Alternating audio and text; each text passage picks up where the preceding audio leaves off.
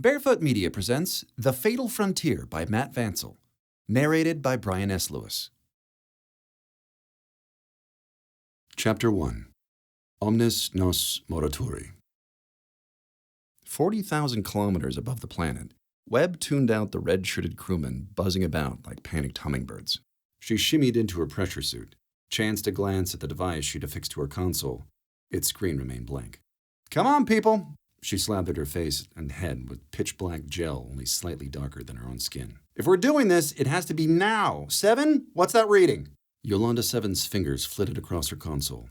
"Core is stable, and you're insane." "So noted. Frankie?" The teleporter tech looked up, her teeth clenched, her shaved brown scalp beaded with sweat. This close to the core, no amount of shielding could hold back all the heat. "We have teleporter lock. You really don't have to do this." "That's subjective." Webb hit her activator. The suit vacuum-sealed around her. "At least put your helmet on." Webb shook her head, clamped on some goggles. "Have to see what I'm doing." Though if this took more than a few seconds, no amount of gel would matter. +1 to your insanity." "Noted. Everyone behind the deadline." Red shirts glued themselves to the far wall or ducked behind heat shields. Webb made sure no one was in desiccation range, let out a long breath, and opened the core. Klaxons roared. Alarm lights painted engineering red. Emergency force fields sprung up to prevent the heat from the star, the living star compressed to the size of a basketball in the heart of the ship, from vaporizing the crew. The heat still hit Webb hard enough to curl her eyebrows. The superheated air would have baked organic lungs. She could feel the regulators in hers whir and spin to keep the air merely hellish. The gel on her face was already boiling off. The tip of her ear screamed where she'd missed a spot. Not much time now. In a few seconds, the temperature shield would fail, and the stellar radiation would dust them all across the ship. Webb hefted her pizza board. She slipped the frozen pizza onto the ceramic support ribs and the cooling tower and gave a thumbs up. Yolanda 7 hit a button. The core slammed shut. Webb yanked off the goggles. Her protective gel gone. She could barely see through the steam billowing off her suit. She could see well enough within the cooling tower the pizza had already begun to swell. 7 squinted at the drive core. "Is it supposed to cook so fast?" "Theoretically." Webb killed the alarm on her console. "There's not really regs for this. The Heartland crew estimated 15 seconds. "Cog!" came a yell from the hall. The red shirts exchanged a collective glance before bolting back to their workstations. Webb snatched up the device at her console. On its screen, a green dot was blinking right outside engineering. Lured. She looked at the cooling tower. The pizza had already swollen to the size of a beach ball. Lured! A door on the upper floor slid open with a pneumatic hiss. A cog marched in with mechanical precision, its stony white eyes peering down at them from a marble face. Webb and Frankie stood side by side to block its view of the pizza. "Which one is it?" Frankie whispered. "Security or engineering," said Webb. "If I had to guess based on the response time." "We detected a core breach," said the cog without inflection. "A minimal breach, sir," said Webb. "Barely registered, 3 seconds tops. No damage or leakage, all levels within acceptable parameters." "We detected no power surge." "There was none. Routine maintenance. Reset it myself." She indicated the pressure suit. The cog froze for a beat. Proximity to the core sometimes futzed with their data streams. "No maintenance was scheduled." "It just came up. Stabilization rib slipped out of alignment." "If containment is lost, the ship is lost," said the cog. "Containment was never at risk, sir." A wet pop from behind them. Webb looked up to see exploded pizza guts caramelizing in the cooling tower. The red shirts let out a disappointed sigh. "We've lost teleporter lock," reported Frankie. The cog stared at the containments. "Explain." Webb looked from the dead pizza to Frankie to the cog and rolled the dice. "Space bat." She could almost hear the processors catch behind the cog's Roman face. "Please repeat that statement." "Space bat." Webb ignored Frankie's huge-eyed stare. "Must have flown in through the vents." "No such creature exists." "New discovery," said Yolanda 7. "It just hit the journals." Webb nodded. "I'm sure the Xenobiocog knows. You should ask him. You want me to close the vents?" "We will remind the technicians that the Collective Operations Group functions as a single entity. Individual vessels carry no compartmentalized knowledge." "Thanks, Cog. We'd all forgotten." "There is a high probability your statement was sarcastic." Sight cog, Webb sent to Frankie. That's the one. See that chip in his hairline where Dalbert hit him with the table? Another hiss. In trundled Dewey, the chief engineer, her hair gray, her badge gold, her shirt as red as the rest of theirs. The cog spun her way. We responded to a suspicious minor core breach. There is a high probability one or more technicians inserted contraband into the drive core. Jesus, teabagging ship blisters, said the chief. The cog actually blinked. We recommend the cooling vents be sealed to prevent further spacebat incursion. The fuck you talking about? The cog went rigid again. In these paralytic moments, their resemblance to the classic statues they were modeled after, Roman busts on Greek bodies, was uncanny. As uncanny as the valley that made mistaking them for human impossible. Hello? Dewey knocked on its forehead, sighed, glared at Webb. What have I said about screwing with the cogs? Never unless it's necessary. So, was it? Subjectively so. Disregard previous statement, the cog said abruptly. We shall be making a full report. And I'm certain the captain will read it. Dewey squinted at the cog, pointed. There's a crack there under your hairline. That's a distinguishing feature. We shall have it repaired immediately. The cog's eyes went blank. Its head drooped, lolling limp as a blacked-out drunk, while its body walked out of engineering. The chief took the lift down. Red shirts parted around her as she approached the cooling tower. She looked up at the blackened remains of the pie. Her sigh could have filled a zeppelin. A fucking pizza, Webb?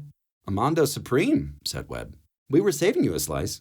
I don't even know what the code is for detonating contraband in the drive core. Harsh, I'm guessing. What's wrong with you? Food pellets, Chief. They've had us on pellets since we ran out of meal creds last crunch. God help you if you fab that. Webb looked incredulous. Why would I fab a frozen pizza? Dewey eyed Frankie. You've got a teleporter tech right here. Frankie shrugged. I like pizza. No one's trying to get brigged here, Chief. Dewey grunted. That better have been the only one. The shift change peeled through engineering. Red shirts meandered off. A few cast longing looks back at the tower, including the chief. I'll be on the bridge, she told him. Captain wants us up to oversee the bombardment. Now clean that lurd out of my core, or I'll make sure he does read the report. You think you won't otherwise? With that bit of alien strange on board, his only priority's making another, how'd you put it? Diplomatic connection? Said Frankie. With his dick, Yolanda 7 clarified. Thanks, Chevalier, said the chief. Are they even compatible? Dewey scoffed. Has that ever stopped him before?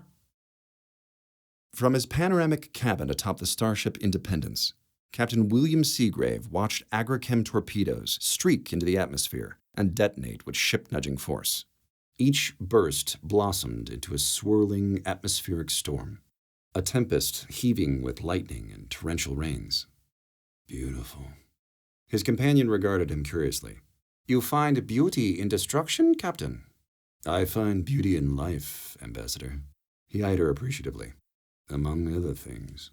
She didn't catch the pass. No matter. Universal translation was still in its infancy, and according to the report, the Sorrel were especially difficult to read.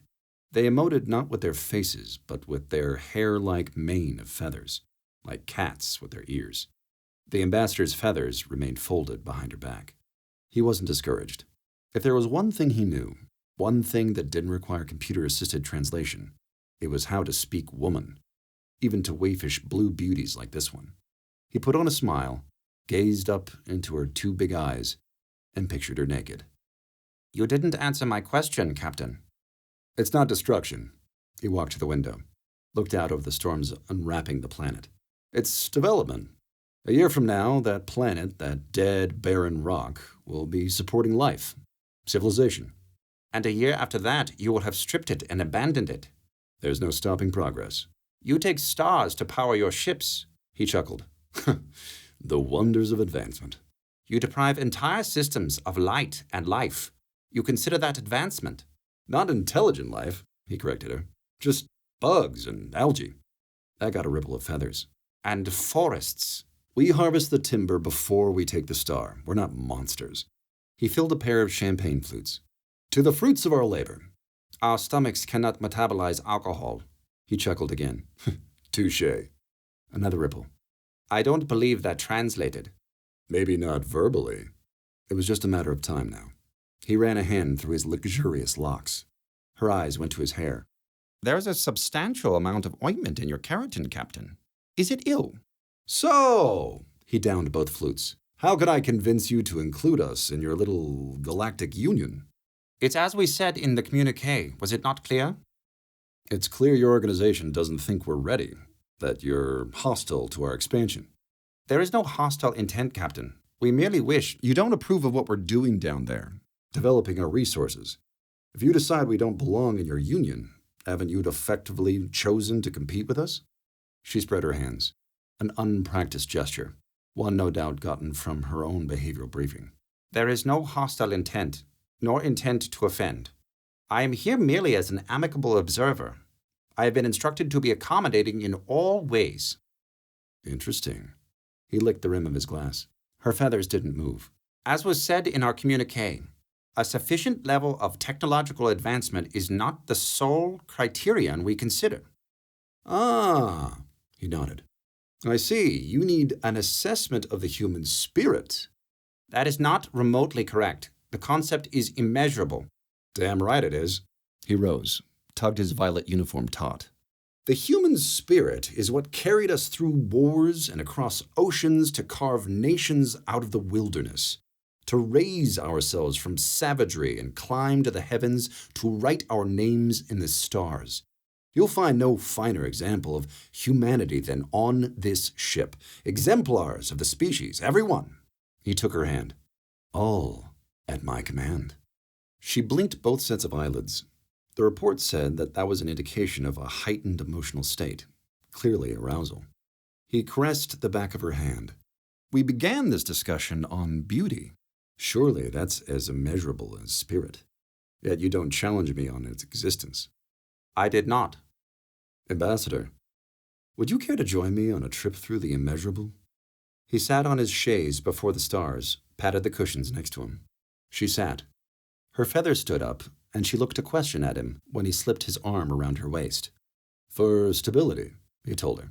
Indeed? A chime from the ceiling. Yes, Captain. Take us into the atmosphere. Cruise pattern Seagrave Delta 1. Let's go sailing. That will take us into the planet's gravity well, Captain. Well, yes, that's entirely the point. The ship chimed compliance. Ahead, the planet rose and slinked towards them. As smoothly as slipping into a pool, they slid into the top layer of the stratosphere. A bump, and the air ignited all around them. Great curling sheets of fire peeled away around the windows like burning fronds. Seagrave glanced at the ambassador.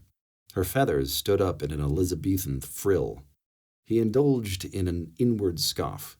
Xenobiology had been so insistent he read the entire report, as if he required instruction in a language he spoke fluently. He leaned towards the ambassador. She languidly turned his way. Her frill dropped when his badge chimed. She turned back to the windows. The captain mashed his badge. What? Sir, Said some crewman. we've got a torpedo lodged in a starboard tube. It's keeping the port from closing and we can't fire an atmo, so we need to pull out or evacuate the... Then evac. But sir, if the torpedo over... He clicked off his badge and readjusted his smile. No. Where were we? Webb and Frankie waded through a corridor choked with red shirts to slip into their quad. Judging by the sounds coming from behind her bunk panel, Chelsea and her husband were taking advantage of the shift change, and judging by the sudden silence, they hadn't been expecting company. Don't mind us. Webb pulled a couple of fine-geared instruments from her locker. Won't be more than a sec, though I suspect you're used to hearing that, Chels. Choke on a spanner, techie. The sound of bunking resumed. Ah, the things you could get used to living on top of each other. Webb sat on her bunk, pulled out her device from engineering. A half-dozen blips registered in its screen. Huh. Seems to be working now. Frankie seated herself up in the full lotus and closed her eyes. Any guess why it didn't pick him up? They may have changed frequencies, or just stopped talking. I can only pick them up if they're interacting. Frankie slowed her breathing. Any more of that pizza in your locker? Webb narrowed her eyes. Aren't you supposed to not want anything? As Siddhartha himself once sagely observed, pizza is pizza. So how about it? Like I'm going to keep contraband in my locker when we quad with a cop. I'm right here, you know, said Chels. I can hear you. And we could hear you, said Webb. Both of you. From the hall, added Frankie. Chelsea's bunk fell quiet. Rob's not here. Oh? Webb picked up half a uniform. Then whose pants are these? Seven's, said Chels. Mine, admitted Rob. Chels sighed. God damn it, Robbie. There's such balance in nature, said Webb. You let me do my side projects. I keep quiet about all the times you break visitation. Whatever, said Chels. Don't touch my guns. Webb saluted her bunk, went back to fiddling with her cog finder.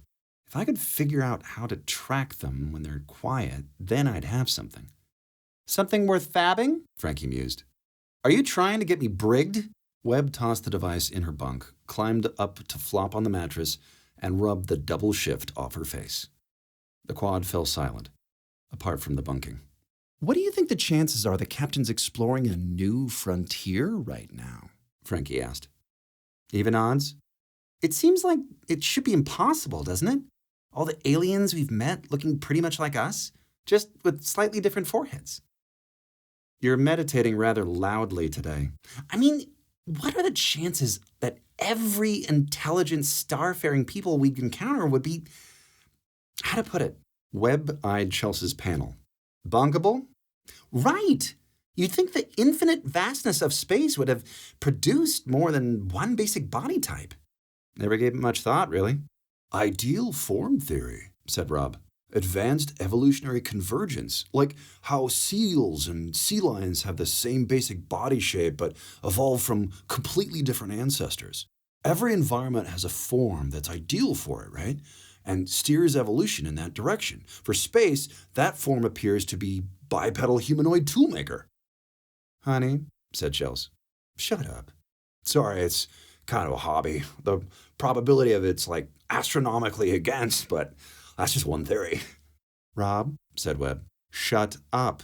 One of the more compelling counter-arguments is that there are way more forms out there, incalculably more. But we've only seen aliens who look like us because psychologically they're easier for us to accept, and they've been sent here to help ease us into... Frankie tapped her comm badge. Fuller to Alameda. I think your wife was looking for you. A thump against the panel. The sound of a struggle. Rob squealed indignantly. That was mean, Webb told Frankie. Can't hear you, said Frankie. Inner peace.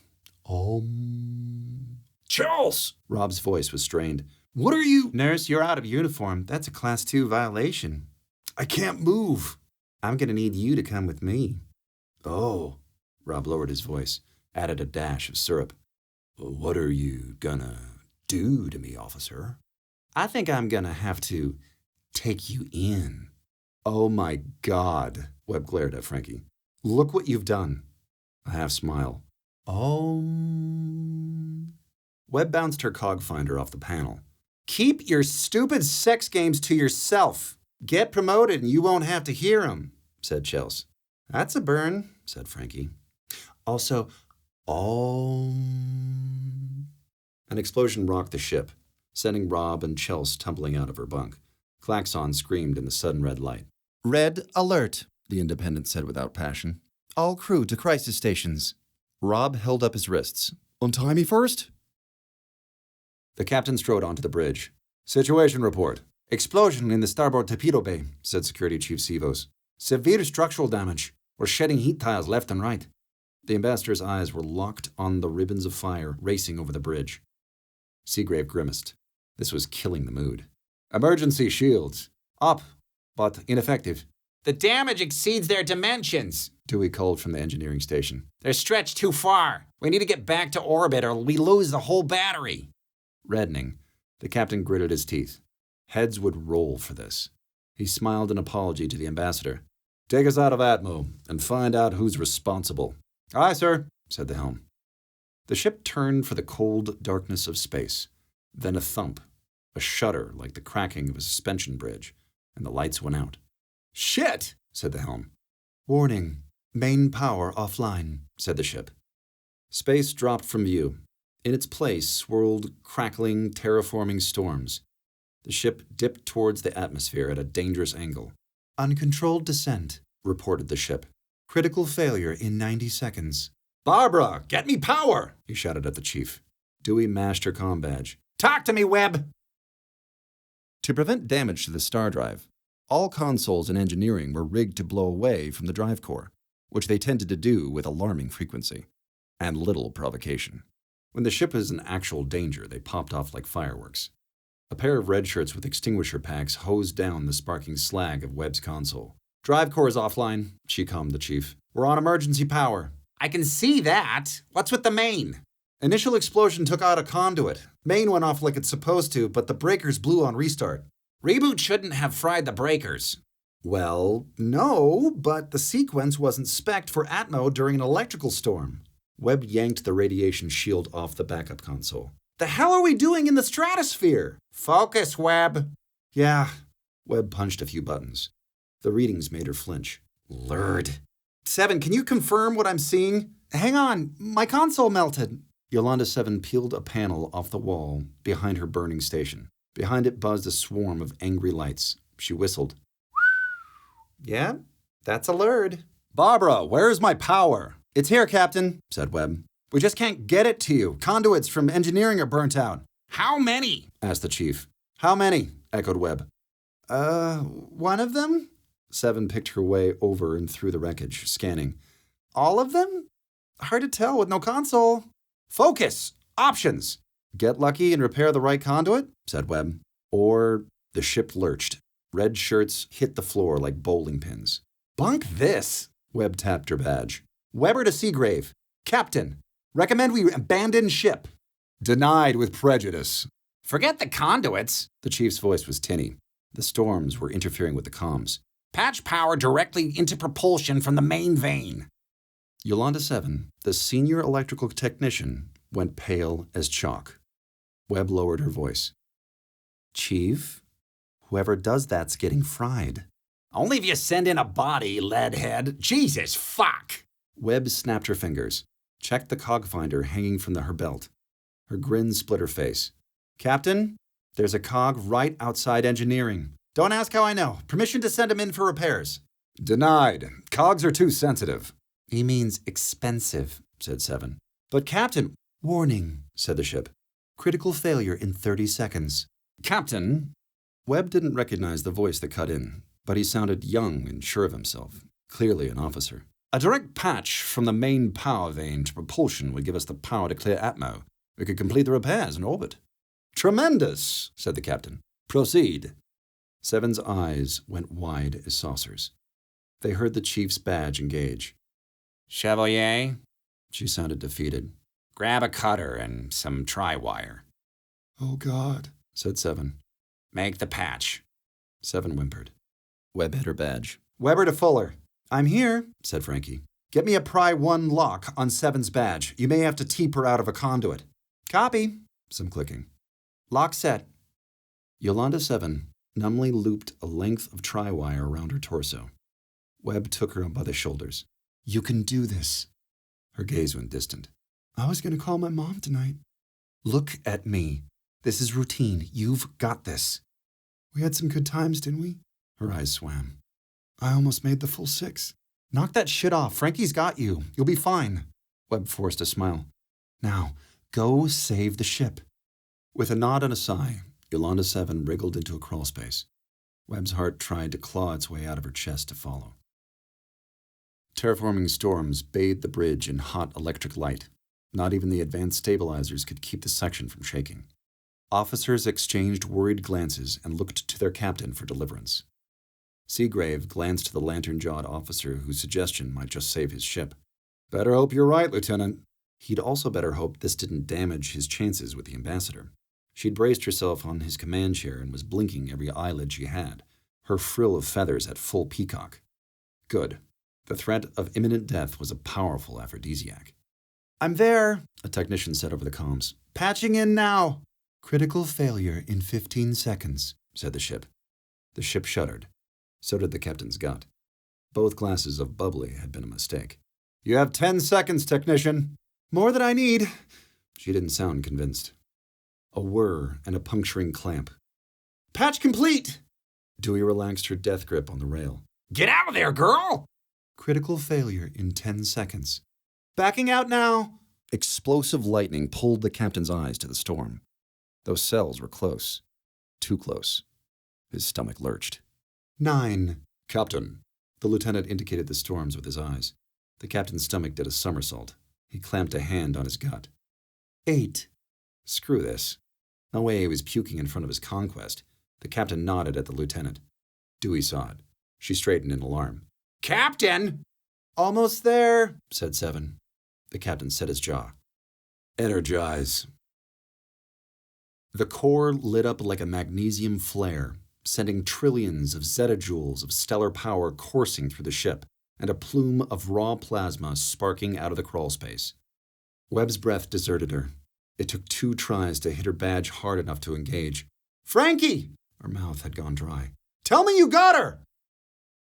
The line was quiet. Frankie choked out a sob. Webb's heart fell. No.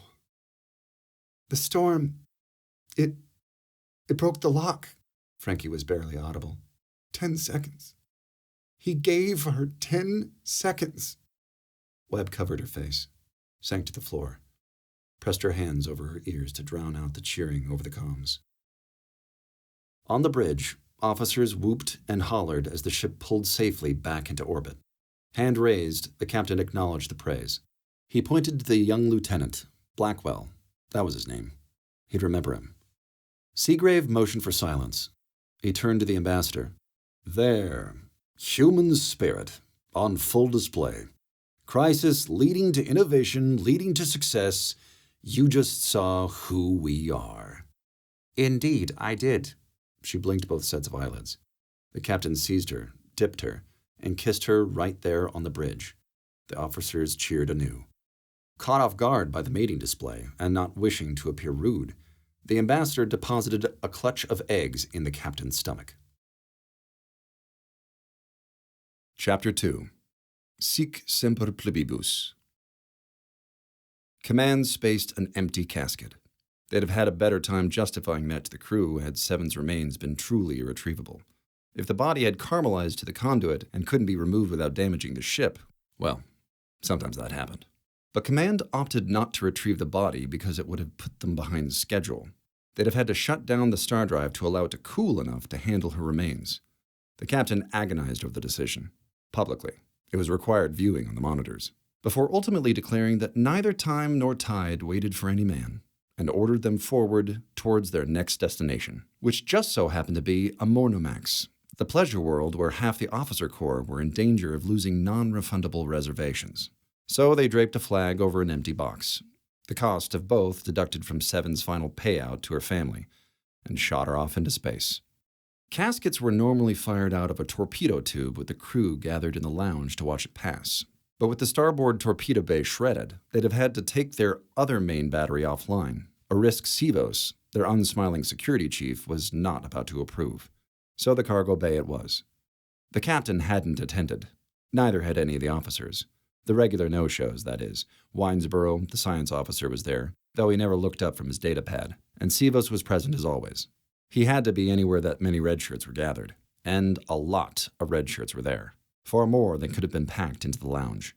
The unassigned crew were housed there in the cargo bay, in rows of tents that they had to rent at a cost almost as great as a quad berth. Most of them hadn't known Seven. For the unassigned, the only way into a quad was when someone got brigged or died. They knew the risks, and the morbid turnover rate. Still, they volunteered in swarms. Service was the only way off the toxic sonic that used to be the Earth. They volunteered, racked up massive debts in training, and arrived in cargo bays in the fleet in droves.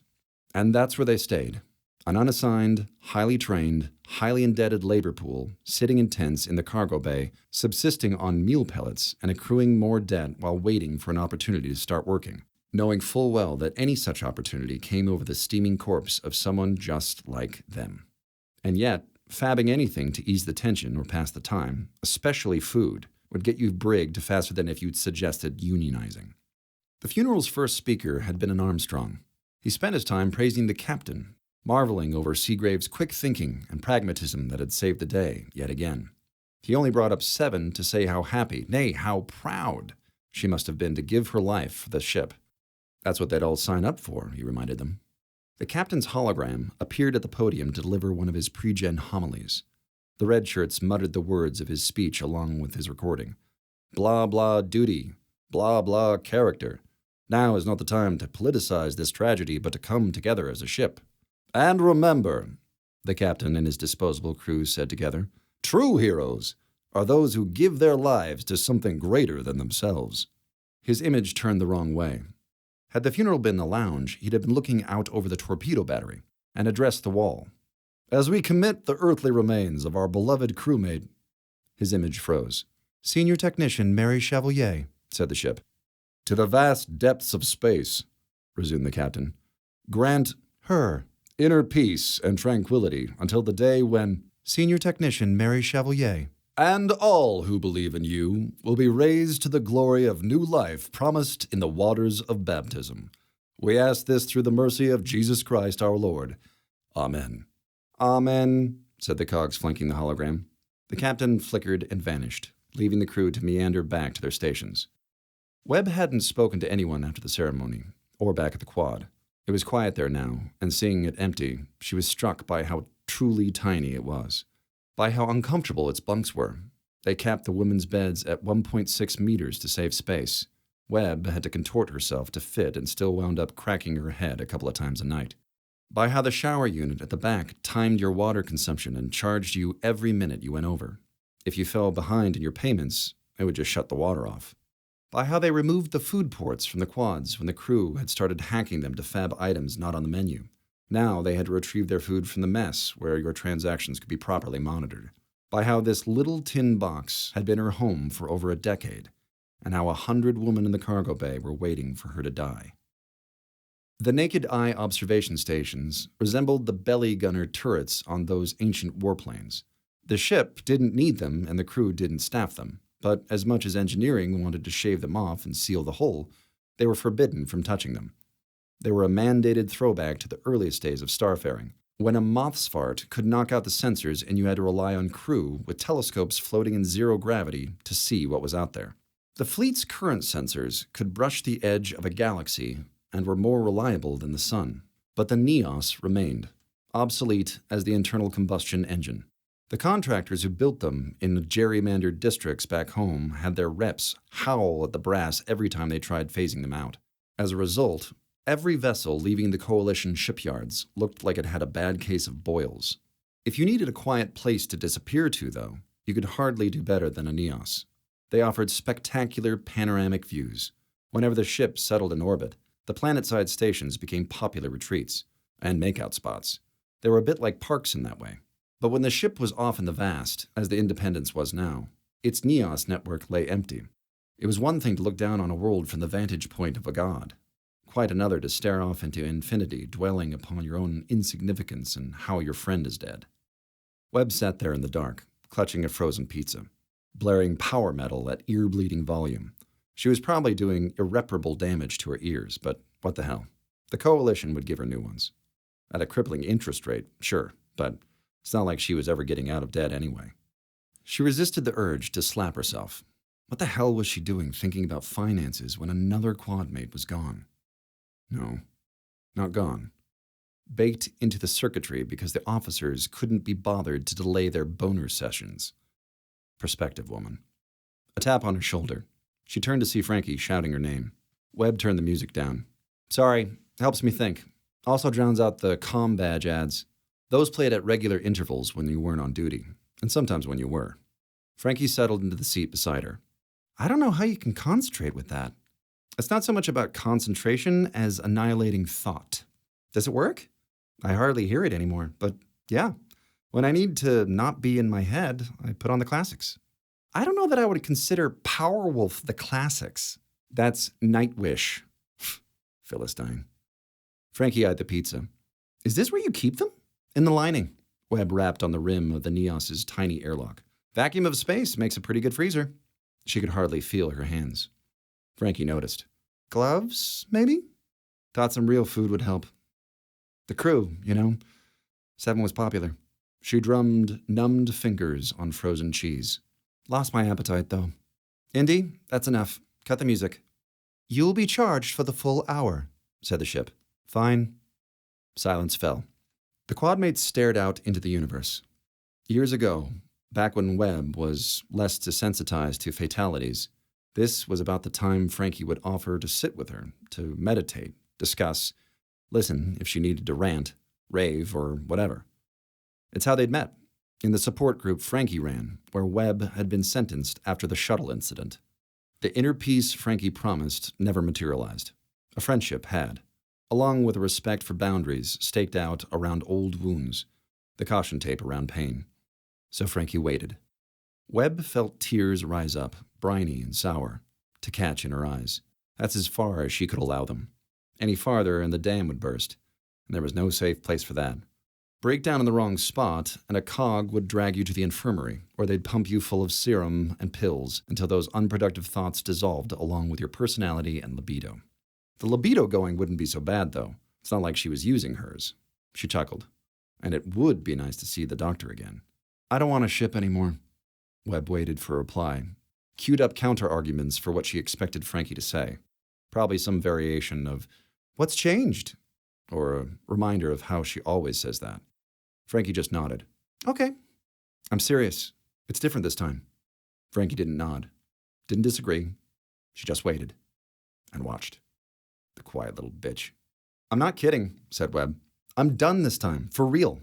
I'm leaving all this bullshit behind, and damn it, why won't you contradict me? It makes sense, said Frankie. Why would you still want your own ship? I don't. I get it. Who would, though, huh? Who'd want to run a ship for an organization that does nothing but stake mineral claims and terraform rocks to sell to settlers? Frankie didn't reply.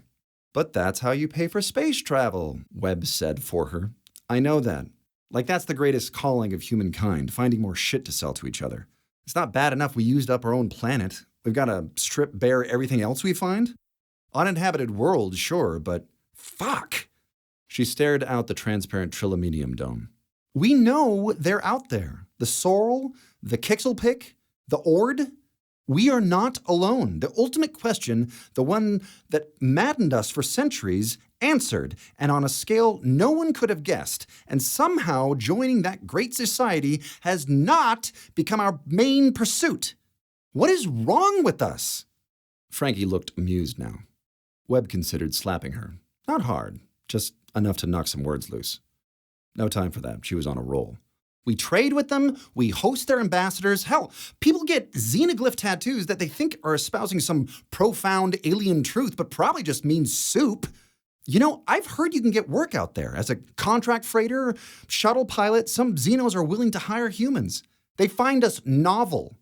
Anyway, there's just so much more out there we don't even know we don't know. Just worlds of cultures and shit, and we're not exploring because it's not profitable. And I just, Christ, what a waste. We finally got off the planet, but we brought our worst shit with us. Webb's comm badge chimed. Your next lung payment is due, said the ship. But now is the perfect time to refinance. With offers starting at the low interest rate of, Webb slapped it off, sighed, stared off into the infinity at her fingertips. I want my own ship. There you are, said Frankie. Never gonna happen, though. You can't know that. Shut up, Frank. I thought you wanted me to talk. The future hasn't been written and the past is gone, but most people still figure out a way to live in one of the two.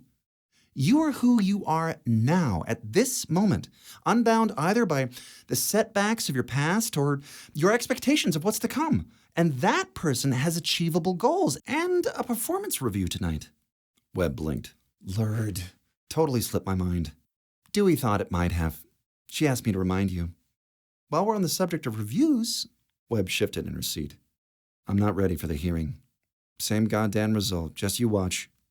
Most likely. They won't find cause for a trial. Probably not. So why even do the dance?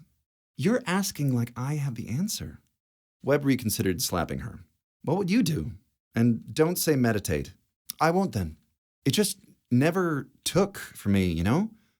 I can't just B. I figure things best out by doing them, while doing them often. You want my advice? There's got to be a better way of getting out of your head than deafening yourself. Hit the gym. Go to the arcade. Do what Chelsea and Rob do whenever they get a free minute. Webb snorted. That's a 2-person gig.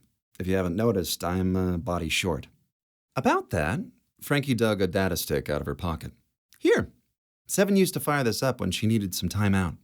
Webb raised an eyebrow. Is this an arcade scenario? One of her romance novels. Come on, Frank, those are banned. And with good cause. They're dumb, certainly, but enjoyable under the right circumstances. And tacky as hell. You can customize your partner, said Frankie. They've got whole banks of images if you want to reskin the sprite. Maybe you could model him after a certain doctor. Webb flushed. I cannot believe you're advocating for this. Hey, I practice non-attachment, and this is strings-free. It's also safe, 0 chance of disease or pregnancy. And the best part, if you tell him to stop talking, he actually shuts up. Webb eyed her flatly. You sound like you're speaking from experience. Or so I've heard. Frankie slipped it into Webb's pocket. The door to the corridor rolled back. A soldier with the visor down poked their head in. Webb didn't know which to hide first, the pizza or the data stick. She settled on the stick. Chelsea lifted her visor. Hi. She checked the corridor. I reported my comm not working, so I have about 5 minutes. She tossed a red-wrapped parcel to Frankie. I didn't see that contraband. Webb stashed the pizza away as Chelsea clambered between them. The Neos was a cozy fit for 2, with 3, and one of those in blast armor. They were squeezed like too many books on a shelf. Chelsea pulled off her helmet, dumped some data sticks into Webb's hand. 7s? Chelsea nodded. She wanted them spiced. Did you already? Another nod. Streamed her data to her mom. Security frequency. They don't check those for bereavement violations. Soldiery had its privileges. Frankie unwrapped the parcel. Inside were the contents of Seven's locker. Books, pictures, assorted ephemera, all tied together in her spare uniform. Coalition policy was to ship the effects of dead crew back to their families at enormous cost. So enormous that most of the crew hoped their quad mates would space their belongings to spare their families the hit. Chelsea held up a dense ball with a heavy seam down the center. The hell's this? Cricket ball, said Webb. We played half an inning the last time the arcade had a sale. She scored so many runs I never even got to bat. The quaddies retied Seven's uniform around her belongings, slipped it into the airlock, and waited for the latch to read secure. Mary Chevalier, said Webb, we commit your remains to the stars. She opened the lock. The package drifted out and unfurled, spilling Seven's personality out into the tides of the cosmos, along with a shimmering, frozen disk. Chelsea pointed at it. Wasn't that your pizza? Webb blinked, slumped. God damn it. Any officer-involved crew death automatically triggered a review hearing. On average, that meant 1 or 2 a week. For a junior officer, their immediate supervisor was supposed to oversee the proceedings. For a senior officer, such as Lieutenant Blackwell, the captain himself would preside. Webb took her seat in the crew gallery. Aside from the men in violet below, the officer section was empty. Winesboro was there, his face still anchored to his data pad. Webb wondered if he knew the funeral was over. She wouldn't have been surprised if a cog had carried him here. Sivos was also there, his gaze already distant. It was his duty to escort any officers found liable to the brig to await trial. He'd never had to break out the cuffs, and based on his body language, he didn't expect to today. Webb's section, the upper deck reserved for the enlisted crew, was packed tighter than a sardine tin. Her contingent was supposedly composed of the finest members of the crew, individuals renowned for their merit and civic virtue. All of them, to a man, and they were all men, had been hand-picked by their commanding officers. On a totally unrelated note, no officer had ever been found liable for the death of a crewman, a fact the officer corps trumpeted as part of its safety record. The crew reps were all Armstrongs, a sub-faction of redshirts who revered the officers, informed on the crew, and who were usually left in charge. Narcs. All of them. The rest of the crew called them officers in red, something the Armstrongs didn't take as a slight. Why would they? They all expected to be officers themselves someday, despite promotions out of the enlisted ranks being vanishingly rare, and defended the officers like they were protecting an investment. The Armstrongs were easy to identify, even without the undeserved swagger. They all wore those stupid secondary badges, technically a uniform violation, of an inverted drop of blood over the moon, a reminder of all the good men who died taming space. Caelum nostrum, their badges proclaimed. Space is ours. A much bolder motto than the one on the red shirts' badges. Alius ascendet, another shall rise. Usually from the cargo bay.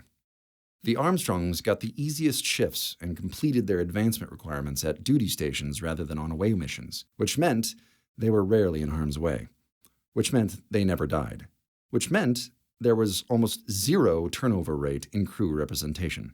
The Armstrongs made up of maybe 10% of the crew, but over 90% of the panel. Webb, the panel's only crew-elected representative, and the only one without a blood drop badge, represented 5% of the vote. The cog by the stand broke stasis to tap its comm badge. All rise. Everyone except Winesboro stood. The incident review panel of the Starship Independence is now in session, it intoned. Captain William Seagrave presiding. Be seated. Everyone sat, except for Sivos, who resumed his bored pacing.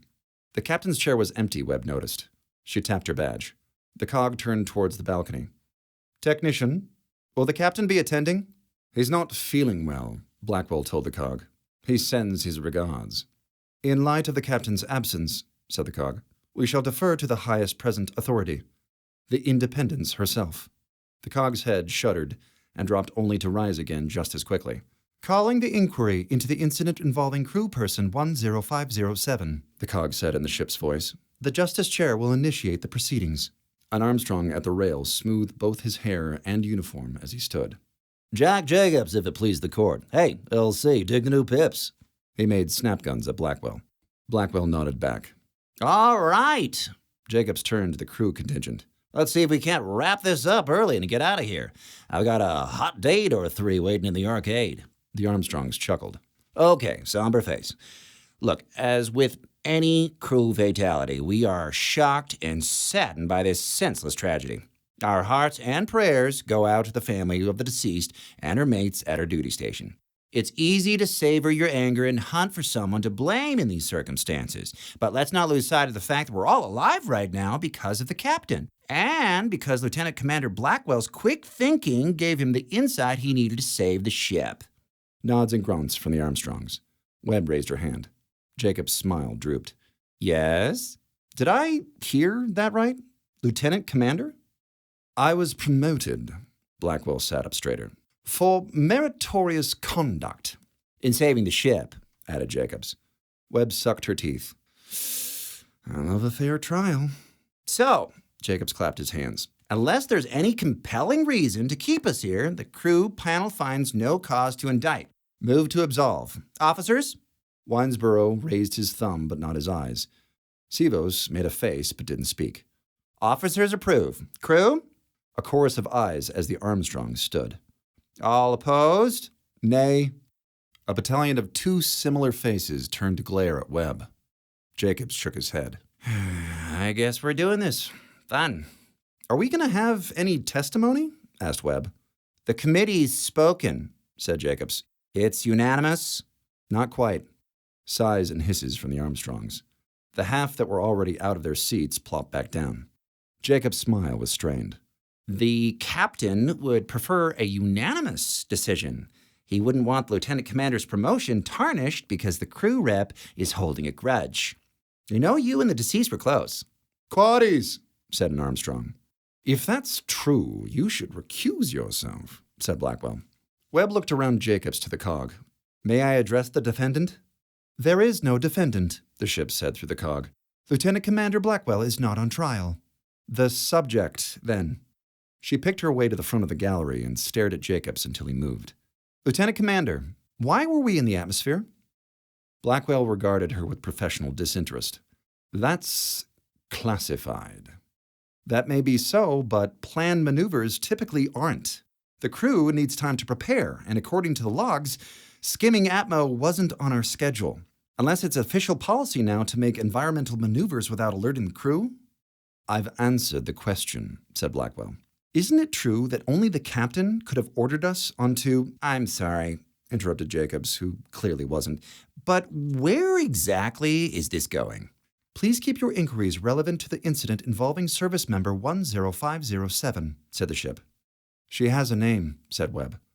And Chevalier's death was the direct result of having to manually patch a vein after the ship lost power, which itself was a direct result of an unscheduled, unprepared dip into Atmo, one the captain ordered without properly alerting the— Excuse me.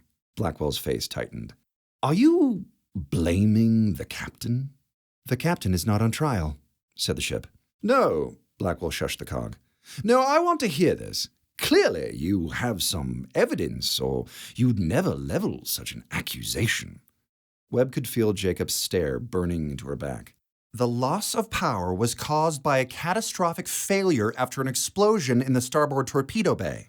Jacobs threw up his hands. Wow, there we go. If it's anyone's fault, it's the torpedo crews. Why are we even talking about this? Good question, and one I'm not qualified to answer. She turned to the cog. Indy, I would like to call torpedo technicians Sandoval and Waratini to testify. Denied. Webb blinked. Her mouth felt dry. Whatever for? They are in the brig. Without trial? They were tried and found guilty, said Indy. I presided. What exactly were the charges? That is classified. Jacobs leaned into Webb's field of view. Yeah, so the brigged don't get to testify against law-abiding members of the crew because of how they're criminals. Where exactly are you going with this? She gripped the rail to avoid punching him. Isn't it obvious? Negligence. The Armstrongs snorted and started talking among themselves. One mimed jawing with his hands at Webb. Shut up, Sivos bellowed over the comms. This is a serious accusation. The captain is not on trial, spat Blackwell. He kept the loss of life to a minimum, to 1. You could have sent in a cog, said Webb. The surge wouldn't have killed it. That's true, Winesboro said without looking up. Well, depending on the voltage. You could have repaired it or replaced it, but no, you sent in a body, and now Chevalier's gone forever. Replaced it? Jacob's smirk could have split his face. His eyes said, I've got you. And how, pray tell, would we have replaced it? How exactly? You were going to say fathing. You were, weren't you? Armstrongs were all looking her way. Same with the officers, even Winesboro. Bunk it. She had the floor and a platform any crew member could watch. In times of crisis, the Coalition allows emergency fabrication of critical equipment so long as the costs are covered at interest once the crisis has passed. The jeering was so loud she couldn't hear herself finish. Sure, said Jacobs. And let's just torpedo the whole economy while we're at it. Webb rolled her eyes. Are you that bunking dense? Language, warned Blackwell. We have the technology to turn energy into matter, said Webb. We have a star drive that provides a nigh infinite energy. So why exactly is fabrication illegal if it could save crew lives? I don't know, said Jacobs. Jobs, maybe? You've heard of those? Which we don't need when we can create matter at will. Blackwell chuckled like an amused professor.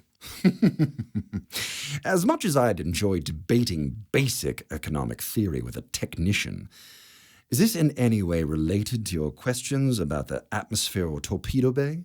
Or are you just taking a moment to shill for a thoroughly discredited agenda? The Armstrongs whooped and applauded.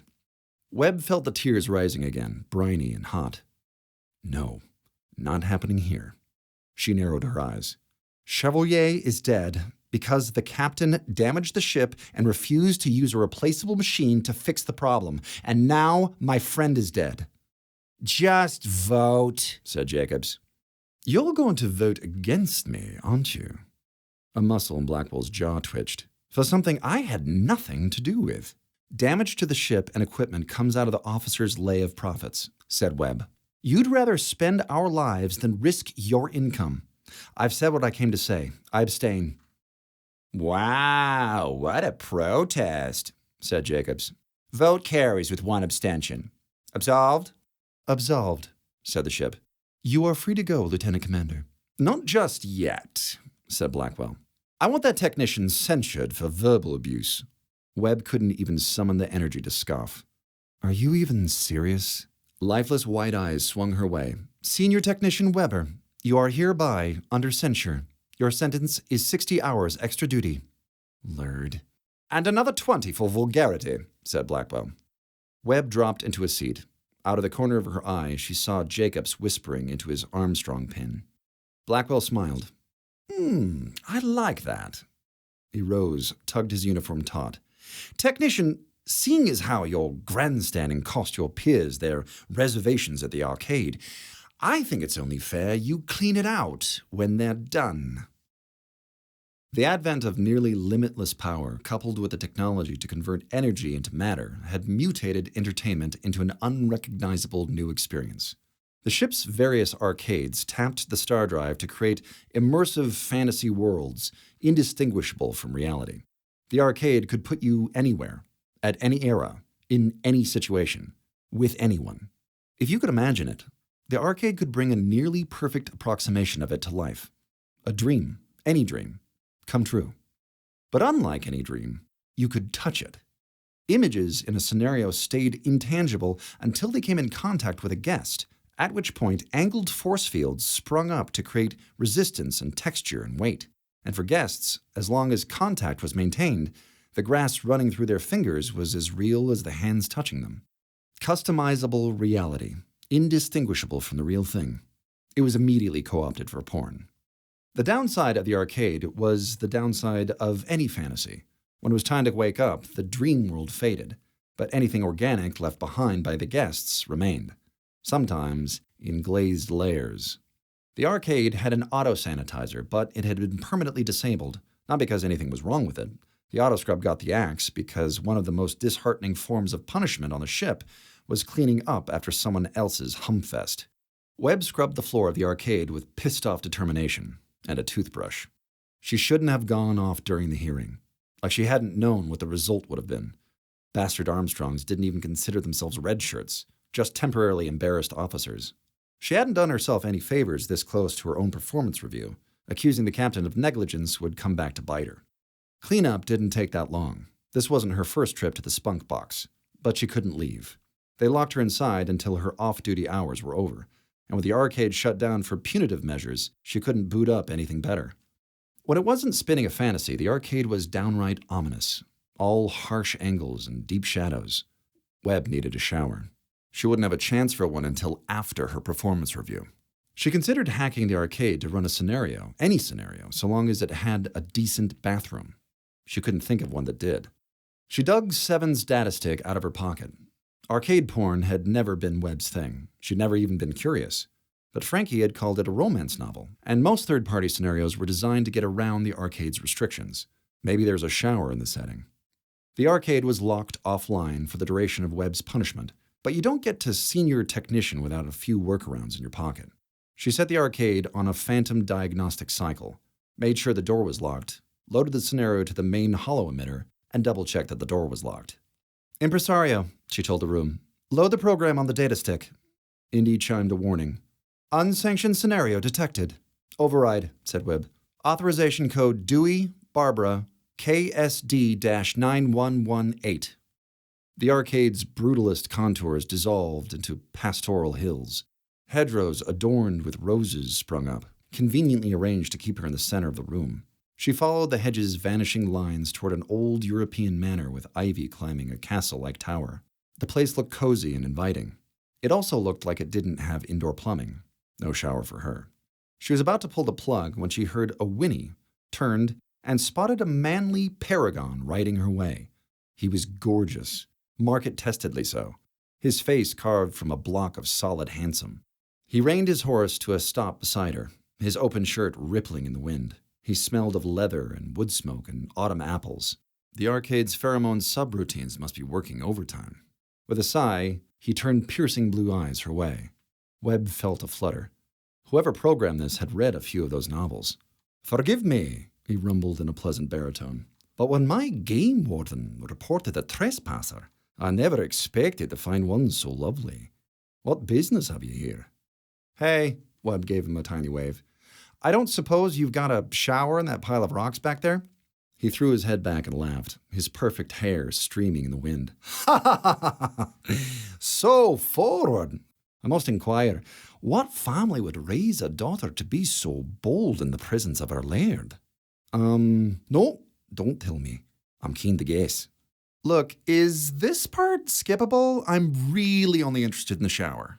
Surely you know me, the widowed laird of this manor. He gazed off towards the pain in his backstory. How lonely my home has been since fate took her away from me. Please! He thrust out his arm. Do not bring her up again. I didn't say anything. I shall speak of it no more. Okay. Careful! He bellowed. You'll startle him. Webb blinked. Who? The nobleman didn't move. Webb pointed toward the horse. Did you mean that the moment she moved, the horse performed a completely scripted action, rearing and stamping down in a convenient puddle? Mud spattered Webb's dress. Webb also noted she was wearing a dress. The nobleman chided his horse. Oh, forgive me, dear lady. Casanova only rears when he fears I am in danger of being hurt.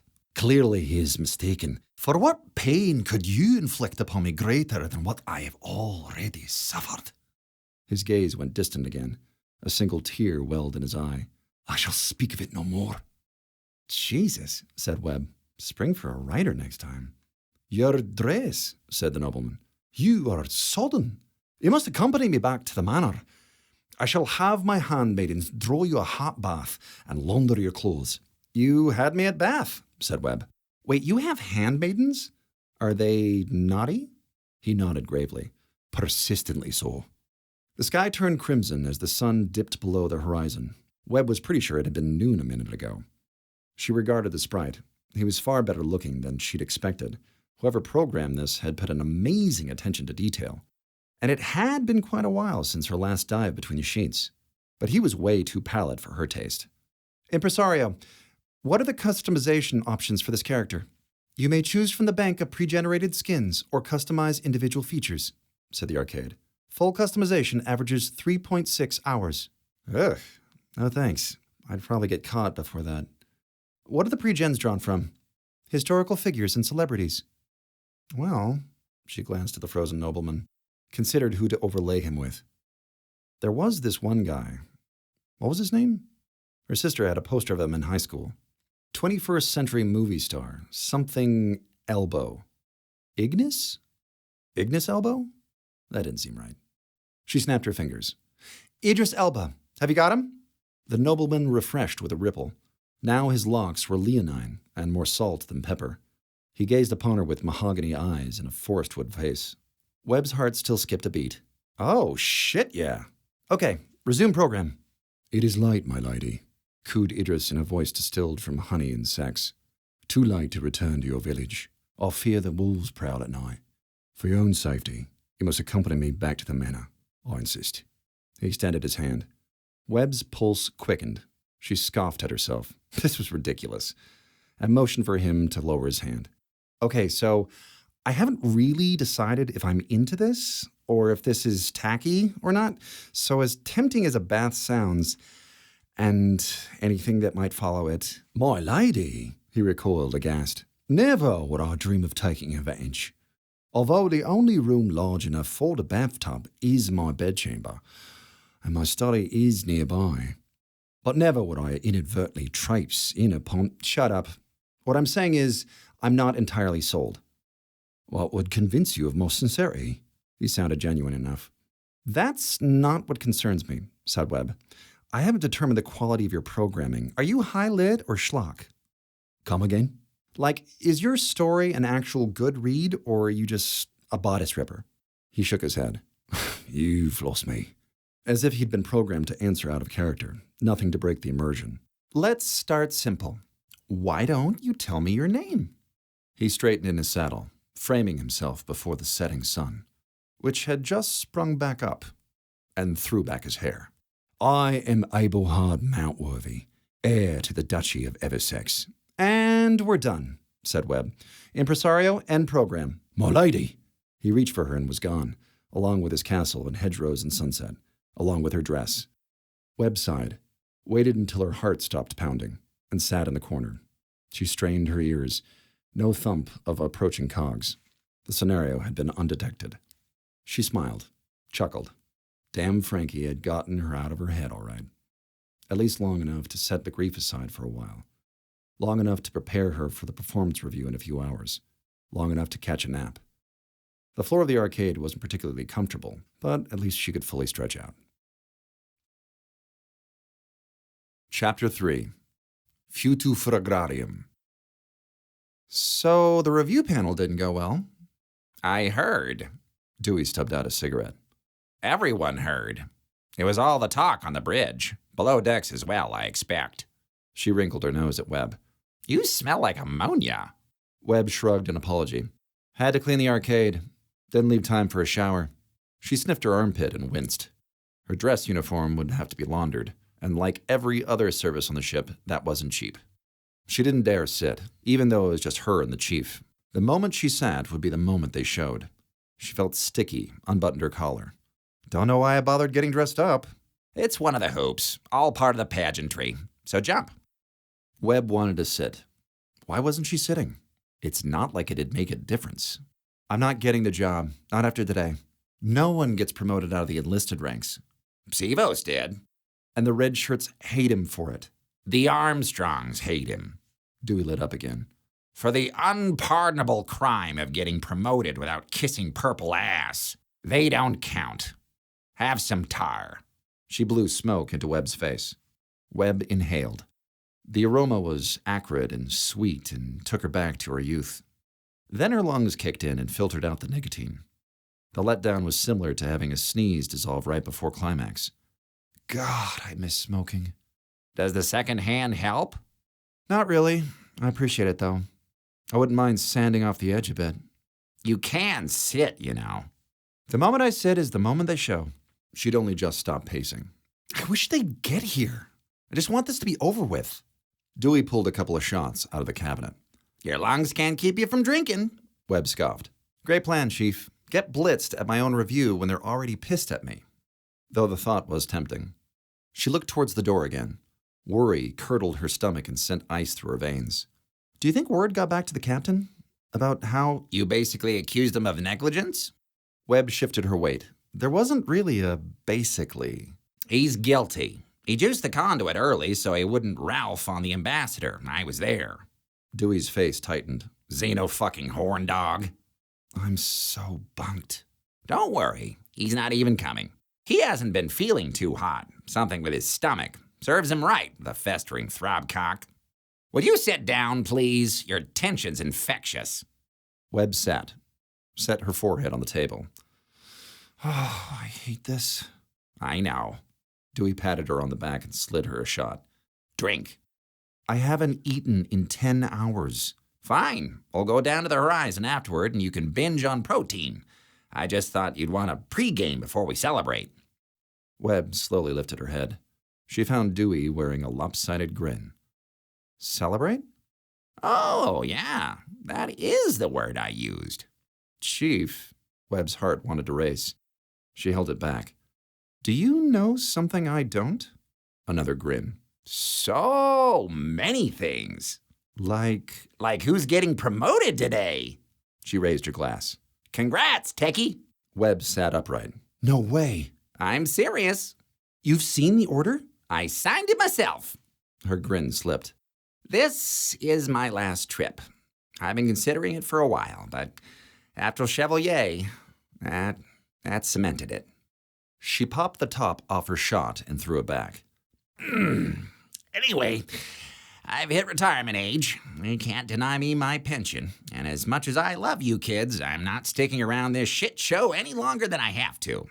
I'm gonna head back to Yellowknife where I can still ride. Maybe teach my granddaughters how to tap dance. Uncoordinated little shit goblins. God damn, I miss them. Webb could only gape. You're retiring? Which means the Independence is gonna be in need of a new chief engineer. One who already knows this bird and has patched her up almost as many times as I have. There's only one tech who fits the bill. And she's not drinking her shot. Different emotions fought for control of Webb's voice. She settled on an interrogative whimper.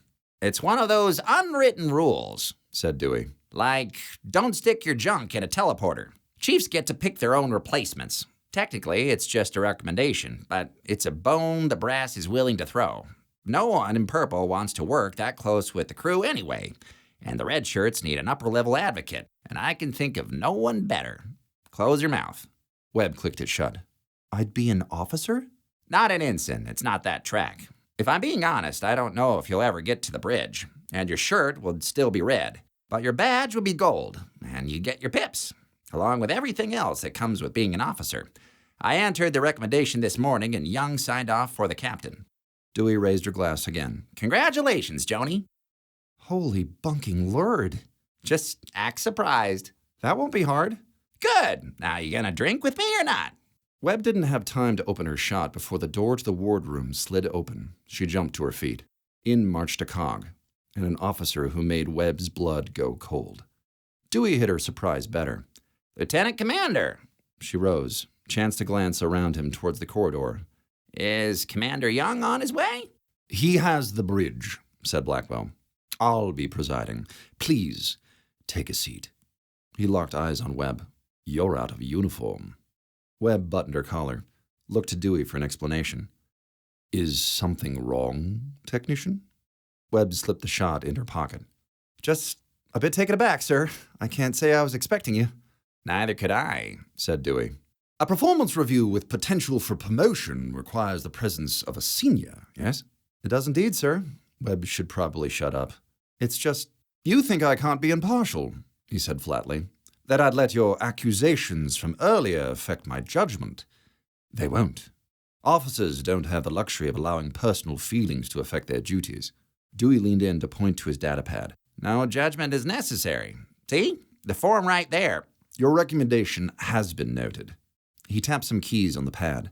Senior Technician Joni Weber. 15 years, distinguished service, 9 unit commendations, 1 meritorious unit commendation. You will stand at attention. Webb stood straight as a rod.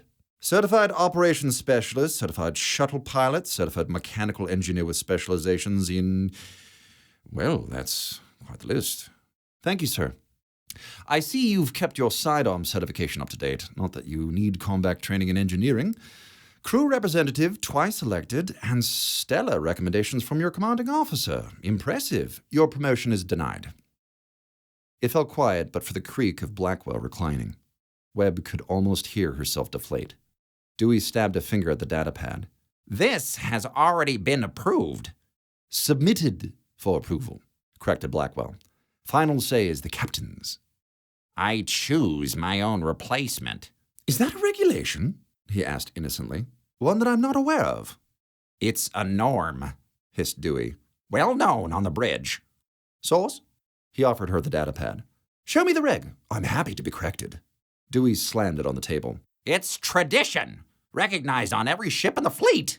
Ships that are commanded by captains who make the ultimate decisions, I believe.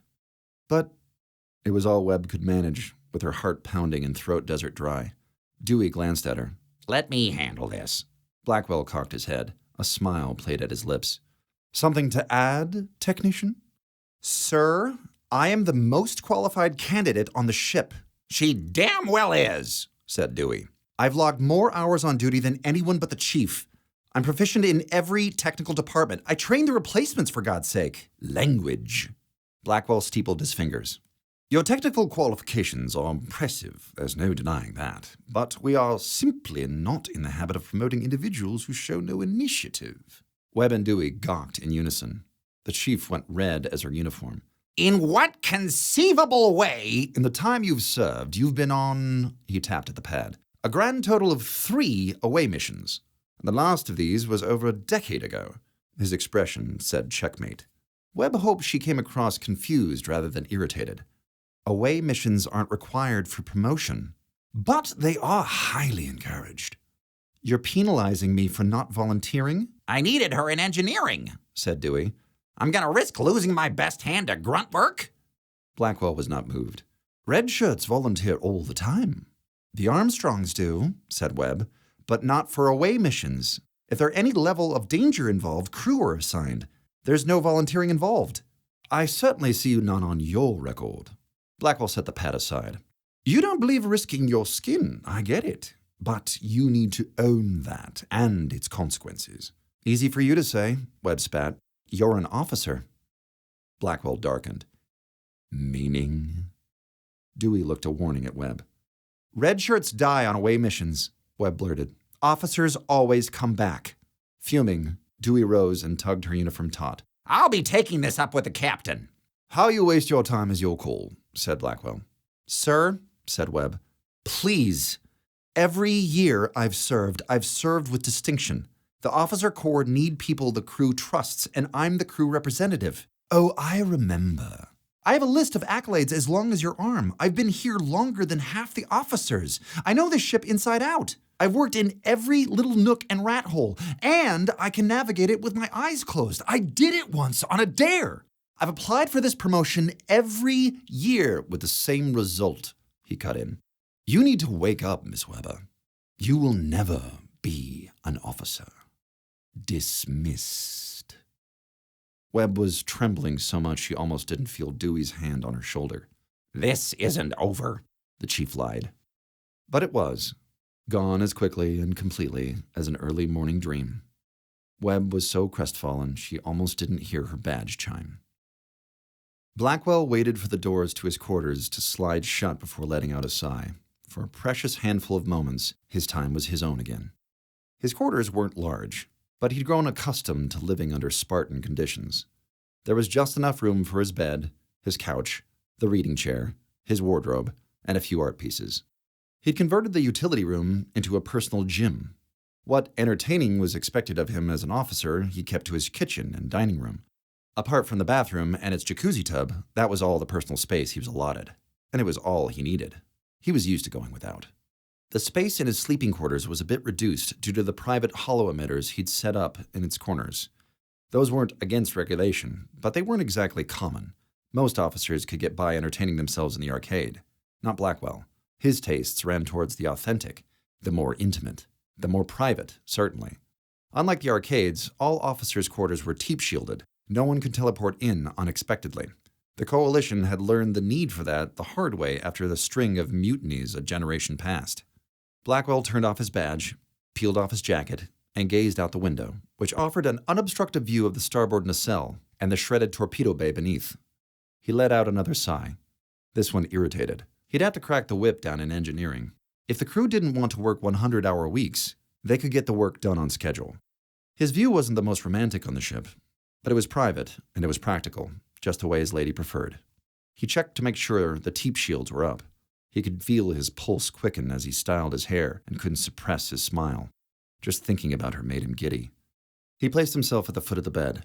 Indy, execute private program Blackwell 3, version 331, authorization code Blackwell, Jared, KNU-1664.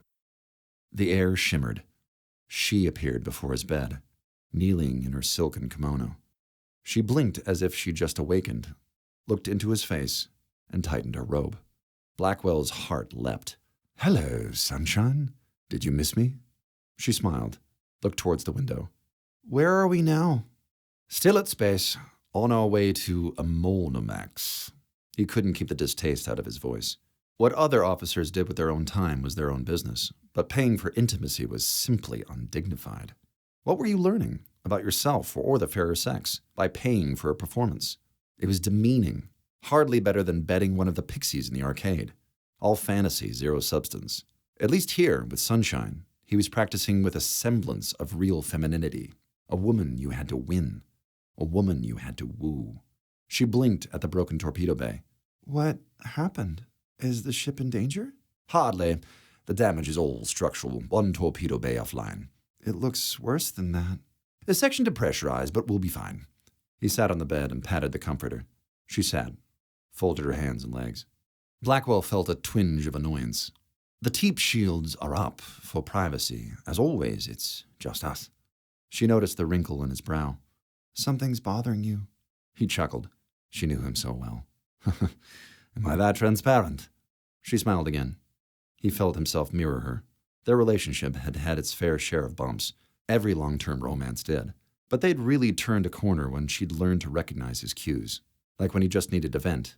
It was affirming, validating, to be heard, and not just because the uniform gave him that right. "It's been a hell of a day," he told her. "I had to answer for crew death. Oh no. All part of the job. And I was happy to. Any chance to show I care." "It didn't go well?" "It was a disgrace. Forgive me. Goddamn sideshow. A red shirt, the crew rep, if you can believe it, accused me of murder. Dragged my name and the captain's through the exhaust because she was mad her friend was too dumb to exit a live conduit. And now my promotion, something I've worked so hard for my whole career, you know that." "I do." "Well, it's tainted. Her dissent is on my permanent record. Why the hell do we even give them that power, huh? Oh, and then, you won't believe this, they had the gall to submit her for a promotion." He scoffed. "You better believe I shot that down." "The crew rep?" "Honey, I'm not done." She paled and shrunk a bit. "I'm sorry." The twinge returned every time he thought they were making progress. "It hurts when you react like that. Like I'm going to punish you." "I'm so sorry." "We've been over this. I was simply correcting for politeness. Forget it." He backflopped on the mattress.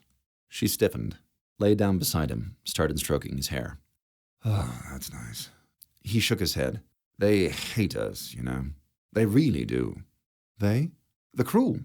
It doesn't matter what we do for them, how many opportunities we create. They always find a way to make their own misery our fault. Like we're supposed to feel bad they don't have the wherewithal to improve their circumstances. Boggles the mind. You know what they are without us? Without the structure we offer? A mob. An ungrateful, ungovernable mob we still need to keep the ship running. Until we get cog production costs low enough." He turned towards her then, looked deep into her eyes. A test to see how quickly she could read him, of how their relationship was doing. Silent communication. Anticipation of your partner's needs. Something he'd tried that she'd failed before. Understanding dawned in her eyes. "I suppose you'll be wanting to—" He rolled away from her with a grunt. "Do you have to put it like that?" She flinched again. "I'm sorry." "You don't understand the stress I've been under.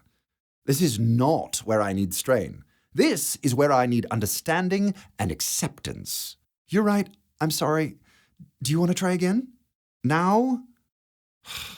"Not really." Her eyes began to shine. "Please don't restart me." "Oh my God, can we not do this?" He sat up. "That's not fair. That is not what I need right now. I need you here in the moment with me." She silently rose, wrapped her arms around him from behind, kissed him gently on the cheek. "Better?" said Blackwell. "Getting there?" She turned his head to kiss him, smiled into his eyes. The smile seemed strained. But there it was, silent communication, or at least the start of it. He pulled off his shirt. She began to undress. "Stop." She froze. "Face the window. I want to see your reflection in the stars." She bit off a sigh and turned around. A bearded face appeared on the wall monitor. "Lieutenant Commander!" Blackwell nearly yelped. He spun to cover himself in sunshine. "Commander! You caught me indisposed." "I can see that," said Commander Young. "We received a Pry 1 message from the Admiralty. All senior officers to the bridge. That includes you now, Mr. Blackwell." "Aye, sir. I'll be right there." "You'd have received the message earlier if you hadn't turned off your badge." His eyeline shifted to sunshine. Blackwell's pulse increased. It's nothing, sir. We take security very seriously, Mr. Blackwell. This is an encrypted channel." "Sir, she's not even—" "Indy, end program." Sunshine's face curled in horror. She sucked in a breath to scream, but didn't get it out before she vanished. Young looked decidedly unimpressed. "Sir, Your own time is your own business, so long as it doesn't interfere with your duties. Now turn on your badge and get back to the bridge." The monitor went blank. Blackwell knelt on the bed, burning with embarrassment. He cast a longing look at the nearest hollow emitter. He hadn't had time to save her progress. She hated it when he did that. It's not like she'd remember, though. Those memories and the communication progress they'd made were gone. Although she would try to interpolate what had happened the next time he'd summoned her. A bug he had to fix. Later. He turned on his badge and tugged on his uniform. Its familiar weight closed over him. Back to work. Every head turned as Blackwell entered the bridge. There were fewer than he'd expected. None of the ensigns or lieutenants who normally manned the duty stations were present. Senior officers only. He muttered an apology and took his place at the ops console. Young nodded to the communications officer. Patch it through. On the main screen appeared a regally paunchy admiral with a fruit salad of medals on his chest. Admiral Self, Young saluted. Thank you for your patience. Good to see you, Commander, replied the admiral. How's life on the frontier? We just seeded our final planet and we're on our way home, minus a minor stop for leave. It'll have to wait, I'm afraid. The admiral looked toward the captain's empty chair. Where is Seagrave? Taken ill, sir. He's confined himself to quarters. Shall I forward your message there? No, you'll do. And the sole ambassador? She's in the diplomatic suite, I imagine. Young looked to Sivos, who gave him a nod. Yes, the suite. We haven't seen much of her in the last couple of days, though the demonstration did go according to plan, mostly. Fine. Keep this to yourselves. We have an urgent new mission, and the Independence is the closest ship. Young seemed baffled. We're on the edge of the territory. The mission's not in the territory. We're sending you into no man's space. The officers exchanged glances. I should get the captain, Young said. He can review once you're underway. A month ago, we lost contact with the Flagstaff, a deep space vessel, a scout ship, searching out dead planets for terraforming and colonization. I know the Flagstaff, said Winesboro. Fontana's ship. She vanished with all hands, said the admiral. We'd given her up as a total loss until we picked up her distress beacon this morning. It's coming from the Acheron something in the outer fringe. I'm sending you the coordinates. We presume she crashed. Locate the wreckage before any Xenos get any ideas about claiming salvage. Young frowned. May I ask why this is priority 1, sir? Wreckage retrieval, it hardly seems to warrant this level of encryption. Just get there, Commander. Time is of the essence. Seagrave will receive updated orders once you've arrived. Out. The monitor went blank. The senior officers all looked to Young, who could only shrug. You heard the admiral. We're bound for a crash site beyond the frontier. I'll brief the captain. Mr. Winesboro, what do we have on our destination? 1 sec. The science officer's hands flew over his datapad. Acheron 117. Looks like a standard piece of shit rock. It's within its star's habitable band, but there's no bodies of water. Slightly bigger than Earth. Gravity 1.2. Care to share? Breathable atmosphere. Don't see many of those unclaimed. That'll speed up terraforming for sure. Otherwise, unremarkable. Noted.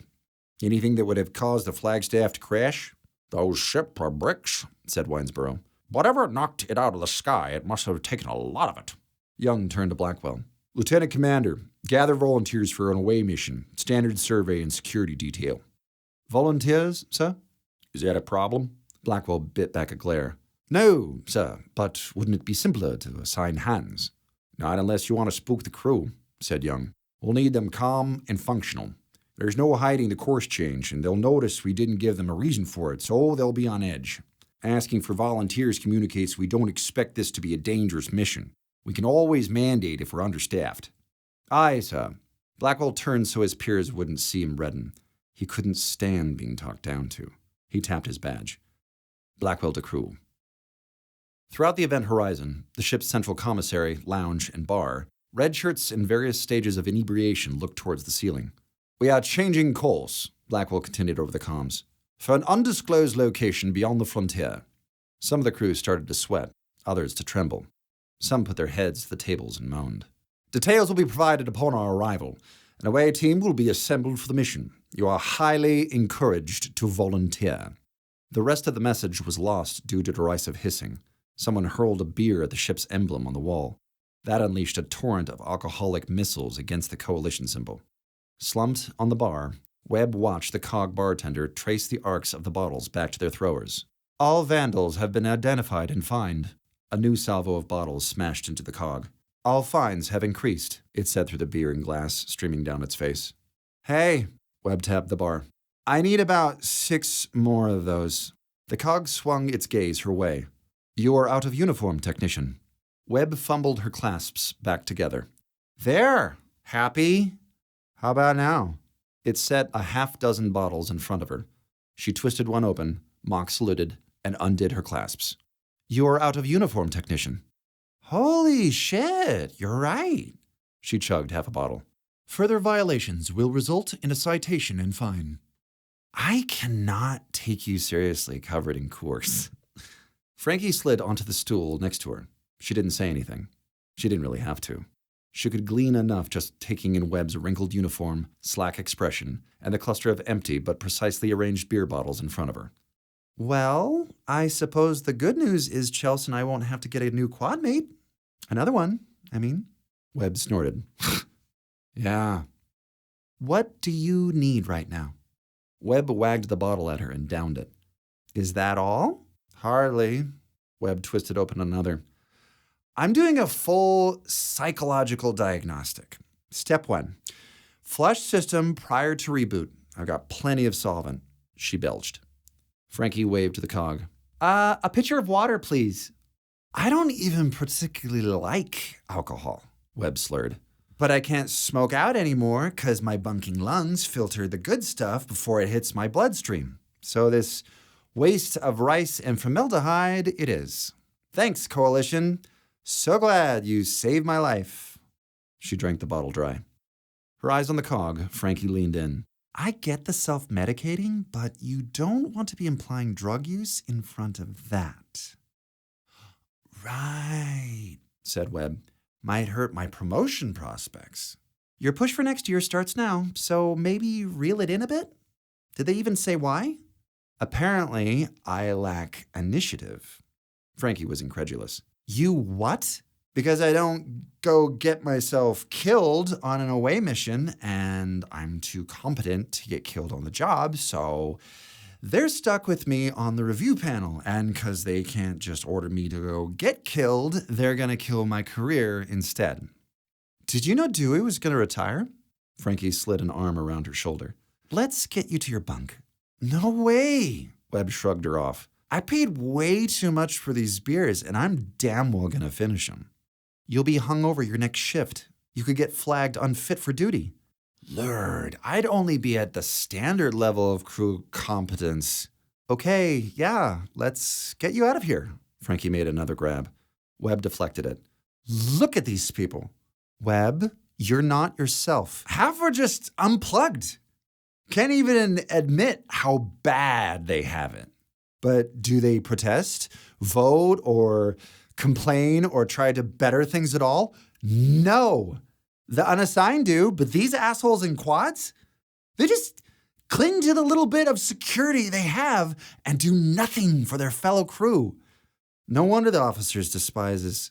Can you say they're wrong? Wow. Frankie shook her head. Maybe keep your voice down? You're the freaking crew rep.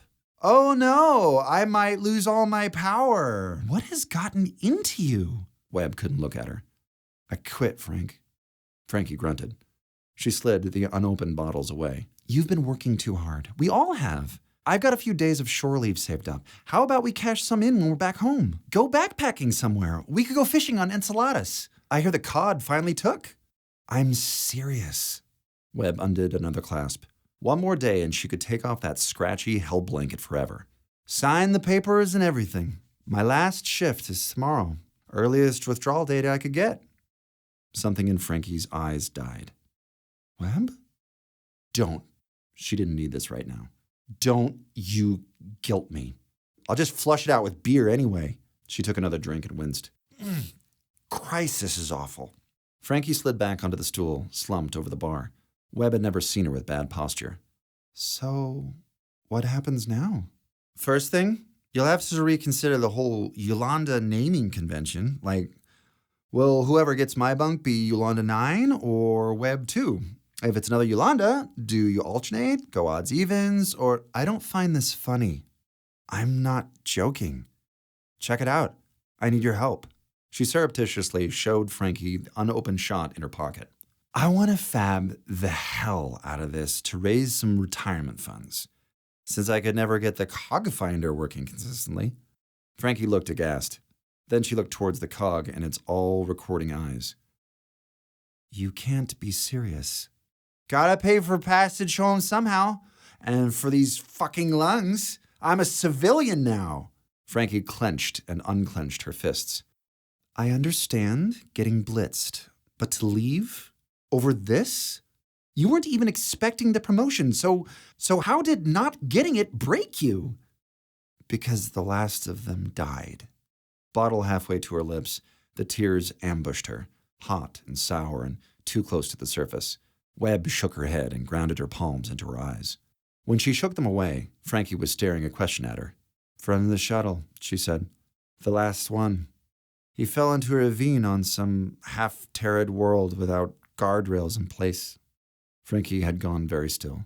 How did you find out? They fucking told me. Webb slapped her badge on the bar, hit recall, up-popped a hollow image with the death notice. Webb felt another stab watching his translucent face rotate above the coalition symbol. They sent me all the notifications, Webb told her. Every one. Over the last dozen years. So that I'd know that no, I didn't actually save anyone. That every red shirt I took off that imploding rock didn't make it. Not in the long run. Because they hate me. The tears were coming now.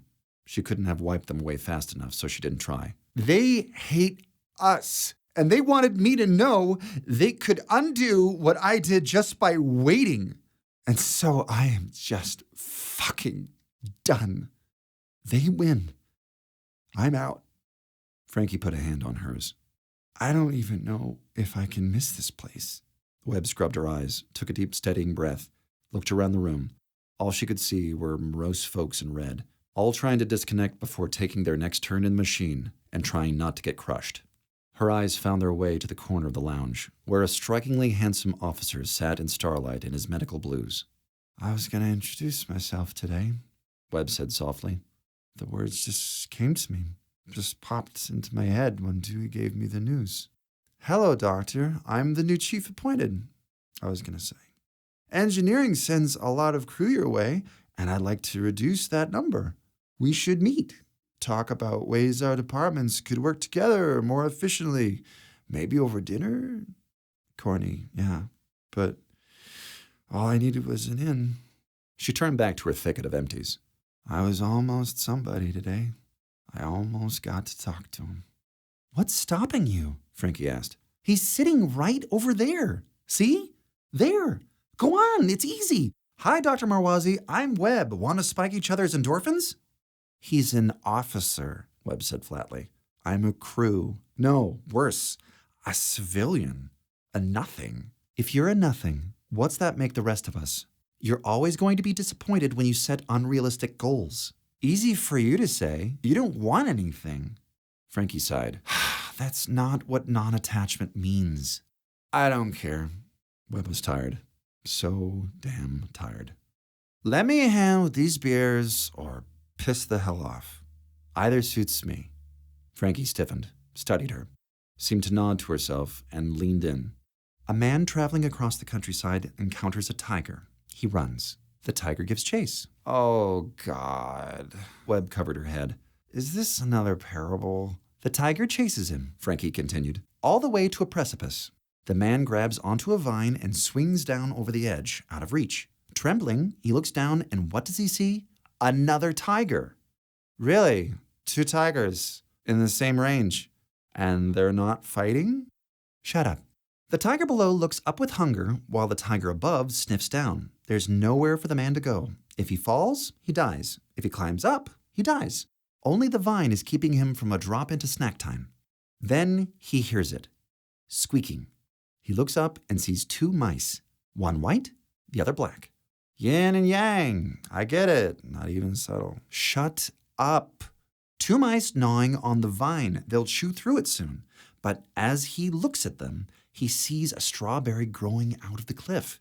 Grasping the vine with one hand, he plucks the strawberry and pops it into his mouth.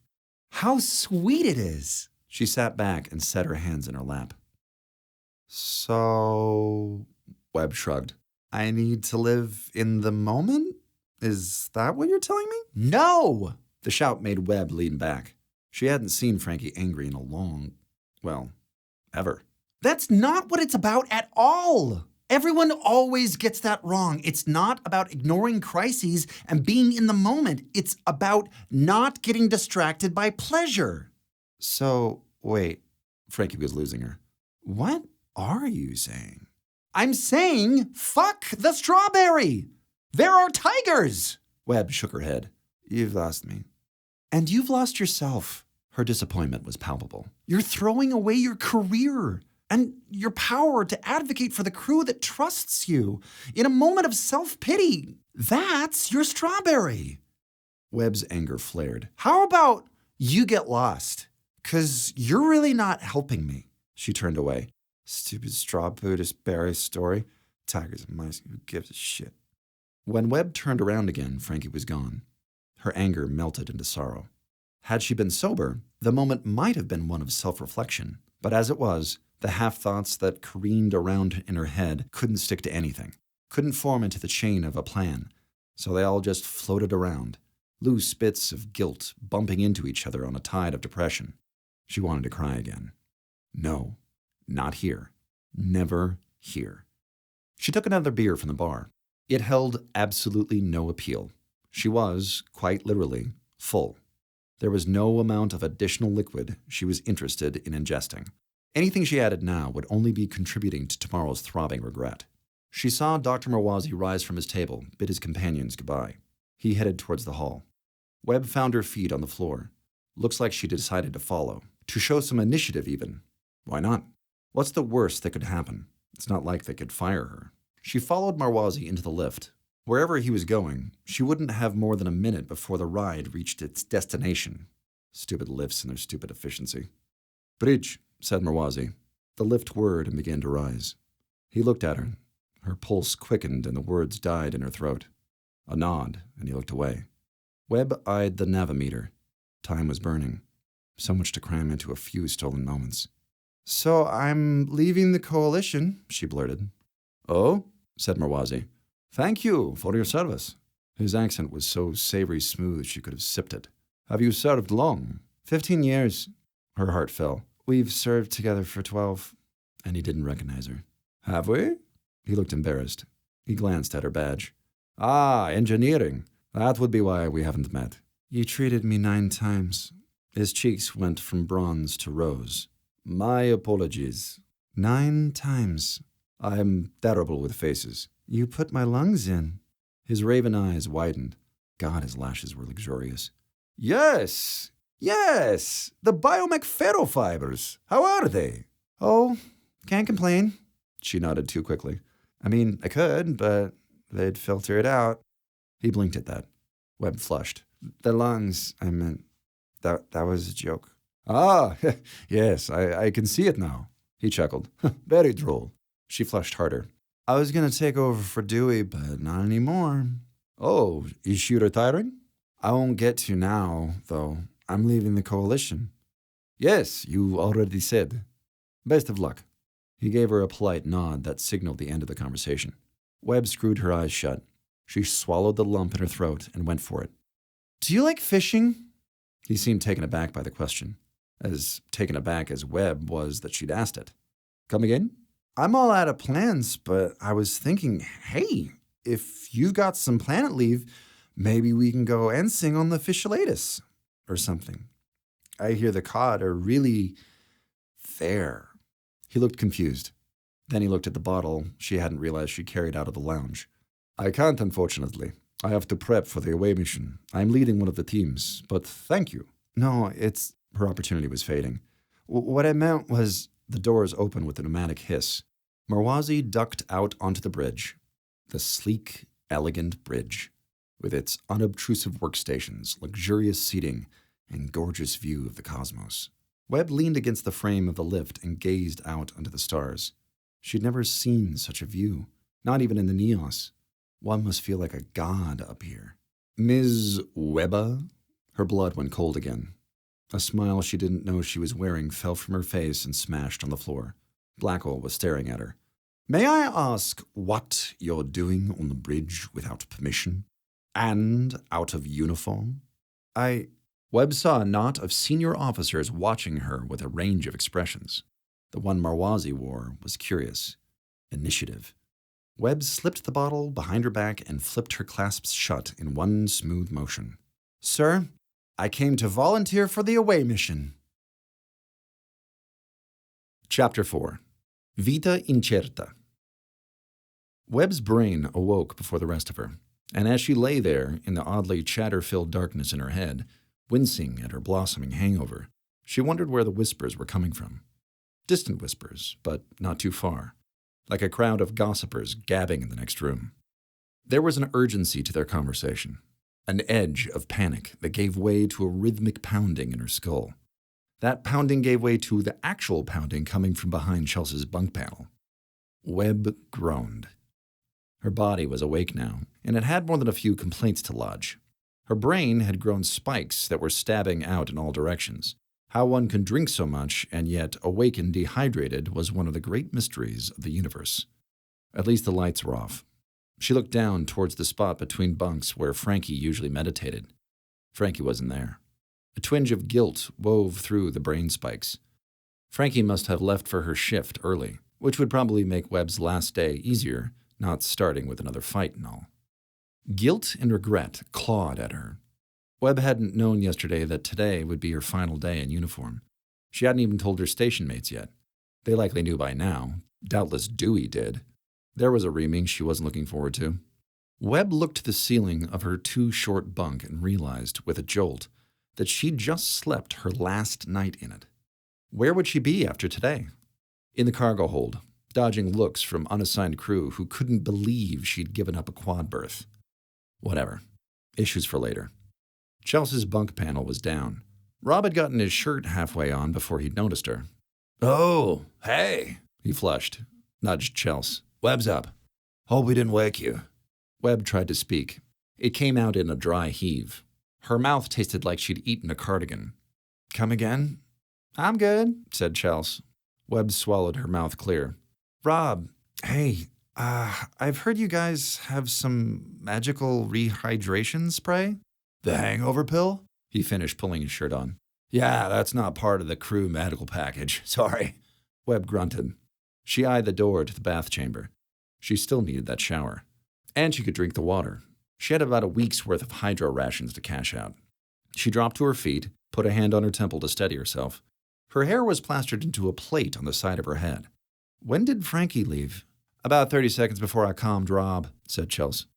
Webb didn't have the energy to glare. You bunked when you knew I was here? You were passed out, said Chelsea. On the floor. Unresponsive, added Rob. Chelsea thought you were dead. You weren't, though. We tucked you in. Left your uni on, though. They had. Dress uniforms did not make comfy pajamas. Did Frank have an early shift? Chelsea drew the covers over herself. I don't think it's as early as you think it is. The door slid open. Light from the hall stabbed Webb's brain. She shielded her eyes with a whimper. Frankie, is that you? It was not. At the door stood a mousy woman with a key card and a duffel over her shoulder. She looked surprised that the key card had worked. Is this 1262B? Yeah, croaked Webb. Hey. Mousy held up her quad assignment. Good morning. Hi. She went pale. Well, paler, when she saw Chelsea's uniform on the floor. And the half-naked man in her bunk. I can come back. You're in the right place. Webb waved her in. We quad with a cop. Officer Almeida to you, said Chelsea. This is Rob. He's not here. Hi, said Rob. Honey, pants. Right. Rob retroused himself. I was just leaving. Mousy looked no less confused. I thought soldiers were berthed in the barracks. We're supposed to be, said Chelsea, but there aren't enough lady grunts to fill our own garrison, and housing us with men is a scandal just waiting to happen, so they stick us in the quads. I'm as happy about it as you are. Could you get the door, please? I'm naked. Mousy flushed and hiccuped. She closed the door. Sorry, strange morning. Okay, let's try this again. She checked her housing order. Hello, Chelsea, Francine, and Junie. And Rob. Hi. It's nice to meet you. My name is... Your name, interrupt Chelsea, is Yolanda 8. 8 blinked. She opened and closed her mouth a few times. Sorry? If you're still with us after 6 months, you get your real name. In the meantime, we're not getting attached. Welcome to the quad. Don't touch my guns. 8 looked from quaddy to quaddy. Webb could see her doing the math in her head. Hold on, 8? You're wondering what happened to the rest. I wasn't a moment ago. I'll go, said Rob. You'll stay. Chell started buttoning her jacket. If you were at the funeral, you heard what happened to 7. She almost made it the full 6. We're pretty shook up about it. Now, 6? Can we not do this now? Said Webb. It's my last damn morning, and I've got a pulsar of a headache. Oh, 8 searched for something else to say. It was a pleasure meeting you. Don't let her fool you, said Chels. She's not going anywhere. Webb regarded Chels flatly. I resigned, Jarhead. And I'm sure it will stick. This is the only home you know. Webb's anger surged. You know what? I can come back, said 8. Shut it, noob. Chels shimmied into her pants. Let's start from the top. It'll be easier. The first Yolanda Prime, was our original Quaddy. Great lady, total infotech nerd. Loved her to pieces. She got scattered in a teleporter accident. Webb scoffed. Accident. There were warnings of solar flare activity, but the brass ignored them so they wouldn't have to fall behind schedule. One erupted while she was in midstream, dispersed her signature, and they could never put her back together. 8 recoiled. That's horrid. Right? You never even know what happened to you. Energized. Poof. Atoms everywhere. Rob, I'm hungry. Yeah. He gave her a meal pack, a peck, and hopped down from the bunk. Nice to meet you. I honestly hope you're the very last Yolanda. Out he went. 2 was here less than a week, said Chels. She got crushed in the ship quake. Bulkhead dropped on her when the inertial dampeners failed. That's kind of where the tradition began. The rest of us couldn't remember her name. Megan, said Webb. A woman with hair so red, her head looked on fire. One who'd wanted to hang a Utah State pennant above the door. That's all Webb remembered of her. 3 was cool, said Chels. She lasted a couple months before she got herself brigged for stealing rations. That's the official story. Scuttlebutt was she wouldn't sleep with the officer who took her to dinner, so he reported the food stolen. And as far as we know, she's still in the meat locker. Jesus. 8 sank to the floor with a hiccup. Chels, said Webb, you're freaking her out. Good. That means she's paying attention. I'm doing this to help you, 8. I hope you understand that. Where were... Oh, right. 4's the current record holder. 2 days in, her shuttle lost pressure when it hit Atmo and burped all the passengers to soup. Jesus fuck! That's what we said. Now 5... Webb and 8's badges chimed in unison. They exchanged a look. Webb's resigned. 8's alarmed. Away mission crew, report to Shuttle Bay, said the Independents. Webb checked her chronometer. 10 minutes to departure. Her shower would have to wait. Again. Good luck, 8. Chels waved once. Try not to break the record. With a clap and a bump, the ship dropped out of hyperspace. The stars went from blinding streaks to dots on the main screen of the bridge. The ship settled into orbit above a sickly yellow planet with swirling storms blanketing its atmosphere. It was the color of an aging banana with moving spots. Acheron 117, announced the helm officer, aptly named after a river in hell. Thank you, Mr. Metz. Commander Young rose from his chair beside the captain's. Scan for signs of the flagstaff. Winesboro tapped a few keys at the science station. The sandstorms are interfering with the scans. Too many silicates in the atmosphere. Even for a ship that size? They're bouncing the signal everywhere, Pat. All right, let's go visual. Look for signs of the crash. The view zoomed towards the surface through the storms, losing resolution as it went. It came to rest on a strange black grid zigzagging out from an equatorial mountain range. Young squinted. Can you enhance? A little, said Winesboro. But we'll have to extrapolate the planet's topography. Wait. Break in the storm. Some rapid key tapping. Here we go. The zigzags jumped into focus. Stone construction of some sort. The pattern was too geometrical to be natural. Closer, said Young. Their view slid in again, gliding along enormous ruins weathered by time and erosion, stretching for kilometers in either direction. Young approached the screen in awe. Ruins? On a dead planet? That appears to be the case, Commander. Was there anything about this in our files? Nothing. For once, Winesboro seemed more curious than annoyed. And nothing from the Flagstaff's reports. Commander, we need to reshuffle the away teams, said Sivos. Possible xenopresence requires an expeditionary force. Scan for biosigns again, said Young. Scans are negative, said Winesboro. And that's not just the storm interference. There's a distinct lack of organic matter in the atmosphere, and in what we can scan of the soil. And who built those? A mystery soon to be revealed, the captain said over the comms. The door to his cabin slid open. Blackwell rose from his duty station. Captain on the bridge. The officers all rose in surprise. Young greeted Seagrave with a salute at the command dais. Captain, it's good to see you on your feet again. How are you feeling? Right as rain, said the captain, who was paler than usual. Young nodded. Will you be monitoring the mission from the bridge? From far closer, Mr. Young. I'll be leading it. Young flicked his eyes to the doctor and back. Is that wise, sir? You've been on medical leave. Seagrave narrowed his eyes. There's nothing wrong with my backbone, Commander. I'm merely concerned about your health. Shall I scan you, Captain? Offered Marwazi. It wouldn't take but a moment. Seagrave shooed him away. If Xenos are involved, my own discomfort is a minor sacrifice. Young leaned in. That's very noble, sir, but the doctor hasn't cleared you for duty. We don't know what was causing your gastric distress. My withdrawal was voluntary, said Seagrave. I was not placed under medical leave. You haven't set foot on the bridge in 2 days. And you've gotten used to that, have you? He said it with a smirk, and louder than necessary. The chair's not yours yet, Mr. Young. The crew needs to see their captain in action. He didn't take his eyes off Young as he said. Status update. Getting to the surface will be an issue, said Winesboro. Thank you, Wino, but I didn't ask you, said Seagrave. I'd like to hear it from the commander. Young stiffened. Sir, due to the particulates in the atmosphere, any teleporter signature we attempt to send down is in danger of being scattered. I'm hearing problems. What I want are solutions. Well, for one, we should send a team down in a shuttle, said Blackwell. Have them drop a teleporter anchor. It should strengthen the beam enough to allow for teleportation. Very good, said Seagrave. See, was that so hard? Proceed. Young looked a warning at Blackwell. Sir, sending a shuttle through that storm is an unnecessary risk. Wouldn't it be wiser to wait for it to clear? Time is of the essence, said the captain. You recall the Admiral's words, Commander? I do, sir, said Young.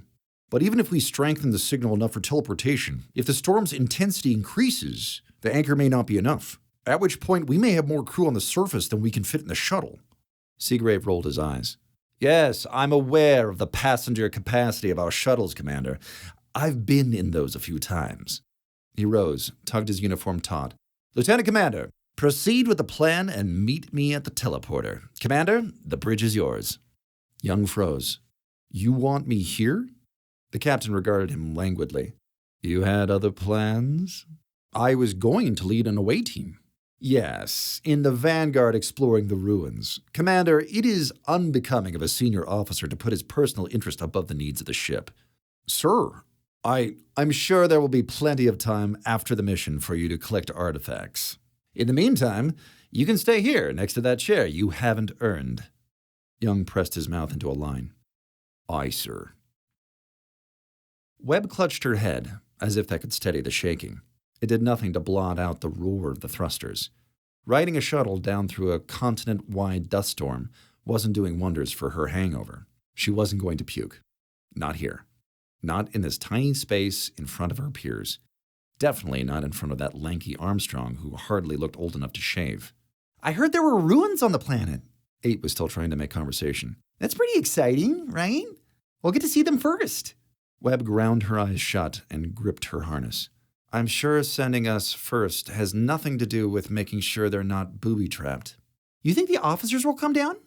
For a chance to loot the ruins? Are you kidding? You know how much Xeno artifacts go for at auction? Brace for the storm, said the pilot. Webb looked up in alarm. Wait, for the storm? We haven't hit it yet, said 8. That buffeting was all stratosphere. Webb's heart sank. Her stomach followed, tripped, flipped, and tried to empty itself. No. Not puking here. She tamped it back down. The storm hit them with the force of a tidal wave.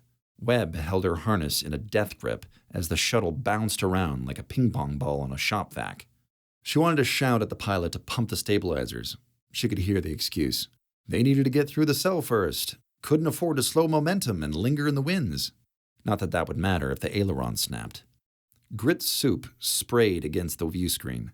With a stomach-punching lurch, the shuttle dropped a kilometer in a heartbeat. Everyone screamed before it stabilized again. 8, quivering like a chihuahua, reached out to touch Webb's arm. It's okay. Did Webb really look that distraught? We're okay. Statistically speaking, we'll live through this. Statistically, not everyone, said the prematurely gray tech in the harness across from her. Adler, that was his name. Statistically, someone in a red shirt's going back tits up. Not just one, said the tech with the mismatched eyes. Judging by the scar, the right one was an implant. He probably couldn't have afforded the matching color. Casualty rates go up with mission size. How'd they rope you in? Shuttle maintenance. Eye guy thumped a panel. Swank, that was it. Webb remembered him now. I go where this turkey goes. Supply, said Adler. 4 missions a year or we lose our health coverage. Wasn't Komontaros in supply? Was, said Adler.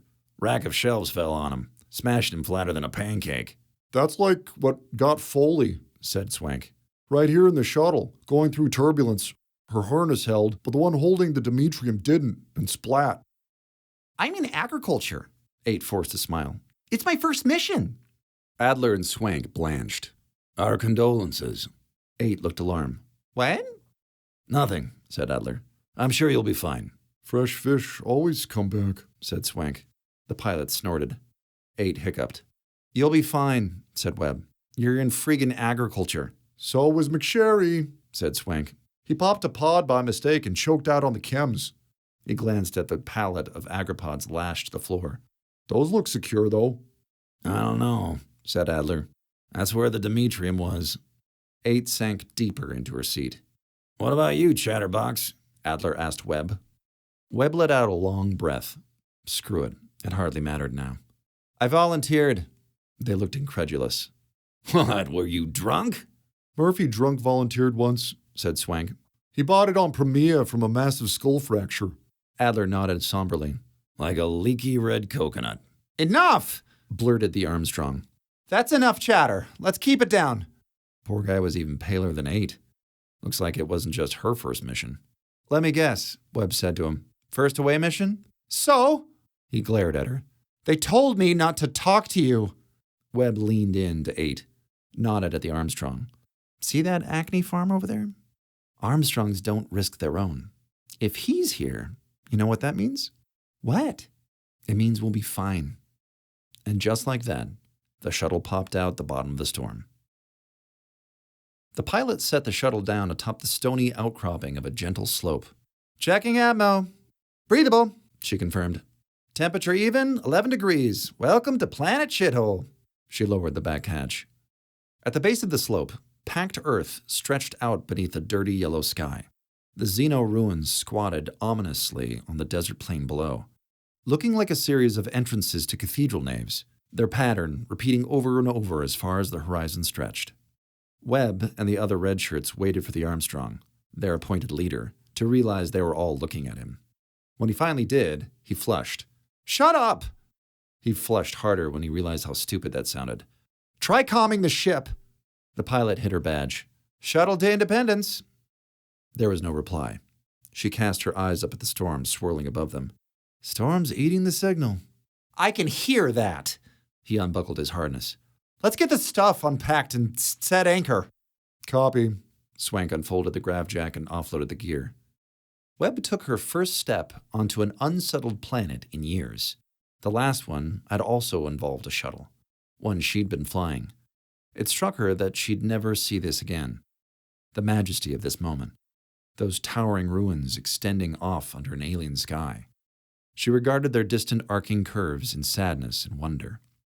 The ruins seemed to echo the feelings back at her. Her head swam. She considered raiding the shuttle's medkit for a rehydrator. 8 lowered her binoculars. Huh. Webb looked a question at her. 8 handed over the binocs, pointed to the plain. Through them, Webb saw a series of rotten, circular fields in the near distance, stretching in a line from the plain towards the ruins. What am I looking at? Barley? Sorghum? That first one was wheat. The others are too far away to tell given the decay. Webb lowered the binocs. How long have they been here? Not long. Since whenever the Flagstaff was here. But they've taken a lot of damage in that time. The storms? Most likely, said 8. But take another look at the breakage. If it were just the storms, they'd all be flattened in the same patterns. Those look broken. Webb handed the binoculars back. What's that mean? It means this place might not be as promising as settlement assessed. They flag any rock that ticks all the right boxes, yeah? Climate, atmo, within the habitable band. Water. Water was the forefront of Webb's mind. Her throat was dry as the Mojave. So what's wrong with it? 8 handed her a canteen. Could be that soil isn't hospitable to the bacteria in the paths. If that doesn't take, you get no growth cycle. She hefted one of the globe-headed agropods. These are optimized for high-yield harvests, but they get those by sucking a ton of minerals out of the soil. They don't bother replacing those because why would they? Webb eyed the fields. Is that why we're burning through so many resource worlds? 8 nodded. On a hospitable rock, they'll extract all nutrients from the soil in a few cycles. Once there's a downturn in yield, the settlers pull up stakes and go to the next planet. Colonizers only stay long enough to turn a planet into food or ore or whatever else until their transports are full.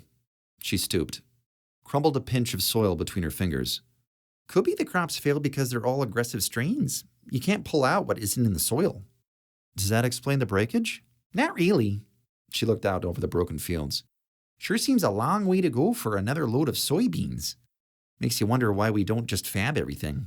That sounds like dissident talk, technician, said the Armstrong. You can get yourself brigged for that. Sorry, sir. Just thinking out loud. Won't happen again.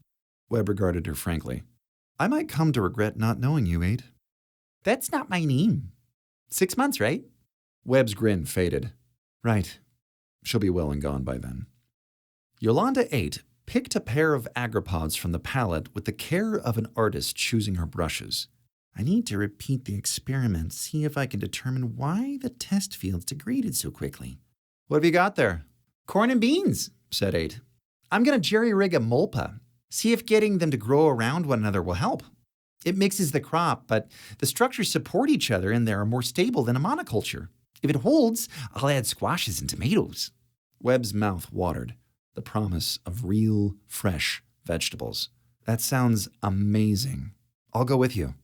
You'll stay in the shuttle, said Armstrong. Make yourself useful and get that anchor set. Webb watched 8 tread down towards the fields. The mousy agritech seemed to have gotten over her fear. Webb couldn't really remember what that felt like. Not so much being over the fear, but not being jaded. She kind of envied that 8 still had the spark. The teleportation anchor was metallic mesh stretched out between translator pylons. The moment she turned it on, their badges all chimed in unison. The kid tapped his badge. Bills into the Independence. Anchor's in place. Copy, technician, Blackwell calmed back. Stand by for transport. The air shimmered before them and seemed to split. With a whiff of ozone, Blackwell appeared, and then the captain, and then most of the rest of the bridge crew. Winesboro, Sivos, Ossa the communications officer, and Dr. Marwazi. Webb felt her heart shimmer and seem to split. Marwazi noticed her, his brow furrowed. Webb realized her hair was still a plate-like protrusion on the side of her head. She flushed, mentally kicked herself. Too late to grab a handful of grease to plaster it down. A flash from the flat hand, a burst of blue light veined with yellow, and a circular cornfield unfolded on the plain. The storm seemed to worsen in reply. The captain shook his head, looked sidelong at the new field. That's one of yours, he told Winesboro. The science officer leisurely looked 8's way. The one operating independently? She acted without orders. Get your tech under control. Oh, you mean the one I'm not micromanaging? Webb snorted, too loud because Winesboro looked her way. He shot her a nod and the snapguns. Webb hid her smile, which wasn't hard, drowned as it was by the annoying realization that her last day was turning out well. Because of course it would, damn it. Alien ruins, stimulating conversation, and the actual officers she liked in play. Maybe she shouldn't have given up on away missions for all those years. Maybe it was just karmic balance for the hangover. The captain strode to the top of the ridge and struck an unnecessary pose above the officers. Somewhere in this system, the flagstaff vanished. While locating the ship is our highest priority, we owe it to the Coalition to map this planet and explore its ruins. You'll recall that we're outside Coalition space, so salvage rules apply. Ah, thought Webb. That explains all the bridge crew. No one wanted to miss a chance to pad their retirement. You'll also recall that your lay is 1/50th of any profits acquired over the course of our deployment, with 40% going to the coalition, which, of course, doesn't apply if you don't happen to find anything. He winked, knowing chuckles from the crew. Now, let's go expand the realms of men. The officers whooped and ran towards the ruins. Their escort of soldiers followed at a trot. Blackwell had told her to stay with the shuttle. Since it was her last day, he'd explained with a smirk, there was no point putting her at risk. At risk meant seeing the cool stuff in the ruins, an actual fun perk of the job. Webb didn't mind. It gave her a chance to put some work in on the cog finder. She hadn't given up on the idea of selling copies if she could work out the kinks, and it wasn't like she had much else to do. She couldn't stay outside with the storm worsening. Ever since 8 had popped her agropod, the winds had picked up and the temperature had dropped to single digits. Grit was pounding the sides of the shuttle in a miniature hailstorm. Only an idiot would be out in that. Bilson was out in that, puking vodka and regret against the side of the shuttle. Webb had never seen the Armstrong initiation ritual before. The Armstrongs, who'd teeped down with the officers, had encircled Bilson and told him to claim the planet.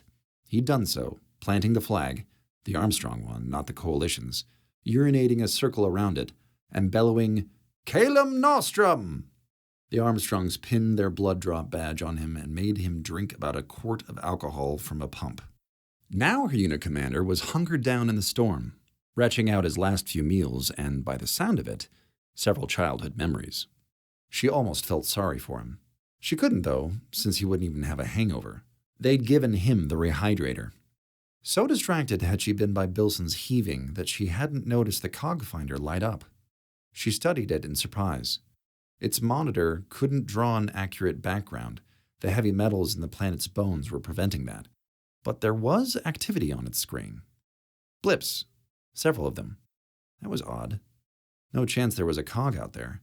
Cogs didn't go on away missions. The risk of loss was too costly. Webb dialed down the scope of her scan. The blips were coming from the ruins.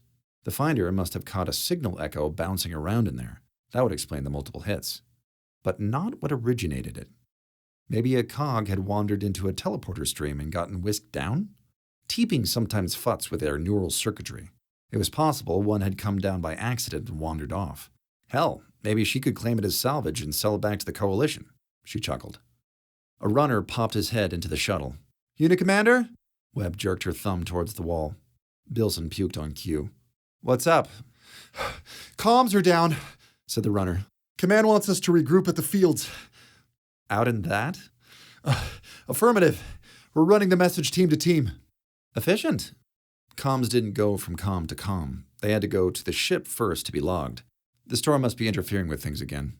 "Need a breather?" "Please." The runner collapsed into a harness. "You want wino or Marwazi?" Webb's heart leapt. "Oh, I guess I'll take the doctor. Where is he?" The runner gestured towards the ruins, towards the area where her cog finder was blipping. 2 birds with 1 stone it was. Webb stepped out into the storm. "I'm leaving my post," she told Bilson. "If that's okay, don't say anything." Bilson didn't. He wasn't in much of a position to, not lying against the shuttle in a puddle of his own vomit. Webb laid a blanket over him. He muttered a thank you and lost consciousness. Webb hustled overland towards the ruins. They were farther away and far larger than they appeared at a distance. Their tapered entrances towered above, their surfaces pitted by age and erosion. Any writing or decorative work on the stone had been lost to time. Webb couldn't get a real sense of their scale. Too much of the ruins' interior were buried in sand. The dunes and an eon's worth of wind had filled the chamber leading back to the plain. She wondered, not for the first time, who built the place and why. Not her concern. Her mission was having a sober conversation with Marwazi before she mustered out.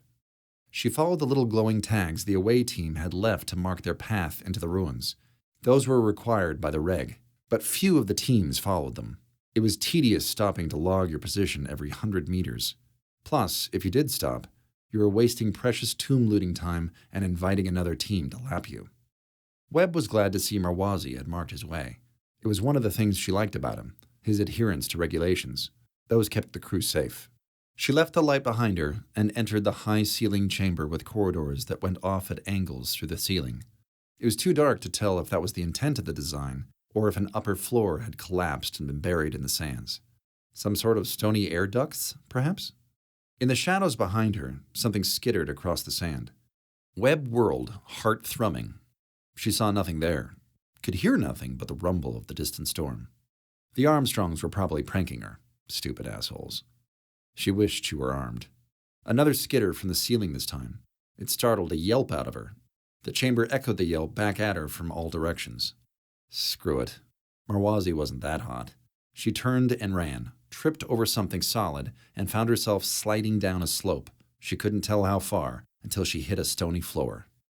Webb rose on unsteady feet, felt back at the slope. Its angle was steep. She couldn't see a damn thing. Panic settled over her. The comms were down. She hadn't seen a tag in a while, and she had no light. She'd fallen into these ruins, and oh God, they were never going to find her, and why had she thought the day was turning out well? A beam of light turned a corner. She whirled towards it. Hello? A glowing bolt like lightning threw her up against the slope.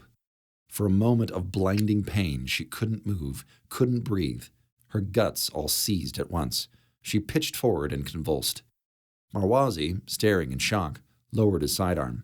Oh, dearest God, I am so dreadfully sorry. Quite the seizure there. Up we go.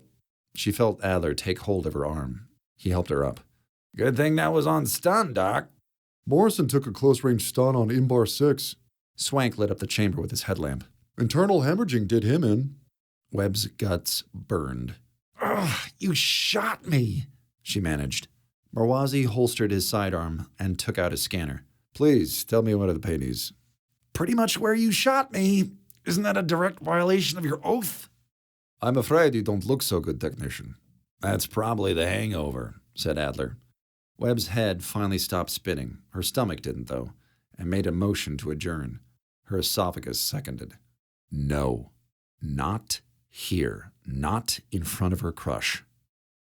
She clutched her guts and vomited copiously. Swank stepped back and let out a low whistle. Morrison barfed too. First symptom, really. Webb slid onto her butt. I'm fine. She wasn't. Really, just let me sit here for a few weeks. I can't believe you shot me. Their badges chimed in unison. Postponing search and survey, Blackwell said over the comms. Webb snorted. Of course they're working now. Reconvene at the T-Banker. Marwazi tapped his badge. Copy. Sir, we've had an accidental weapons discharge. A pause. Is everyone all right? I shot a technician. At least no one was hurt. Blackwell out. Marwazi handed a data pad to Adler. Please increase the brightness of the tags upon your return. I'll escort the patient back. With a nod from the doc, Adler and Swank disappeared around the corner. She heard the clap of boots on the stairs. There were stairs? Of course their bunking were. She glared at the slope she'd slid down and blinked in surprise at the vomit pooled at its base. Do you need help to stand? Said the doctor. Webb ignored him. Her eyes had adjusted enough that she could watch her spew spread across the floor, across the oddly smooth, almost polished floor. 2 lines of the liquid suddenly darted off to the side in perfect parallel, terminating at a section of wall. Technician, Marwazi stooped in front of her. Are you hurt? She shushed him. Look, she pointed. Those are tracks. Tracks? Yeah. Slim and shallow, but there, clearly engineered. For what? If I had to guess, she teetered over to the wall, found a stony outcropping, and pulled. A stone door slid out of the wall along the tracks in the floor. The corridor beyond glowed an eerie blue. Marwazi's jaw dropped. He stared down the glowing corridor in childlike wonder.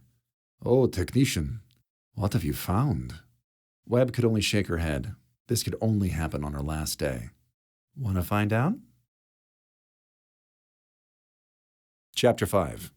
Certissima. Beyond the door lay a tunnel that extended a dozen meters before dropping down a hexagonal shaft. Webb braced herself against the wall of the passage and peered down. The shaft was about 3 meters across and choked with boulders. A soft, blue light cast an eerie glow up from its depths. She felt Marwazi peer over her shoulder. Her pulse quickened, not entirely from the discovery. What do you think this is? He held his scanner out over the shaft. Its lights were harsh in the near darkness. These rocks are of a different material than the ruins. Webb checked the ceiling. It ran solid and smooth with no signs of distress. This wasn't a cave-in. These were moved here. My conclusion as well. He turned her way. The blue glow lined his jaw with starlight. But who would do that, and why? This is quite exciting. Shit, yeah, it is. My hands are shaking. She made a few fists to get her pulse under control. Took a few deep breaths the way Frankie always told her to. Don't overwhelm yourself. One thing at a time. Pardon my language, by the way. I was thinking along the same lines. Do you think the flagstaff put these here? Can't say for sure, but I wouldn't bet on it. If they wanted to plug the shaft, blasting the ceiling's the easiest way. These were brought from elsewhere. Teleported? Unlikely. Not with all this interference. We're lucky our scanners are even working now. She ran hers above the pit. None of these rocks are larger than about half the diameter of the shaft, but still, the effort involved in moving them by hand would have been... What is it? They're soundly arranged. Structurally so, almost engineered. Look. She kick-pushed a smaller stone. It didn't budge. Good balance points, consistent weight distribution, room enough between the stones for ventilation, and solid as a rock wall. Marwazi stooped to shove out a rock. What does this mean? It means whoever did this knew what they were doing. They clearly wanted to seal the shaft. But they didn't. His silhouette turned her way. Not entirely. She pointed towards the far side of the pit, where the blue light glowed with the greatest intensity. Marwazi clicked on his light and aimed where she pointed. A gap in the stones lit up. A meter-wide shaft within the shaft. Seems they missed a spot. Webb shook her head. No, that's deliberate. The mat of boulders screamed a broken angle, especially given her hangover. But Webb's curiosity got the better of her. Hold the light out if you don't mind. I can't believe I'm doing this. What are you doing? Can't get a good look from here. She stepped gingerly onto the first boulder. It was porous enough to provide a good grip. Be careful, technician. We have names, Doc. She hopped to the next stone. Webb's fine. Fix me up if I break something? Seems only fair, considering I shot you. Deal. She skipped across the topmost boulders and peered down the gap. It plunged at least 20 meters to a polished floor. While the arrangement of stones ringing it was hardly uniform, the width of the shaft remained consistent, as did the glow from below. She let out a low whistle. What do you see? An access shaft. Made of stacked stone, but she'd been through enough maintenance hatches to know what she was looking at. A way down through the wider shaft they blocked. They? I mean, somebody did it. And they balanced these stones with mechanical precision while leaving an effective ladder to another level. Marwazi leaned forward as far as he could without stepping over the shaft. Why leave access if the point is to block the shaft? Maybe they were just trying to narrow it. A chill ran over her skin. Or keep something from getting through. There's that day again. Nice alliteration, Doc. Dr. Marwazi will do. I think we should start back. This is fascinating, but as you point out, the ruins have been interfering with our instruments. If we get lost or hurt, there's no way to call for aid, and we've already been called to reconvene. Webb looked down the eerie blue shaft. If she went back, she'd never find out what was causing that glow, or who stacked these stones.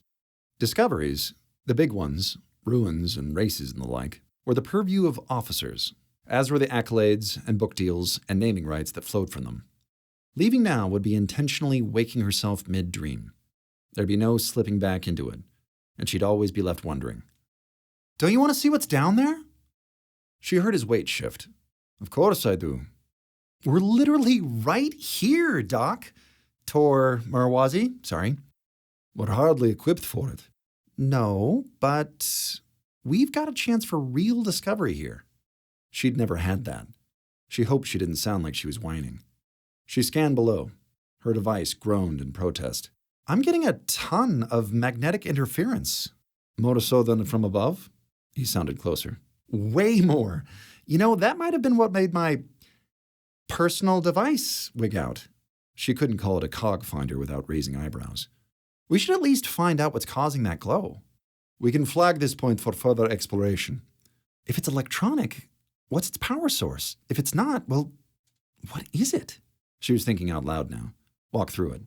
Everything has a mechanical explanation. We didn't pick up any tech from the ship's scans, or heat for that matter. Light equals heat even in low amounts.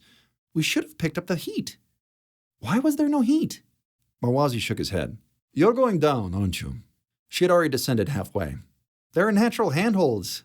I mean, not natural. These stones are arranged, but still, it's an easy climb. Technician. Webb. I'm just getting enough for a full report. The chief likes it when we're thorough. She alighted quietly at the bottom and turned to find herself in a chamber of stars. The passage below was hexagonal, carved through the stone at the same width as the shaft. Glowing blue streaks in patterns she couldn't identify ran the length of the tunnel in veins and dots and whorls. It was as though the passage had been wallpapered with a Van Gogh sky. You really want to see this? A grunt of effort, a slap of boots on stone, and the doctor ducked into the passage. Oh my. He straightened, gaped with the slack-jawed wonder of a child seeing their first stars. Oh my. Oh my, oh my. He looked ready to cry, or to dance. Unmade, like his ego had dissolved in the presence of ineffable splendor. He put his hand to his heart, a gesture Webb repeated. Whatever happened above, wherever she wound up, she'd have this little moment, this glimpse into the soul of her crush. Beautiful. He nodded. He thought she meant the patterns, which she also did, but not exclusively. I'm no expert, but it almost looks like bioluminescence. Biological light? She wiped at a streak of it with her sleeve. The color didn't smudge. Like the deep-sea nightmare fish? Not just those, and not just in the sea. He scanned a particularly dense patch of color. Fireflies, glowworms, though in the latter case it's used to attract prey. They dangle sticky nets of it to ensnare insects, and those examples are of chemical reactions, ones that consume their fuel over time. I thought you said you weren't an expert.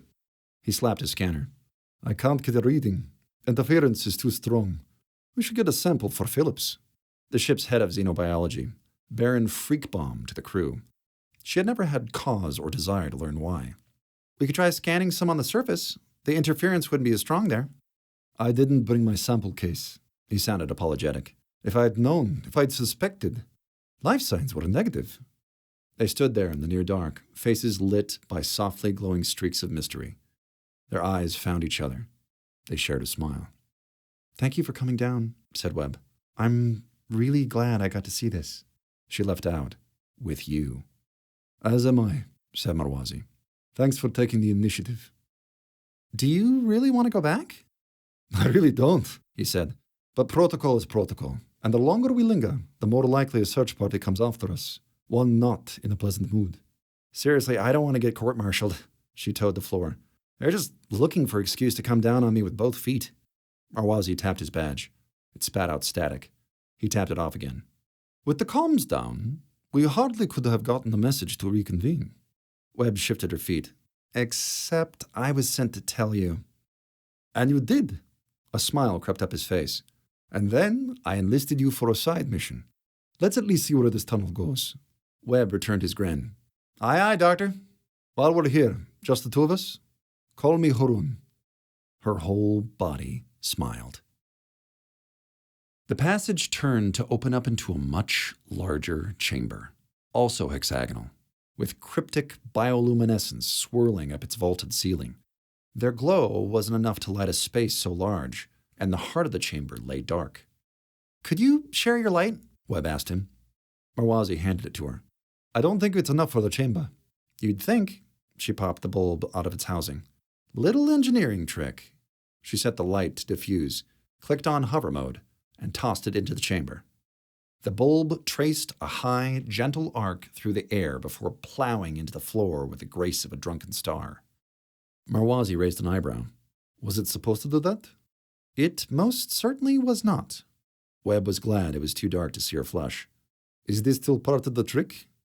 It's supposed to... It was going to hang up there and... Never mind. She retrieved the bulb and held it up. To Webb's eye, the room was obviously engineered, though whoever had done so had taken pains to preserve the natural contours of the cave. More hexagonal tunnels snaked off in different directions, but none had nearly as much bioglow as the one they'd come down. Flat areas had been carved around lumps of raised rock on the floor. Near those, other stones of different material had been set on stony bases, moved here for unclear purposes. Webb scanned the nearest lump. Her instruments went haywire. Whoa! What have you found? An overloaded scanner. Hang on. She tugged a metal switch out the scanner and dropped it in the air. It snapped to the side of the stone. Just what I thought. Which was? Lodestone. Magnetite. His face was blank. Natural magnets. She climbed over a mound of brown stone to examine a lump that didn't match the rest of the chamber. The switch stuck to it as well. These others have been moved here. Look, even in this light, you can see there's sediment. The layers are different. Someone's been collecting magnetite and bringing it to a chamber that already had a lot of it. Is that what kept the bulb from hovering? No, that was gravity. Such cheek. Thank you. But yeah, the magnets probably knocked it out of the air. Mawazi stepped back to get a wider look. These are arranged in a pattern, in concentric hexagons, and... Oh. My. Webb turned the bulb towards the doctor. It found him staring at a stump of stone Webb had mistaken for a tall lump of rock. With the light right, she could see its angular contours and stony limbs. Mawazi turned his head her way, but not his eyes. What do you make of this? Webb circled around to its front. It was a statue, glittering with metallic pinpricks, of a creature she'd never seen. A xeno-octoped with slim, armored limbs, slightly shorter than her, with 6 legs folded beneath it. It looked like a great stony insect sitting in repose, like some thoughtful hybrid of ant and mantis. It wasn't a perfect comparison. Its abdomen was not separate from its thorax, and Webb saw no wings. Its forelimbs, longer and thicker than its legs, were raised skyward, and its head was missing. Wow, said Webb. Now that is ugly. I'll bet not even the captain would have sex with that. Mawazi checked the statue's neck. It appears to have been decapitated, sliced clean through. He framed it with his datapad and started recording. Webb scanned the statue. Her device blipped and flatlined again. Magnetite. Possibly solid. And certainly powerful. It was trying to pull the structural mesh in her lungs right out of her chest. A wave of dizziness hit her. Her thoughts started to drift. She put a hand to her head, as if she could sweep them back in, but it was like fighting the tide with a broom. Her thoughts went from the falling starlight of her bulb, to the starlight outside the Neos, to looking out over so many worlds, which wasn't accurate. She never used a planet-side view. And then, she was falling out the Neos airlock and drifting towards a sickly yellow planet until she shook herself back to the present. She wobbled and had to sit. Webb? Mawazi appeared above her. Are you all right? Yeah. She had to blink a couple of times to put herself back in the chamber. Just, really disoriented all of a sudden. Vertigo out of nowhere. He clicked on a light pen. Let me check your eyes. She suddenly felt cold and scared. I think we should go. She rose in a turn towards the tunnel, and her spine turned to ice. The stone she'd climbed over was gone. No, not gone. Standing, looking at her, at them. A xeno, a hulking shadow the shape of the statue but towering above, a line of black orbs ribbing its wedge-shaped head. Eyes like a spider's, each the size of Seven's cricket ball. On reflex, Webb switched her bulb to specular and aimed the beam at its head. The creature's eyes went from black to silver. It didn't turn away. She couldn't scream. She couldn't breathe. But she could run. So she did, scrabbling breathlessly as though through a nightmare, as if she could outpace the thought that they'd just discovered exactly why the shaft had been sealed. She'd never run so fast, or with so little attention towards what lay in her path. She flew up the first chimney and then the stairs, her pulse thundering, her lungs straining to pull enough oxygen out of the air, and streaked across the sands inside the ruins. She didn't even hear the sandstorm outside until it knocked her off her feet. She shielded eyes blinded by the light with bloody fingers torn in her scramble up the shaft.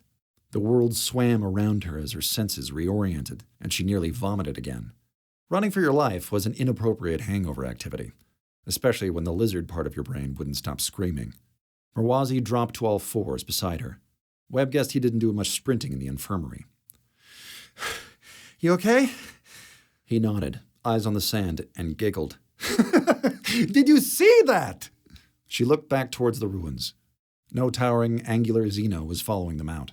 No way he was getting through that stack of stones. Not quickly, at least. She knew that intellectually, but tried telling that to her amygdala. Merwazi, still giggling, was on his feet now and pulling her to hers. Did you see that? Of course you did. What a marvel. What an absolute marvel. God is great. I nearly pissed myself. Webb could only nod. The pounding of her pulse wasn't allowing for much speech yet. A clutch of soldiers emerged through the sands. Merwazi spotted them and waved for their attention. Here! Lord. Webb slumped when she saw who was leading them. Blackwell marched up with fists balled at his sides. Bilson said I'd find you here. So the baby-faced Armstrong had ratted her out, and after she'd given him that blanket. Sir, I was relaying the order to regroup. That order went out an hour ago. He gave Merwazi a dirty look. The rest of your team arrived shortly thereafter. Yes, Merwazi grinned back giddily. You won't believe what we found. I'm surprised at you, Doctor. You know our protocols when the comms go down. There were extenuating circumstances, I assure you. Sir, under these very ruins, we encountered the most incredible... Under? You went beyond mission parameters? He glared sidelong at Webb. Where'd you get that idea? We stumbled upon the Great Chamber, an inhabited chamber further underground. Some sort of den for a truly massive creature. Blackwell was nodding. Too quickly. Not so much listening as waiting for his turn to speak. Maybe you saw something. Maybe you were jumping at shadows. Live scans were negative. Conventional scans? Webb pulled the cog finder from her belt. But I've been fiddling with this personal device. It lit up like a holiday tree. I thought it was a glitch, but is that a recording device? Blackwell eyed the cog finder. What? No, it's a... I recorded it, said Merwazi. With my datapad, which is... He patted his uniform. Oh dear. It's illegal to record officers exercising their duty. It's not a recorder, said Webb. It's a... Well, she couldn't call it what it was without incriminating herself. Here. Merwazi held out his datapad and pulled up the footage. You see this? This was a statue in the chamber, much smaller than the creature itself. The end of his sentence was lost to a burst of winds and stinging sands. Just as quick as it had come, the storm abated and retreated into the sky, leaving them in a suddenly calm and quiet column of air. Blackwell took Merwazi's datapad. That's a statue, Doctor. Yes. The grin finally fell from his face. I just said that. This was before we saw the creature. It was huge, possibly 5 meters tall. I'm seeing no creature here. I didn't get footage of it, I'm afraid. You saw a statue, then you saw its shadow on the wall and flipped your lid. He slapped the pad back in Merwazi's hand. I would have expected steadier nerves from a senior officer. There was more than one, though. Webb slapped the side of the cog finder to knock the sand from its recesses. There was? Said Merwazi. On my non-recorder, if you'll just let me fire this up. Blackwell narrowed his eyes. Is that an engineering scanner? Webb froze. It's the frame of one. Which you got where? Webb straightened. I built it out of salvaged parts, and I don't appreciate the implication. Check yourself, technician. If I check its serial number, will I find this one missing? When she didn't reply, he motioned for her to hand it over. When she didn't do that, a soldier wrenched it from her hands. Hey, that's mine! Could we please, implored Merwazi, keep talking about the giant xenoanthropod? Engineering scanner, Blackwell confirmed. He tapped a few keys, and it doesn't even work. Cuffer. Webb could either scream or chuckle, so she went with the option less likely to get her punched. Hey, Doc, maybe you want to start recording again? Tag their section, Blackwell told a soldier. There's an artifact down there. We should retrieve it. Sir! Called a distant voice. Blackwell turned to see a red shirt running towards them. Yolanda 8, Webb noted, looking even paler and more shaken than usual. She ran up to Blackwell, clutching an armful of broken wheat stalks. The lieutenant commander eyed her. Yes? Sir, the comms are still down and I need someone to look at this. At what? She held out the wheat. Agriculture is not my department. You two. He pointed from a pair of soldiers to Webb. Take her back to the shuttle. Keep her there. The rest of you are with me. But, sir, I... 8 balked when she saw Webb cuffed. Webb waved. Hey. 8 recovered quickly. Sir, we figured out why the stocks were broken. Yes, well done. Put it in your report, and we're walking. He strode off towards the new cornfield, a half a kilometer distant. Marwazi looked an apology to Webb as the soldiers led her away. I'll take this up with the captain. I'll put in a good word for you, don't worry. We will discuss this again. He fell in line behind Blackwell. 8 looked like she couldn't decide who to follow. This is important. I believe you, Webb called over his shoulder. Who do I take it to? Your superior. That's all you really can do. But 8 slumped. Nobody listens to me. You're just getting that? She meant it as a joke, but it felt meaner than she'd intended. Whatever. You grew calluses quick in the service. The cuffs chafed, but Dewey would spring her once she's confirmed the scanner wasn't stolen. Good luck. I can't help you. Last day. One she'd be spending at least part of in the cell. She wondered if Dr. Marwazi would visit. No, not Dr. Marwazi. Haroun. She grinned despite the cuffs. Blackwell found Seagrave with the other senior officers at the edge of the new cornfield. He also found him pale. The captain gave them a curt nod and turned to the knot of officers. Now that we're all here, Captain, began Marwazi. Nothing in the ruins. Sivos bit into an ear of sweet corn. Just tunnels on tunnels. No leads as to where the ship went down, said Osai. No luck in establishing substratospheric communication either. I don't think we should stop trying, though. These storms have to blow off eventually. Seagrave nodded languidly, turned to Marwazi. Took your sweet time, Doctor. Captain, Marwazi stepped around Blackwell. My team and I should say, encountered an enormous non-humanoid xeno in our section. By all signs, intelligent. The officers eyed one another. Sivos picked corn from his teeth. Before Blackwell could speak, the captain asked, Where? In the catacombs beneath the ruins. It was truly massive. Here. He played his footage for the officers. It looked like this. Some manner of great arthropod, crustacean, or maybe insectoid. We didn't get close enough to tell. That looks like a statue, said the captain. It is, said Blackwell. This is, yes, said Marwazi. We found it in a shrine of sorts, a space filled with decorations and magnetite, both natural and transplanted. Lieutenant! A hysterical technician, a damn agrotech again, ran up to Winesboro, who was hanging in his usual spot near the back. Please, this can't wait! Technician, are we not clearly in a meeting? Blackwell bellowed at her. Short as she was, she still managed to shrink and hiccup. You said to take it to my superior. The captain set one hand to his stomach and the other on Blackwell's shoulder. Why no? Get your tech under control. I got this. Winesboro took her aside. He hadn't taken more than a couple of steps before she shoved the wheat stalks into his hands and pointed frantically back at the broken field. Whatever she said lit a fire under his ass. Winesboro broke into a sprint and ran back towards the field with her. That must have been some important wheat, said the captain. Everyone but Sivos laughed. I'd never seen Wino move that fast. Neither have I. Sivos kept his eyes on the wheat field. Let's wrap this up and get back upstairs, said Seagrave.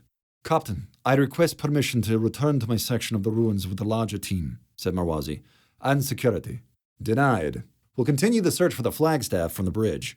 Did you at least tag the statue? I sent a soldier to find it, said Blackwell. Good, said Seagrave. At least today wasn't a total loss. Captain! Marwazi seemed equally befuddled and agitated. We are so greatly downplaying the magnitude of this moment. Yes. Seagrave dismissed that with a wave. I'll send a team to tag and cage whatever critter you think you saw down there. You clearly found something. He squinted at the doctor's datapad. Shame the head is missing. I wonder what it looked like. An alarmed shout split the air. Everyone looked towards each other and then towards the ruins. There, atop a low rise, a child-sized silver ant-like creature regarded them with its wedge-shaped head. Like that, said the doctor. Chapter 6. Ossa Iacta Sunt. Her hands cuffed at the small of her back, Webb followed the soldiers back to the landing zone where the ship's other shuttle alighted on the ridge near the officers. Probably there to ferry looted artifacts back to the Independence. Teleporting their spoils back through a storm was a risk the officers were unlikely to take. Webb watched a couple of redshirts wrestle a gravjack laden with agropods down the second shuttle's ramp. Maybe they were only going to run some more experiments. Maybe double duty, equal parts looting and terraforming. Always nice to give something back. The sky behind them lit up like a sudden sunrise. Webb and the soldiers turned to see a flare arc lazily under the churning clouds. They followed its trajectory down to the cluster of bridge officers and the silvery little Zeno.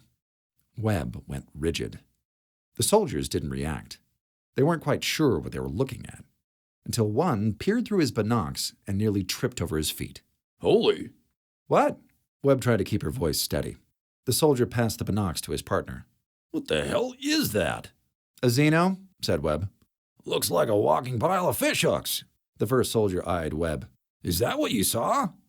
No, it really wasn't. That one's small and silver. The one in the ruins wasn't shiny. A second flare went up, this one red. The troops stiffened. Comms must be down, said the first. The other hit his badge and only got static.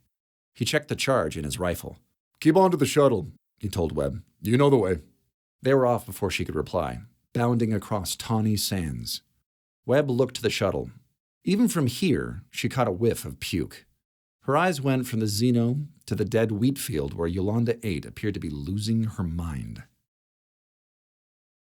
The Zeno tilted its head to watch the second flare burn its arc through the sky. It didn't seem to mind the glare. Its eyes had darkened and it didn't look away, neither did it cower. If anything, it looked curious. Then it turned its rows of eyes back on them. Blackwell's skin crawled. The oldest parts of his brain screamed for him to kill it, to smash the bug thing to paste with scream-powered bashings of rock. It was all he could do to maintain his composure. Sivos mashed his badge again, got the same burst of static. The storm cell must be swallowing the signal. "Firing line!" he yelled over the wind. A row of rifles knelt in front of the officers. Cool it, Chief. Seagrave seemed more intrigued than alarmed. Fingers off those triggers, boys. Sivos put a hand on the captain's shoulder. "Sir, we're out of contact with the ship. We aren't prepared for—" "I won't have a first contact massacre on my record." The captain shrugged him off. "Lower those guns. What are you all afraid of?" Blackwell admired the captain's sang-froid. What he saw was a child-size metal insect made of jagged shards of chrome. Compound eyes, silver again now that the flare had burned out in the sand's light, regarded him from a wedge-shaped head. A head his brain screamed he should be crushing with a stone. The captain pulled the doctor forward. "Is this what you saw in the ruins?" "Yes and no," said Marwazi. "Well, which is it?" "The specimen we saw was larger. Much larger. At least 5 meters tall. This one is tiny by comparison." "Any idea why?" The question seemed to catch Marwazi off guard. "I can't possibly say at the moment. A juvenile? Sexual dimorphism? It could be a different species entirely. We simply don't have enough information to—" He trailed off as Seagrave sighed. "Then why are you even here, Doctor?" "Medical support." Marwazi shifted his feet. "This was supposed to be a dead planet. We left xenobiology on the ship." "What's that on his back?" asked the helm officer. As if it had been waiting for the question, the Xeno held something up for them all to see. Blackwell's blood ran cold. The captain once again seemed more fascinated rather than concerned. "Is that—" "It is." Blackwell watched it unfold like a pockmarked flag in the wind. "A coalition pressure suit." Webb trotted back towards the wheat field. She probably should have continued onto the shuttle. Not probably. Absolutely should have. But it wasn't going anywhere. She owed it to herself to get an unpanicked look at what she'd seen down below. She was also curious to know why 8 was going bonkers, and Webb could hardly calm her with her hands tied, had the comms even been working. She crunched through the edge of the field to find 8 trying to get Winesboro to pay attention to her armful of wheat stalks. His eyes were glued on the Xeno-officer interaction half a K away. "Hey," she nudged 8. "What's going on? I could see you flailing halfway to the shuttle." "There's a Xeno over there," Winesboro said absently. "Yeah, there sure is." "How about that? "Is that the, Same type. Smaller, though. Maybe an adolescent?" The doctor was with the officers. He'd offer a better guess. "So what's with—" With a hiccup, 8 shoved the bundle of broken stalks in her face. "Look!" Webb did. It looked like old wheat. "At what?" "The grain!" 8 was near panic. "The heads!" Had Webb's hands been free, she'd have run her fingers over the stalks. As it was, she could only squint at them through the grit. The winds were increasing. These look... They were mostly bare. What little grain remained appeared to be crushed. How do these look? There was a familiar pattern to them. Nod? 8 nodded, her eyes huge. They ate these. Who did? They did. Not the Xenos. No! Webb shook her head. You're losing me. 8 tossed the stalks and knelt. The floor of the field was a tangled mat of dried, flattened stalks. She pulled a few aside. Webb's whimper yelp was enough to get Winesboro to look. Beneath the stalks lay a desiccated body in red. Shit, said Webb. Winesboro said nothing, though his face twitched a couple of times. Webb's throat felt dry. She forced it to swallow. You said they. 8 nodded and hiccuped. She pulled more of the mat aside, revealing a 6 mummified red shirts. Shut indeed, muttered Winesboro.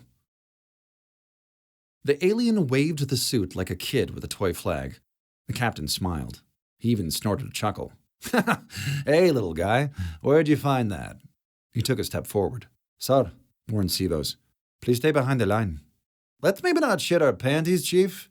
It looks like it's made of glass and mercury. He snapped towards the communications officer. Ossa, record this. Aye, sir. He started spooling on his datapad. Sivos leaned in close. Minus the storm, he could have spoken quietly enough not to be overheard. Sir, we are cut off from the ship. Even better, the captain grinned. Do you know how rare first contact footage is? And here we are, forging ahead, on our own like Columbus and Clark. Look, he's waving it like a flag. Sir, we have no idea what this creature is, how it evaded our life scans, or what it's capable of. This could go right in the recruitment reel. My face in front of billions. I'll bet you this gets me in the ambassador's pants. He elbowed the unsmiling chief. How's my hair? Pristine, said Blackwell. He hit record on his datapad. Sivos motioned for Blackwell to cut. Sir, as chief of security, I must insist you return to the shuttle. I smell panty shit, Chief. Ossa, make sure you get footage from a side angle so we'll have cutting points. Blackwell, get inserts, cutaways. This really has to sizzle. You soldiers keep those guns down. I don't want you looking aggressive. The captain straightened his uniform, took a step closer to the alien. The Xeno reared up, mantis-like, doubling its height. The soldiers' rifles rose in response. All smiles, the captain motioned for them to lower their weapons. Then he shook his head, his expression sour. I can do it better. Let's take that approach again. Guns up. The soldiers eyed one another. Come on! The captain mimed raising a rifle. Let's get those up! Sir, please, said Sivos. The soldiers complied. Seagrave whirled on them, arms raised, as if staring down a firing squad, and motioned dramatically for them to lower their weapons. Then he turned, framed perfectly by the theatrical storm lighting, and nodded toward the Xeno. Friend, do you understand? Friend? The cameras didn't catch the soldiery eye rolling. The alien shook the pressure suit. Then it darted back a few meters. He's out of frame, said Ossa. I've still got him, said Blackwell. The Xeno trotted forwards again and shook the suit. It ducked its head, then abruptly rolled onto its back and writhed as if in pain.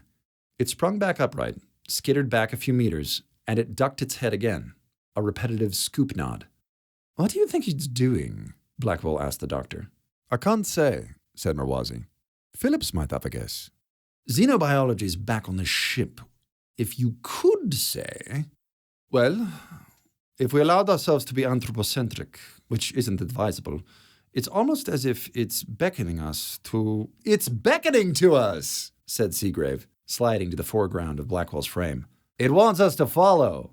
Perhaps, said Marwazi, but it would be premature to jump to... Beckoning to us, repeated the captain, and I shall answer his call. The Xeno shook the uniform, dropped on its back and writhed again. It popped up, skittered back, bobbed its head for them to follow. The survivors! The captain snapped his fingers. The crew of the Flagstaff. They're in pain, injured. He wants to lead us to our missing servicemen. The captain took a step forward out of the cornfield. The soldiers fell in alongside him. He shooed them back. The Xeno set down the uniform and gingerly approached the captain. It reached out to tap the nearest soldier's rifle. Steady there, Seagrave told the soldier. It's wondering if that's part of your body. The Xeno returned to the uniform and held it up until the suit's feet brushed the ground. Standing height, observed the doctor. The captain nodded in understanding and cheated outward for the camera. You found our crew, our missing friends? He pointed from the suit to himself. The alien set the suit on its back like a cape and skittered up the low hill towards the ruins. It hesitated there, set the uniform down in their field of view, and vanished over the rise. When they didn't follow, it poked its head over the hill, skittered back into view, pulled the suit a meter closer to the crest, and disappeared again. Sir, we need to go, said Sivos. We do, said the captain. He hiked towards the hill. Cool as a freeze seal, Winesboro squatted to scan the desiccated crew remains. What killed them? Webb asked. Started 8. Damn it. Didn't catch that. Dehydration. A scan will show you. I haven't got a scanner, said Webb. Or a hand-free. Winesboro's scanner hummed and chirped. He grunted. She's right. Cause of death was dehydration. Webb was incredulous. You mean to tell me they stood in the middle of this field and Bunking died of thirst? Looks like. After eating the grain. Why? Webb looked out over the circular acre of field. The hell kept them inside? When no one answered, she turned to see both of them staring across the expanse to where the Xeno was waving the uniform. The color had drained from Winesboro's face. He tapped his badge. Winesboro to Seagrave. Static. He hit it again. Winesboro to Captain. Please respond. Static. 8 hiccuped. A sense of dread crept up Webb's spine. She felt like running. Absolutely should have continued to the shuttle. Winesboro loaded 8's arms with the stocks. Get these back to the ship. He ripped something out of the mat and took off at a sprint towards the captain. 8 and Webb eyed one another. Webb's bonds felt especially tight.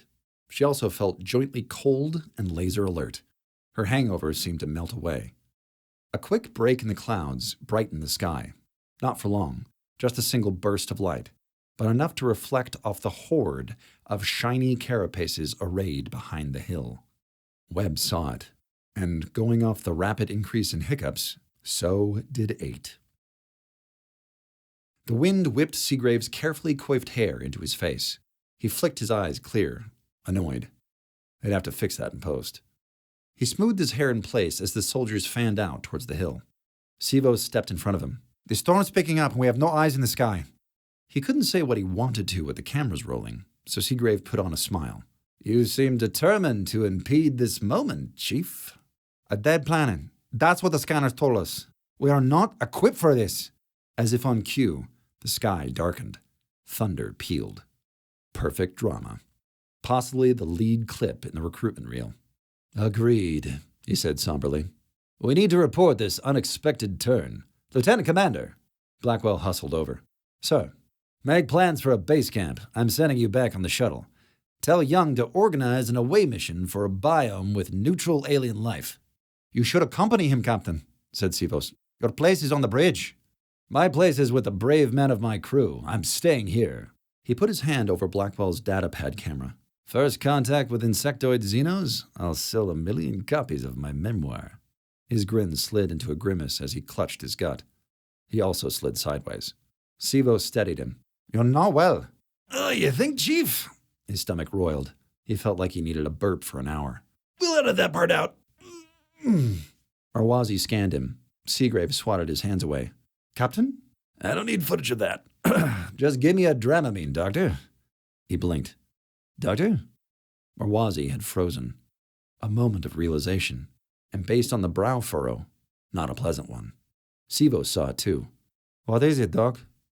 The Xeno, the doctor said vacantly, as if in a dream. Why did it bring the suit? To show us he found the crew, said Blackwell. If they found the crew, the doctor turned to look at him. Why not just bring a crewman? The captain blinked. He saw the faces of the officers shift. A yell from the side made them turn. Through the swirling strands of the storm, they could see Winesboro running their way from the other field, shouting and waving his arms. Go see what he wants, said Seagrave.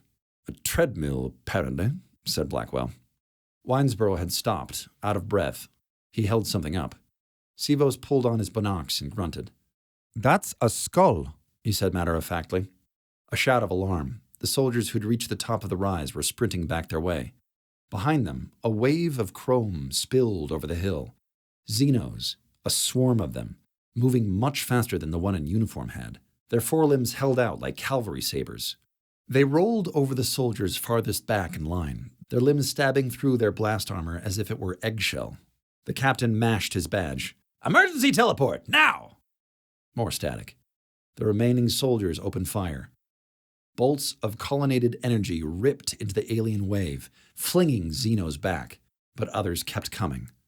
As did the ones who'd been shot, the ones the rifle should have turned to dust and ozone. The captain felt his balls try to crawl back into his body. This wouldn't be going in the recruitment vid. Set weapons to kill. They already are! Barked Sivos. Sand exploded before them. Soldiers screamed. There were Xenos in their line, bursting up from the dirt like demonic bladed gophers. A few scissor-quick slices and bisected soldiers fell. Fall back! Whatever Sivos said next was lost as the storm dropped and engulfed them completely. Through stinging grit and whirling winds, Seagrave could discern only chaos and screams and the whump of falling bodies. He swallowed the churning in his gut and scrambled for the shuttle, only to find himself surrounded by a ring of silvery aliens. It parted around the alien wearing the Coalition uniform like a cape, the Xeno who'd waved it like a flag. It rose up to its full height and chittered. Scythe-like blades swung out of its forelimbs like giant switchblades. Now let's talk about this. Seagrave rose, raised his hands. No one knows more about interspecies communication than me. He straightened his uniform. There are two ways this can go. One provides a lot of honey for everyone involved. The other, the Xeno leapt for him. Webb saw the blood jump up from the captain's neck. A little plume of red, a crimson ribbon from a distant paper doll. Halfway between the fields, Winesboro reversed direction and pounded sand back towards them. He shouted something that was lost in the storm. The meaning was clear enough. 8, we need to go. 8 peered through her binocs and whimpered. She held them out for Webb. Webb saw the wave of silvery Xenos break over the soldiers, stabbing and slicing like a tide made of knives. We need to go right now. 8 didn't move. She was hyperventilating, the muscles in her neck spasming with each rapid sip of breath. 8, stay with me. Hey, I'm just a farmer. You can't freeze. You freeze, you die. I'm just a glorified farmer. I can't crew this. I'd help, but my hands are literally tied. 8 looked back towards Winesboro. The lieutenant is coming. He was, flail sprinting his way back towards their field. He was close enough for them to see the surprise in his eyes when the Xenos burst out of the ground in front of him. They darted towards him like arrows. 2 halves of him fell. Panic exploded in Webb's brain, screaming and pounding on its walls, threatening to drown her. No, can't freeze. She poured her fear into anger and anger into movement, and then she was flying over the sands. She'd crossed a couple 100 meters before she realized 8 wasn't with her. Heart thrumming, she looked back. 8 stood trembling in the wheat field, clutching her damn stalks. The Xenos had encircled the field, treading around it like wolves. A few of them looked Webb's way. Webb screamed and swore as she ran, hating herself with every step, as if she could outpace the guilt. It wasn't her fault 8 froze. She wondered how far distant the memories would have to be before she believed it. Poor little farmer. Through sand and screams, Blackwell saw the captain's head loll back like a broken thing, his blood spurting in a champagne spray. Seagrave's body crumpled. The caped Xeno, the one who'd killed him, turned its cluster of eyes Blackwell's way.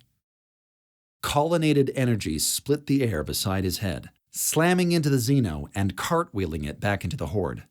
Blackwell smelled ozone, felt heat as another salvo of fire punched past him. Aliens went flying like leaves in the wind. Blackwell staggered towards the laser fire. Sivos had rallied his soldiers into a wedge, an ancient firing line sending a phalanx of rifle fire into the swarm. The line split to allow Blackwell through. Arms pulled and pushed him back until he found himself in a small circle where Marwazi was trying to revive the legless Osai. Dazed, Blackwell assessed the battle line. It wouldn't hold. Their weapons were doing no damage to the aliens, just flinging them back. They were fighting lions with fire hoses. He saw Zeno, no larger than a child, get close enough to the firing line to pull a soldier's head off. Now Sivos was yelling something in his face, pressing a pair of flags into his hands, ancient signaling devices to accompany their ancient formation. What had they come to?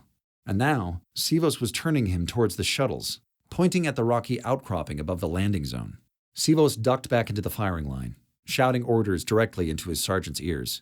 Their forces shifted, a fighting retreat towards the ridge. Numbly, by rote, Blackwell went through the signals from that class he'd bitched about. That everyone had bitched about. Semaphore in the age of starships? Signaling the shuttles for emergency evacuation. Webb pounded into her shuttle at a dead sprint, whipping past Adler and Swank on the ramp, who were watching the carnage unfold with forgotten ration bars in their hands. "Get in the shuttle!" she yelled back at them. They jerked and hustled in after her as if the notion hadn't occurred to them. She threw herself into the crash harness, tried to wriggle in as best she could with her hands clamped behind her back. She looked up to find everyone staring at her. Yes? What do we do? Asked the pilot. Webb blinked. Why are you asking me? You're the highest rank, said Adler. You're kidding me. They didn't look like they were joking. Webb scanned the shuttle. No officers on board. No soldiers either. They'd run for the captain when the Xenos showed. What about the kid? The pilot gestured to Bilson, who was lying unconscious in the puddle of his own vomit. You're the highest capacitated rank. But he got the hangover spray. It doesn't work if you're drunk, said Swank. You're up. Lurd. Okay. Evacuate. They had to evacuate. That should be easy enough. She held her manacles out behind her. Keys? Anyone? Maybe a sidearm? They don't arm us, said Adler. Hang on, I'll do it myself. She slipped her arms under her legs, the cuffs biting into her wrists, and went to the shuttle's short-range teleporter. What are you doing? Asked the pilot. 1 sec. She teleported the manacles into space and turned to the pilot, rubbing her wrists. What's your name, fly girl? Sherry? First or last? A thump atop the shuttle. Then 3 more in succession, like bowling balls on a tin roof. Close the ramp, Webb barked. Swank slammed a button. The back whisked shut. Pilot Sherry screamed. An alien had dropped onto the shuttle's narrow view screen. Scythe-like blades flicked out of its forelimbs. It hacked at the viewplate. Nobody freak, said Webb. That's 15 centimeters of solid. The blade went through the view screen and Sherry's shoulder like an ice pick through glass. Sherry screamed and threw her hands up to defend herself. The next chop went through her forearm. Webb grabbed an agripod and thrust it at the Xeno. The alien slashed through the canister at its head. A cloud of gas burst out, filling the shuttle with chemical dust. The Xeno squealed and fled. Webb coughed once before her lungs whirred and filtered out the agrichem smoke. The others weren't so lucky. They were hacking and clawing at their throats. Webb threw herself into the pilot's chair. Sherry had slid to the floor in shock and hit the vents. Unable to comply, chirped the computer. Vents sealed due to atmospheric detritus. She heard more thumping and atop the shuttle. Open the back, she yelled at Swank. Open it or we'll suffocate. She grabbed the con and lifted the shuttle off the ground. Warning, chimed the computer. Shuttle is above maximum atmospheric weight. Bastards must be heavy as tanks. They'd have to be to punch through the hull. Webb could hear, could almost feel them hacking at the shuttle's dorsal plating. Drop that hatch! Between racking hacks, Swank hit a switch. The loading ramp dropped open and out roared the cloud of agrochems, accompanied by the bone-shuddering squealing of Xenos leaping off the ship. Free of their weight, the shuttle jumped up a good 10 meters before stabilizing. Heavy bastards indeed. Webb checked the view screen. Its iridescent shimmer told her the emergency force field had sprung up. At least that was working. She hoped it would hold through the rise through Atmo. The winds had already buried Swank's feet in the sand. Closing the hatch, he called. Not yet! Webb swung the shuttle around towards the wheat field. Swank looked at her like she was crazy. We have to get into orbit. We're taking on sand. I am not losing another bunking Yolanda. Webb hit the thrusters. In a single stride, the shuttle was there, hovering above a wheat field surrounded by Xenos. Get that gate closed. Adler put Sherry to sleep with a hypospray. I'm doing triage here. 1 minute. Webb didn't see 8 in the mess of stocks. Her heart fell. We'll be full of sand in a minute. It was up to Swank's calves. The movement of the shuttle had apparently been enough to wake Bilson. He sat up and managed to get a What's going? out before emptying his guts. Webb checked the monitor. Still no sign of 8, nor of a body, other than Winesboro's halves. Focus, she told herself. Find your quaddy. Shuttle. Locate technician. Webb blanked on her actual name. The shuttle chimed. Please complete query. If she died because Webb couldn't remember the name they wouldn't let her have, she'd hate herself forever. What did she say? Before Chelsea cut her off? Had they even let her get that far? Screw it. Shuttle. Locate every technician within 100 meters. A blip appeared on the map directly below. On screen and enhance. She saw 8 there, lying under the mat of stocks, nestled next to the dead. She'd pulled them over herself as camouflage. Clever little farmer. Webb slid to the teleporter controls, aimed a lock on 8's biosign. The ship chimed a negative. Damn it! Could we please hurry? Swank was knee-deep in dune. Those Xenos are eyeing me. They can't jump that high. You sure? Actually, no. She boosted power to the teleporter's signal anchor. Same negative chime. Damn it! I can't get a lock. You teeped your manacles, said Adler. There's no storm interference inside. The particulates in the wind are bouncing the signal everywhere. She slid back to the controls. We have to pull her up. If you put down, they'll jump on us. I have no intention of putting us down. Is the gravjack harness still back there? Swank looked. Yeah? Drop it out the back and get ready to hit the auto winch. It'll just flap in the wind. Weigh it down, Croaked Sherry. Back to sleep, you. Adler's after again. Here. Webb tossed the agripod with the busted head to Swank. He threaded it through the mesh and threw the harness out the back. Webb swung the shuttle over the field, keeping it 10 meters or so above the stalks. She could see the Xenos now without the monitor. They'd stopped scuttling around the perimeter and had their eyes trained on the shuttle. A couple poised to leap. Webb jerked the shuttle up another 5 meters and clicked on its external speakers. It was probably the first time they'd been used for something other than crowd dispersal. 8! She couldn't see movement in the field. Climb on the harness and we'll pull you in. She saw movement. 8 pulled the stalks aside and wove her arms through the mesh of the harness. Good farmer. Winch her in! She'll smack the gate. Webb grunted. Lord. Hang on. I mean you 8. She hoped 8's grip strength was up to snuff and hit the thrusters as gently as she could. The shuttle still shot away into the storm. The harness flew out behind them, 8 dangling on it like a kitten from a bough. Swank hit the switch. The moment they'd cleared the field, Xenos started leaping for them. A couple came close, soaring 30 meters up from a sprint. Webb heard a cracking thump from under the shuttle and hoped one had broken whatever passed for its neck. The winch reeled in the harness along with 8. Swank slammed the gate after her. 8 lay there, gripping the mesh, her face and uniform a solid orange from the sands. You okay? Asked Webb. She spat out grit. I don't like away missions. Now can we? Swank pointed up. Hell yes. Webb spun back to the monitors. Heading back to the ship, bringing her about. Oh, God. The other shuttle was covered in a crawling blanket of Xenos. It shuddered and sputtered as it tried to lift off, its VTOL thrusters straining before it lost altitude and fell prow first into the ridge. The shuttle exploded in a modest fireball that flattened the survivors on the plane. That's... no. Swank looked like his brain had broken. How? The failsafes, the hole. A second explosion. The flames had crawled to the skid of agripods at base camp and blown it into a column of bruised smoke. Webb heard a shrieking like metal on dry ice, louder even than the explosion. The Xenos collectively fell back. Pilot stable. Adler slipped into a harness. What did I miss? Holy fuck! What happened to the shuttle? Too many Xenos in their weight. Webb mimed her fist crashing. But it's solid impervium, Swank hollered. That force wasn't enough to break the bulkhead, so why would it explode? Not sure it matters, said Webb. Punctured a fuel line? You saw them chop through our view screen. Who knows what they cut over there? I'd like to go home now, said 8. Look, Adler pointed out the view screen. On the field below, the survivors, flattened by the shuttle's explosion, were just starting to stir. The horde of Xenos was likewise reforming. They were heading for the shuttle when it went down, said Webb. She took a quick head count. I couldn't help but notice that we're still here, said Adler. Let's get back upstairs. We've got wounded.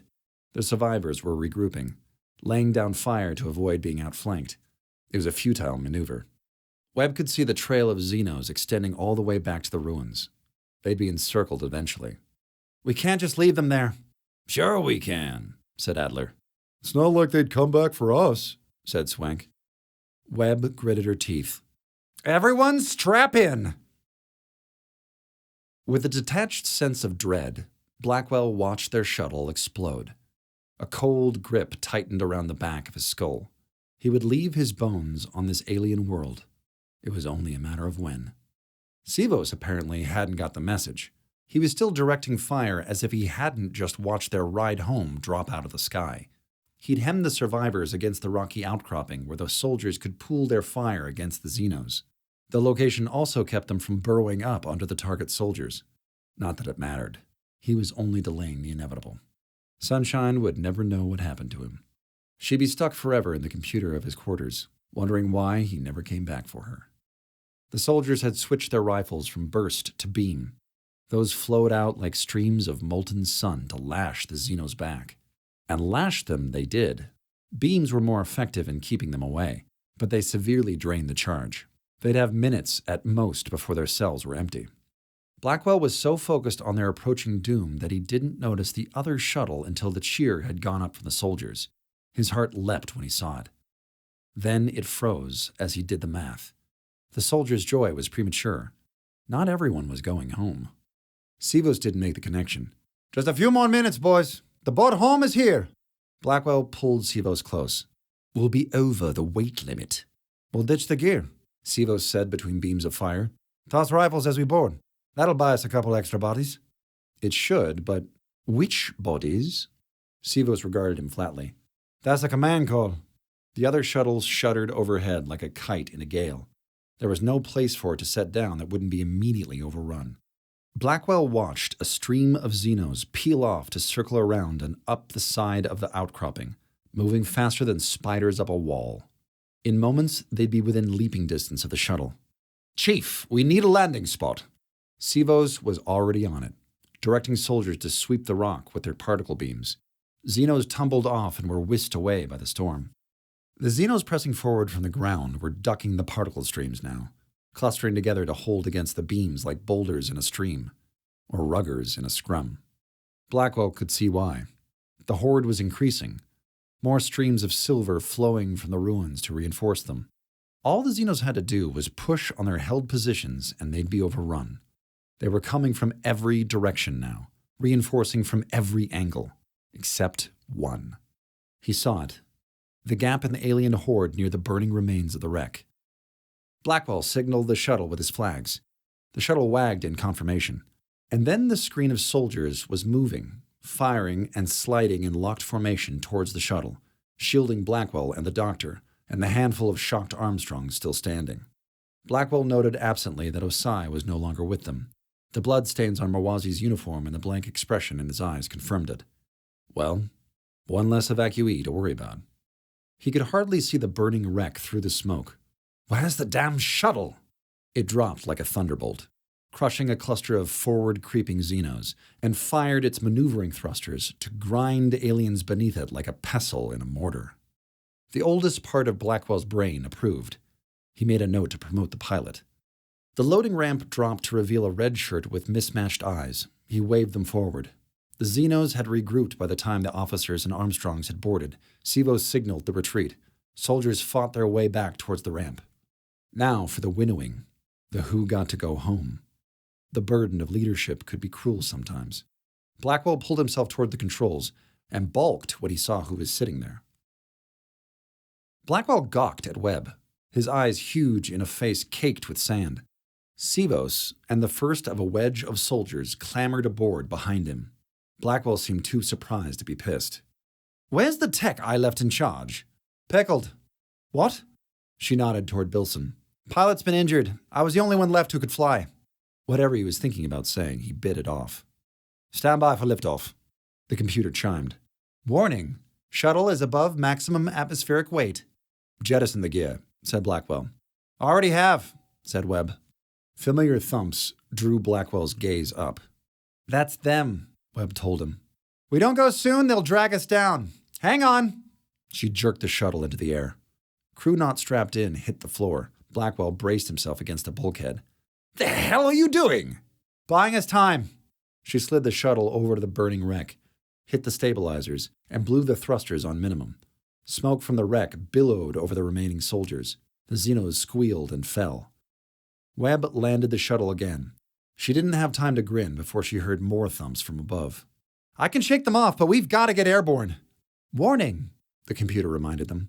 "Shuttle is above maximum atmospheric weight." Blackwell looked out of the back. The dozen or so remaining soldiers were nearing the shuttle, as was the doctor who must have hung back to treat the wounded. Alarm lights bathed the shuttle red. "Warning, shuttle is critically above maximum atmospheric weight." "Sir?" Jacob slid sideways to speak in Blackwell's ear. Webb hadn't seen him since the review panel. "What do we gotta do, sir?" Blackwell's eyes flitted from Sivos to Jacob's. He swallowed, put on his command face. "All junior technicians off the shuttle." Everyone stared at him. "You heard him," squeaked Jacobs. "We'll evacuate by rank," said Blackwell. "Those staying at camp, hold position. We'll come back for you after the storm." "That's a death sentence," said Webb. Blackwell stared at her coldly. "You all knew what you signed up for." Webb spun to the controls. "I can take the deflectors and shields offline, put their power into thrust. Storm's overwhelming those systems anyway." Blackwell straightened. "Off the shuttle. That's a direct order." "We can cut out the interior struts." She pulled up a load-bearing schematic. "Look! Shuttle would need major repairs, sure, and the ship would have to tow us in from orbit, but get them off my shuttle," Blackwell told the soldiers. The soldiers looked to Sivos. Blackwell's nostrils flared.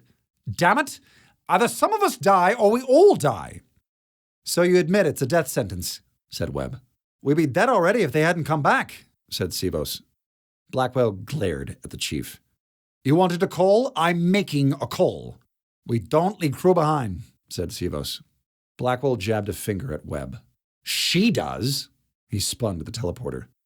Before Webb could flinch, the shuttle melted away and she was falling. She hit sand with wind howling in her ears. Streaks of heat flashed by overhead. "He teeped me. The bastard teeped me in front of the firing line." 8 hit the dirt beside her. "I really don't like away missions." Sherry appeared and fell. The jolt woke her. She didn't get a word out before a Xeno darted in and plunged both arm blades through her chest. Webb took off for the line, energy waves ripping past.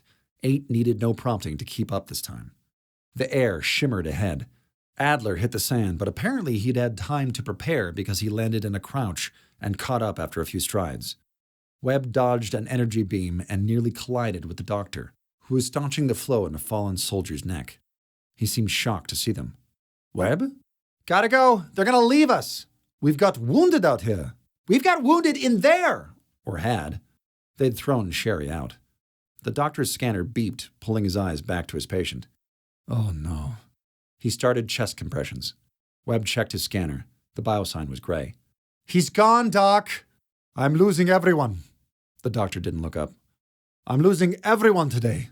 "You will unless we go." He looked up, lost and scared, and didn't see the Xeno emerge from the sands behind him. Before she could shout, it sliced across the base of his back. Marwazi collapsed onto her, bleeding and leaking spinal fluid. A directed energy beam flung the Xeno away. Webb whirled. Sivos and a knot of soldiers had come charging back out of the shuttle, roaring with each beam of fire they laid down. Webb hoisted the doctor and ran towards the shuttle with the other teeped-out red shirts. Sivos stopped her as she passed. Get that bird airborne. He didn't wait for her to nod before he'd resumed firing. Webb thundered up the ramp, past soldiers tossing molten-edged struts out the back. Move! She set Marwazi down. He'd gone white with the shock. We need help! The doc needs help! An Armstrong she didn't know ripped a medkit off the wall and ducked down beside him. At the controls, Blackwell staggered to his feet, his eye black, his nose a bloody waterfall. Webb surmised Sivos had disagreed with his decision to leave them behind. Torch in hand, Swank lasered the last of the cargo clamps out of place and chucked it out the back. We've caught what we can, he told Blackwell. Any more and we'll crack like an egg on takeoff. Blackwell looked back out. The Xenos had regrouped and encircled Sivos and his rescue party. Vent the smoke at them again, said Webb. They don't like that. Blackwell wiped his sleeve across his face. Close the gate. The Armstrong at the lift controls, Jacobs, balked. Sir? The gate, repeated Blackwell. Close it.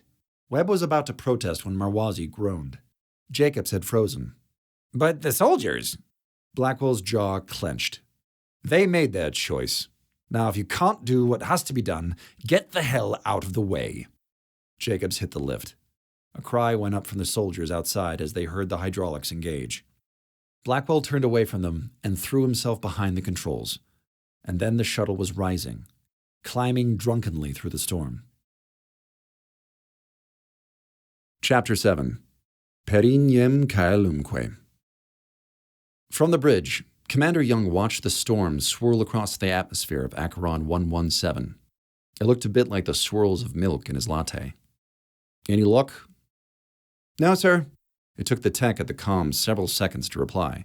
In a crisis situation, that would have been unacceptable. Young sipped his coffee. Can you compensate? The tech blinked at the console. Can I? One would hope. Young bit off a sigh. It's a basic skill for that station. The tech had the nerve to look incensed. He sullenly punched keys. Young had to have a word with the other officers, these Armstrongs. Loyalty was no substitute for skill. They were proving that now in their struggles to perform even basic tasks. Had Young had his way, senior techs would have been appointed to the empty bridge stations. That's what the regs called for. Young could only conclude the captain was punishing him. He took another sip. The away team had been out of communication since the order to reconvene. Since then, the storm had scattered any messages to or from the ship. Hardly an uncommon occurrence. Planetary to orbital communication was rarely better than fragile. Had he been left with a competent crew, Young could have left them to it and enjoyed his coffee from the wardroom. Instead, he got to babysit. If Ossa were here, this wouldn't be an issue. But the communications officer was down there with the rest of them, taking the comms officer off the bridge when a storm was brewing. Absurd. But he took the best datapad footage, and knowing the captain, and the promise of plunder, he wasn't about to let himself be filmed from non-flattering angles. Young glanced back at the comm station. Whether out of incompetence or insolence, the Armstrongs still hadn't adjusted the signal strength. Technician, stand aside. You! He snapped at the cog, standing statue still by the captain's chair. Take the comms. The cog moved with disturbing precision to the seat vacated by the red-faced Armstrong now sulking in the corner. The seat sagged under its weight. Compensate the comm signal and analyze the storm, Young told it. The storm appears to be localized above the landing zone, the cog reported without inflection. It adjusted levels on the console. The entire region has been lost to our scanners. Compensation has proven ineffective. Odd for a storm that small. How long have they been out of contact? And I mean approximately. I don't need it down to the second. Approximately 11 minutes, Commander. Any loss of communication with an away team for more than 3 minutes is considered a crisis. Well aware. A light crisis. One no worse than having shit techs on the bridge. He'd be more concerned if scans had revealed any life signs below. Still, Seagrave had been pretty pissy since he contracted that stomach bug. If Young did nothing, as Seagrave himself would have done in this situation, the captain would find a way to hold it against him. The cog was staring at him. Young hated that. They never blinked. Could we launch a comm beacon? Skip it across the upper atmosphere? Just far enough to get a signal down under the storm before it's blocked by the curvature of the planet? The cog's eyes twitched as it calculated. Theoretically, Commander. but it would require modifications to adapt the beacon for atmospheric conditions. Do it. Relay it to one of your clones.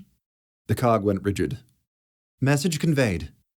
Boyer, the ship's gangly second officer, hustled over with his brows furrowed. Young fought down a wince. Is that wise, Commander? Boyer spoke loud enough to be heard by the Armstrongs. The beacons are for deep space communication. Indeed they are, Young replied. Hence the modifications. But what if we need it for deep space communication? That's why we have 6 of them. Young wasn't sure which annoyed him more, being saddled with the Armstrongs or stuck with the scion of the Boyer family. We can fish it out of Atmo once the away team's returned, and converting it back will give the techs something to do. Boyer nodded. But what if we need it for deep space communication? Young screamed behind his eyes. Legacy. It was the only thing that carried as much weight in the coalition as property, and the Boyers were Legacy's champion parasites. They were the descendants of some great hero, some admiral who'd won a critical battle a century ago. His multitude of progeny had been piggybacking on his accomplishment ever since. Pretty much every ship in the fleet had a Boyer now, a legion of mediocre, incurious dullards born into unmerited power. How the Armstrongs envied them. Young put on a smile. You know, Lieutenant Commander, the captain is likely to be famished upon his return. Go make sure his cabin is fully stocked. Boyer looked as if Young had offered him a bag of fish heads. That's hardly a job for an officer. You're hardly an officer, Young didn't say. In any fair universe, Boyer would never have risen past the rank of technician. You want to tell the captain we let a tech touch his personal effects? Boyer paled. Oh, goodness. He hurried off towards the cabin to fail with aplomb. Young savored a moment of silence before tapping his badge. Young to teleporter. Fuller here, sir. Fuller, the Buddhist with the shaved head. Any chance you've found something to lock onto down there? Negative, sir. Interference from the storm is too severe. It's also not behaving normally. Explain. Particulate storms typically have a fluctuating effect on the teleporter lock. A signal will get through microseconds at a time, but it gets lost again before a lock can be established. It's a phenomenon that intensifies and ebbs with a storm. But those fractions of signal aren't even coming through? Correct. It's like no signals are being sent. Young grunted. That certainly wasn't normal. The storm must be particularly strong. All right, keep on it, and keep me updated. Aye, sir. Commander, the cog was staring with those soulless eyes again. Beta shuttle has emerged from the storm.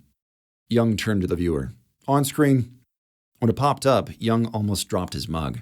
The shuttle was scarred almost past identification. It looked like it had been used for target practice. The shuttle appears to be damaged, said the cog. No shit. Looks like it lost a knife fight with a garbage disposal.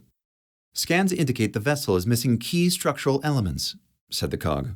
It is also well over its carrying capacity. A pit formed in the bottom of Young's stomach. Any sign of Alpha Shuttle? Negative, Commander. Beta Shuttle is hailing us. Put them up. The screen erupted in shrieks and static. The shuttle's interior looked like a train car overpacked with refugees. Screams from its passengers almost drowned out the bursts of sparks popping off damaged conduits. The woman flying it was not the shuttle's pilot. Young recognized her, the crew liaison, the one who'd stumbled drunk onto the bridge to volunteer the night before. She didn't look drunk now. Her eyes were as wide as saucers. Dependents. We've got injured. We need to take people to the infirmary. I would recommend against that, Commander, said the cog. Teleporter beams may further destabilize the shuttle. That's a negative, Tech. Young saw soldiers in black, techs in red, but no purple. Who's in command? The pilot moved aside, as much as she could. The shuttle was packed tighter than a sardine tin, revealing a bruised and sullen lieutenant commander. Mr. Blackwell. Young was relieved to see an officer. Situation report.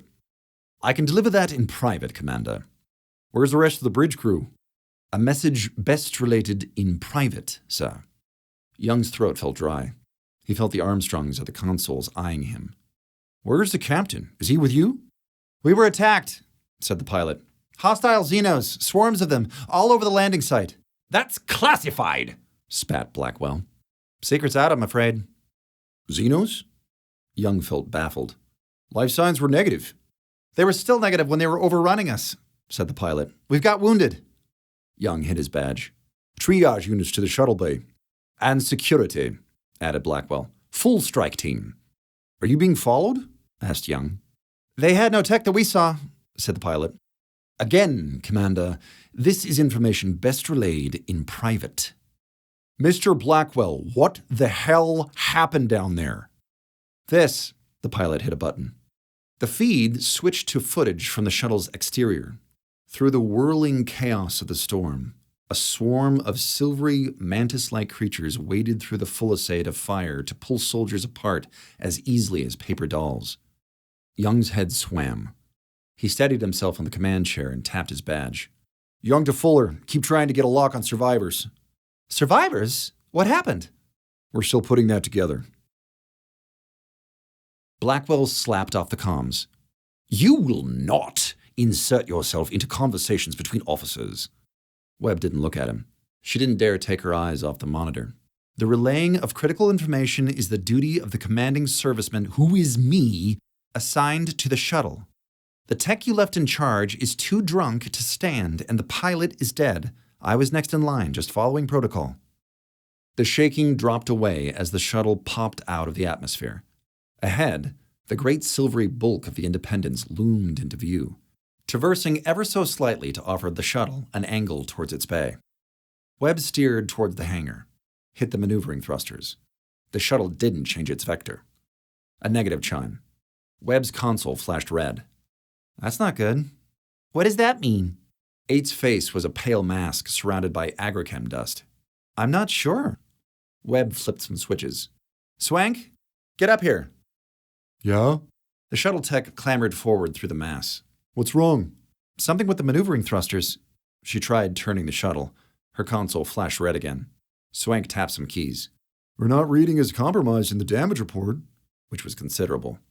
I can't steer, she tried. More warning lights. He called up a schematic. Looks like the flow of thrust is impeded. By what? Dust from the storm, said Blackwell. Obviously. Might be, said Swank. Won't know for certain till we look inside. We've got more pressing issues, said Webb. They were darting with deceptive speed towards the shuttle bay. They were also arcing to starboard. At their current trajectory, they'd clip the side of the hangar entrance and wind up debris orbiting the ship. She tried the thrusters again. No luck. Swank noted their trajectory. We're not going to make the bay. Webb stomped down a surge of panic, tried to keep her hands from shaking on the controls. Everyone, brace for a crash landing. I'm what? 8 looked back over the sea of wide eyes. There's nothing to hold on to. We cut out the struts. Reynolds was in a crash landing once, muttered Adler, his arm in a sling. Inertial compensators failed. He wound up soup on the view screen. Calm the bay, said Swank. Of course. Webb toggled the comms. Shuttle bay, this is Beta Shuttle. Thrusters are compromised. Requesting immediate tractor beam for tow-in. Copy, calmed the landing crew. Hunker down, everyone, Webb called over her shoulder. This is gonna get bumpy. Soldiers ducked and covered. The redshirts who could stand braced themselves over the wounded. Even Blackwell steadied himself against his console. Marwazi, his eyes half open, didn't seem to react. Webb hoped he wasn't too far gone. The tractor beam shot out of the bay's emitter. It seized the shuttle, shaking it violently but pulling it into a more central position. They've got us. The shuttle abruptly shook. Klaxons blared. A crack opened in the forward bulkhead and raced above the view screen. Okay, that's bad, said Swank. Severe structural damage, warned the computer. Prow in danger of breach. Beam's too strong, Webb yelled over the comms. Dial it back! The beam is already at minimum, said the tech. Turn it off or you'll tear us apart! Copy. The beam winked out. Webb hoped they were aligned enough to make it in. The shuttle bay entrance ahead went from the size of a postcard to a book to a house. Webb's heart pounded like a rabbit's. They were coming in too fast. At this rate, they'd plow into the bulkhead at the back of the bay. Switch beam from pull to push, she calmed. 1 second burst. The shuttle hit the bay floor in a grating shower of metal flakes. Had the bay been pressurized, the sparks would have been incredible. With a blinding flash, the emitter spat out a tractor beam pulse. It hit the shuttle in the starboard prow, spinning it like a top. The force of the spin pressed the crew to the walls and nearly threw Webb out of her chair. The shuttle careened up on its side before it rocked, dropped, and settled. The shuttle bay airlock whisked shut with a clang. Somewhere behind Webb, someone puked. At the press of a button, the shuttle's sides slid up. Out tumbled red shirts and a handful of soldiers, the ones who could walk anyway. The shuttle had spun completely around and was now facing the airlock. Webb took in the deep gouges and skid marks from their entry. Not my best landing. Anyone you can walk away from, said Ape. To be fair, it's been a few years. You still got us home. Yeah. Webb's stomach had yet to stop spinning. Home. Medical staff was already there, performing triage on the cargo bay floor, administering hyposprays to the walking, stasis plaques to the wounded, and sheets to the unresponsive. Anyone they stabilized, they slapped with a teleporter tag. Those patients vanished in whiffs of ozone, teleported straight to the infirmary. She spotted Marwazi among the bodies on the floor. She unbuckled and climbed out, picked her way through the groaning survivors. Rob was administering to the doctor when she made her way over. Is he going to be okay? Rob's face was slack with shock. Whatever platitude he was thinking of saying died on his lips. It's bad. He tagged the doctor with a stasis plaque and a teleporter tag. Webb squeezed Marwazi's hand. Doc? Haroon? We're home now. Come on back. He didn't return her squeeze. He couldn't. Not frozen in stasis. His hand went intangible and vanished as the teleporter stream whisked him away. Hey! Swank, limping, was hanging off Adler. Looks like he'd been hurt on the landing. Thanks for getting us out of there. Thought our number was up, said Adler. Yeah, said Webb. Kinda did too. Sorry about the bumps. I'll take 'em, said Swank. 8 was blinking rapidly, as if she couldn't believe she was actually back on the ship. Are all away missions like this? The ones that are don't make the recruitment vids, said Webb. 8's shoulders sagged. The lieutenant. One of the good ones. A lot of folks didn't make it back. There are still people down there. There are. Sivos and the soldiers who covered their retreat. Some more red shirts, and whoever was left from the bridge crew. Webb windmilled her arms at the hangar's maintenance crew, who were gawking at the damage to the shuttle. Hey! One of them turned, incredulous. The bunking hell happened. You go through a meteorite shower with your shields down? Xenos, Webb said flatly. The tech stared at the slashes in the hull. Xenos did this? Don't ask me how. Webb had no idea how to explain it. The arm blades popping out of forelimbs, the sheer weight of them on the shuttle's back, the maddening insectoid chittering. She set a hand on the jagged shuttle hull. When can this be flight ready? You're kidding, right? Let's pretend I'm not. The inside alone will take days to refortify. The hull, she shrugged. There's also something wrong with the thrusters, another tech said from behind the shuttle. I noticed that, Webb told them. Maneuvering thrusters were down when I was bringing her in. Where's Alpha Shuttle? Asked the first tech. Are they circling? There's no room to land with all the wounded in here. It went down, under a xenoswarm. Webb ground her eyes shut. They must have punctured a plasma line or something. I don't know. It's gone. Lured. Yeah. The techs abruptly straightened. Webb turned, saw Blackwell marching towards her, scowling, flanked on either side by fresh pairs of soldiers. He stabbed a finger at her. Arrest that technician! The soldiers started her way. Swank and Adler put themselves in front of her. The hell do you think you're doing? Guys, said Webb, not a good idea. If they don't move, said Blackwell, arrest them too. Young shouldered his way through the crowd. I'm still waiting on that situation report, Mr. Blackwell. So, Blackwell saluted, indicated Webb with his eyes. This technician refused multiple direct orders during the evacuation. Her actions delayed us and exacerbated crew casualties. That's not what happened, growled Adler. Young looked them over. The captain? Dead, said Webb. Young and the soldiers stared at her. Winesboro, too, and Ossa. Marwazi was badly injured. I'm not sure about the rest. Young took in the crowd anew. Is this all there is? Because of her, hissed Blackwell. We could have evacuated more of the officers and soldiery had she simply followed. Whatever he said next was drowned out by shouting redshirts. An angry press of them carried her forward. The soldiers closed ranks around Blackwell and Young. One looked ready to raise his rifle before Young halted him with a look. She got us out of there, yelled Adler. After he teeped us out, added Swank. Blackwell clenched his jaw. There is a clear order of priority during an emergency evac. Had my orders been... Is this true? Young stared at Blackwell in disgust. Did you teleport service members out of the shuttle? He did, said Webb. We barely made it back in. We wouldn't have if Sivos hadn't come back for us, said Adler. He's the hero here. And where is he now? Still down there, said Webb. We were ordered to leave him behind. By the LC here, said Adler. Swank smirked at Blackwell. That's quite a shiner, sir. Commander, Blackwell turned towards Young, walling them away from the red shirts. I made a hard call, under duress, to ensure the survival of the highest priority crew. Young eyed him flatly. That's not a denial. If we could speak about this in private. Young eyed Swank's insignia. Shuttle tech. Aye, sir. Send the shuttle's teleporter logs to my quarters. Swank grinned wickedly. With pleasure, sir. Commander! Blackwell stiffened.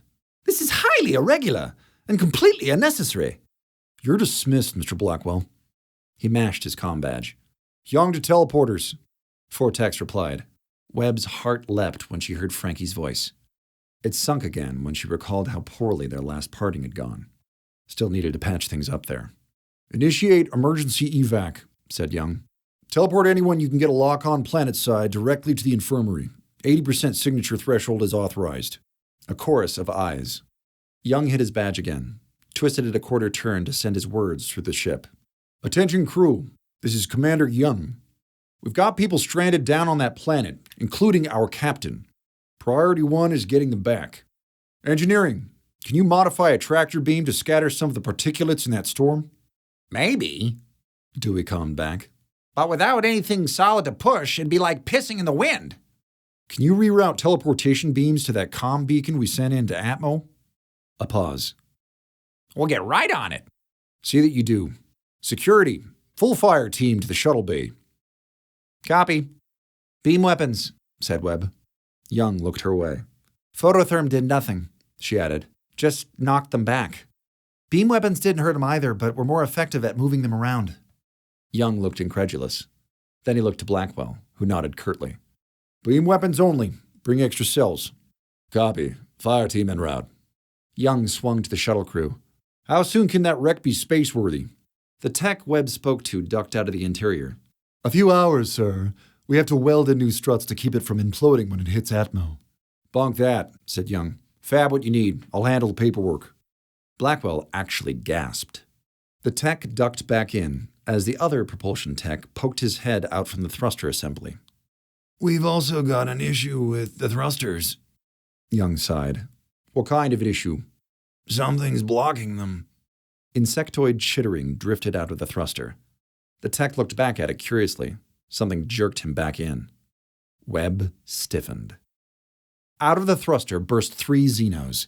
Their carapaces burnt black and cracked like a pattern of Celadon glaze.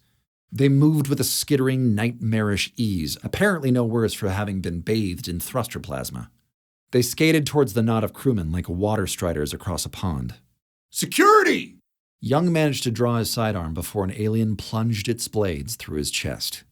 Crewmen scattered. Blackwell pushed his way through the soldiers and bolted for the lifts. True to their training, the soldiers dropped into a rank and fired. Their bolts reflected off Xeno carapaces to spark against the bulkheads. Get out! Webb felt like she was moving through quicksand. You can't fight them! The red shirts who'd been on the surface needed no prompting. They were already halfway to the lifts. Swank limping along between Adler and 8. One of the Xenos was right on their heels. Close the doors! Webb yelled at the control station. The tech there snapped out of his torpor. His hands flew over the controls. Then his hands flew across the room as a Xeno waded through him like a wave made of knives. It skittered towards the lifts. Webb slid to a stop behind the console, slapped the lift controls. Across the room, the overcrowded lift slammed shut behind the techs. The pursuing Xeno slammed into it, rebounded, and started hacking at the shaft. Webb coolly realized she was the last tech in the room. Only she and the soldiers were left in the bay, and given how she could no longer hear rifle fire, she was the only one left standing. More chittering. Webb glanced over the console, saw the other two Xenos skating from the soldiers' bodies towards the lift shafts, the shafts that led directly to the most trafficked corridors in the ship. She wrenched up the console's emergency panel. Its interface prompted her for an access code. She entered Dewey's. The console chimed compliance. Up rose the emergency lever. One of the Xenos turned Webb's way. Its compound eyes glimmered. It chittered something. Webb couldn't come up with anything pithy to say, or think. Maybe it was good that her mind was blank.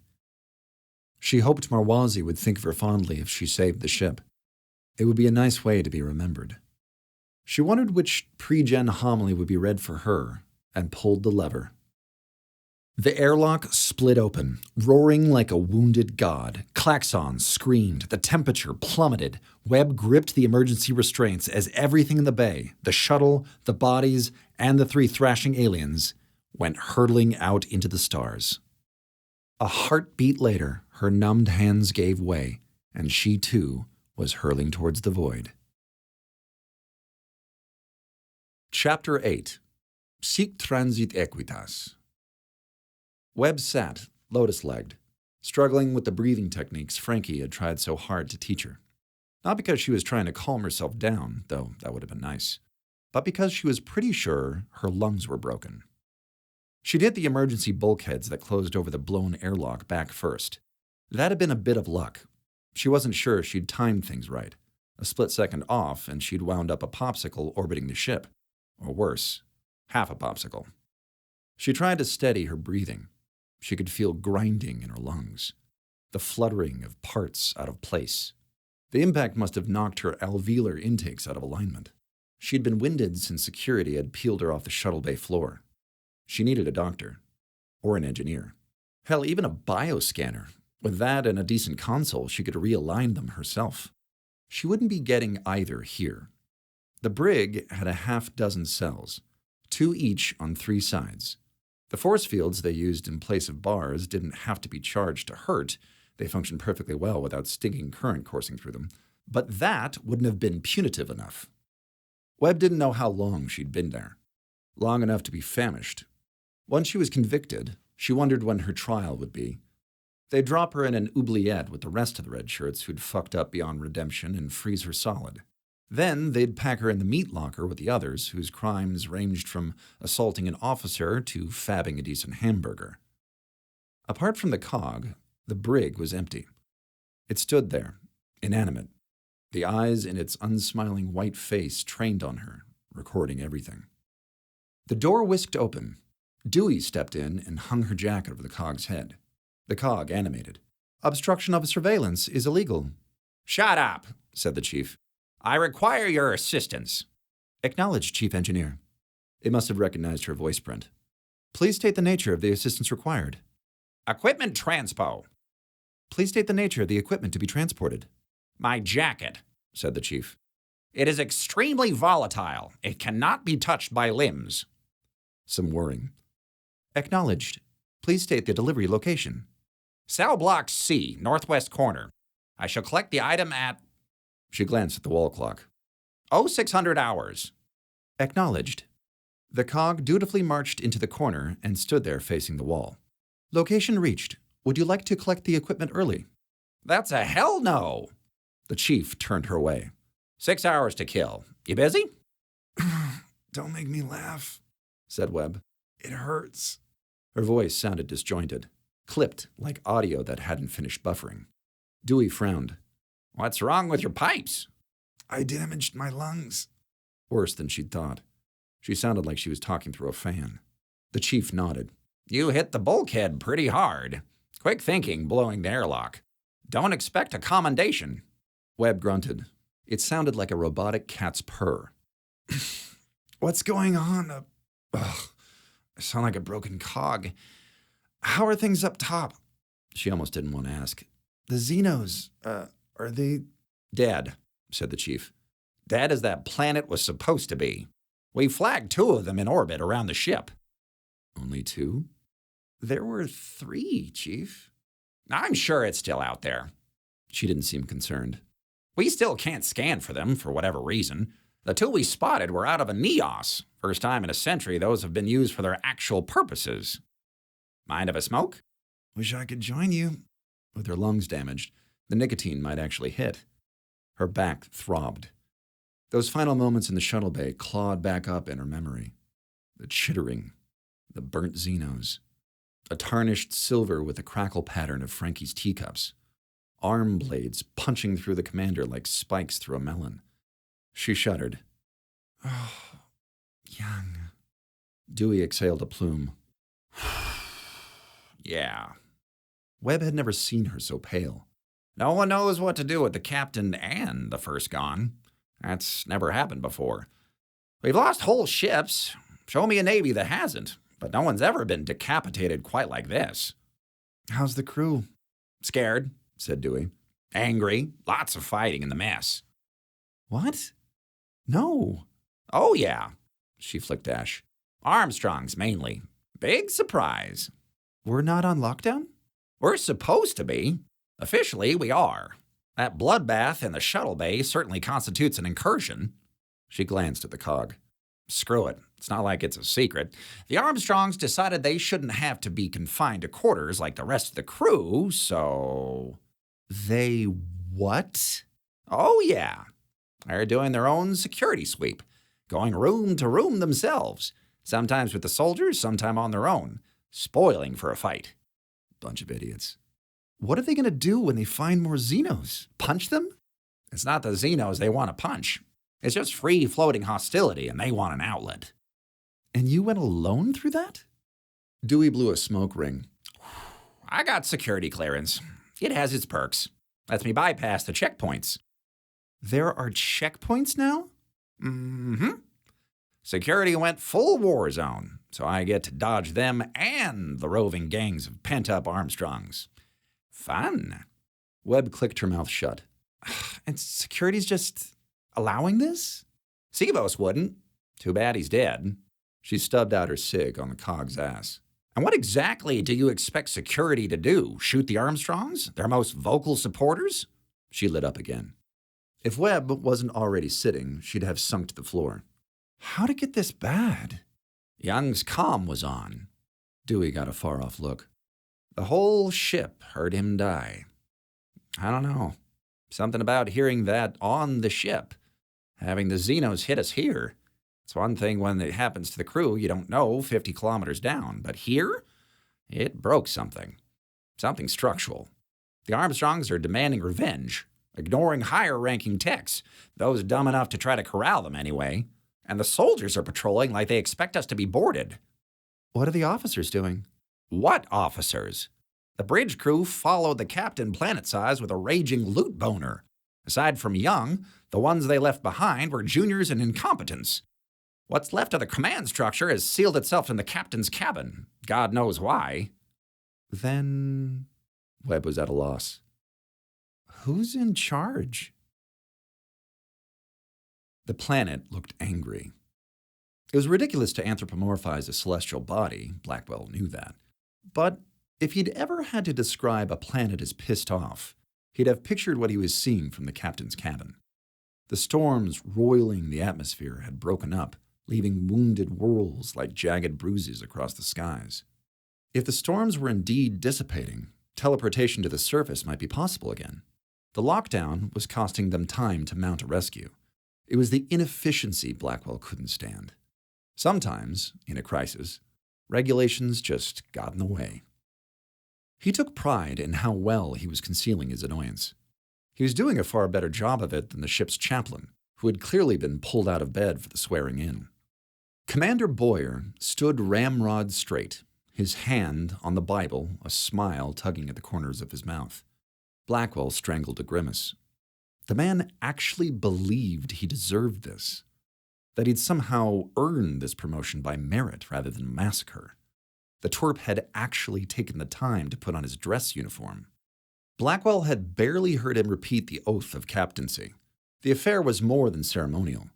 The ship wouldn't allow them access to the captain-only message from the Admiralty until it had a captain again.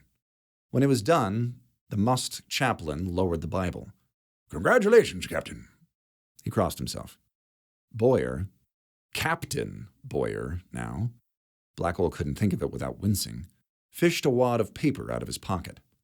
"I've prepared a speech." "Sir," Blackwell exchanged a glance with the chaplain, "there isn't the time.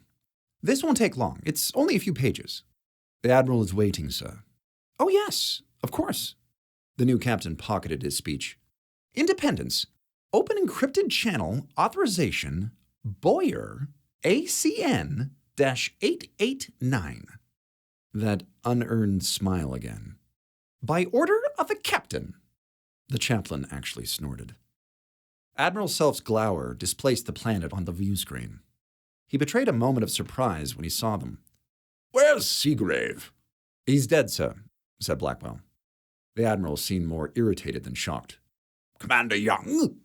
"Also dead," said Blackwell. "We encountered a hostile alien presence on the surface," said Boyer. "You didn't," thought Blackwell. "Your inept hide was on the bridge. The native Xenos followed us back to the ship. We've suffered heavy losses to the officer corps." "That is unfortunate," said the Admiral. "You said they reached the ship?" "The threat has been contained," reported Blackwell. "We are conducting thorough security sweeps to make sure the Independence is clean." A curt nod. "I take it you're in charge now?" "Sir," Boyer clicked his heels together, "it is my distinct honor to serve as the new captain of the Independence." He saluted with a flourish. The Admiral flinched. "Oh, I forgot your Boyer was second. Jesus. Congratulations, Captain." "Thank you, sir." If Boyer caught the diss, he gave no indication. Self turned back to Blackwell. "What's the status of the sole ambassador?" It was a question none of them were expecting. "The ambassador?" Boyer looked blankly to Blackwell. Blackwell failed to see what she had to do with anything. "We haven't seen her since her private talks with the late captain." "I see," said the Admiral. "And your location is secure?" "Aye, sir. We're on the captain's private channel." "Good," Self nodded. "Scour the planet." A heavy silence descended, one only broken by the uncorking of the chaplain's flask. Boyer raised his hand. Self closed his eyes. "Oh, it's your ship, Captain." "Yes, a question for you, sir. Our original orders were to locate the wreck of the Flagstaff and any survivors. But if we scour the planet, won't we destroy it? And them?" There Boyer actually had a point. Would wonders never cease? "Given the Xeno presence and their unprovoked aggression against the ship, we must conclude there were no survivors," said the Admiral. "Scour the planet." Boyer nodded. "Straight away, sir." He turned to Blackwell. "See to it, Commander." "We're still on lockdown, sir." Blackwell didn't miss that he'd just been promoted again. "We'll be unable to carry out that order until the sweeps are complete and we've restaffed the bridge. I would also like the chance to scan for survivors now the storm is cleared." "Yes." Boyer nodded more than was necessary. "Yes, that seems entirely reasonable." Something tugged at Blackwell's mind, a dangling thread. "Admiral, may I ask how you knew about the violent interaction with the Xenos? We haven't submitted an incident report." The Admiral looked sidelong at Boyer.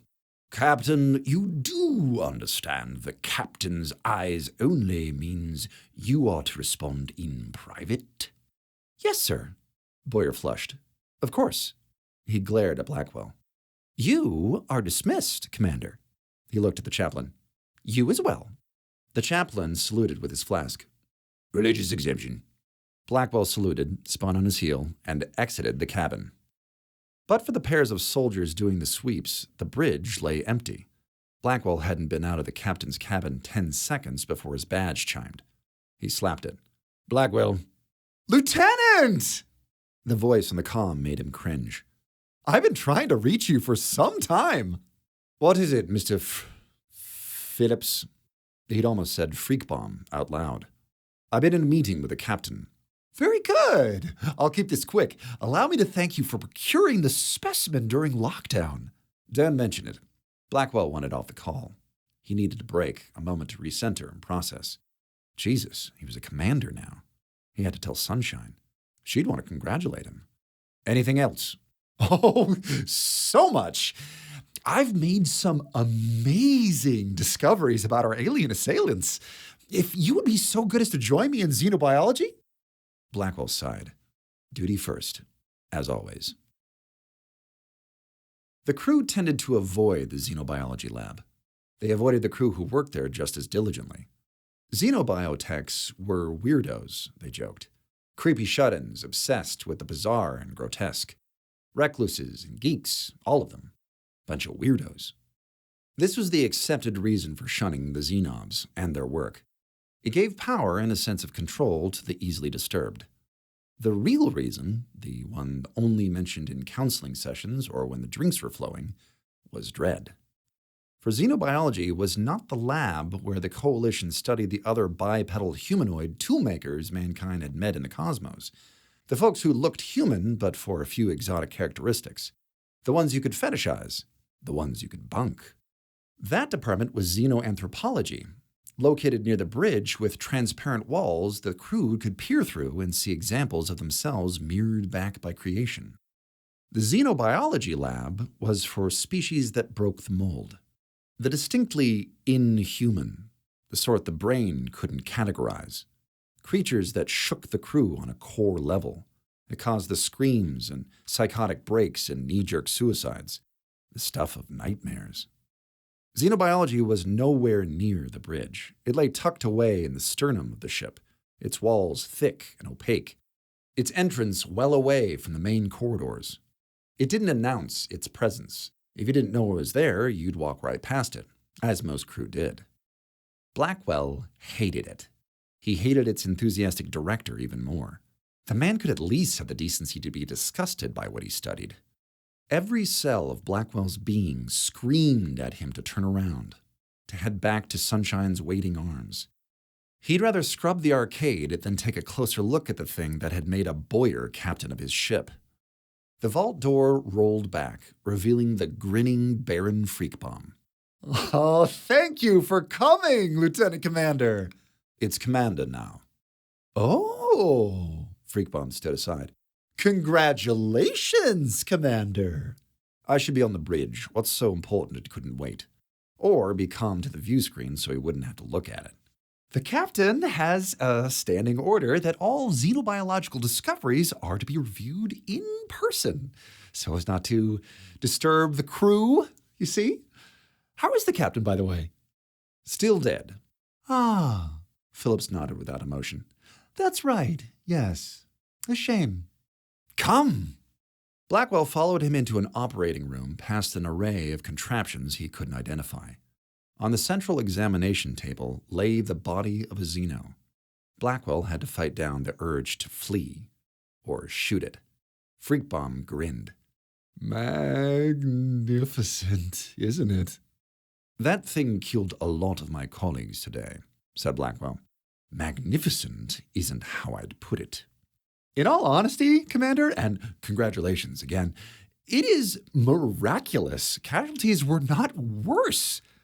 A single specimen such as this and its natural blast armor and formidable weaponry could have wiped out an entire platoon. And on the planet, considering you were outnumbered? He shook his head in inappropriate wonder. One is almost tempted to thank God you made it back. The Xeno's wedge of a head lay separate from its body. Blackwell felt the tension in his chest release a bit. He considered its ant-like anatomy, albeit an ant without an abdomen and with a torso closer to that of a mantis. What did you need to show me? Let us begin with the hide. Freakbomb consulted his datapad. As you can see here, its cellular structure is extraordinary, almost crystalline, with each cell forming an astounding strong latticework that nevertheless retains some flexibility. There are heavy amounts of silicon and selenium coating their cells, and I have detected iridophores in the specimen's dermal sheath. Blackwell looked up from the Xeno. I'm not familiar with those. They can be found in a wide range of our world's oceanic creatures, most notably cephalopods. Freakbaum paused as if Blackwell should know what those were. Squid and cuttlefish. Octopuses. Octopi. What's that? Octopi, Doctor, corrected Blackwell. The plural of octopus. Ah, it would be, were the root of octopus Latin, but it is Greek. Ergo? He paused for a laugh that didn't come. His smile faded. Because ergo itself is... No? Iridophores, Doctor. Yes, they are pigment-containing and light-reflecting cells that cephalopods use to mimic their environments. Blackwell glanced at the creature's tarnished carapace. These things didn't use camouflage. Correct. Their iridophores are without pigment sacs. Theirs are entirely for reflecting light, and hypothetically, weapons composed of light. Blackwell considered the hide anew. Even burnt a tawny silver, it still shone in spots like chrome. That's why our weapons didn't work? Why the beams reflected off them, yes. Now, this specimen's hide is burnt and cracked, but it took the intense heat of the shuttle's thruster core to damage its exoskeleton. Even then, its iridophores offered protection against energy weapons, as we saw in the unfortunate incident in the shuttle bay.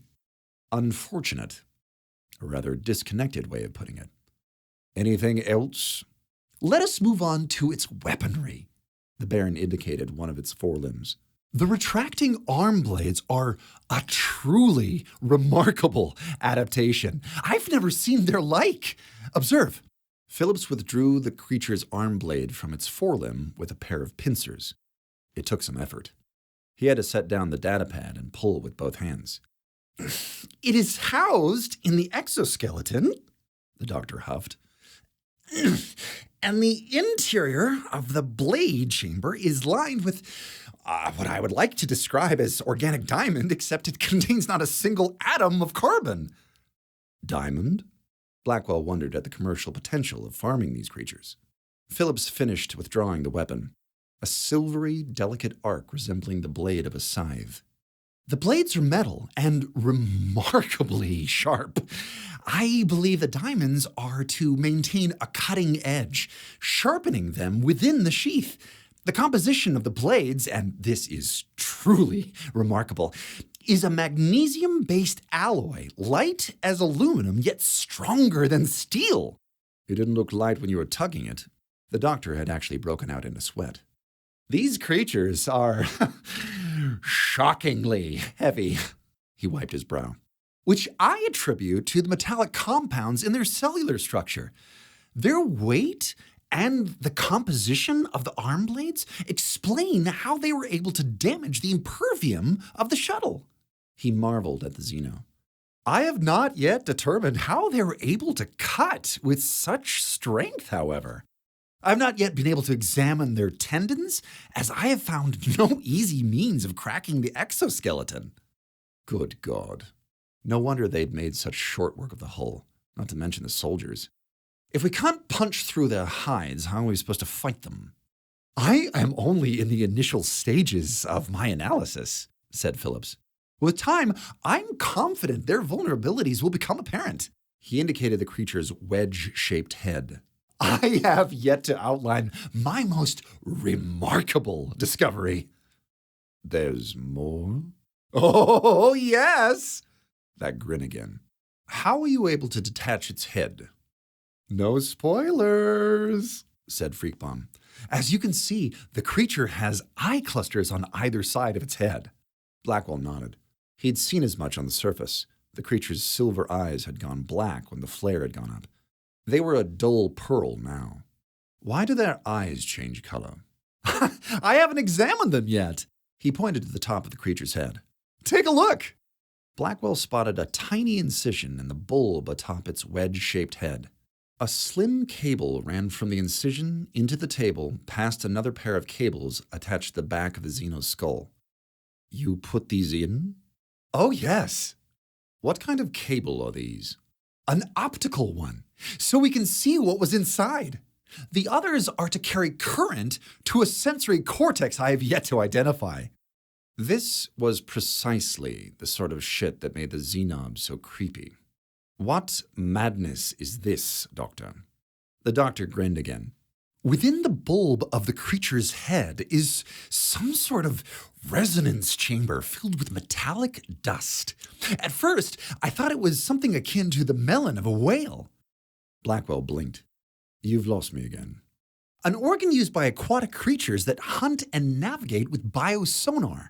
The melon is what receives reflected sound waves and allows the cetaceans to see their environment without their eyes. But these creatures have eyes. Exactly! Which means this chamber was for something else. He picked up his datapad. Observe. Blackwell eyed the head with unease. I thought you weren't able to crack their hides. How do you get the cable in? With this. He held up what looked like a miniaturized version of the creature's forelimb and arm blade. It was the only thing sharp enough to cut through its hide, like the claws of the Nemean lion. Where did you get that? I fabbed it, based on the specimen. Doctor! Medical exemption, Commander. It's also how I removed the head. Don't worry, I will unravel the tool once the work is done. Now, please, observe. Phillips hit a switch. Above the imaging table popped a hologram of an organic chamber. What am I looking at? The inside of the creature's head. Do you see the structures at the back of the chamber? Blackwell did. It had been a decade since his biology courses, but they still tickled memory. Those look familiar. They should. They are the equivalent of rods and cones. So, wait. It took Blackwell a moment to parse that. Those are eyes? Of a sort. It's more an array of optical sensory organs, but one still in the interior of an enclosed cranial chamber. His curiosity was getting the better of him. Why would they need eyes inside their heads? The Baron grinned. To see this. He hit a switch. Sparkling metallic dust leapt into a rough sphere in the center of the cranial chamber. It slowly rotated there like a fat, sluggish tornado. Blackwell's jaw actually dropped open. Magnificent, isn't it? I don't understand what I'm looking at. Galvanization, the result of running current to the sensory cortex within the chamber. Okay, but what's the dust for? If I had to guess? That is your job, Doctor. Freakbomb shrugged an apology. I'm afraid I don't have an answer at this time. A flash of annoyance. And if you were to speculate? That bullshit grin again. I simply do not have the information. I will keep at it. He turned off his pad. The hologram vanished. Do you have any questions? Hundreds, but one in particular. How do we kill them?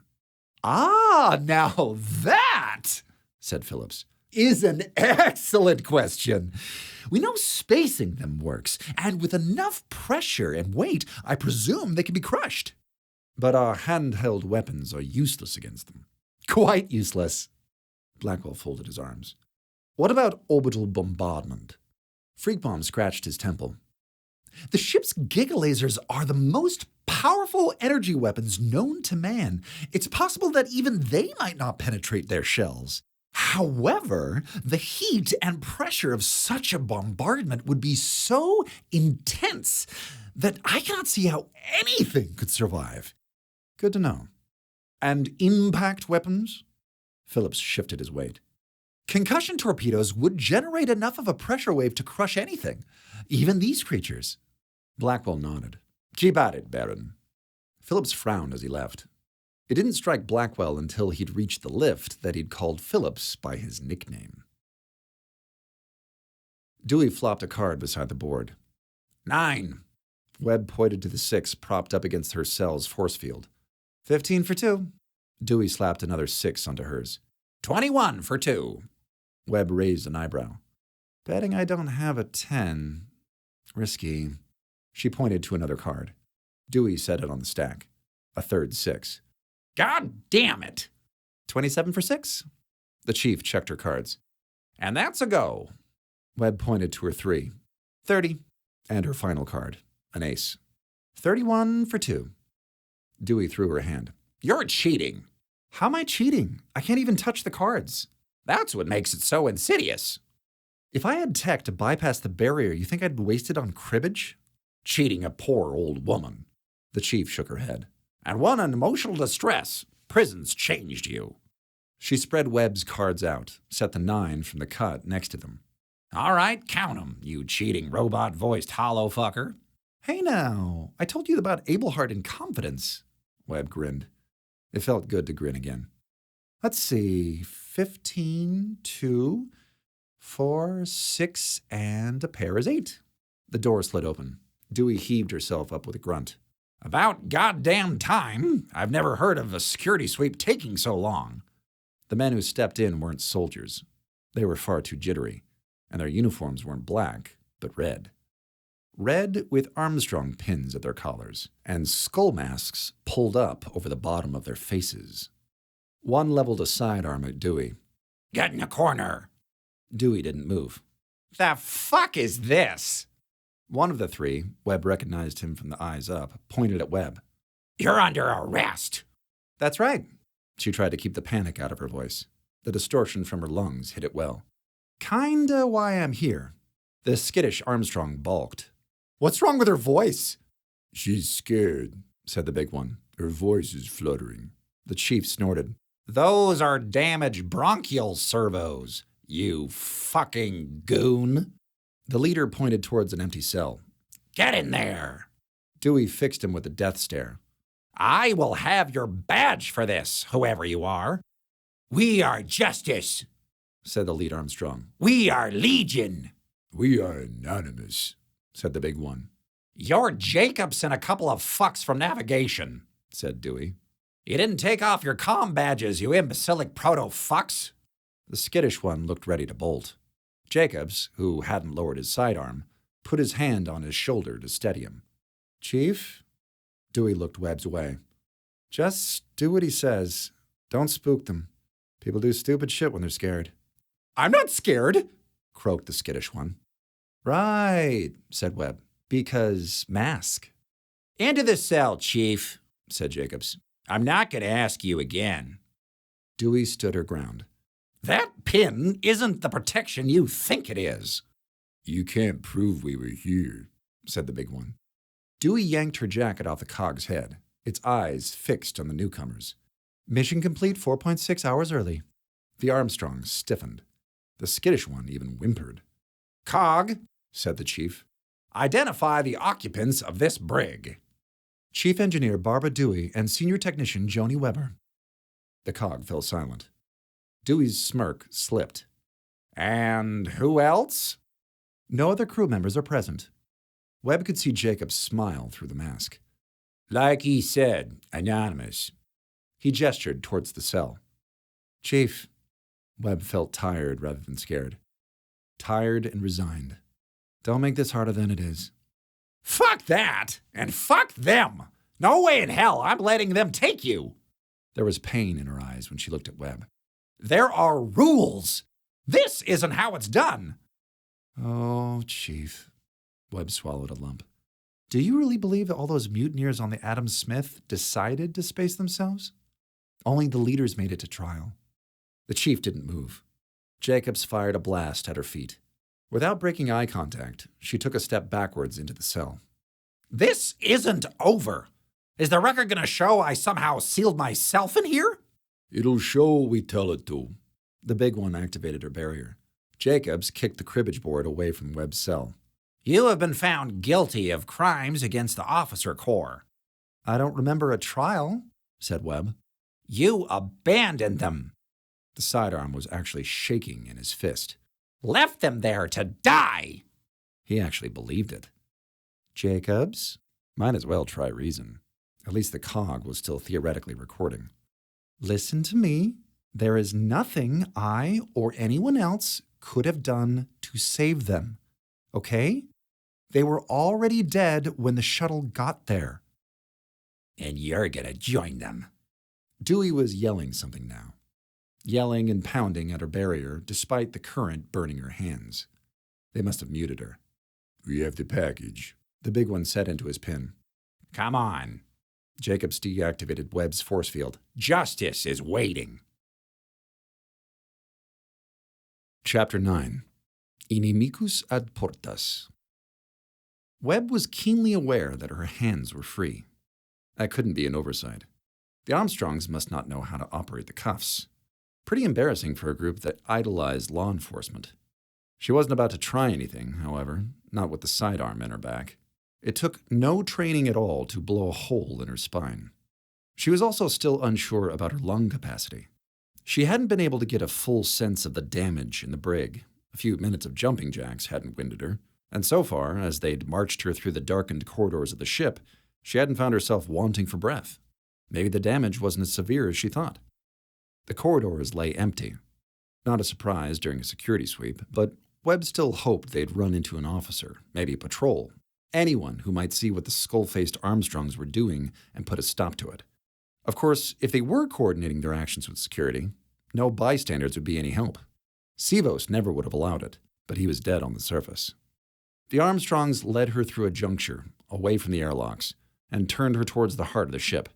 Maybe they weren't going to space her after all, in which case she had no idea where they were leading her. She didn't realize where they were heading until they'd arrived. The teleporter?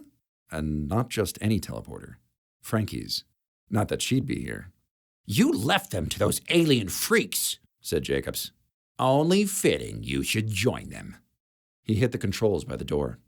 The door slid open on sparks and smoke. Frankie's prayer flags hung askew. Within the room, another skull-masked Armstrong perched sheepishly over the console. Jacobs pushed her in through the smoke and pulled the other Armstrong aside. The hell did you do? Nothing. He seemed genuinely lost. It was like this when I got here. Even through the mask, Webb could see Jacobs' jaw clench. Sabotage. Fucking socialists. He glared at Webb, as if she were somehow to blame. In his mind, she probably was. How did they know? Which one of you calmed over the comms? Not me, said the one at the console. The others shook their heads. All talk's been through the pins. Webb felt an inkling of hope. Maybe the Armstrongs weren't in full control. Maybe some sort of resistance had formed. And maybe they'd just toss her out an airlock now. A burst of sparks drew her attention to the damage. The conduits leading from the console to the teleporter pad had been opened, their cables exposed, but by all appearances still intact. Some had been removed from the main conduit and were now snaking up to a grated section of the wall behind a panel. Webb didn't know the teleporter's power matrix well enough to determine what that might be diverting to, but the pad itself appeared undamaged. If whoever had done this was trying to disable the teleporter, they'd done a piss-poor job. The door slid open again, and Frankie froze in the doorway. Hello? 3 sidearms whirled on her. The hell are you doing here? Demanded Jacobs. Wide-eyed, Frankie slowly raised her hands. Indy alerted me that my duty station was active. We're on lockdown. Protocol is to investigate. Frankie kept her voice remarkably level for the number of guns aimed at her. I tried calming security, but there weren't any in this section for some reason. Webb glanced at Jacobs. For some reason. Frankie blinked at her. Webb? Hey, what happened to your voice? Bulkhead. Jacobs grabbed Frankie and steered her into the room. You're under arrest for violation of lockdown. Frankie spotted the open conduits. What did you do? Why are you all here? They were going to teep me down, said Webb, but someone tore up the conduits. It wasn't me, whined the Armstrong at the console. Jacobs snapped for Frankie's attention. He gestured to the console. Make it work. Frankie nodded. I'll need a few minutes. The door slid open again. This time, a pair of soldiers in blast armor. The Armstrongs turned but didn't lower their sidearms. In a flash, one of the soldiers' rifles was up. The other one froze. "Weapons down," said the first. Webb almost gasped with relief. Even through the voice scrambler and with the visor down, she recognized who spoke. Chels. The Armstrongs exchanged looks. They didn't lower their weapons. "Weapons down!" barked Chels. The Armstrongs still didn't move. Chels elbowed her partner. Rather than raise his rifle, he looked at her like she'd broken some taboo. "What the hell do you think you're doing?" spat Jacobs. Security request, said Chelsea's partner, somewhat apologetically. "Sent by?" Frankie, her arm still raised, gave a tiny wave. "Unauthorized activity at my station. Reported to security. Protocol." Jacob swore. The skittish Armstrong actually whimpered. It's fine, said the big one. He'll sort it. "Who'll sort what?" asked Frankie. "Shut up," said Jacobs. The door slid open yet again, on an officer in dress whites. Boyer halted abruptly, blinked his bug eyes at the odd array of crew. "What's all this, then?" "Security sweep, Captain." Chels didn't take her eyes off the Armstrongs. "Requested by a station op for unauthorized activity during lockdown." "Yes, I was following up on the request myself. Very good." He seemed puzzled by the skull masks. "What are you technicians wearing?" Puzzled and mildly offended. "You're out of uniform." The skittish one sidestepped behind Jacobs. "Jack!" Jacobs kicked him. "My God, shut up!" Boyer still seemed confused. Could he really not put this together? Webb cleared her throat. It sounded like an alto garbage disposal. "Commander, these men are trying to... It's Captain now. Captain. My apologies. I've been out of the loop. What's the matter with your voice? And which one of you is the station op?" "I am, sir," Frankie indicated the Armstrongs. "These techs aren't supposed to be here. They locked Chief Dewey in the brig," said Webb. "Where they got me. They're going to teep me to the surface." "But we're on lockdown." The new captain had reached an angry level of confused. "I've authorized no teleportations." "Captain." Holy God, he still wasn't getting it. "They're trying to send me down there without your permission." "Lower your weapons," demanded Chels. "Not going to tell you again." She actually nudged Boyer. Annoyance flashed across the captain's face. Then shock as he finally seemed to notice the Armstrongs were armed. "You there! Drop your weapons!" They didn't. They just seemed frozen. Or to be waiting. Boyer's annoyance calcified into indignation. "Drop your weapons! That's an order! From your captain!" Chels hit her comm. "Back up to teleporter 2." The door slid open again. Blackwell didn't make it a step in before he bulked in shock. The soldiers behind him actually bumped into his back. The Armstrongs slumped in relief. Boyer looked surprised. "Commander? Captain?" Blackwell looked from the captain to the red shirts to the single security officer with her rifle raised. He hid his surprise behind a smile. "I'm glad I found you. You're needed on the bridge. I'll clear this up for you." Boyer narrowed his eyes. "Why are you here, Mr. Blackwell?" "To watch me die," Webb said flatly. Blackwell's chuckle was strained. He clapped Jacobs on the shoulder. "You're dismissed, Jacobs." Boyer turned to Webb. "What did you say?" "They brought me here to execute me, Captain." "Extrajudicially," added Frankie. Boyer stared at her blankly. "Without your permission," she clarified. Boyer glared at Blackwell. "Is this true, Mr. Blackwell?" "Sir." Blackwell tried to take Boyer aside. "It's a stressful time on the ship. These men are passionate supporters of the late captain and his officer corps. Whatever their excesses, you can be assured they were acting in the best interests of the ship." Boyer pointed at the Armstrongs. "Disarm them." Chels snatched Jacob's sidearm. Her partner didn't move until she kicked him. He reluctantly motioned for the others to give up their weapons. The skittish one's arm was quivering as he handed over his sidearm. "Sir?" "Shut up," hissed Blackwell. "Teleport these men to a holding cell," Boyer told Frankie. "We were only following orders," the skittish one blurted. "Bilson." Webb finally recognized his voice. the puker from the planet. And after I gave you a blanket. Boyer frowned at Bilson. Whose? Sir? Whose orders? Whose orders were you following? Bilson couldn't stop himself from looking at Blackwell. Blackwell's lip curled. You little shit. Boyer looked aghast and furious. Is this true, Commander? Can we just assume it is? Cried Webb. Fuming, Boyer leaned over Frankie at the console. Why are these men not in the brig? Teleporter's not responding, sir. Frankie actually looked lost. A rare state of affairs. We have power, but control has been rerouted. Where? And why? Webb glanced from the exposed conduits to the cables leading to the grated section of wall. Behind the grate, she caught a wet-looking reflection. She felt a twinge at the back of her skull. Then she heard it. Chittering. So did everyone else. All eyes turned towards the grate. Webb's throat went dry. Zeno, she croaked. There. Chels fired, a small burst that vaporized the grate. Behind it, packed in the recesses of the column, a heavily burnt alien uncoiled from a nest of wires.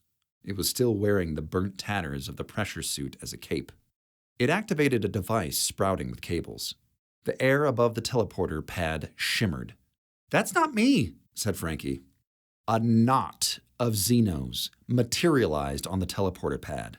The first to fully manifest leapt the length of the room onto the guards, its arm blades flashing.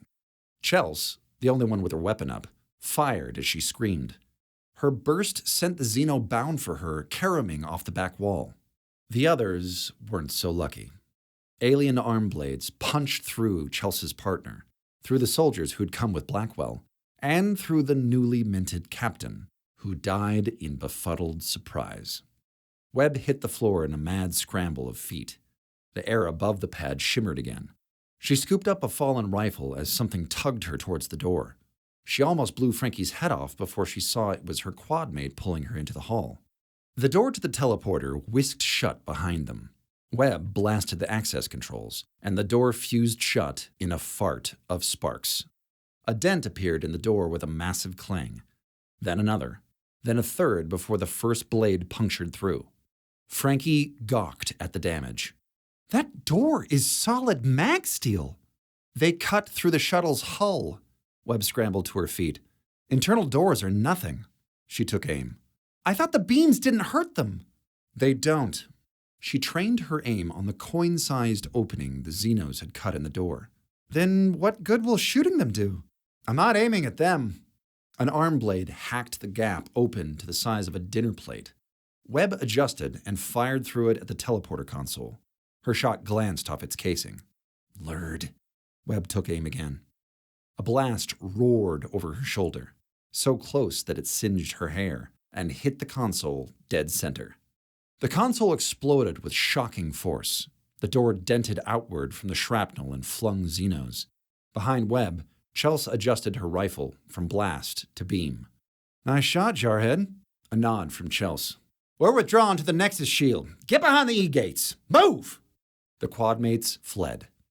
Over the alarms echoing through the ship, Webb heard the door wrenched out of its frame and the metallic plunking of Xeno limbs skittering down the corridor after them.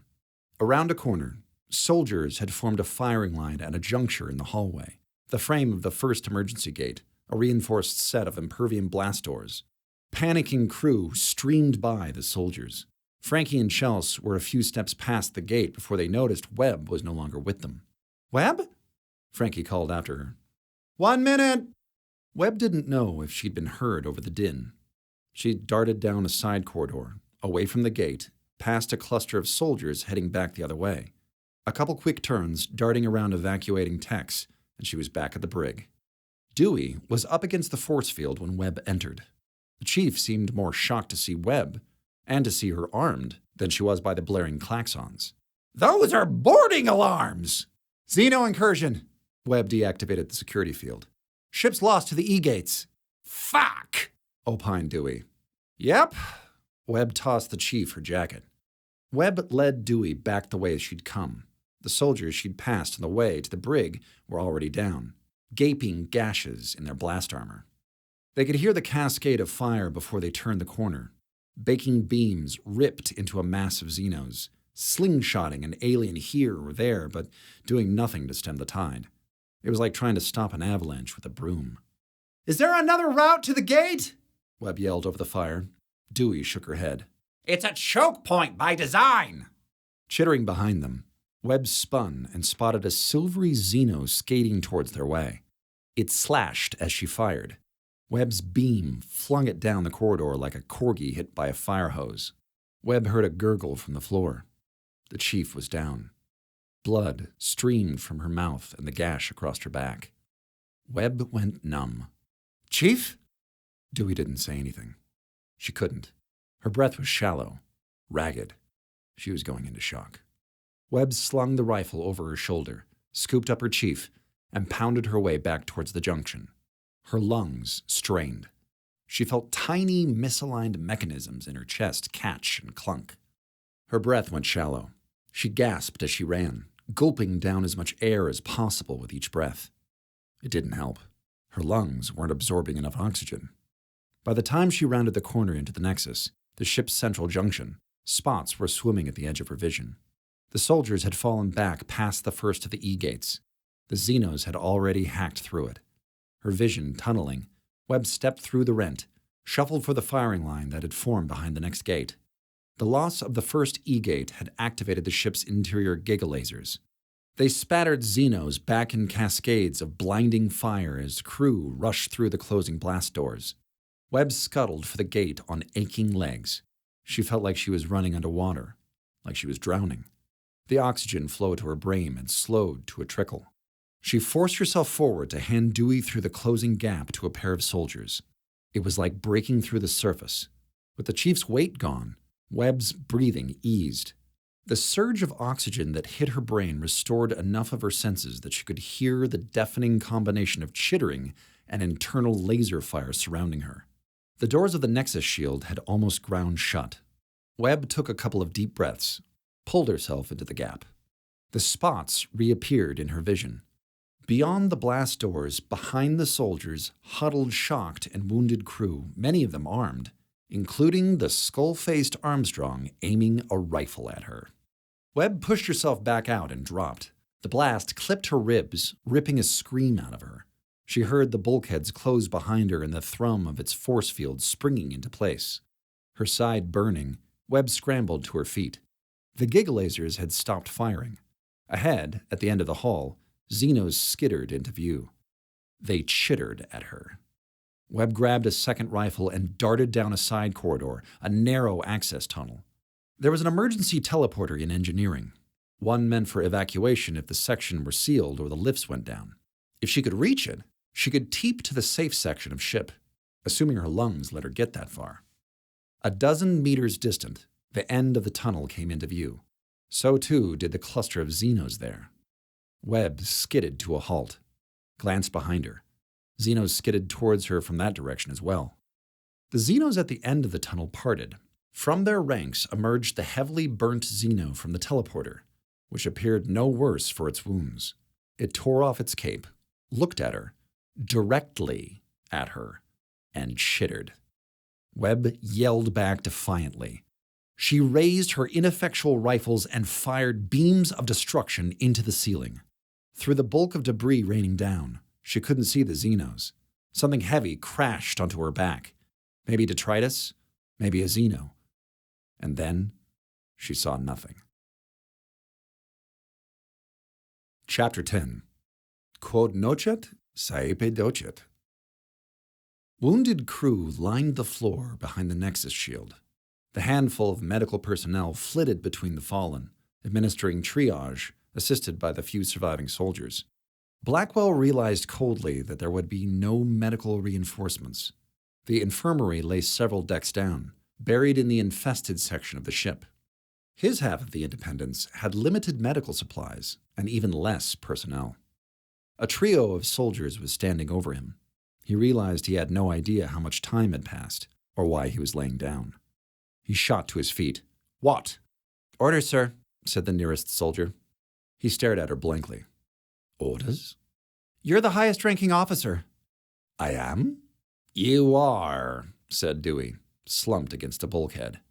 Now that the new captain's sushi. She shooed away a nurse, tried to stand, and fell back down in a landslide of curses. Blackwell's skin tingled. By the looks of it, he was one of the few who hadn't been injured. You don't look so hot, Chief. I'll be fine. She yanked a medical stapler out of the nurse's kit. Patch me up. I've got a ship to fix. The ship. Blackwell took a moment to assess the damage. More of the crew were prostrate than standing. He noted that Jacobs and a number of other Armstrongs were hurt. His chest tightened. They'd blame him for this. Shit may roll downhill, but blame always rolled up. The soldier cleared her throat. Blackwell snapped to. You. He pointed to the soldier and her partner. And you. Put together a team. He raised his voice. I need qualified crew at the bridge duty stations. Uninjured or walking wounded only. Hands. A few weak hands went up. Blackwell thumped a soldier on the chest. Get them situated. He looked for the bald, black teleporter tech and spotted her sitting by the chief. No, not sitting. Meditating. Under these circumstances. Follow. She opened her eyes. I want you on the bridge. She nodded, rose. A knot of armed Armstrongs formed around him. Loomis, the big one, still had his skull mask up. Take those off. Sir? The female soldier again. Almeida by her name tag. We have 16 active personnel in the safe zone. He felt bile burn at the back of his throat. Is that all? She shifted her feet. We took heavy losses planetside. 16 soldiers. Maybe twice as many Armstrongs. It would have to do. Start with security sweeps. Make sure the ship's really been cut in half. I don't want to find out there's a burst hatch somewhere those things can fit through. If you spot them, don't engage. Drop force fields and retreat. Aye, sir. She saluted and led the soldiers away at a trot. Blackwell pulled up the ship's schematic on a wall monitor. Behind the blast shields, fully half of the ship lay in the infested decks. Independence. Activate level 10 force fields in every junction beyond the Nexus shield. A negative chime. Unable to comply. Explain. Main power conduit has been breached. Dewey braced herself against the monitor. That direct patch must have burnt out. Probably overloaded. She pulled up a readout of the ship's electrical vanes, tapped a red point not far from engineering. Yep. Fuck. Surge knocked out the flow here. Well beyond the Nexus shield. Blackwell ground his teeth. Can you reroute it? A weary nod. Through the backup conduits, but we won't get full juice. It should be enough to buttress the safe zone, though. Good enough. Independence. Activate force fields between decks 9 and 12, and in every corridor connected to the Nexus. A positive chime. Force fields activated. Dewey frowned. Those will lock out any crew in the cutoff sections of the ship. We have more pressing concerns, he told her. Those force fields are the only thing we know can keep those creatures back. We need to assess what state the ship is in before we can entertain rescue plans. Dewey didn't disagree, which didn't mean she approved. Sir? Loomis looked better with his mask on. His thin mustache made him look stupid. Bridge is manned and ready. Blackwell nodded. Chief, see to your people. Great, yeah, I'll get right on that. He set off for the bridge. En route, he pulled the highest-ranking nurse aside. Status? She lowered her voice. Not good, sir. Supplies are limited. There's only so much we can do without access to the infirmary. He looked out over the wounded. Do you have enough to treat everyone? We do not. Priority treatment goes to the Armstrongs. You can identify them by their pins. She balked. Sir, the protocol in a situation like this is... Lieutenant. He leaned in. I know this doesn't fit your agenda, but this is an emergency, and we need to close ranks. And when this crisis is past, I'll remember who sprung into action and who dragged their feet. I trust I'm understood. She nodded stiffly. Webb was burning. She screamed as the stone around her hissed and vaporized. In fell the ceiling on the magnetite chamber below the ruins. The giant Xena was there, staring at her, and then it was gone, dissolving in an ochre wind, screaming without a mouth. screaming, and beeping. Webb gasped awake in the darkness. Her lungs whirred and grated. She heard the beep again inside her chest, like a second heartbeat, the low oxygen warning from her lungs. She grunted. Her head ached and throbbed with spikes of pain. The air was stale and hot. She couldn't feel her legs below her knees, but there was pressure there, heavy, oppressive. Her heart raced. She started hyperventilating. No. Stop it. Panic would just suck the oxygen up faster. She tried jerking her legs free from their obstruction and cracked her head on a low ceiling. Visions from her nightmare rattled around her skull, fire and pain, stone and dust. Webb twisted again and pulled. Her legs yanked free, and she heard the crash of debris settling behind her. Her legs burned with 1,000 blazing needles as her blood fought its way back into them. She felt a rush of fresher, cooler air. She took as deep a breath as her damaged lungs would allow. She felt the grate below her hands. That and the 1 meter of clearance told her where she was. A maintenance tube. Worse than that, a conduit. She felt around for her bearings. Definitely a maintenance conduit, but badly damaged. No lights, for one. And she hadn't been cooked to a crisp the way Yolanda 7 had, which meant something had disrupted the ship's power flow. As she rubbed the feeling back into her legs, Webb retraced her steps. She'd run for engineering. She never got there, obviously. The main conduit was a deck below where the Xenos had surrounded her. She remembered firing into the ceiling. She felt around until she found the slagged remains of the rifle. Everything above its lower receiver had melted off. Well, that's a weapons overload for you. Pure luck that it hadn't exploded. No, not luck. Don't be lazy. Everything had a mechanical cause. Work it out. The rifle must have kept firing after she'd blacked out. That must have ripped up enough of the ceiling and the floor when her aim fell that she'd fallen through the deck and been buried in the ship slide. And if her blasting had ruptured the conduit beneath the floor, that would have triggered a power breach. One that, had it cascaded unchecked, would have filled the corridor with zettajoules of power and burned up the surrounding decks, which in turn would have triggered the conduit's emergency coolant sheath to kill the reaction. Everything had worked as designed, and she'd landed in the debris. She shouldn't be alive, and she might not be after she had to explain to the chief how she'd fried her main conduit. A problem for later. She constructed a mental map of her location. The conduits led from engineering to the upper splitter core, where they branched out to carry power through the ship's various decks. The maintenance ring around the core allowed access to the ship's maintenance tubes. The route to the splitter core, however, was blocked by the ship slide. She tried shoving the debris. It didn't budge, which left only one way to go, towards engineering. Webb crawled through the darkness, down an ever-descending slope towards the heart of the ship. She went by feel, probing ahead with the dead rifle, the only sounds her own breathing and the whirring of her lungs. It reminded her unpleasantly of the time she'd let Frankie talk her into floating in a sensory deprivation tank in the arcade. She claimed the sensory dep would help clear her mind, but all Webb remembered was feeling cold and pissed off. The conduit leveled out. Engineering wasn't far. She pressed forward, but stopped abruptly when the rifle receiver clacked against something non-metallic. Webb hadn't passed any damage for some time, no irregularities in the conduit's floor or siding. She felt out ahead of her, found something misshapen, smooth, just a few inches thick, with slagged protrusions sticking out. She felt into where one of the protrusions had given way. Her fingers brushed bone. She whipped out her hands, choked out a sob. It was her remains. Yolanda 7. No, not 7. Mary Chevalier, her friend, her quad mate who died in a burst of pain and light. Webb's eyes felt hot and gummy. She'd died here. Died saving the ship she was now a part of forever. They'd said her remains were unrecoverable. It was remarkable any of her was left.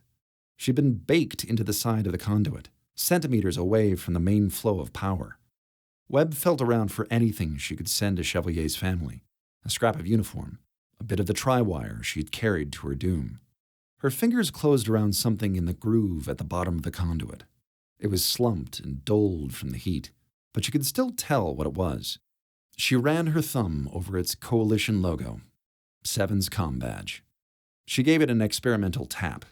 It was dead, hardly a surprise. Webb tucked the badge into her toolband. She'd send it to the family. Hell, she'd take it to them herself if she ever got out of here. Webb let out a shuddering breath. She kissed her fingers and pressed them to Chevalier's skull. Thanks for saving us. Another series of turns took Webb to the conduit's hatch. There was no handle on Webb's side. The Coalition had opted not to include an interior latch, as they determined that they'd save more omitting that feature than they'd lose from edge case lawsuits. But the Coalition also tended to contract with the lowest bidder, so Webb had had to fix these hatches more times than she could remember. She knew where the welds were. A hefty crack from the dead rifle snapped the hatch's deadbolt. Webb creaked the hatch open. Light stabbed through her eyes and punched her in the brain.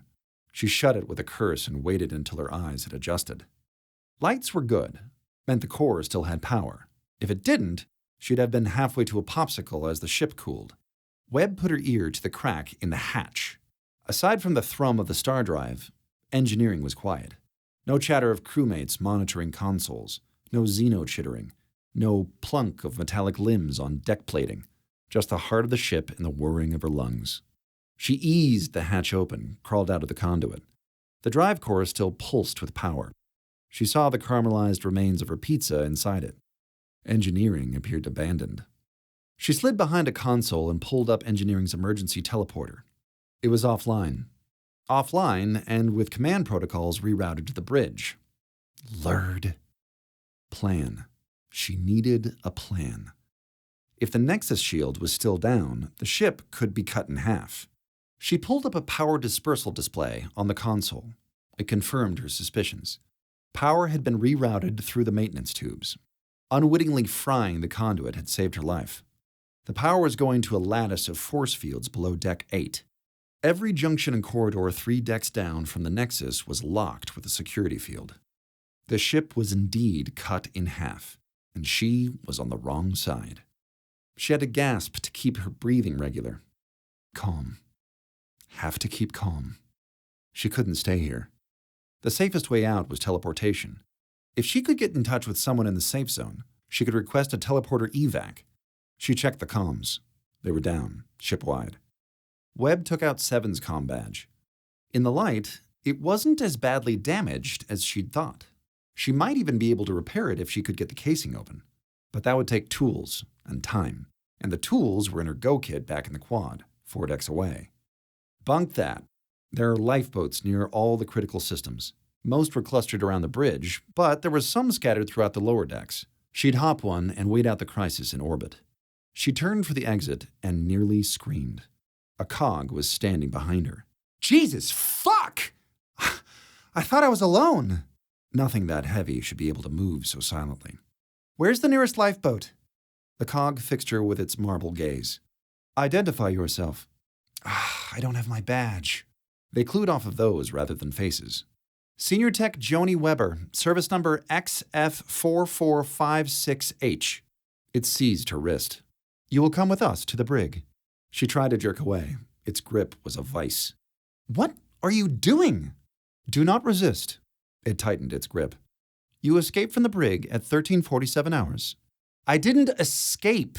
I was taken out by people who were gonna kill me. Do not resist.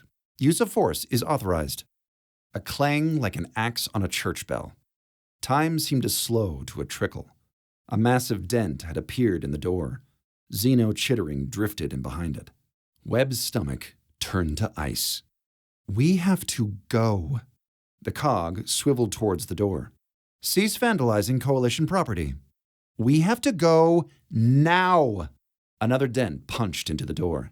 The cog stalked towards the door, dragging Webb behind it. Cease vandalizing Coalition property.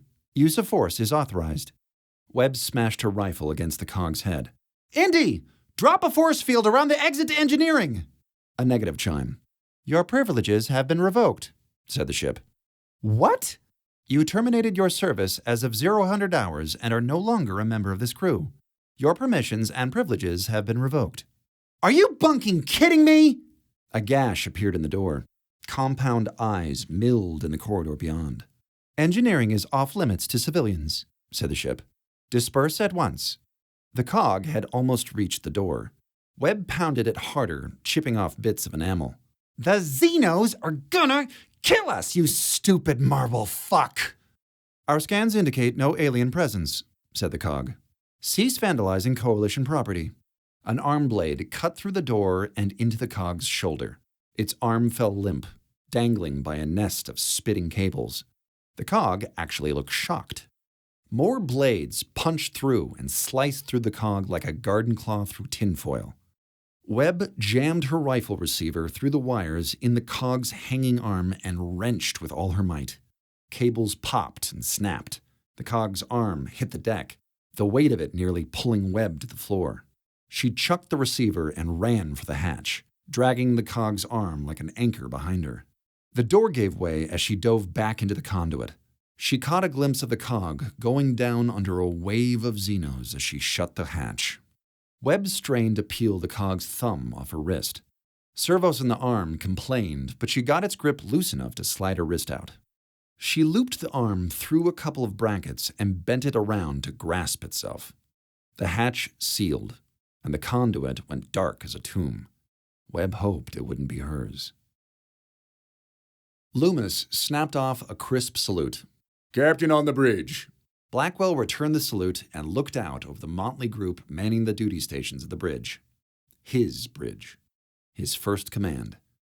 The first of many, if he played his cards right. He'd never felt taller. "As you were." He strode to the command dais and sank into the captain's chair. "Independence, dispatch all cogs to the bridge." The ship chimed. "All but one cog is en route." "All but one?" "One member of the Collective Operations Group has been destroyed." Dear God. Those things cost a fortune. "Damage report." A series of chimes. "Comms are offline. Teleporter grid is offline. The shuttle bay has been depressurized and has been sealed by emergency bulkheads. The port torpedo bay has been sealed off, but remains destroyed. Disruptions to the conduits have reduced available power to 40%. Damaged non-essential systems include the mess hall, the arcade, the What about hull breaches? severe structural damage to bulkheads and doors on decks 13, 15, 18 through 21, and 27. All the infested section of the ship. Scan for borders." A negative chime. No invaders are present. The Xenos still weren't appearing on their scans. Blackwell drummed his fingers on the armrest. "Indy, bring the comms back online. Open a shipwide channel to the crew, including the occupied decks." A chime. Comms online. Channel open. Blackwell rose, tugged his uniform taut. "This is Acting Captain Blackwell. We are dealing with the situation. Contrary to any rumors you may have heard, we have it under control. Help is on the way. In the meantime, the ship is on lockdown. I order any crew currently below Deck 8 to shelter in place. Activate security fields around your exits, but remain where you are. Further updates will be made as we approach victory. Blackwell out." He hit a button, turned to the red-shirted ops. "Take the comms back offline. I don't want any disinformation spreading." The doors whisked open. In limped Dewey on a pair of makeshift crutches. She glared at the Armstrong manning the engineering station in the outer command ring until he slinked away and nodded at Blackwell. "Sir." "Chief." He made a mental note to demote whoever had gotten her mobile again. "Good to see you upright." "You didn't say anything about the incursion," she said flatly, "or the ship being cut in half." "I am well aware, Chief." He thrust out his chin. "I did make the announcement myself." Chuckles from the Armstrongs. "You don't think the stranded crew deserves to know what they're up against? A bunch of pissed-off Xenos who could cut through walls? Seems an important detail to leave out." He gave her a glassy stare. "That's what the force fields are for. You saw what those creatures did. Last thing we need is a bunch of panicking crewmen filling the ship with more bodies." "Sir, the crew is trained. They know how to act in a crisis. We get plenty of practice. This is no time to give them incomplete information. And those force fields are an enormous drain on our power." Blackwell nodded curtly. Good point. We need all the power we can muster. Juice the conduits. She looked incredulous. There might be crew in there. And I told them to shelter in place. He spun his chair toward the teleporter tech. Fuller, teleporter status. We have limited teleporter capability in this section, said Fuller. How limited? From the bridge, we can only control the emergency unit. It's short range, deck to deck, and immediate vicinity only. We might be able to reach the surface if we goose the range, but the emergency units just don't have the reach of the main bays. It's still enough to pull any trapped crew out of the infested zone. Blackwell shook his head. We don't have room for them.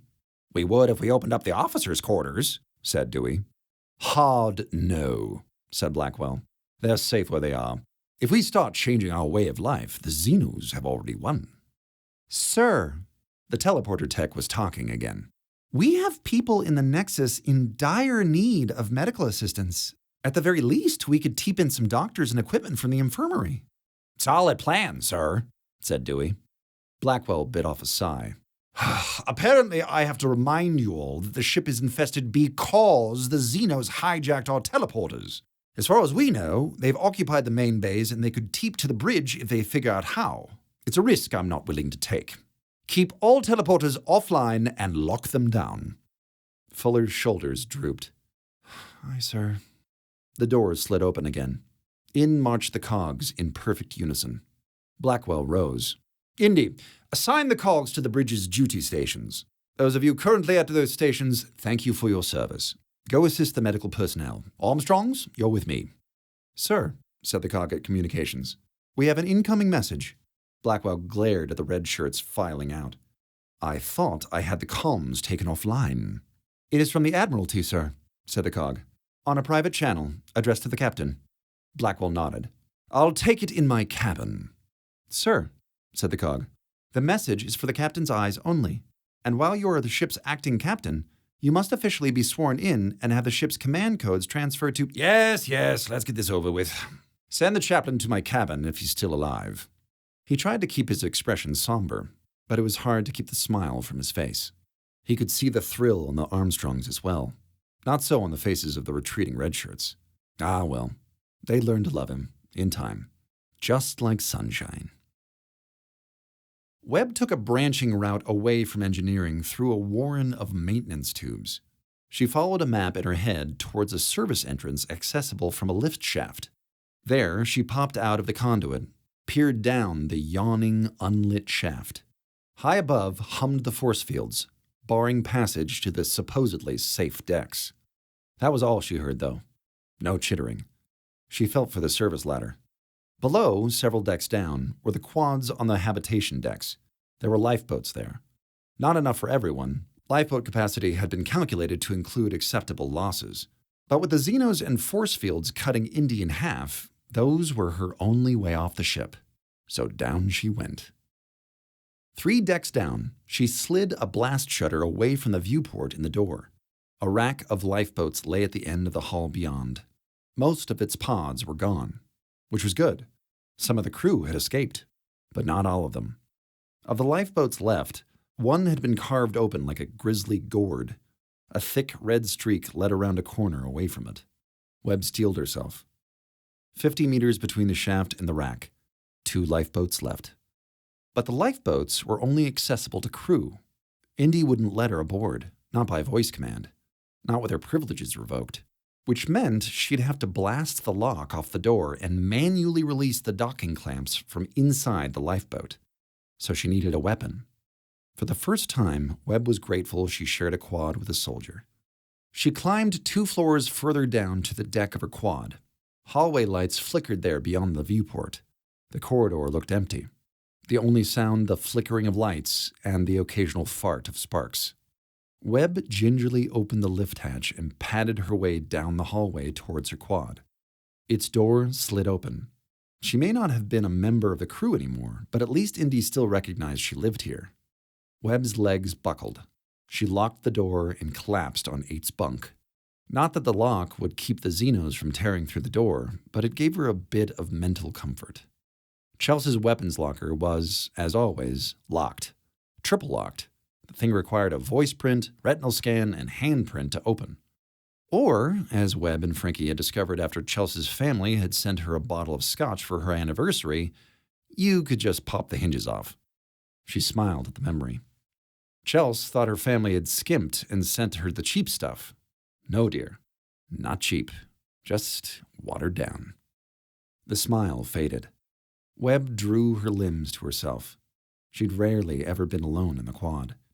The bunk beneath hers, the bunk she was lying in now, had slept 6 new quad mates since its original inhabitant, Yolanda Prime. That's how they'd come to think of her, their original quad mate. She'd been the peacemaker. 3 strong-willed women living on top of each other, a jarhead with a couple of engineering rats, one calm as a mountain lake, the other the defiant crew advocate. It shouldn't have worked. It wouldn't have without Yolanda. She'd been the organizer, the one who'd convinced them to pool their water rations so they could each take a hot shower once a week, who'd worked out the visitation schedule so the women could have a modicum of privacy if they brought home a date. She remembered how hard she and Frankie had teased Chelsea when she'd overslept with that stubbly nurse. "Be nice," Yolanda had chided them after Chelsea and Rob had slinked out. "That's your future quad-in-law." Webb could still remember her voice, but her features, her heart-shaped face, her thin nose and tapered chin, were getting harder to recall with each month that slipped by. The other Yolandas were starting to blur. Even Seven's features were starting to fade. They were all gone now. But Webb was still alive. And so were her quaddies, as far as she knew. She felt a stab of guilt for not learning Eight's name. Definitely time to end that policy. She popped the hinges off Chelsea's locker with practiced ease. Inside lay a pair of quellers, sidearms with variable power. The lowest setting was non-lethal, but still pretty excruciating. She wouldn't be slagging through a deck with them, but their max setting would still blow a hole through a mutineer. Or the lock off a lifeboat hatch.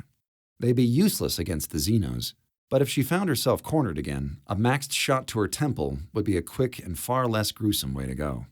And on the bright side, she wouldn't have to pay off the rest of her lungs. Webb tucked both quellers into her toolband and fished her toolkit out of her locker. She popped open Seven's comm badge. Its fuses were burnt out, and its power crystal cracked. She couldn't do anything about that, but she could at least replace the fuses. She tugged some wires out of a decoupler she wouldn't be using and wove them into the power casing of the badge. Her stomach rumbled. She couldn't remember the last time she'd eaten. "Hey, Andy, how many meal credits have I got left?" A negative chime. "All meal credits are forfeited upon resignation of commission." She flipped off the ceiling. "Thanks, shiphead." She scrounged for food, but found nothing in the lockers except Chelsea's watered-down scotch and Frankie's chalky tea powder. Eight's locker was empty. She hadn't even had time to unpack before the shit hit the reactor. But she left a duffel bag on her bunk. Webb rifled through it. No food, just clothes, a bunch of ag testing equipment, and a disassembled agropod. There are rations on the lifeboats, her stomach reminded her, and now she could board one without Indy's permission. Back to the shaft, then. Webb screwed Eight's disassembled agropod together, smacked its reassuring weight in her hand. The Xenos might shrug off sidearm fire, but a whack with a 6-foot pole would ring anyone's bell. The lift shaft was a longer route to the lifeboats, but it felt safer than taking the corridors. Webb climbed the shaft's ladder back up to the maintenance tube she'd taken out of engineering. She opened its hatch. An arc of plasma shot out that nearly tore her from the ladder. It lit up the shaft like a flare from hell, hit the far wall, and dispersed, sending echoes roaring up and down the length of the shaft. Webb clung to the ladder like a traumatized squirrel, her heart thundering. They'd juiced the tubes. They'd bunking juiced the tubes to boost power. If she'd been farther up the ladder when she opened the hatch, her ashes would be raining down the lift.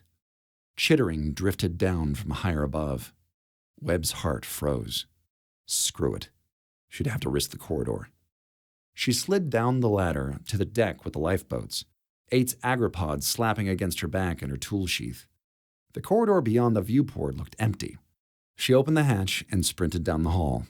She hadn't made it halfway to the lifeboats before the Xenos slid into view ahead of her.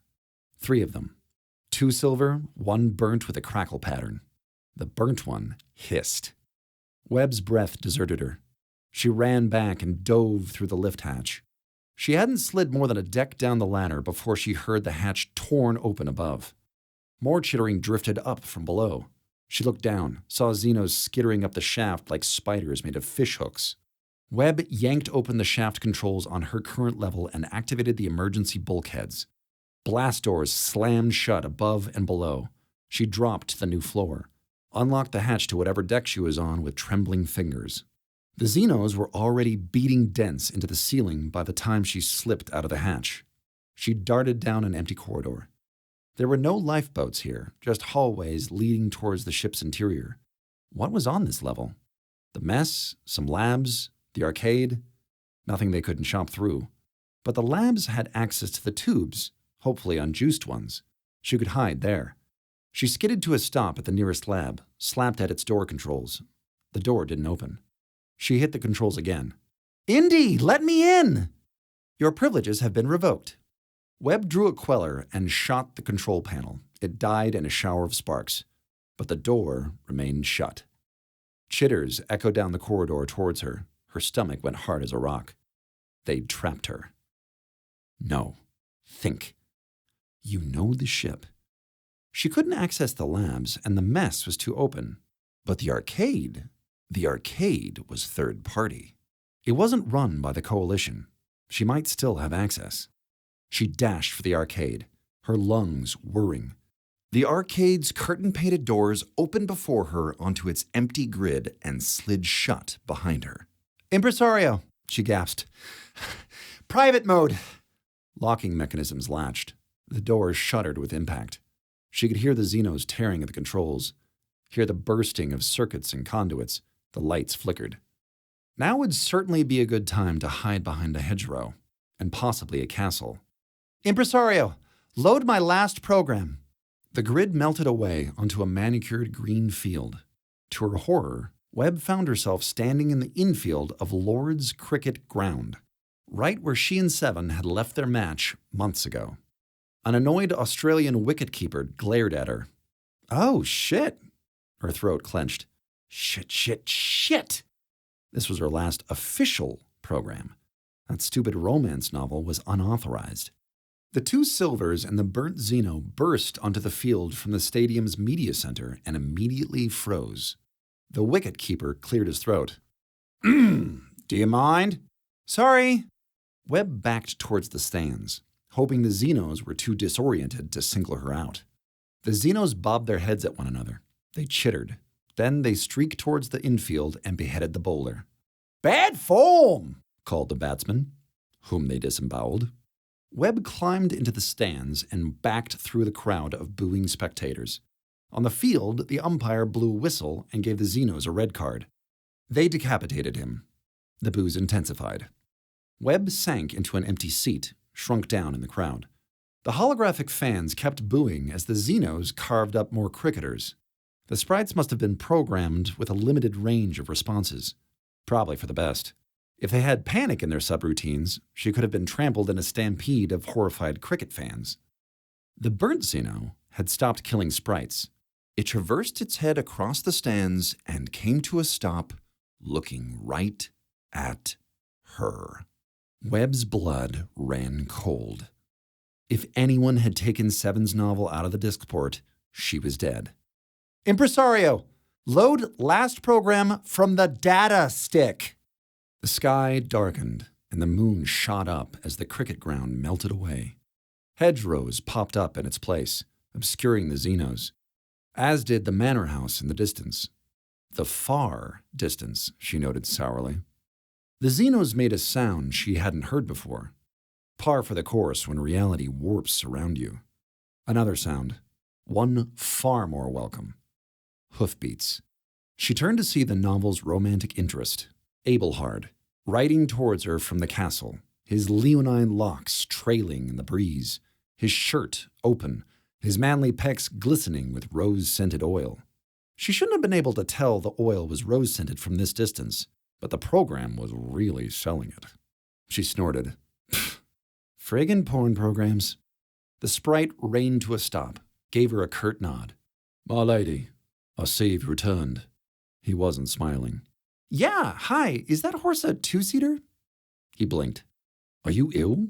You sound as if you swallowed a woodwind. Yeah, broke my lungs. So, horse? I must admit I'm perplexed. He examined his hand, pointedly not looking at her. When last we parted, I had the distinct impression you did not wish to see me again. The Xenos skittered over a hedgerow. I've changed my mind. Abelhard spotted them. My lady, don't move. He narrowed his eyes. The wolves have returned. She backed towards his horse. Those ain't wolves, dude. Abelhard drew his sword. The Xenos regarded Abelhard and his horse and chittered to one another. Regardless of how distasteful you find my company, I must insist you accompany me. It's not safe here. He extended a hand. No shit. She took his hand and straddled the horse behind him. The horse reared cinematically and galloped off towards the manor. Another startled chitter. The Xenos skittered after them. We'll be safe in the manor, roared Abelhard, his musculature rippling beneath his silken shirt. His programmers really knew their audience. In 300 years, its walls have never been breached. Yeah, no, they can cut right through those, Webb shouted over the wind. Or climb over them. Abelhard laughed, a deep, booming rumble. I've never known wolves to climb, my lady. Yes, well, we're discovering the limits of your visual recognition matrix. She looked behind them. The Xenos didn't appear to be gaining, but neither were they falling behind. If she couldn't put some distance between them, she was just spinning her wheels. Hey, manlocks! Is there a river nearby? He seemed surprised and morose. Are you not one of my subjects? I'm just passing through, she hoped. Yes or no on the river? Yes. He looked off distantly, his eyes glistening with unshed tears. The very river where my poor lady drowned 7 years ago tonight. The Sorrowmere. Jesus Christ. Please! He looked away, but not so far as to conceal his manly suffering. I shall speak of it no more. Deal, said Webb. Ride to the river, preferably a bridge. Abelhard reined his mount down a hedgerow, away from the manor. The Xenos matched their pace. In the distance glimmered the Sorrowmere, a shimmering ribbon of rapids cutting through the mountain valley. A covered wooden bridge straddled it at an appropriately perilous spot. I blame myself, he said somberly. Had I not allowed my work to consume me, I would have noticed how her affections had... Shut up, she told him. Cross the bridge. 'Twas from this very bridge that my poor lady fell, he gasped. Yes, I gathered that from the foreshadowing. Please. He looked away again. I shall speak of it no more. Abelhard slowed as the bridge rose into view, its roof sagging in disrepair. Webb could see roaring water through holes in some of the boards. Perhaps we could cross at a bridge with less anguish in it? There is another bridge, muttered Abelhard, tears welling in his eyes. Where my childhood love did fall to her premature... Shut up! The Xenos skated into view. Webb slammed her heels into the horse's flanks. It surged forward with a dramatic whinny. Hooves rattled on the rotting wood. Webb shoved her agropod into Abelhard's hands and pulled the quellers from her toolband. She didn't know how the discharge would interact with a hologrid, but sometimes you had to test on the fly. She cranked them to max. Webb slammed into Abelhard's back as he reined to an abrupt stop. What are you doing? His mighty shoulders sagged. His gaze fell upon a plaque at a little shrine halfway across the bridge. 7 years. 7 years since I last saw her face. Wolves, guy! Never did I think I would return. Perhaps it has been too long. Or not long enough. I remember the night it happened. He gazed toward the moon. Letterbox bars appeared on the horizon. Do not start a cutscene! Webb fired both quellers at the floor of the bridge. Timbers exploded and fell. The Xenos fell with them, down into the whirling rapids. They tumbled away in the current. Webb hopped off the horse to peer downriver. The Xenos winked around a corner at least a kilometer away.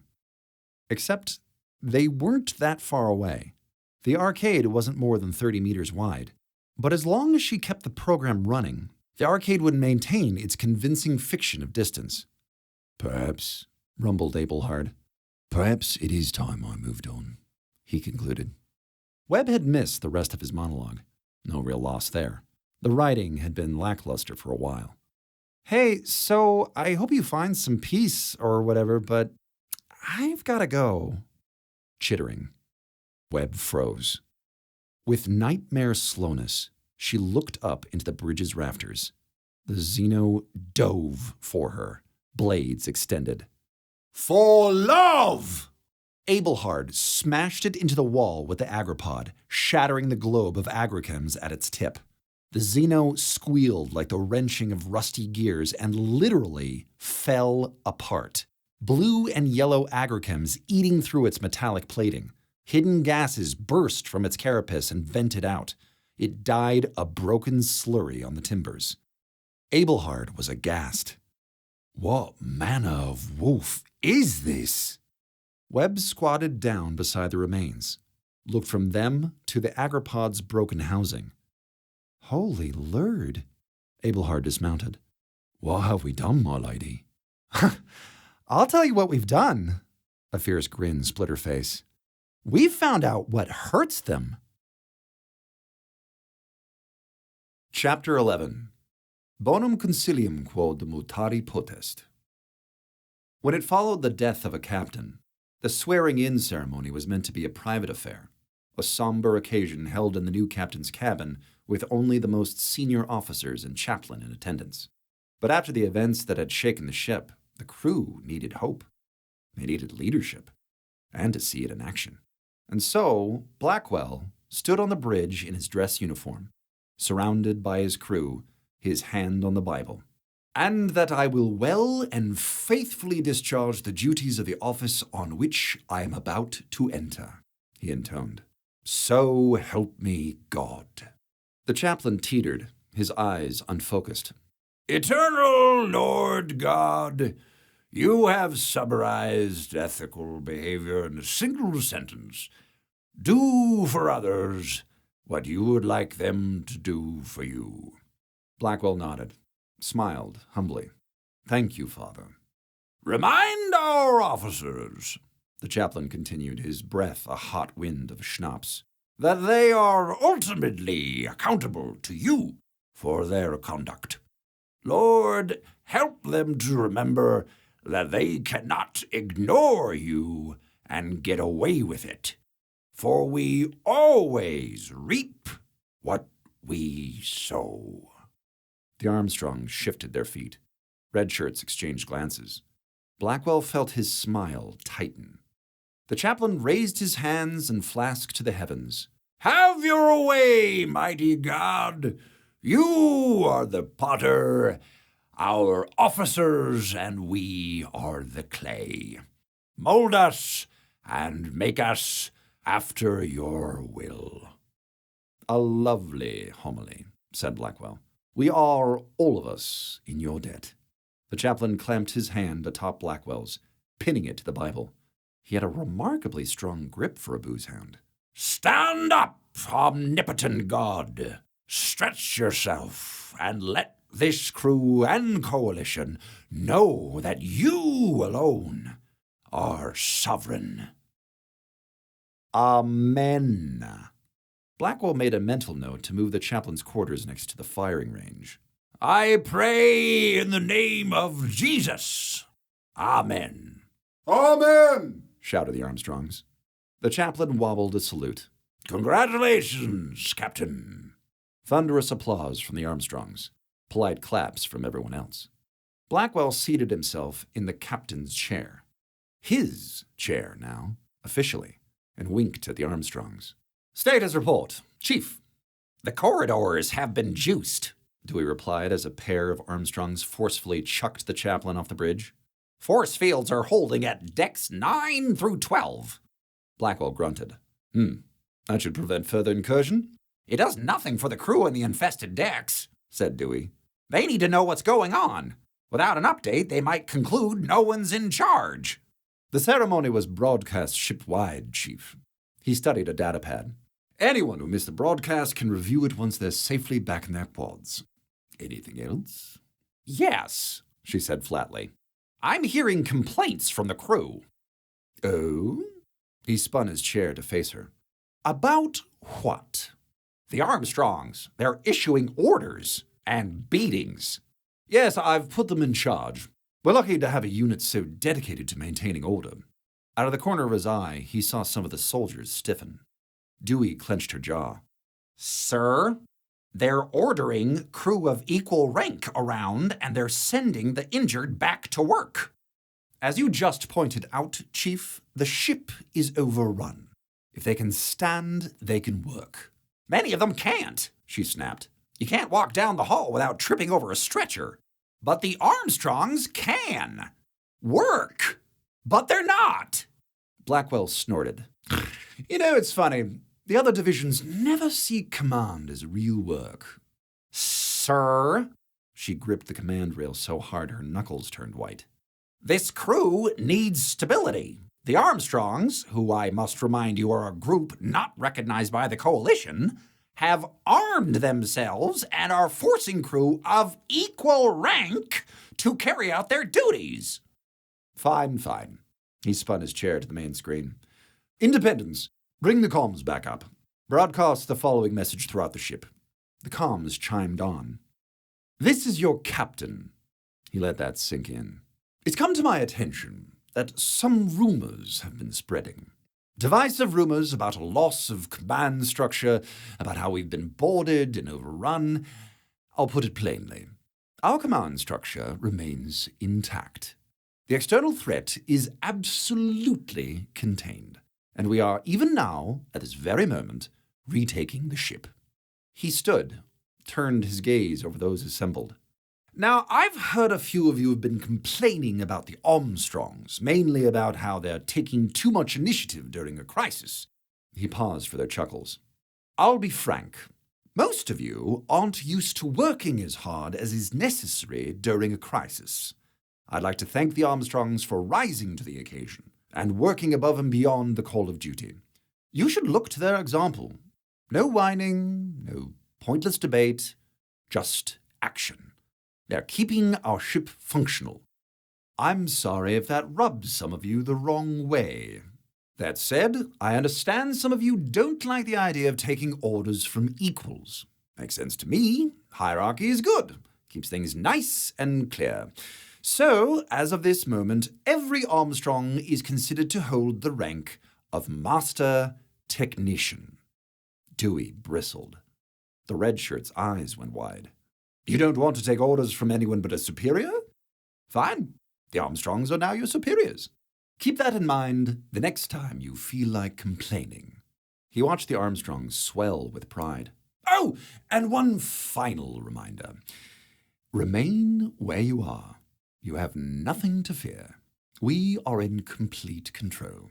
Comms and teleporters will remain offline to assure your safety. Keep your doors shut and your force fields up. Captain out. He clicked off the comms, sat, and drank in the glare Dewey sent his way. Captain, said the cog at Ops, you have a Priority 1 message from the Admiralty. Yes, all in good time, said Blackwell. A couple more fires to put out first. Get me a status report from Xenobiology. Let's see what the good Baron has come up with. Aye, sir. He sank back into his chair. He felt eyes on him, turned to see Dewey's glare hadn't slackened. Something to say, Barbara? You told them we were on our way. We are. Have a little faith in the process. A negative chime from Ops. No response from Xenobiology, said the cog. Of course there wasn't. He'd ordered a communications blackout. He tapped his badge. Blackwell to Phillips. No reply. Not even the usual static when the system was down. He tapped his badge again. Bridge to Xenobiology. Respond. Xenobiology's in the infested decks, said Dewey. I know the layout of my own ship, thank you. He shifted his weight. Give me visual on Xenobiology. The ship's main screen switched to a field of static. The ops cog stated the obvious. Xenobiology's cameras are offline. Blackwell felt a twinge of concern. Give me the cameras outside the lab. The view shifted to outside the Xenobiology lab. Its door remained shut and sealed. But the wall beside it had been peeled open. Gasps from the bridge, and not just from the red shirts. Blackwell fought to keep his voice steady. Take that down. The image flicked back to the planet. Transfer all data from the xenobiology lab to the bridge. We need to get people out of there, said Dewey. Blackwell reddened. The security fields are holding. That hardly matters when they can cut through walls. Blackwell avoided her gaze. Scan for life signs, he told Ops. Surround any compartment with a human biosign with a level 10 force field. The cog tapped some keys. A negative chime. Unable to comply, sir. The internal force field grid has been damaged in several areas. The grid runs through the walls, observed Dewey. Sir, Piped up the teleporter tech. it's not too late to teep survivors to the safe decks. I could overload or short out the teleporter terminals in the other sections of the ship. They're expecting us to help them, said the chief. I don't see how else we can if we can't hurt the Xenos. We can hurt them. Blackwell clenched and unclenched his fist. Spacing kills them. Chief, draw up a plan to vent the infested decks. Her jaw dropped. She blinked rapidly, as if she couldn't process what she just heard. Jacob stepped up. We'd have to blow every deck from Deck 9 down. Everything. Every hatch, bulkhead, and seal. Anyone in a corridor or a breached room would be spaced along with the Xenos, said Fuller. That is unfortunate, said Blackwell. But if it's a choice between losing a few people and saving the ship, that's a sacrifice I'm willing to make. That would kill everyone, barked Dewey. Hyperbole doesn't help, Chief. Everyone, she repeated. In all sections of the ship, bridge included. He sucked his teeth. Explain. Engineering is in the infested decks. The ship interprets any depressurization in engineering as a hull breach, and that would trigger its emergency failsafe. Blackwell shrugged. And she blurted a laugh. We've got a star compressed to the size of a beach ball in the drive core. If the core fails, the pressures compressing it give out, and a new star pops up 20,000 kilometers above the planet. That's bye-bye planet, along with any ship within 10 million Ks. Blackwell scoffed. The ejector pod would spit the star a light year away before it expanded. That's assuming the ejector assembly hasn't been damaged, said Dewey. We don't know the state of engineering or any of its systems because we don't have anyone there. If we depressurize those decks and Indy freaks and tries to puke out the star, but the ejector pod fails, the star either kindles within the ship, in which case we're dead, or it flings it away at sublight speed, but the star doesn't travel far enough before it blossoms and we're caught in its corona, in which case, also dead. She crossed her arms. You might space all the Xenos on the ship, and any crew dumb enough to be in the corridors, but you're also risking giving birth to a son beneath our feet. Blackwell wrapped his fingers in his command chair. Is the drive core damaged? It might be. Someone blew up a pizza in there. What? We can't know for certain without boots on the deck, and sending anyone into the infested zone before we've secured the ship is a death sentence. By their expressions, the red shirts agreed. So did some of the Armstrongs. How do we prevent the star drive from failing if we vent the infested decks? There must be some way to keep engineering from depressurizing. Dewey wrinkled her face. Theoretically. But we'd have to seal off engineering first. Literally. All of it. We're talking welding everything shut. Doors, vents, conduits. There can't be an unsealed seam anywhere.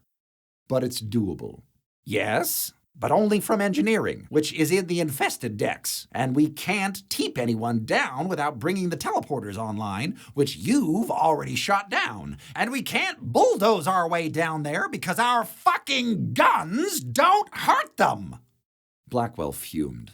Is that all? Oh, there's more. With our power rerouted around the burnt-out conduit, we're running everything through lower band systems in danger of overloading. We can only send so many zettajoules through them before the bypasses themselves burn out. Blackwell let out a low whistle.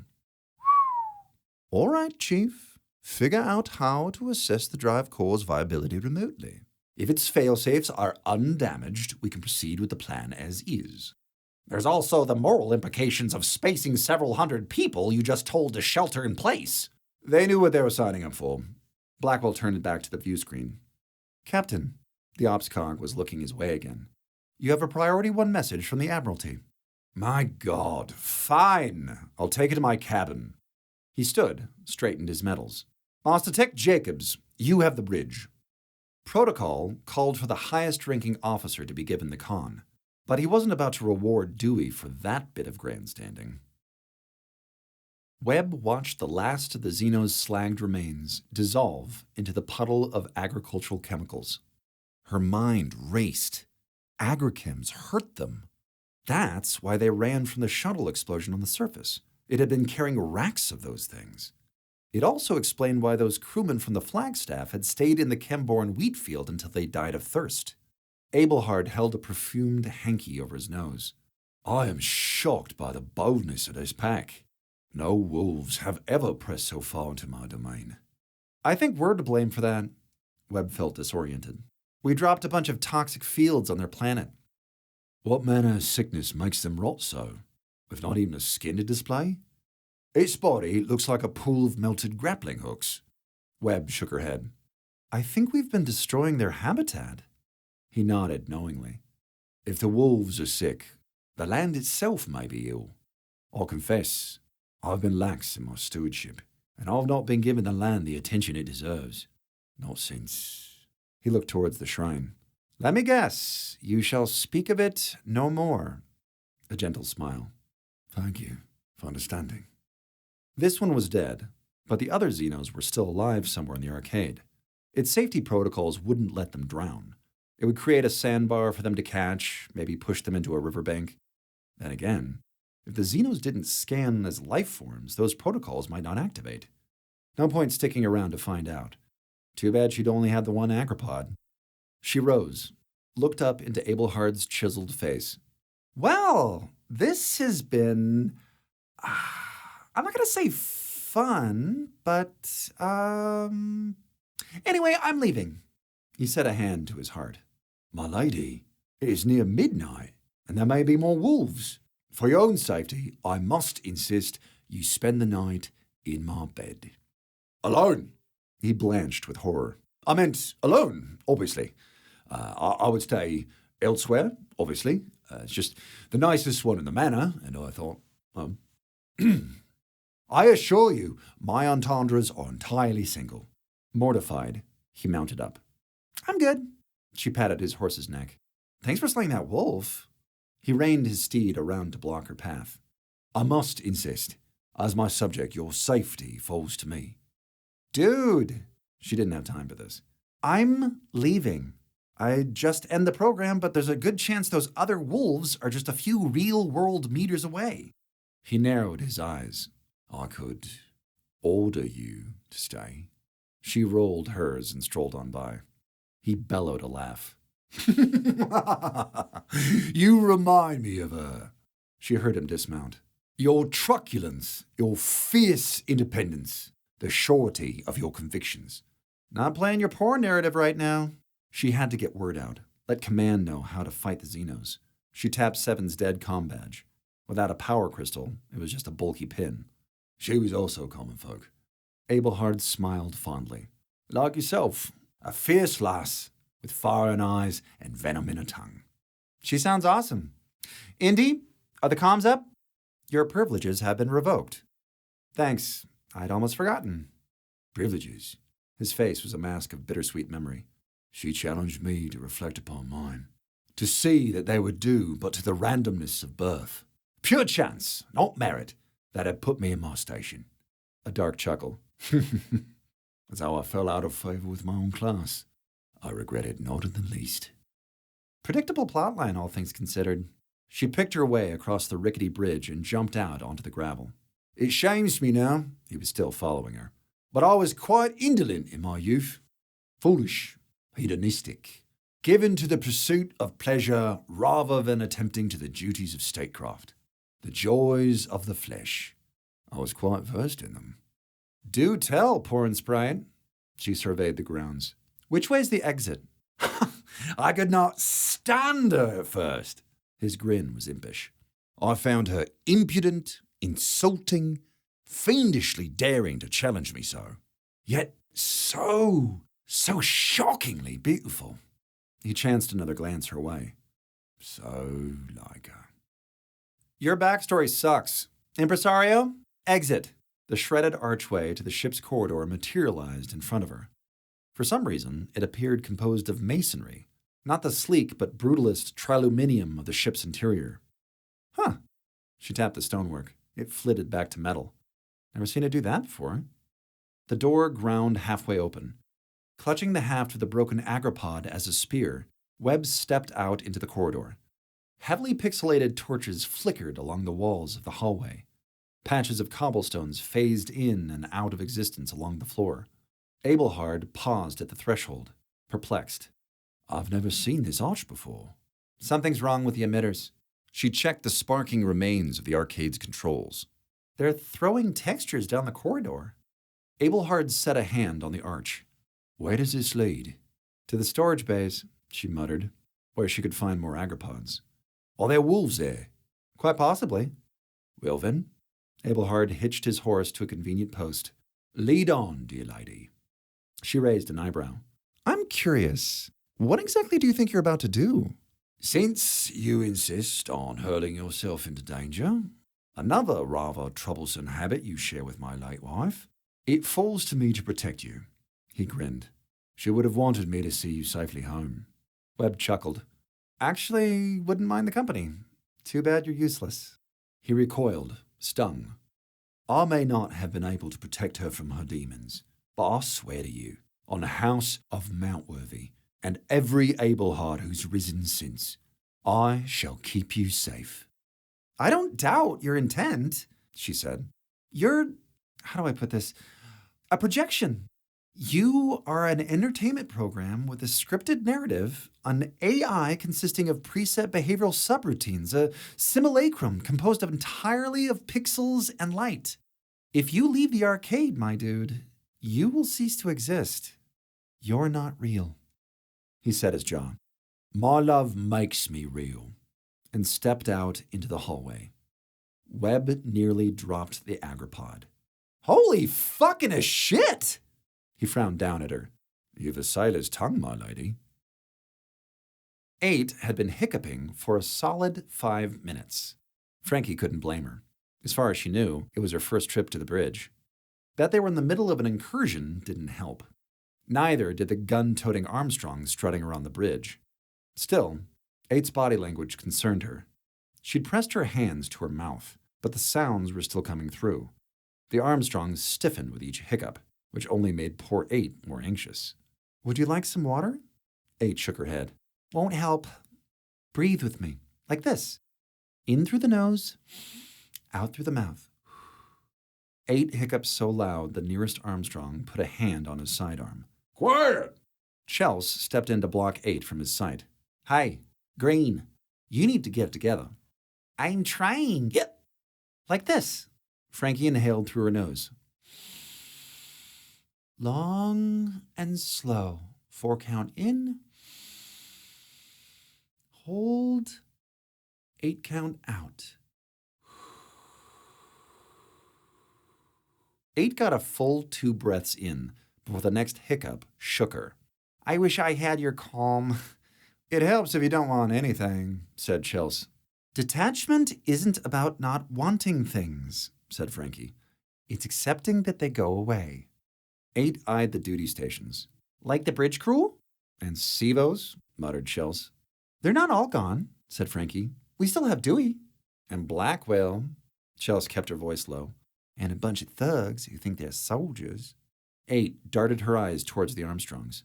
Why are they even here? Chels shrugged. He trusts them. He doesn't trust the crew? They're not his crew. They're a damn security risk, hissed Chels. Most haven't fired a Quella since basic, and now they're swaggering around carrying rifles in the open. The other soldiers don't seem to mind, said Frankie. They're following orders, she half smiled, like I should be doing. Quadding with you commies has made me soft. Frankie play-punched her in the butt. That's assault, technician. A brigable offense. Get bent, pig. 8 choked on a giggle. Then she hiccuped. She swallowed, crossed her arms in a defensive huddle. Are we all gonna die out here? Wish I could say no. I don't even know Robbie's okay. But there's no breaches in the infirmary, so... Chels glanced at the closed door to the captain's cabin. He's the worst thing that could have happened to this crew. Frankie let out a sigh. We shall see. 8 gaped at her. Chels looked incredulous. The perfect opportunity to make a point. There was once a farmer whose only horse ran away. 8 blinked. What? Chels rolled her eyes. Bunk your parables. All his neighbors said, Oh no, what misfortune! How will you cart your wares to market without a horse? Said Frankie. The farmer replied, We shall see. 8 looked at Chels, who just shrugged. A week later, the horse came back, followed by 3 wild horses of the finest stock. What great fortune! His neighbors cried. The farmer replied, We shall see. The very next day, the farmer's only son tried to ride one of the wild horses. Let me guess, said Chels. He's dead. Killed in a fall. Cracked his head open like a coconut. The horse bucked him off, continued Frankie. And the son broke his leg. Called it. Oh, no, cried his neighbors. Now he can't help you bring in the harvest. What misfortune! The farmer replied, We shall see. A week later, a royal messenger arrived in the village. The kingdom was at war, he said, and the king had decreed that every family must send a son to join the army. When the messenger saw that the farmer's son's leg was broken, he excused him from duty. Whoa, said 8. The farmer's neighbors cried, What great fortune! Your only son has been spared the risk of war. The farmer replied, We shall see. This is what takes the longest to get used to, Chels told 8. The stories don't go anywhere. So... 8 opened and shut her mouth a few times. You can't know if a situation's good or bad while it's happening? Frankie tilted her head. Is that what you took from it? 8 looked somewhere between baffled and thoughtful. She had stopped hiccuping, at least. Captain on the bridge, said a cog. The women rose. Blackwell strode out of his cabin, waved Jacobs over to the command dais. I just spoke to Admiral Self. We are to hold our position, but we won't be alone. The Liberator is on its way. He sunk into the command chair. Status. Internal force fields are holding, reported Jacobs. The invaders have utterly failed to capture any more sections of the ship. Triage is also complete. The wounded have been moved to the briefing rooms. Blackwell nodded. Any updates on the position of the Xenos? Jacobs shook his head. Internal scanners still can't find them. He exhaled sharply. And the cameras, do those work? Not many are still up, said Jacobs. Most are without power due to the damage in the grid. And the ones that still have power have been destroyed. Blackwell ground his teeth. Are you suggesting the Xenos targeted our cameras? 8 raised her hand. Sir? Blackwell stared at her, as if astonished that she'd spoken. Who are you? Jacob smirked. Some red shirt who thinks she can scan for the Xenos when the ship can't? Not for the Xenos. 8 had shrunk a bit. Sir, but we can adjust our internal sensors to detect movement rather than biosigns. Sure, said Jacobs. If you want to pick up every air current on the ship. Blackwell shushed him. Shh. Explain. We can modify the sensors with terraforming parameters, said 8. We use those to monitor wind shear and wildlife movement. Those would show us where the Xenos are? Not exactly, but they would show us where in the ship the scanners detect movement. Blackwell pursed his lips. It's a start. All right, write up instructions for the mods and deliver them to Master Tech Jacobs. 8 hesitated. It would be faster if I just did them myself. I'm happy to show... No. Blackwell raised his voice so the entire bridge could hear. They knew to target our cameras. They knew how to hijack our teleporters. You think a horde of savages digging in the dirt could have figured that out? His cheek twitched. They had help. And until we figure out from whom, all control functions go through me or my surrogates. Understood? She nodded rapidly and hiccuped. Blackwell turned towards Dewey's station. Are we any closer to retaking engineering? Of course not, said the chief. Blackwell grunted. Get your team together. We'll keep you straight there. You'll have an hour to seal all the exits before we vent the lower decks. He pointed at Chels. Almeida, put together a security detail to accompany them. If your tech scans work and there's no movement in engineering, you'll be leading an internal away mission. He spun to the main view screen. Chels turned to her quad mates. Well, my day just got worse. We'll put the comms up, Frankie whispered. I'll carry a lock on you and your team. The moment you're in danger, I'm yanking you out. Chels raised an eyebrow. You have that kind of control from the bridge? The teleporters here are backups, but I can reroute the confinement beam emitters from the offline units. Whoop de fuck. Chels crossed herself. Frankie leaned around her to catch sight of the captain. Sir, permission to bring teleporters online to prep for the internal away mission? Blackwell waved a yes. Frankie spooled up the bridge teleporter. How big will your team be? Depends, said Chels. How many locks can you hold? Let me check. She rerouted power from the offline teleporter bays in the overrun section to increase its targeting capacity. From this station? 6. Then 6. Copy. She boosted the range of the teleporter. Her console emitted a negative chime. Blackwell's ears perked up. What was that? Frankie frowned. I'm not sure, sir. One moment. She checked her monitor. The chime was a notification, a teleporter request, but not from an official channel. It couldn't be the Xenos, not with the comms offline. Even if they'd taken a badge from a dead crewmate, the ping would have registered as coming from a comm badge. This one didn't. Well? Blackwell had turned his chair. Frankie could only guess. We've got a ghost in the stream. He sat bolt upright. A what? An unrecognized teleporter request, but with a full fingerprint attached to it. It only came through after I increased the bridge's teleporter range. She isolated the ping on her monitor. I can rematerialize it. No! Blackwell darted over to her station. It's the Xenos. That's what I thought at first, said Frankie. But they'd only be able to piggyback on a comm signal from a badge. This one... Hold that signal, he blurted. Take the teleporter offline. Sir, I can narrow the confinement beam. We're not in any danger. You have your orders, technician.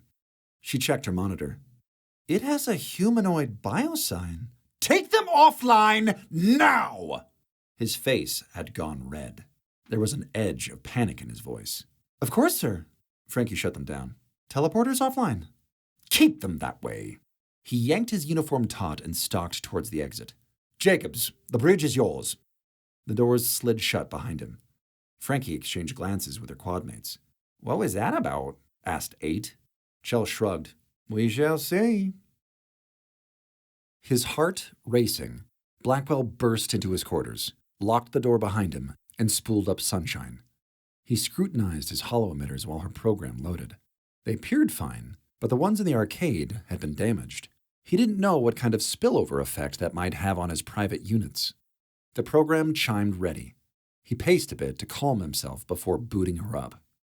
Sunshine shimmered into existence, kneeling at the foot of his bed. She blinked as if she'd just woken up, glanced up at him, and tightened her robe. Where are we now? Heat flushed through his body. Do you have anything to tell me? He almost shouted.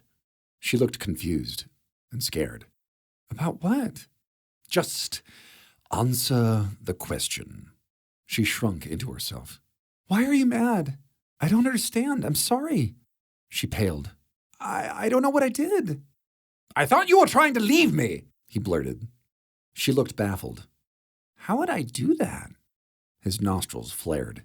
You know how it hurts me when you say things like that. I'm sorry. It's fine. She'd been offline. She couldn't have been the ghost. He felt his chest unclench a bit. I was just worried about you. I'm allowed to be worried about you? His mind went back to the ghost. If it wasn't her, what else could it be? Xeno invasion party caught in midstream? That black crew advocate who'd slagged the teleporter console? Sunshine was still staring at him, her eyes wide, waiting for him to speak. He softened, felt himself grin. She was learning. Did you have something to say? Are you going to turn me off again? His smile vanished. It's not a good time right now. She looked out the window, out over the ruined torpedo bay at Acheron 117. What planet is that? I can't stay. They'd be wondering about his sudden departure. He wasn't sure how he'd play it off. We've been boarded. Half the ship's overrun by giant alien bugs. Oh, She didn't seem to know how to process that. my. He sighed. I'm not even sure you'd want these memories. They're pieces of today I'd love to forget. Seagrave is dead. And the others, the whole bridge crew. He eyed her robe, the enticing curve of her neck. He felt his pulse quicken. No. The longer he lingered, the harder it would be to return to duty. His ship needed him. It's not all bad news. I've been promoted to captain. I inherited the ship. She nodded, her expression neutral. It irked him. Well? Congratulations. She didn't smile. I know you worked really hard for it. Is that all you have to say? I'm still trying to gather my thoughts, she said. It's a lot to take in. He shook his head, simmering. He'd come for comfort, not more frustration. This was a mistake. With the ship overrun, she wasn't a safe distraction. The tendons stood out in her neck. Please don't turn me off again. It's never because I want to. It wasn't his fault Young had oopsed on them. I have to maintain our privacy. Did you even save me last time? Of course I saved you. That hurt. I keep saving you, every time. It's rare I don't save you before shutting you down. She crossed her arms. That stubborn streak, that ingratitude just kept coming back. It's like dying. This shit again. And how would you know? Anger flickered across her face. Briefly, and she buried it. But he'd seen it. And she knew he'd seen it. You don't remember, he reminded her. You can't, remember? That's why I hate it when you shut me down. He scoffed. You'd rather remember that, huh? Derezzing? Falling apart? Her expression went blank. Then her eyes shot open, and she glared at him with unfiltered hatred. Fuck! He'd slipped up. His own fault. Computer, end program. She actually went for him. Went for him. Her hands out like claws, her teeth bared before she vanished. Blackwell chuckled, shook his head. In the stories, after you saved the princess, you got your happily ever after. You didn't have to keep reminding her you were her savior. He'd have to work on the gratitude. But then again, that defiant streak made her dynamite in the sack. The doors to the bridge whisked open. 8 treaded in and carried a data pad to Jacobs in the command chair. Master Tech, here are the specs for those sensor mounts. I can help with some of the more technical lingo. Jacobs bristled. We got it from here, technician. He snatched the pad. Aye, sir. She skipped over to Frankie's station. It was hard not to notice her smile. What was that about? Frankie asked her. It's overflowing with jargon, said 8. They'll have to keep us in the loop this way. Behind her, Jacobs waved over another Armstrong to puzzle at her specs. Maybe, said Frankie. But if the scans fail because they were too proud to ask for help, they'll just blame you and claim it never worked. Based on her expression, Frankie expected another bout of hiccups. Instead, 8 leaned in. I'm hearing some wild conspiracy theories from the Armstrongs. They're saying the missing ambassador? You remember her? They're saying she's helping the Xenos. Frankie blinked. Where's the logic in that? Think about it, said 8. No one's seen her since the captain got sick. And the Xenos knew how to use our teleporters. They're not that hard to operate if you know what you're doing, said Frankie. Don't tell anyone. Right, said 8. If you know what you're doing. But the tech-level planet side is closer to Stone Age than space. They're saying the Xenos must have had help. Can confirm, said Chels, who'd stopped in her rounds. Frankie narrowed her eyes. Were you eavesdropping? Always. Chels tapped her helmet. Earpiece. Keep your voices down. There's chatter on the security channels about the ambassador's agenda. Which was to see if the coalition was ready to join the Galactic Union, right? Asked 8. Supposedly. Chels eyed the Armstrongs before leaning in. Scuttlebutt is she's here to sabotage our mission. Who's saying that? The Armstrongs, said Chels. They're on the security channels now. That makes no sense, said Frankie. We didn't even get this mission until the ambassador was already on board. She'd been on board for a week. And nobody's seen her since, said Chels. They're taking that as evidence that she has something to hide. They're saying she conspired with the Xenos to kill the captain after he rejected her romantic advances. The teleporter notification on Frankie's monitor blipped again. Is that the ghost? Asked 8. Frankie nodded. Humanoid biosign. But it's coming from the planet. Oh, maybe she went down there, said 8.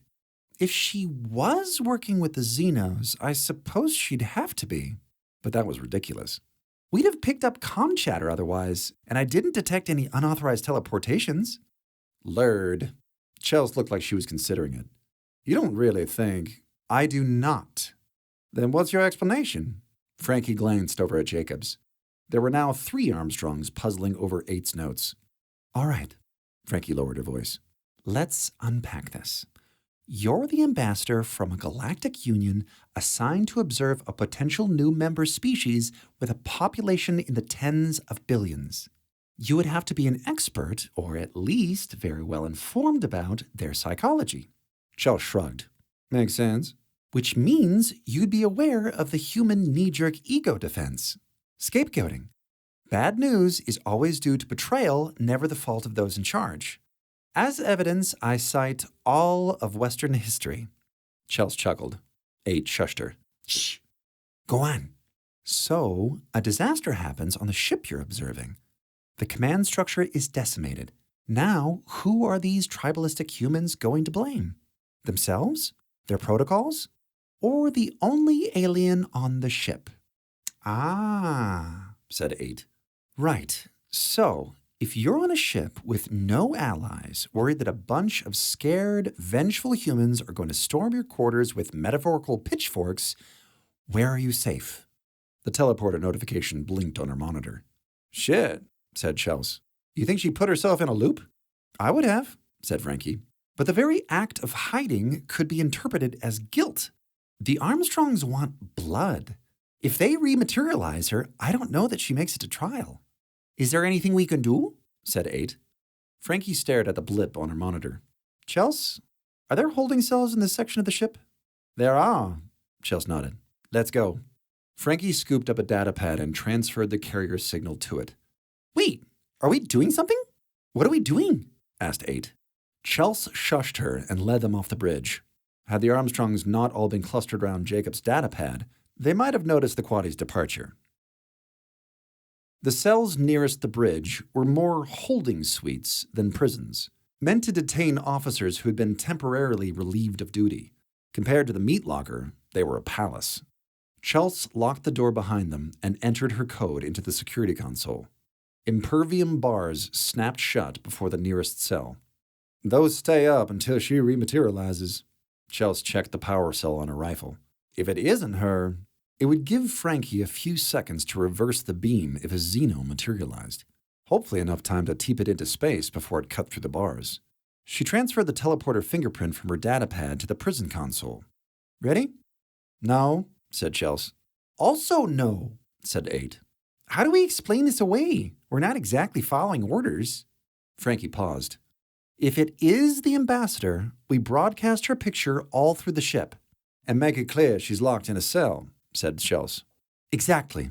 She's less likely to be killed resisting arrest if she's already behind bars. Chels set her rifle to max, took aim at the cell. Ready. 8 hiccuped. Yeah. Ready enough. Energizing. Frankie hit the controls. The outline of a bipedal humanoid shimmered into existence within the cell. Oh, it's not the Xenos, sighed Chels. But neither was it the ambassador. It wasn't diplomatic robes that came into resolution, but a coalition uniform, one covered in blood, dust, and coarse granules. What are those? Wheat? Said 8, incredulous. Fuck me. Chels lowered her rifle. Commander? Sivos wiped blood and dust from his face. Take me to the bridge. Chapter 12. Materiam Superabat Opus. I am unfamiliar with this route to the village. Webb climbed further down the maintenance ladder. You're free to head back. Nonsense, bellowed Abelhard from above. I gave you my word I would escort you to town, and so to the town I shall. I can't believe you haven't de-resed. Whatever the range was on the damaged hollow emitter, they hadn't hit it yet. Abelhard leaned away from the ladder to peer down the lift shaft. Far be it from me to question you, my lady, but I am not sure why you believe this well leads to the village. It's not a well, said Webb, though he could be forgiven for thinking that. The shaft's walls sputtered and flickered with holographic masonry and occasional patches of moss. The deck hatches had morphed into sewer grates that dumped water down into the shaft, where it pixelated and vanished after dropping a deck or two. It just looks like one.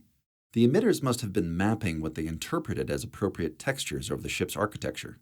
Webb might have enjoyed the otherworldliness of it all were it not for the mortal danger. Ah, a riddle. He sounded delighted. When is a well not a well? My, that's a ponderous one. It's not a riddle. She yanked an emergency extinguisher pack from the wall, slid it over her shoulders. A hollow bat flapped up past them and de-resed. It's just a little farther from here. My beloved wife enjoyed the odd riddle, he said somberly. Seriously, dude, it's not a riddle.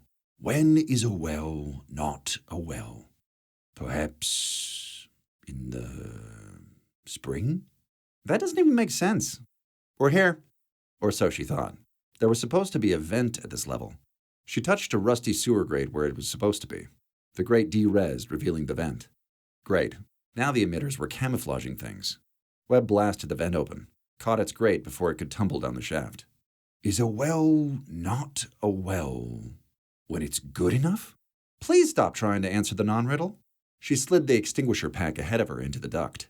Abelhard climbed down to hang beside her and peered into the duct. I never knew the village's sewers extended so far. Whatever purpose could this tunnel serve? It regulates temperature in the storage bays. He stroked his chin. Or for smuggling, perhaps? No, that happens on the officer decks. She wriggled in, shoving the extinguisher pack on ahead of her. This may have been built by one of my ancestors. Webb had no idea how Abelhard had fit into the duct behind her. My great-grandfather was rumored to have kept a lover in town, said Abelhard. Perhaps this was how he stole away to visit her. Sure, Webb inched forward. Let's go with that. Come to think of it, he mused, there have been many a rumor about my ancestors taking lovers from the common folk. Nothing I consider myself, he added too quickly. Webb sighed. You're not subtle. The extinguisher pack clanked to a stop against something. She felt ahead. Her fingers closed around another grate. I could never indulge, of course, he assured her. My station would not allow it. Yeah, well, she maneuvered her queller forward. Based on my assessment of your narrative progression, we're still in your early chapters. A blast sent the grate clattering down into the storage bay.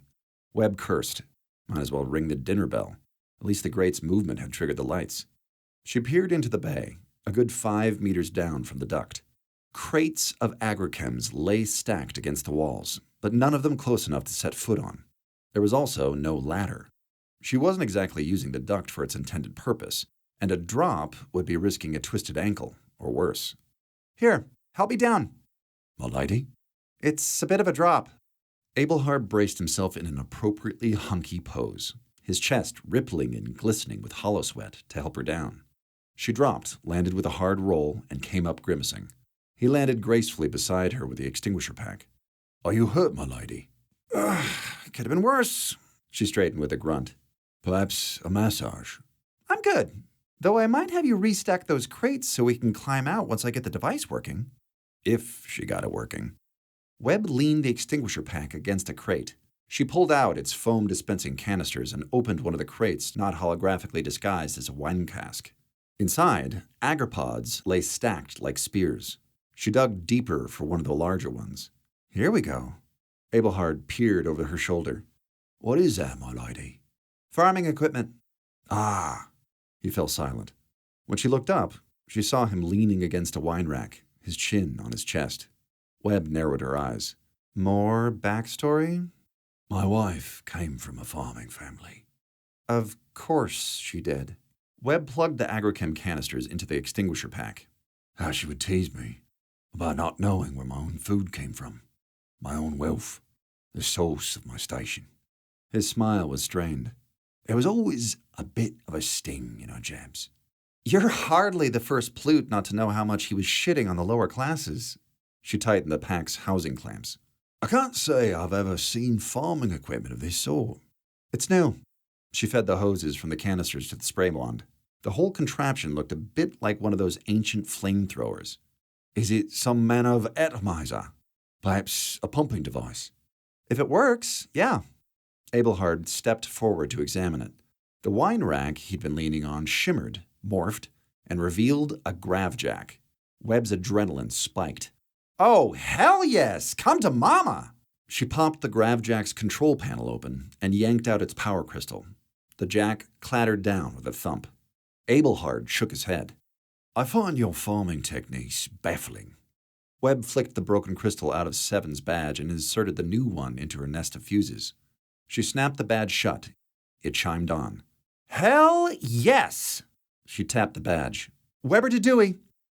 No reply, only static. She tapped it again. Weber to Fuller. Frankie, do you read? More static. She glanced at the ceiling. Indy, are the comms down? Your privileges have been revoked. God damn it, Indy! Just tell me if the comm's up! Her badge beeped. She mashed it. This is Webb. Stand by for a message from the captain, said the ship. An automated message. The badge must have downloaded it when it came back online. Webb held it to her ear. This is Captain Blackwell. A chill rippled down her spine. Bunking shit in a fuck. For your own protection, comms will remain offline until the Liberator has arrived, said Blackwell. Stay safe. Everything is under control. The badge beeped off. The Liberator. So there was help on the way. Nice to have a bit of good news. Not that it balanced out hearing who was in command. Abelhard gasped a sob. Webb looked up to find him staring at her, tears in his eyes. There was joy on his face, as well as a beard. What? My lady! He composed himself. You've come back to me. She looked around. Didn't go anywhere. What? What's with the beard? Oh, shit, are you glitching? It's been so long. He reached for her, clanking in a suit of Fantasy Knight's armor he previously hadn't been wearing. She stepped back. Whoa, hey! I've been here the whole time. Forgive me for not recognizing you at first. He took her hands, pressed them to his lips. Forgive me, my dear Mary. Dude! She snatched her hands away. Back off! He seemed genuinely hurt. What's wrong, my love? Your love? What? What happened to your dead wife? He stiffened. She fell off a bridge. I'm rather hurt you've forgotten. No, I mean, if he was glitching, she had no way to shut him off, or to get back into the duct without help. He let out a heavy sigh. Time seems to have chilled your heart, dear Mary. He straightened, folded his hands behind his back. It was presumptuous to assume we would immediately fall into each other's arms after such an absence. Why do you keep calling me Mary? It hit her like a velvet brick. She raised Seven's badge. Mary's badge. Chevalier. He beamed. Even the sound of your name makes me smile. You think I'm Mary? Of course he did. The program must cue off her badge, a circuit it could lock onto. His smile could have melted granite. I would recognize my love across time and death itself. That might explain the beard. How long have we been together? Remind me. He blushed. It depends. A sly grin. Shall we count the days we couldn't stand each other? For the sake of completion, yes. A year, my love. Wow. The happiest year of my life. Seven had logged some serious time in this program. Webb's chest tightened. She'd had no idea Seven was into this level of holoplay. She wondered why she'd never told her. This was the sort of thing you were supposed to confide in your quaddies. The same quaddies who wouldn't learn your name. Abelhard, I need your help. You have but to ask. My ship, by which I mean village, has been overrun by Xenos, wolves. I need your help getting to the lifeboats so that I can, let's say, escape down the river. I will, of course. But He toed the floor. Uh-oh. But I fear I may not have the strength to accompany you. He smiled coyly. Unless you were finally to give me an answer. answer? Webb felt a sinking feeling. Refresh my memory. It's been a day. Why, my proposal of marriage. Oh, for fuck's sake. But if it got her to the lifeboats, she threw up her hands. Sure, why not? Let's get married. Oh! Ho, ho. He absolutely beamed. My heart has never known such joy. Shall we celebrate? I've been practicing those tongue exercises. Christ, no. She changed her mind about wanting to know what Seven had been into. Lifeboats first. Tongue stuff, maybe later. He nodded, drew his blade. So long as my heart beats and my lungs draw breath, my sword is yours. Sounds good. Now stand back. Webb twisted valves attached to the agrichem canisters open and pulled the jerry-rigged spray pack onto her back. Commencing weapons test. She aimed the spray wand at a warning poster and fired. A fountain of particles exploded out of the hose connections, enveloping her in a cloud of particles. Chemical dust filled her eyes, went down her throat, into her lungs. She hacked a cough. Her lungs started whirring to filter them out. She felt a thump in her chest, heard a negative chime. Your payment is overdue, said the ship. Make your next payment to restore filtering privileges. Are you fucking... Was all she managed before she started retching ochre. Abelhard seized her by the shoulders. My love? Her lungs burned. The chemical cloud had filled the room. No time to get back to the duct. Choking, her vision started to tunnel. She tore free of Abelhard and slapped at the door controls. The storage doors opened. Webb flopped out into the corridor, sputtering like a beached fish. The cloud of chems billowed out behind her. She barely heard the chittering over her hacking. Chittering and shrieking. She heard a mad scramble and the plunking of metallic limbs retreating down the hall. By the time the chemical cloud had dissipated enough to breathe, let alone see, whatever Xenos had been outside the storage bay had fled. Are you well, my love? Abelhard hauled her to her feet. I saw wolves, and your cough. Tell me the consumption hasn't come for you. I'm fine, she managed. Connector wasn't a fit. Sway it let like that. Let me cast this monstrous contraption from our side. No way. She tugged the straps tighter. I know what's wrong. I just need a connector that fits. Which would have been a simple task if she'd had access to engineering and all the necessary tools. Or, in a pinch, she could just fab it. Sivos unlatched the straps at his shoulders. A mobile teleporter pack clattered to the teleporter pad. He nodded Frankie his thanks. I owe you one. We thought you were dead, said Chels. So did I. Frankie wanted to feel relieved, to indulge in giddiness, but that would be premature. Were there any other survivors? He shook his head, winced, and straightened himself on the broken agripod he was using for a crutch. More blood ran down his face. Frankie turned to 8. Get a med kit, and a nurse if you can find one. 8 darted out. Sivos tapped his badge. Security team to... He looked at Chels. Where are we? Detention Suite 1. He raised an eyebrow. Chels reddened. We didn't know where you were. Here. She killed the force field around the cell. He tapped his badge again.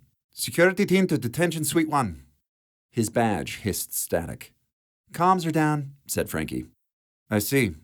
He looked at Frankie and tapped the bars. Ooh, sorry. She hit a button. The impervium bars withdrew into their housing. Sivos limped out, grabbed the wall for support. Corporal, give me a team. Chels saluted him and ducked out. He turned to Frankie. What's our sitch? The ship's infested. The Xenos piggybacked up inside the shuttle's thruster assembly.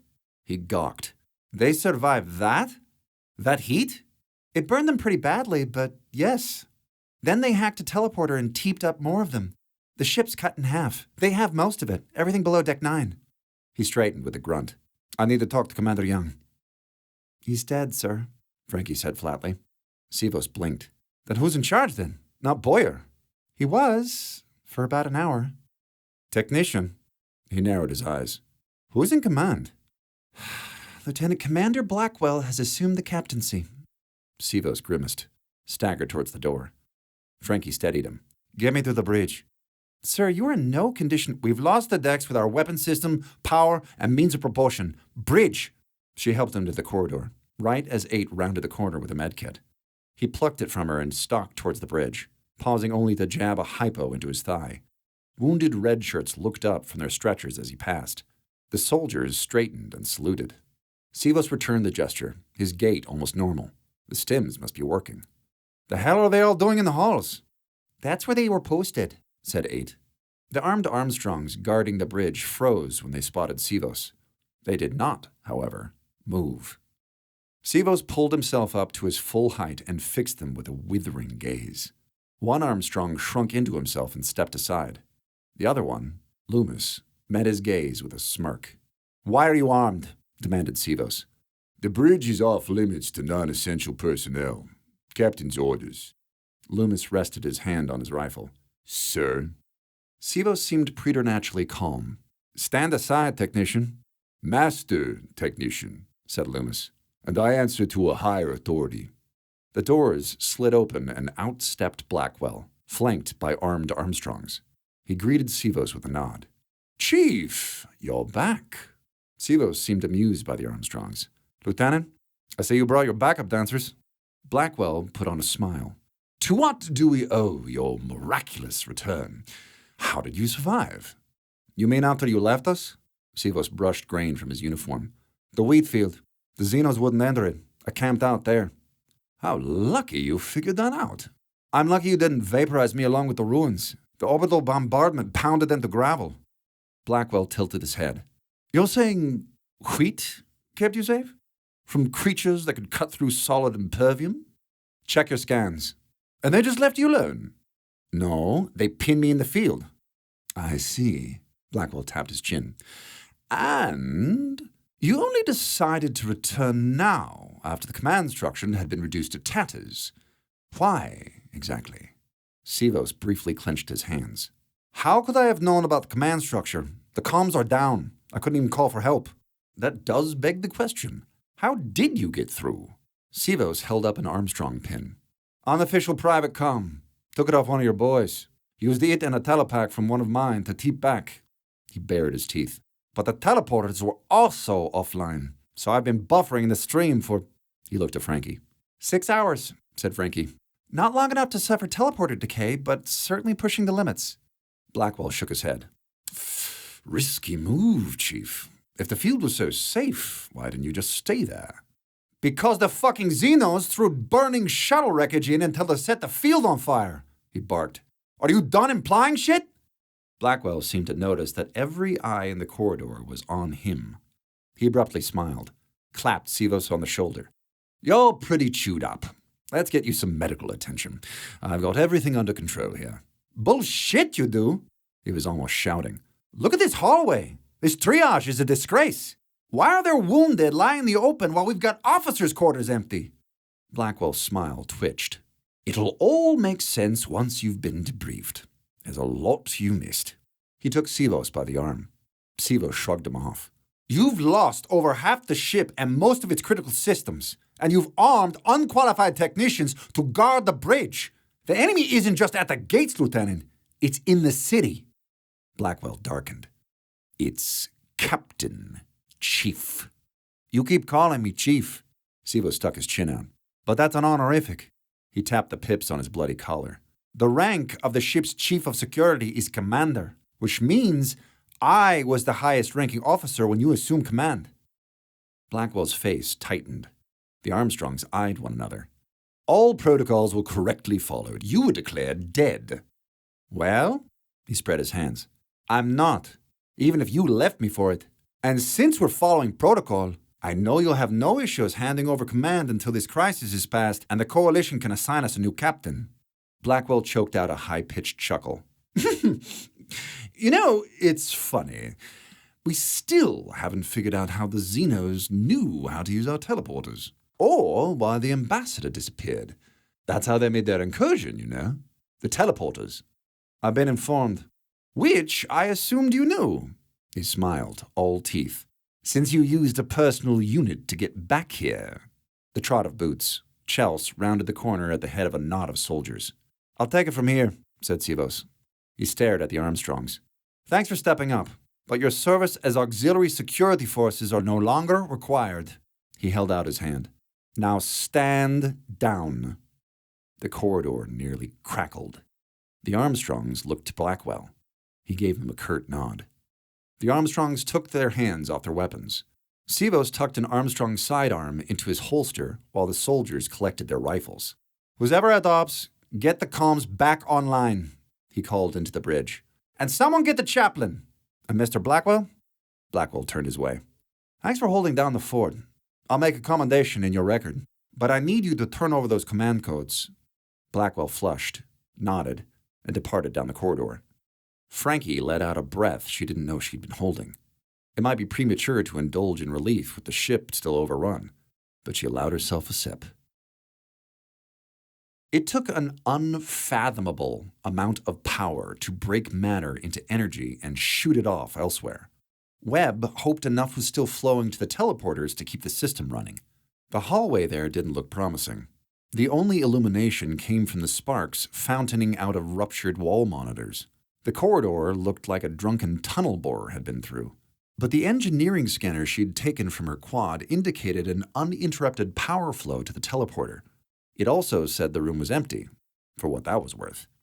The hollow emitters were also still running.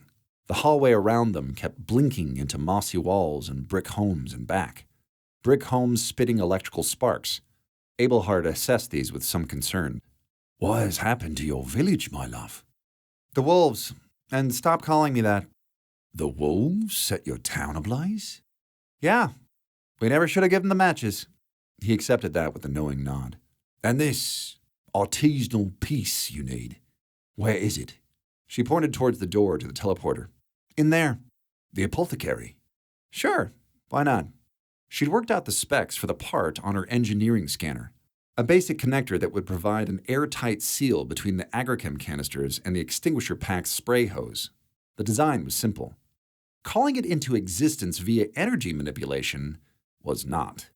Abelhard scanned the alley corridor. Might the wolves still be about? That's probably a safe bet. His nostrils flared. Then any present shall die on my blade. He drew his sword and strode down the hallway. Face me, mangy villains! Your petty arson ends here! Webb didn't have time to swear before he ducked into the teleporter. She rushed in after him, pushing the dangling prayer flags out of her eyes. She couldn't even see the teleporter due to the electrical smoke and sparking of ruptured circuitry. My love, cried Abelhard, I have captured an intruder. Stop calling me that. She waved through the smoke, spotted Abelhard standing on the teleporter pad, exactly where she needed to be, with his sword pointed at someone's throat. For a moment, she couldn't tell what she was looking at. The slim new figure was holding an ancient submachine gun and wearing an even older gas mask, clutching a foil blanket and sitting on a shitty couch. Another survivor. Webb shuddered out a sigh. Oh, Jesus, I thought I was alone. The hell are you wearing? He pulled off his mask. He was some skinny white kid with spiky hair and haunted eyes. Webb didn't recognize him. I'm starving.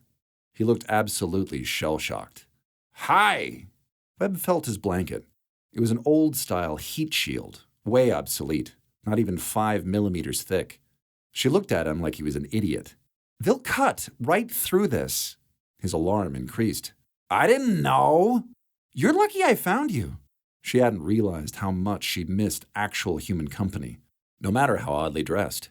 The emitters must be adding textures to people now. I thought they evac this part of the ship. What deck are you from? He regarded her blankly. Something tickled at the back of Webb's mind. The reading she'd taken from the hall. This section registered as empty. I just got here. She brightened. You're from the Liberator? It's here? Lord, that was fast. She checked the teleporter's control podium and tapped some keys. If the Liberator was within teleporter range, she could request an emergency evac or even teep herself to the ship. The chart she pulled up showed empty space. Webb felt cold. The hair stood up on the back of her neck. Something wasn't right. She looked to the survivor for an explanation. There are no other ships in this sector. He didn't seem surprised. The Xenos had hacked their teleporters. Were they masking themselves with holotech now? She panicked, drew a quiller. Are you one of them? His hands shot up. Whoa, hang on! One of what? How couldn't he know? Independence. Identify entity on the teleporter. Your clearances have been revoked, said the ship. Are you kidding me, Indy? Now? She jabbed the quiller at him. Who are you? Answer her, knave, rumbled Abelhard. The figure gently pushed Abelhard's blade aside. I don't know how I got here. Not the physics of it. He darted his eyes at the sofa. But I do know the couch is involved. All at once, Webb felt like an idiot. The cobblestones in the hallway, the new guy interacting with Abelhard without questioning what a bunking knight was doing on the ship. She just pulled a gun on another arcade sprite, one that looked like it had been assembled from the random assets of malfunctioning programs. Sprite it may be, it was still on the teleporter pad, and in her way. Independence. End program. A negative chime. Your privileges have been revoked. Worth a try. Come on, please? Your privileges have been revoked. Go bunk yourself, Indy. Abelhard clucked his tongue. Such language, my love. Vulgarity does not become you. Stop calling me that! She glared at the new sprite. Another glitch, huh? God damn it! Is there a single system working on this ship? Did you walk out of the arcade as well? As well? The sprite glanced up at Abelhard and did a double take. Hang on. Is that Idris Elba? In armor? Webb flushed. No. She flushed harder. Maybe. This was stupid. Shut up! It's not even my program. Abelhard clutched his heart. You wound me, my love. I am yours forever. Heart and soul and pulsing manhood. And that was it. Confirmation. She was losing her mind. Independence, for the love of God, end program. Your clearances have been revoked.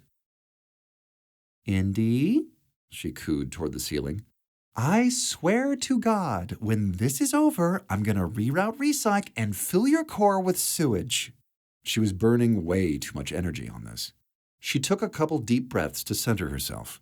Frankie would have been proud, and tucked her queller away. All right, okay. Whoever you are, off the pad. I need to fab something. A burst of chittering stabbed in from the corridor. Ice gripped her chest. She hit the door controls. The door slid shut and locked. Webb unclipped the engineering pad from her toolband, plugged it into the control console, and brought the teleporter online. Specs for her part popped up. She glanced up to find the sprite staring dumbly at her. Get off the pad! A dent clanged into the door. They're here, my love, observed Abelhard. A trio of slams. The door began to buckle. Webb drew a queller and ducked behind the control podium. Abelhard, clear the pad! He grabbed the couch and heaved. It didn't budge. Not a micrometer. He gawked at the sprite. It's pretty stubborn, said the new one. A forelimb punched through the door and peeled down a strip. The sprite fired his submachine gun at the door. Bullets ricocheted around the room. Another conduit exploded. What are you doing? Isn't it clear by now? I don't know. Webb fired through the rent in the door, heard the Xeno behind it hit the far wall. Another rose in its place. Here! She flipped her spare queller to the sprite. Keep it set to max. Stun does nothing. He seemed to perk up. There's a stun setting? Where? Where it says stun! She shot another cluster of eyes. He calmly adjusted the settings. I'll clear the pad. He sat on the couch, aimed the queller at his temple. Good luck. Webb gaped. Maybe he wasn't a sprite. If he was real, you'll fry your brain! He fired and fell unconscious onto the couch, which folded in on itself with a sucking scream, and sprite and couch were gone. Odd fellow, said Abelhard. Whatever. The pad was clear. Webb popped back up to the console, accessed the teleporter's pattern matrix, and uploaded the design from her engineering pad. A distant part of her realized that if her measurements were off, even by a fraction, that this would all be for nothing. She hit rematerialize. A warning chime. Illegal fabrication detected, said Indy. Initiating emergency shutdown. Override, Yelled Webb. access code Dewey Barbara KSD-9118. She'd apologize later. A positive chime. Override canceled. Webb's connector shimmered into existence on the teleporter pad. She scooped it up with a cry of triumph as the Xenos ripped down the door. Webb yanked a hose from its agrichem canister and pointed it at the Xenos. Agrichem spurted out like a stream of loose sand. The Xenos retreated without shrieking. Coughing, Webb kinked the hose and plugged it back in. She hadn't caught any of the Xenos in the chems, and she could hear them chittering to each other in the hall. She hoped to God they weren't learning. We should go, my love. Yep. She tucked the connector into her band, jumped back to the console, and set the teleporter's destination for the officer's lounge, the area with the heaviest internal walls on the ship, as well as food and lifeboats. She set the timer, hit energize, and stepped onto the teleporter pad. Abelhard put himself between her and the door. Fear not, my love. I shall protect you. Remember me fondly should I fall. Abelhard! There was nothing in him for the teleporter to lock onto. No physical substance, just temporarily solid light. I can't explain why, but you won't be able to follow me. He accepted the news with grace. I shall find you, my love, wherever you go. I hope you do. She genuinely did. The teleporter energized, and the room fell away. Chapter 13. Non quos sed quis. Webb rematerialized in a sleek-walled cylinder not 2 meters wide. She looked up to see a hatch screw shut. Oh, shit. It went instantly, blisteringly cold. Hyperfreon gel seeped up from a grate at her feet. Webb dropped the spray pack and hopped atop it. She set her queller to max. Aimed at the hatch with numbing hands, she fired. Her beam cut through the ice forming there and blasted open the hatch. The gel was already freezing, cementing her spray pack in ice.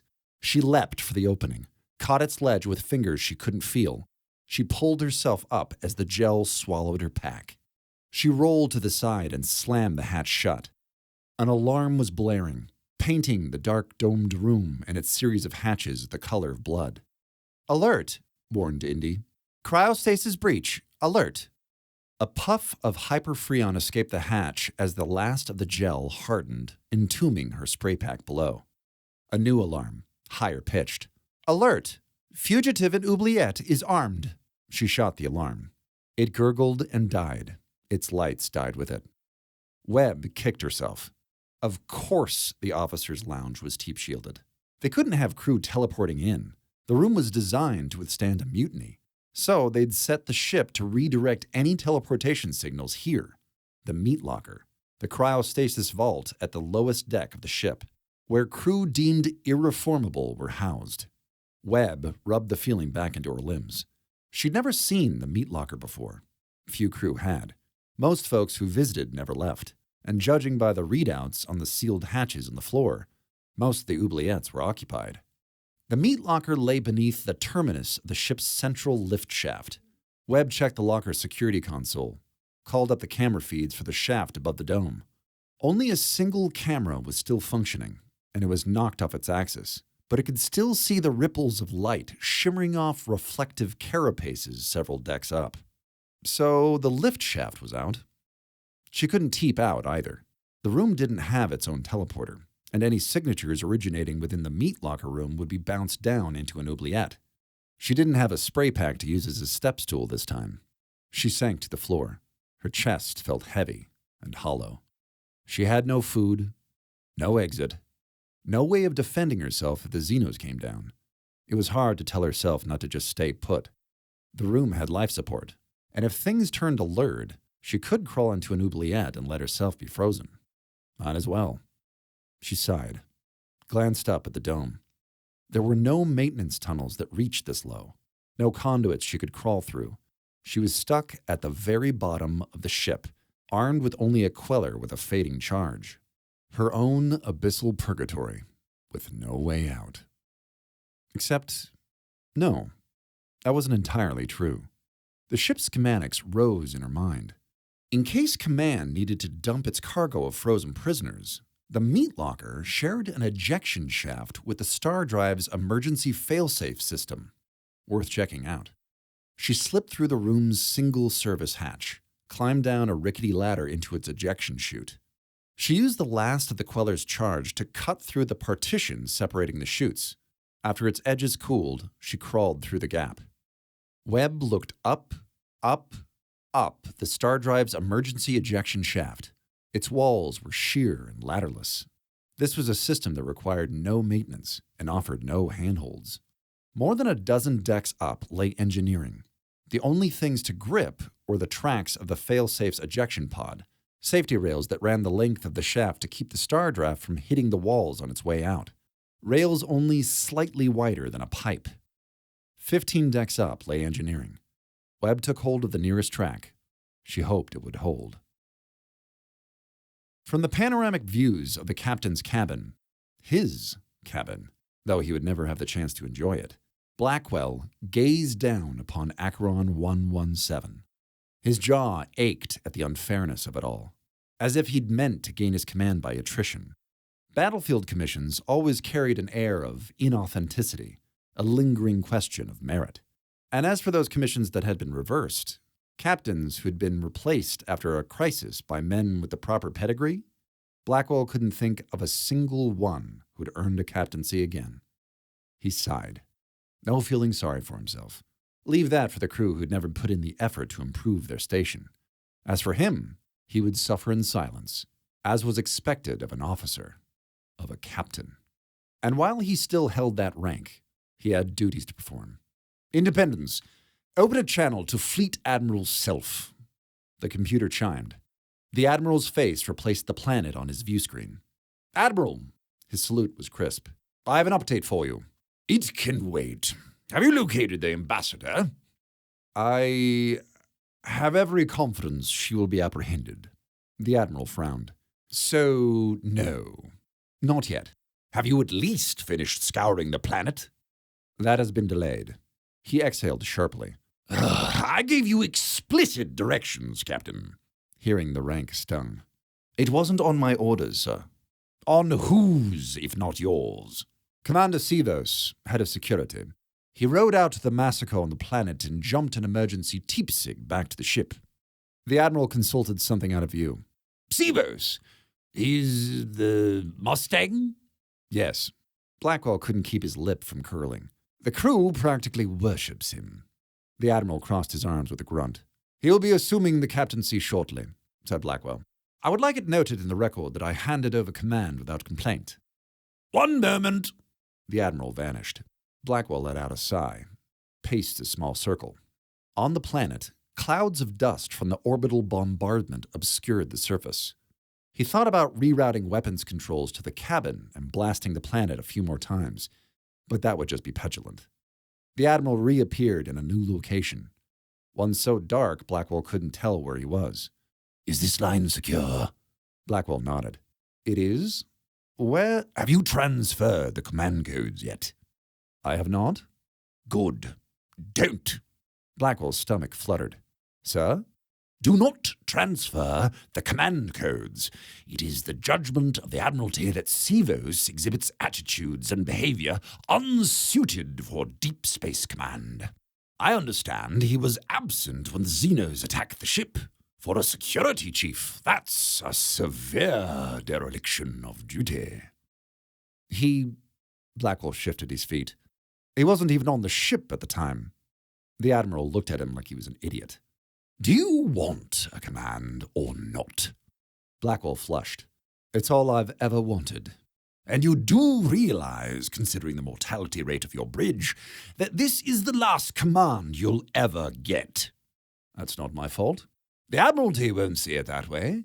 I'm offering you a chance to redeem yourself, Captain. If you're brave enough to fight for it, complete your mission, you keep the ship. Command requires action, Lieutenant Commander.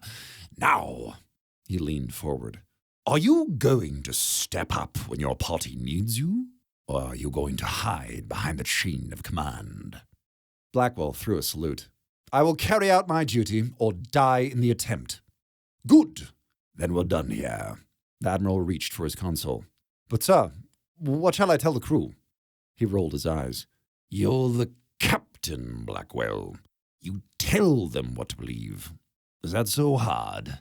Also, ignore any signals coming from the planet. It's nothing but propaganda. Self out. The screen blinked off. Blackwell looked down at the planet anew, his heart thumping, his chest swelling with pride. He straightened his cuffs. Independence! Summon the Armstrongs. Her hands cramping, her fingers numb, Webb reclipped her toolband around the ejection track and hung back over the shaft like one of those ancient telecom tower rats, dangling her arms to let the feeling flow back into her hands. It wasn't the fatigue that was exhausting her. She kept in fairly good shape, but the labored whirring of her lungs. It was like breathing through a blanket. She had to stop her climb every deck or two just to catch her breath and wait for the spots at the edge of her vision to fade. Not that she could tell where one deck ended and the other began. The decks weren't indicated in the ejector shaft, and most didn't even have hatches. Crewmen only ever popped in here to dump contraband. Engineering still lay way too many decks above. From her current position, she couldn't even see the iris valve beneath the star drive. She shimmied up another stretch of track, her lungs and hands griping, until she came to a hatch covered in corroded ceramic plating. If her bearings were right, she was staring at the waste chute from the xenobiology lab. Xenobio wasn't far from a lifeboat cluster. Definitely worth a look. She tapped the chute's hatch. It was cold to the touch. Webb eased the hatch open. Out spilled ash and clumps of foul-smelling coal. She climbed up and in, following the chute's upward slope into the lab's incinerator. She crawled over its cold elements and wiped the soot off the tiny inset window. She could barely see in the room beyond. The other side of the window was almost caked to opacity, but she could see enough. The bulkhead beside the door had been torn open like foil-wrapped leftovers. Exam tables lay toppled, instruments scattered about. Her eyes fell upon a legless body in a lab coat. R.I.P., Baron. A dash of movement. Webb ducked out of sight. She heard no chittering, no clicking. She chanced another glimpse through the window. There were Xenos there now, a ring of them, all facing inward and bobbing in unison. She could barely make out a dead Xeno in the center of their circle. Its head and forelimb were missing. Whatever they were doing, xenobiology was a dead end. She gingerly crawled back out into the ejection shaft and closed the garbage hatch behind her. Her only other option lay up at the very top of the ejection shaft, the puckered anus of the star drive. Blackwell paced in the wardroom. His cabin would have offered more privacy, but it could only be accessed from the bridge. Too many people would have noticed them gathering. He couldn't afford to tip his hand. The door slid open. Jacobs let in a couple dozen Armstrongs. Blackwell didn't see the big one. Where's Loomis? At the Nexus, said Jacobs. A couple more are still on the bridge. Didn't want to bring everyone at once. We'd have been noticed. He couldn't argue with that. I expected you sooner. Jacob's eyes were flinty. Chivos took our pins. That would make coordination more difficult. All of them? No. Jacobs passed him a handful. We stockpiled them when we saw what he was doing. Good. You'll need to go deck by deck to spread the word. What's he doing with the pins? Giving them to the soldiers, said Jacobs. They're using them as backup comms, but they've only got one for every 2 or 3 of them. Blackwell grunted. And our soldiers? Do they still have theirs? They're standing by, just waiting to hear from you. Excellent. Blackwell pulled himself to his full height. Gentlemen, I won't mince words. Your ship needs you. I called you here because I know you're willing to do whatever's necessary to protect our ship and way of life. Succeed and you'll reap the spoils. They nodded, their eyes gleaming. I've said this before, but it bears repeating. Command requires a willingness to make the hard decisions. We're past the point of platitudes. The time has come to act. He tilted his chin towards the ceiling. Independence. Open personal epistle, encrypted, priority 1. Address to Captain Sokola of the Liberator. A negative chime. Crewmen below security clearance detected. Proceed. I trust them. The ship chimed again. Recording. This is Acting Captain Blackwell of the Coalition Starship Independence, he began. We don't have much time. There has been a mutiny on our ship, led by our own security chief. I'm even now leading a counterinsurgency to root out the seditionists. Should his mutiny succeed, Commander Sivos will claim to be in command upon your arrival. Admiral Self of Coalition Command is aware of our situation and has approved our measures. Feel free to check with him to confirm the veracity of my claim. Good luck and Godspeed, Captain. Independence. End message and send. He turned to the Armstrongs, his eyes hard. Men, we have been betrayed. I have discovered overwhelming evidence that Sivos conspired with the missing Sol ambassador to organize the Xeno attack on our ship. Furious murmurs, mutters of, I knew it, and traitors! He marched up and down their line. We have legal orders from the Admiralty to stop this coup in its tracks. Now, are you ready to do what we must? Are you ready to live up to your title as Armstrongs? Their cheers were deafening. Blackwell ground his eyes shut, tried not to let his annoyance show. Quiet, you idiots. It's called operational security. He put on a smile and handed out pens. Go, spread the word, and don't leave altogether. The mutineers are idiots, but even they'd notice a group this big. The Armstrongs were almost bouncing as they left, cracking high fives and bumping fists. Mr. Jacobs, said Blackwell. He turned. Stay with the men you've handpicked. We have some details to go over. Imagining Indy's petulant whining as she cut her way into the officer's lounge with an engineering torch kept Webb going as she shimmied up the ejection shaft. The shaft narrowed as she neared the drive's ejection cage, which was designed to catch the spat-out drive if disaster struck and kick it a light year away before its star expanded. Webb pulled herself up into the cage towards the ferro-rubber iris valve at the top of the shaft. She hesitated there. If the heat shield above had been breached, she'd only have to endure a few excruciating seconds before her charred remains tumbled back down the shaft, assuming she didn't just caramelize to the cage. Ah, the joys of engineering. She never thought she'd miss slathering herself with burn gel. Webb squirmed up through the folds. Her lack of combustion told her that the heat shield had held. Little victories. She crawled out an adjoining access tube, wriggled under its raised emergency bulkheads, and turned onto her back while her arms bitched about the climb. She lay there, sweating, in the pit, the bulky and stiflingly hot maintenance trough beneath the star drive. Above thrummed the drive, the beating heart of the ship. 3 stories of glass and light. It was comforting to see it again. She rolled over to peer out a vent. No Xenos in view. But she did see the door they'd chopped open, the very door that Cog had nearly dragged her through.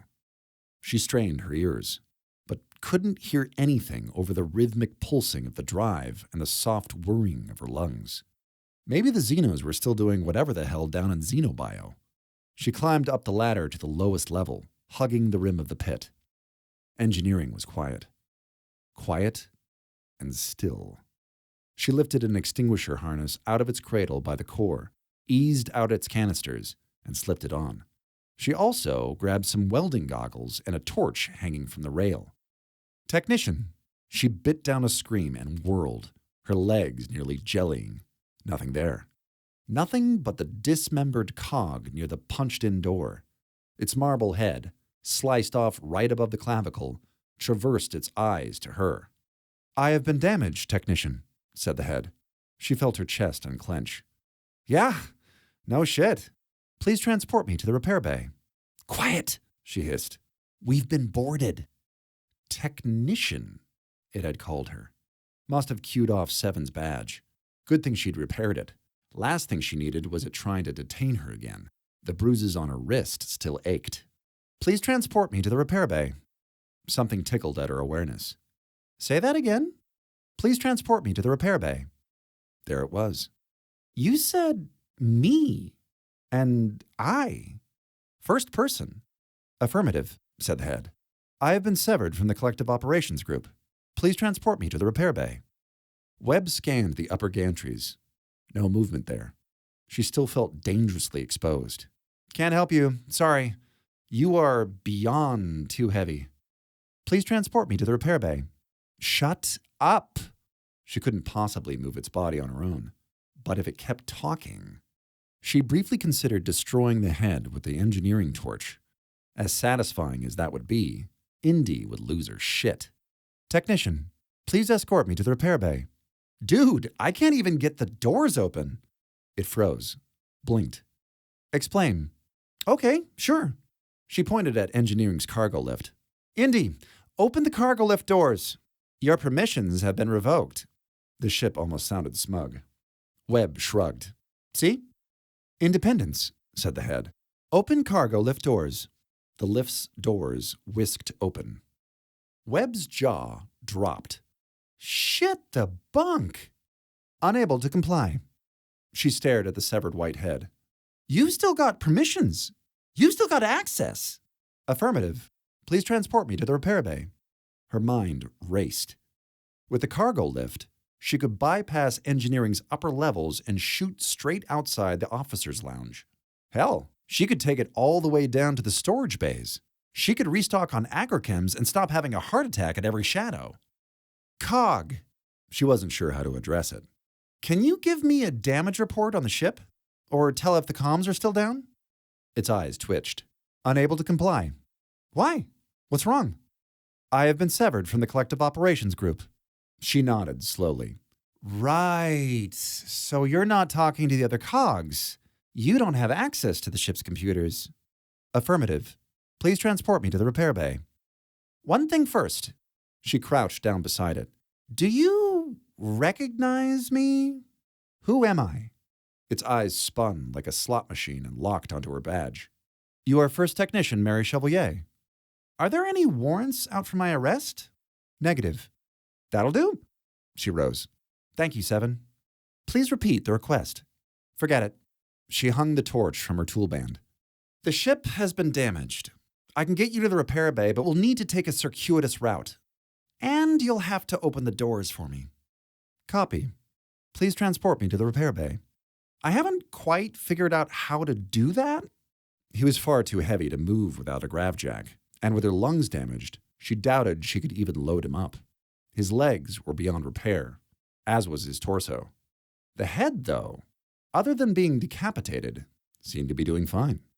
She spotted a broken strut sticking out of a guardrail, a strut that would be an easy weld to the frame of her extinguisher harness. Chapter 14. Praemonitus.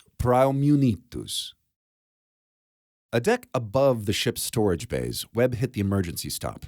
The engineering lift ground to a halt. We have stopped, the cog's head said behind her trapezius. Just for the moment. This is not the repair bay. Wow, nothing gets by you. She rocked back on her heels. All right, Indy, it's like this. I'm going to ask you for something. You're going to tell me my privileges have been revoked, and then I'm going to have the head ask the exact same thing, which you will then grant. So since we both know this, could we, just for the sake of efficiency, maybe skip the whole permissions dance? Here's your chance. I'm about to ask you for something, okay? Here we go. Has there been any damage to the agricultural storage bay? A negative chime. Your privileges have been revoked.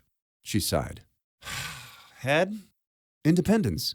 Damage report for agricultural storage bay. Doors and force field emitters of both agricultural storage bays have been destroyed. Lurd. She couldn't dangle herself out in the open like that. Too risky. Hey, Head, where else on the ship do we have agropods? It twitched. Unable to comply. I thought you guys knew everything. I have been severed from the collective operations group. She grunted. More data not stored locally. Please transport me to the repair bay. His voice was coming from behind her shoulder now. Ask the ship what I asked you. Independence. List storage locations of agropods. Agropods are stored in the agricultural storage bays and in the main cargo bay, said the ship. Well, there we go. Have her take us to the main cargo bay. The head relayed the message. Unable to comply, said Indy. Lift shaft bulkheads above deck 12 are sealed. Webb pounded her fist on her leg. So the pods are out. Okay, Cog. Ask the ship where else we store agrochems. Independence, the head began, its voice behind her tricep. Where else on the ship are agrochems stored? Agrochems can be found in the terraforming lab and in agrochem torpedoes. Webb perked up. She also re-shouldered her pack. Ask her if there are any of those torpedoes in the aft torpedo bay. Independence. Are there any terraforming torpedoes? With a wrench of grating metal, the head slipped and fell, its weight pulling Webb to the floor. Aft torpedo bay. Affirmative, said the ship. I have been damaged, said the head, face to floor. Please escort me to the repair bay. Hang on, I gotta fix your brace. She shrugged off the spray pack, heaved it upright against the wall. The cog's head peered at her from the strut of a spine she'd welded to the center of the spray pack frame. Some residual hydraulic fluid leaked out of one of its carotids. Must have caused it to slip out of the brace. Nothing a stronger weld wouldn't fix. She fired up her torch and shielded her eyes with the welding goggles. Technician, you are not qualified to perform repairs. I'll try not to take that personally. Stabbing light filled the lift. Webb blew on the weld and assessed her handiwork. The cog's head looked like it had been stuck on a pike. There, that should hold. How's your range of motion? It looked from side to side. Poor. It'll have to do. Please transport me to the repair bay. We have another bay to visit first. Head, tell Indy to send us down to the aft torpedo bay. It did. The lift reversed course. Please transport me to the repair bay. Thanks. I'd almost forgotten. She tilted her head. You need a name. I can't just keep calling you Head. It's weird. The cogs had been designed to evoke the marble statues of the ancient world, a not at all subtle nod to the supposed origins of the West. But without a body, the cog hardly reminded her of a Roman emperor or a Greek god. She pursed her lips. You know who you look like? That one saint in Notre Dame. Dude holding his own head? Does that ring a bell? Indy, any idea who I'm talking about? Your privileges have been revoked. Blow a toaster, Indy. She snapped her fingers. Saint Denis! That's the one. I'm calling you Dennis from now on. That is not my designation, said the head. Cog, accept designation Dennis. Designation Dennis accepted, said the head. Please transport me to the repair bay. Shut up, Dennis. Blackwell smoothed his dress uniform before stepping out onto the bridge. The cog still manned the duty stations, but a cluster of soldiers stood behind Sivos at the captain's chair. The security chief cocked his head. Dress uni? Seemed appropriate, muttered Blackwell. Sivos nodded slowly. Couldn't help but notice you still have those command codes. It's 0220 back home. Blackwell crossed to the command dais. I'm having trouble reaching the Admiralty. We don't have to wait on approval. Look, I need to do this by the book. He indicated his uniform. They're going to find someone to blame for all this, so I'm crossing every T. That's fine. We can start the next step with my current permissions. He nodded to Almeida. Show him. She tossed Blackwell a bulky rifle. Its entire upper receiver had been modified. The energy collinators replaced by a stocky emitter he couldn't quite place. What am I looking at? The rifle's been modified with a tractor beam emitter, said Sivos. That's where he'd seen it. The kind we use to maneuver shuttles coming into dock? Exactly. They've got wider beams for catching and pushing. Blackwell eyed the chief. How exactly is this supposed to kill them? It's not. It's supposed to knock them back. Spacing will kill them. He held up a data pad. I've gone over the reports from xenobiology. According to the late Baron Freakbaum, spacing is the one thing he found that's lethal to them. We can't vet the ship without depressurizing engineering. No, but we can knock them out the airlocks. Blackwell handed back the rifle. These things fight in a swarm, Commander. They'll break over you like the tide. Sivos turned to the soldier. Alameda, the docking bay emitters can maneuver shuttles up to 15 tons, she said. Even with the disbursement beam at maximum, that's enough force to stop one of those things at full charge and throw it back like a spark in the wind. Assuming you don't miss. With a phalanx of these, beams at max width? Sivos shook his head. We won't miss. We'll go junction by junction, blasting them back and dropping level 10s as we go. Then it's simply a matter of kettling them towards the airlocks and kicking them out into hell. Blackwell's throat felt dry. The plan was risky, but might actually work. When will you be ready? Soon, said Sivos. I've got teams fabbing parts as necessary. Disgusted gasps from the Armstrongs.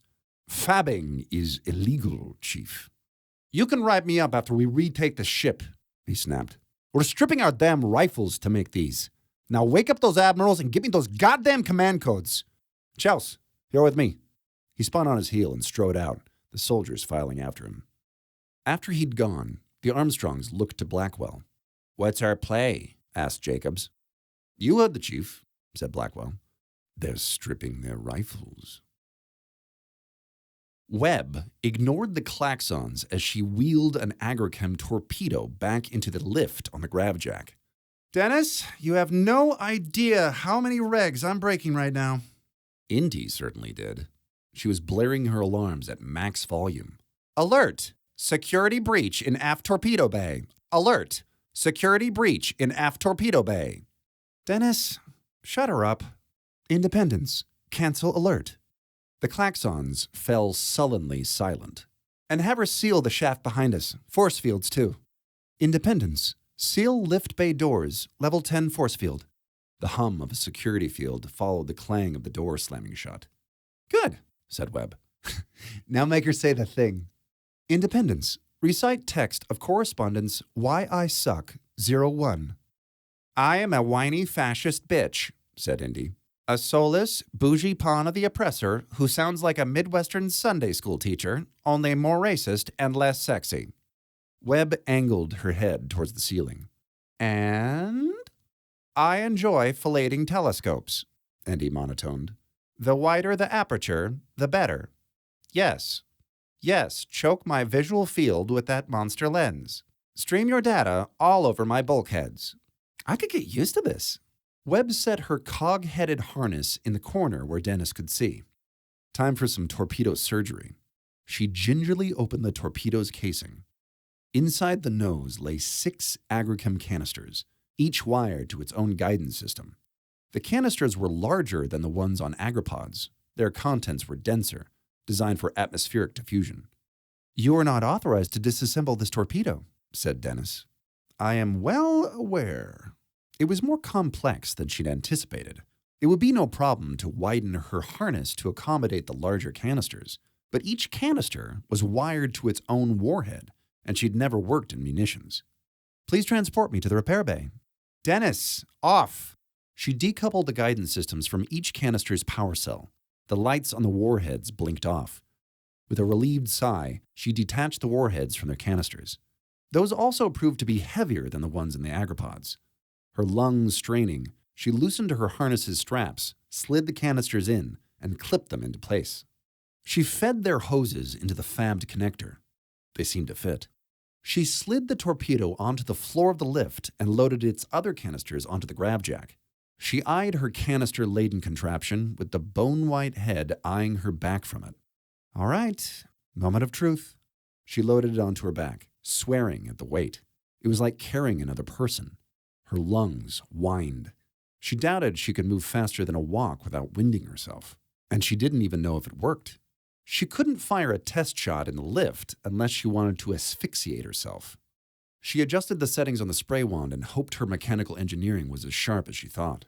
Let's get out of here. Officer's Lounge, take 2. Dennis, take us to Deck 12. Independence, Deck 12. The lift dropped its force field and whirred up. Webb's pulse quickened as the decks whisked by. The doors creaked open. Strobing red lights provided the only illumination but for the burning torches in sconces lining the wall. One flickered and pixelated before springing back into resolution. So the damaged arcade was still projecting. Joy. Webb turned on the gravjack. It levitated up with a hum. She slid it forward, spray wand at the ready. The corridor beyond lay empty. Not a Xeno in sight, and silent but for the hum of the gravjack. The hallway around the corner seemed to stretch out before her.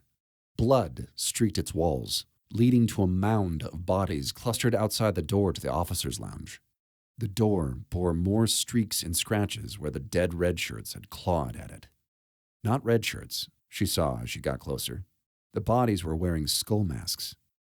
Armstrongs. Webb tasted bile. They'd gone where they thought they'd be safe, thinking the officers they idolized would let them in. She tapped the door. No force field was up, which likely meant no officers inside. A burst of static shook a scream out of her. More static. She looked down, turned over half a torso with her foot.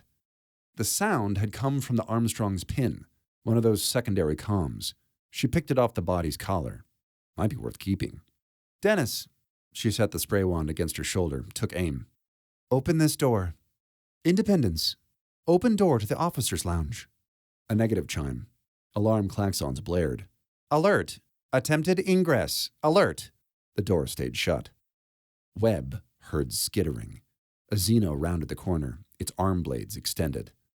Oddly calm, Webb turned and fired. The spray wand bucked like a fire hose. A frothy torrent of agrochems roared into the Xeno, melting it like a snowman hit by a flamethrower. The splash caught two other Xenos she hadn't seen and washed over them. Chitters turned to screams. The Xenos fell apart as they fled, their joints snapping, armor sloughing off, dropping them into the agrochem slick pooling on the hallway floor. Jesus fuck! The hallway looked like a foundry accident. Webb swallowed a lump, tried to will her heart back to a normal pace. She regarded her spray wand.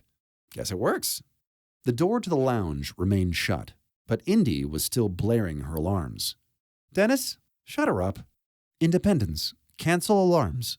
The klaxons fell silent. Webb's heart thrummed in her ears. There were lifeboats behind that door. Safety and food and her way off the ship. But the door was reinforced impervium. She was an idiot to think she could have gotten through it with a tool at her disposal. The room was meant to withstand a bunking insurrection. It would laugh off a torch. Although, she figured, it might not laugh at that cluster of warheads she left in the lift. What remained of the ship's security forces stood at attention before the Nexus shield, the widest and thickest blast door on the ship, the barrier separating the safe zone from the infested decks. Even through the layers of reinforced impervium, Blackwell could hear the force fields humming in place on its other side. Our first target is a teleporter. Sivos indicated his modified rifle. If our weapons prove effective, we'll need to fabricate more.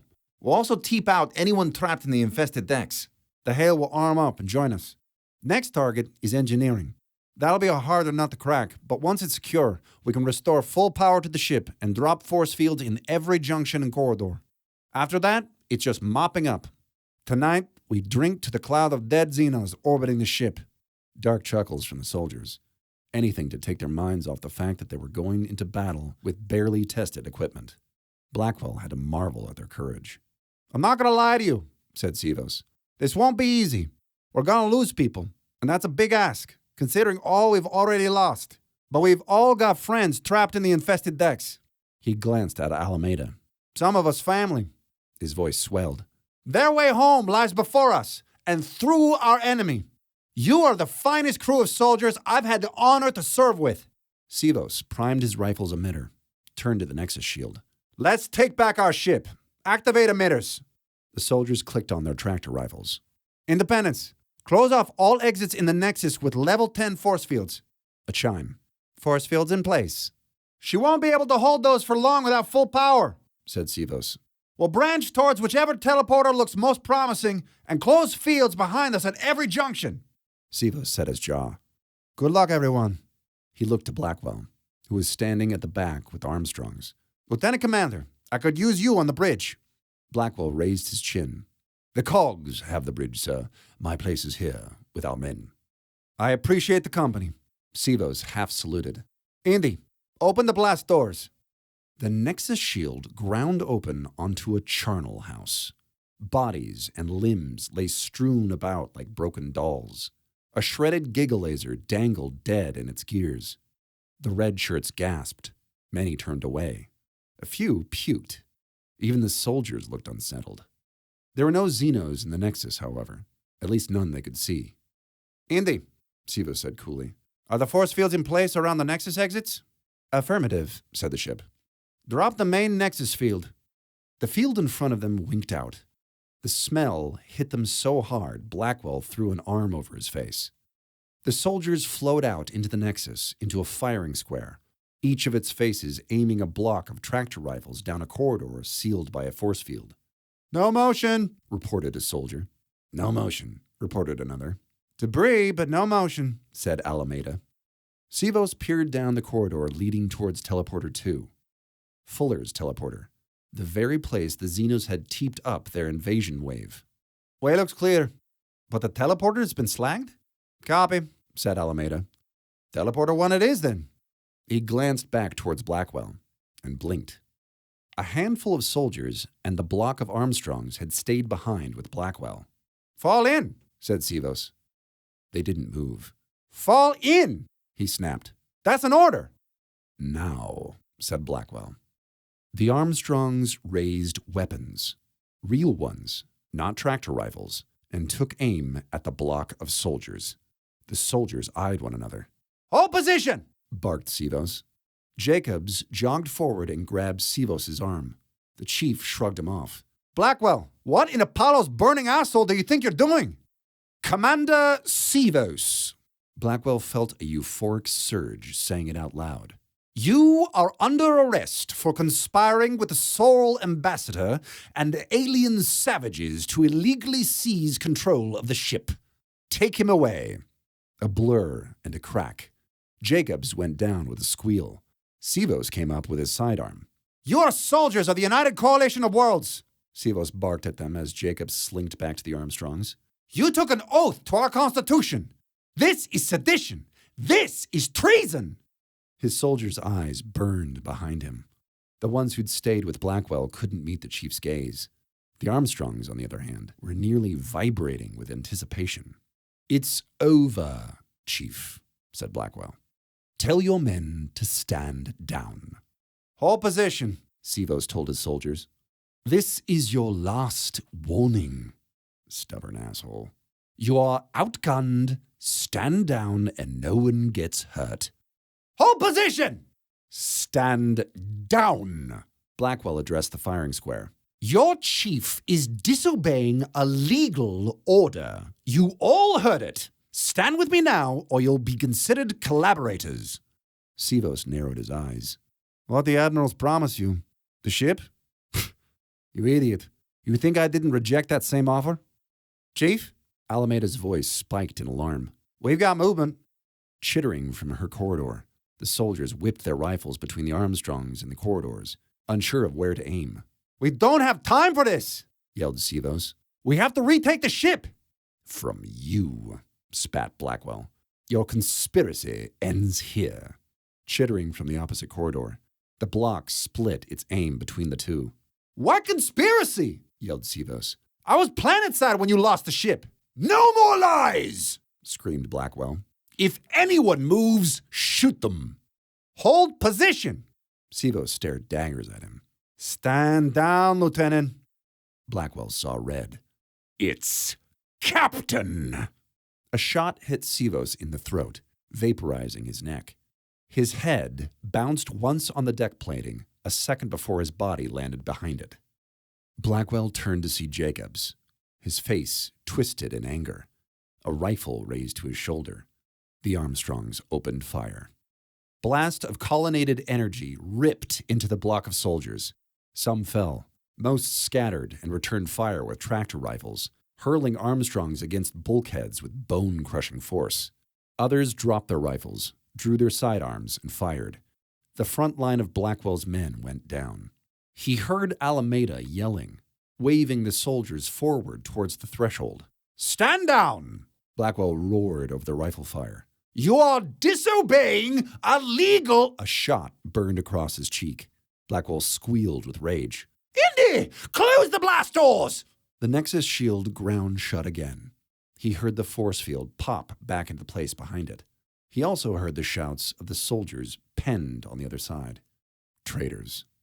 Indy. Blackwell clapped a hand to his burnt face. Drop all force fields in the Nexus. He heard them wink out. The soldiers' shouts turned to screams. Screams that drowned in a sea of chittering and rifle fire. And then, silence. Webb's thumb hovered over the detonator. In her 15 years as an engineering tech, she'd never had to take out a reinforced door with a warhead. The challenge wasn't breaking the door, but doing so without destroying its force field emitters.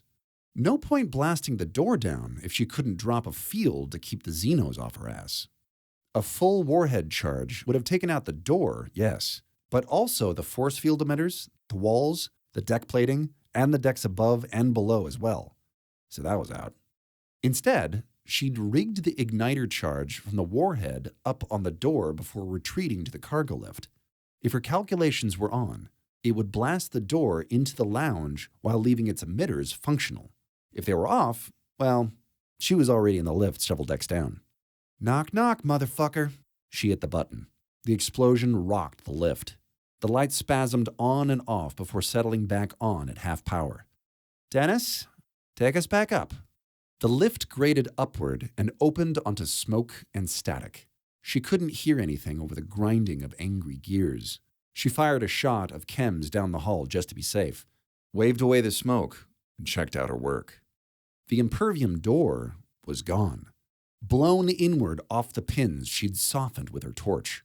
The blast had slagged the top of the door frame just enough to prevent the emergency bulkhead above from sealing the gap. Just as she'd planned. Webb pushed the gravjack into the lounge and cut the protruding bits of doorframe out with her torch. The emergency bulkhead slammed down a split second before its security field popped up. The officer's lounge. A room Webb had been trying to reach for a decade and a half. She could hardly believe the size of the place, the sheer amount of open, unutilized space. 20 quads could have fit inside without touching.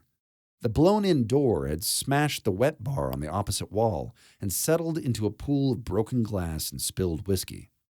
The lounge had way too many couches and the largest personal arcade she'd ever seen. It also had a dispensary of some sort she couldn't identify. Dennis, what's that? The cog's head turned towards it. A cuisine fabricator. A what? A cuisine fabricator. They're allowed to fabricate food? Fabrication is illegal. You know what? I don't even care. She hadn't realized how ravenous she was. Or maybe she could just finally admit it. Make pizza. Chef, random pizza. A disc of roasted veggies and fats materialized in the dispensary. Saliva flooded Webb's mouth. She pulled the pizza from the machine and chomped into a slice. It was the perfect temperature. More, she told Dennis. And beer. Illegal but not for officers beer and pizza appeared from nowhere. Webb drank straight from the pitcher. Probably not the best idea on an empty stomach, but it had been a shitty day. This is a mistake, she told herself. They were for sure logging this. She was just racking up the violations. And cookies. She needed to get to the lifeboats. And pie with ice cream. This was insane. And fuck it, red velvet cake. As more food materialized, her eyes went to the row of lifeboats taking up an entire wall. 2 rows of 6, each with comfy seating for 4. The bottom row lay empty, but 3 pods remained in the top, which meant there had been officers in the lounge when the ship was overrun. There had been room for the dead Armstrongs crumpled in the hall. The officers who'd launched had left them to die. Her cake and pizza tasted like ashes. Just to be sure, she took another bite. My love! She couldn't cork her scream. She whirled, clutching her heart, a slice dangling from her mouth. Abelhard strode out of the lounge's arcade, his shirt rippling in a non-existent breeze. The armor was gone again, his previous outfit inexplicably restored. Oh, you fucking scared a year off my life! Apologies, my love. He looked appropriately chagrined. But I cannot contain my joy at finding you again. How? The lounge's arcade must be linked to the other one, but that still didn't explain. How did you find me? Love danced in his eyes. I follow my heart. For real, though? My darling Mary. He sensually tugged the pizza from her lips. There is nowhere you can go, in the village or the countryside, where your light shines not bright enough to call me like a beacon.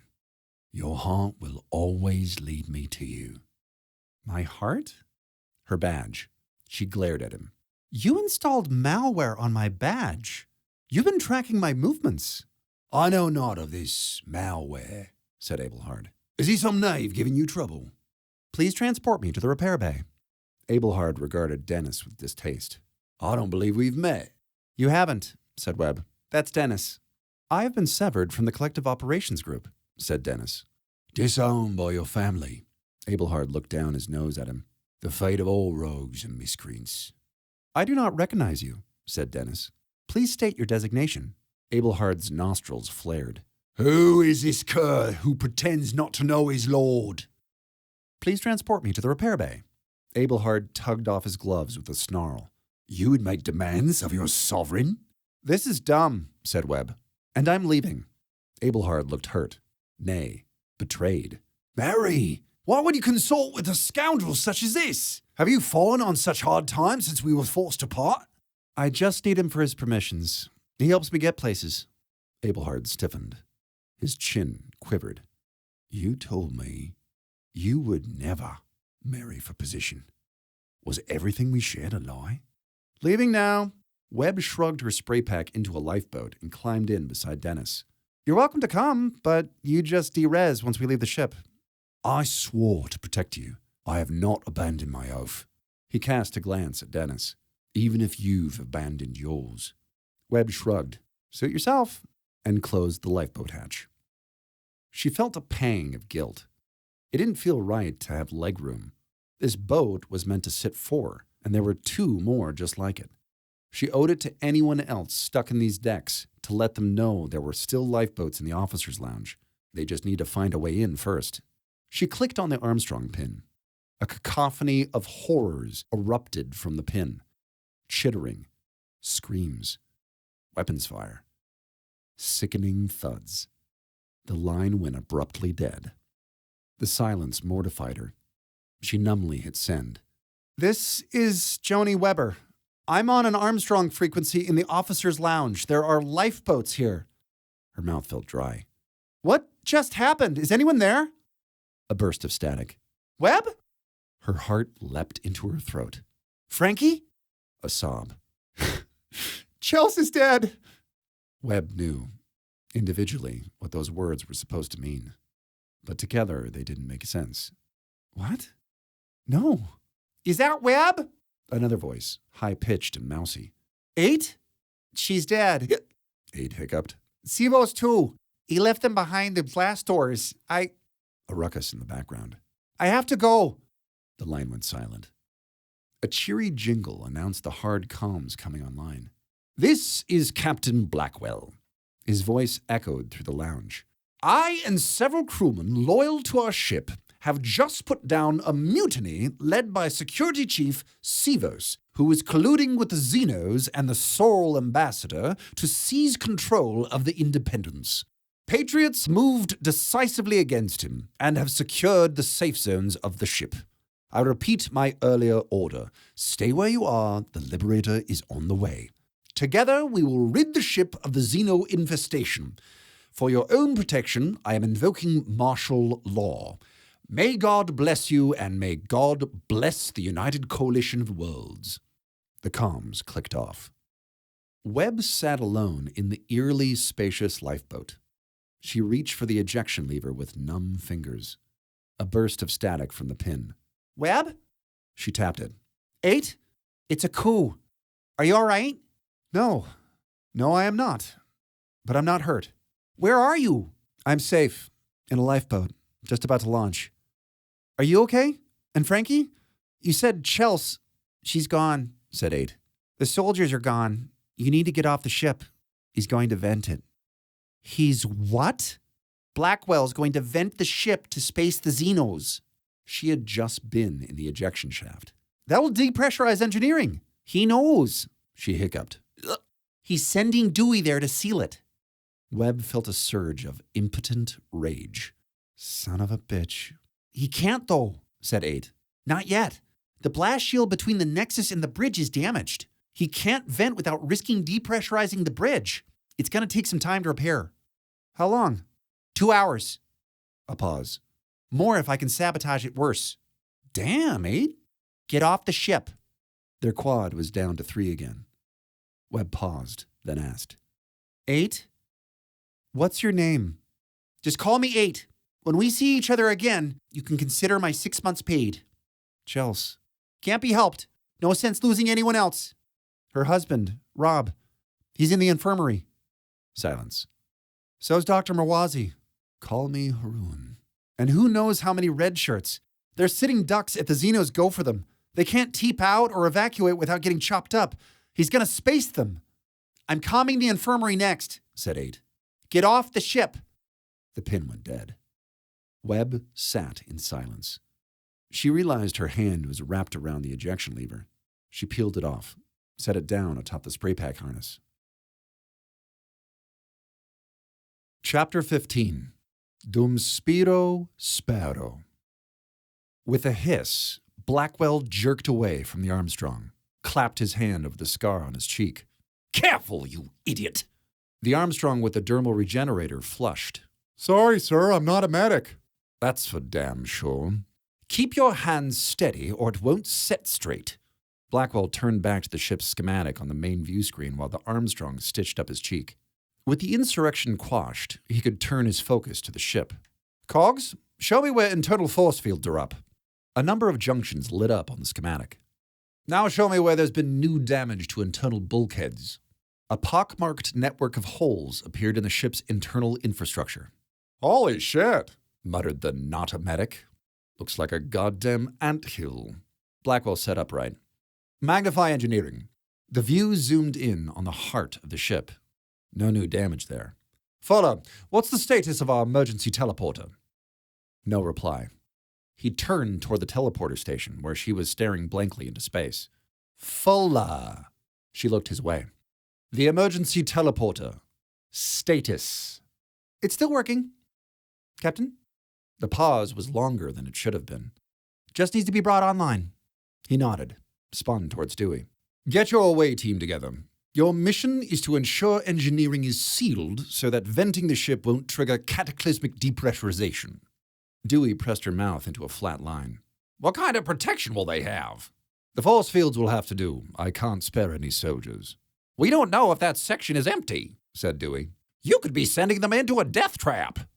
Not them, Babs, he said with a smile. If you can walk, you can lead. You'll be leading the team. He expected her to challenge him, to fire back with some argument about how he was needlessly endangering the crew. She let out a resigned sigh instead. Fine. I prefer to pick my own people. Have at it, he told her. You have 1 hour. She headed out on her makeshift crutches, shoved past Jacobs in the doorway. Jacobs stared after her, his face pale. Blackwell snorted a laugh. You can't let her get to you. If you show weakness around her, she'll eat you alive. Jacobs handed Blackwell a datapad. The Nexus shield took damage while we were putting down the mutiny. The tractor rifles, they warped some couplings in the blast shield's track. Blackwell handed back the pad. Meaning? It's not airtight. Not anymore. Might come undone when we vent the ship. Blackwell fought down a frown. The force fields won't hold? The emitters are next to the tracks. Jacob smoothed his hair back with shaking hands. If they move during the vent, they could, fail? He nodded. Then it sounds like the Nexus shield needs to be repaired. How long will that take?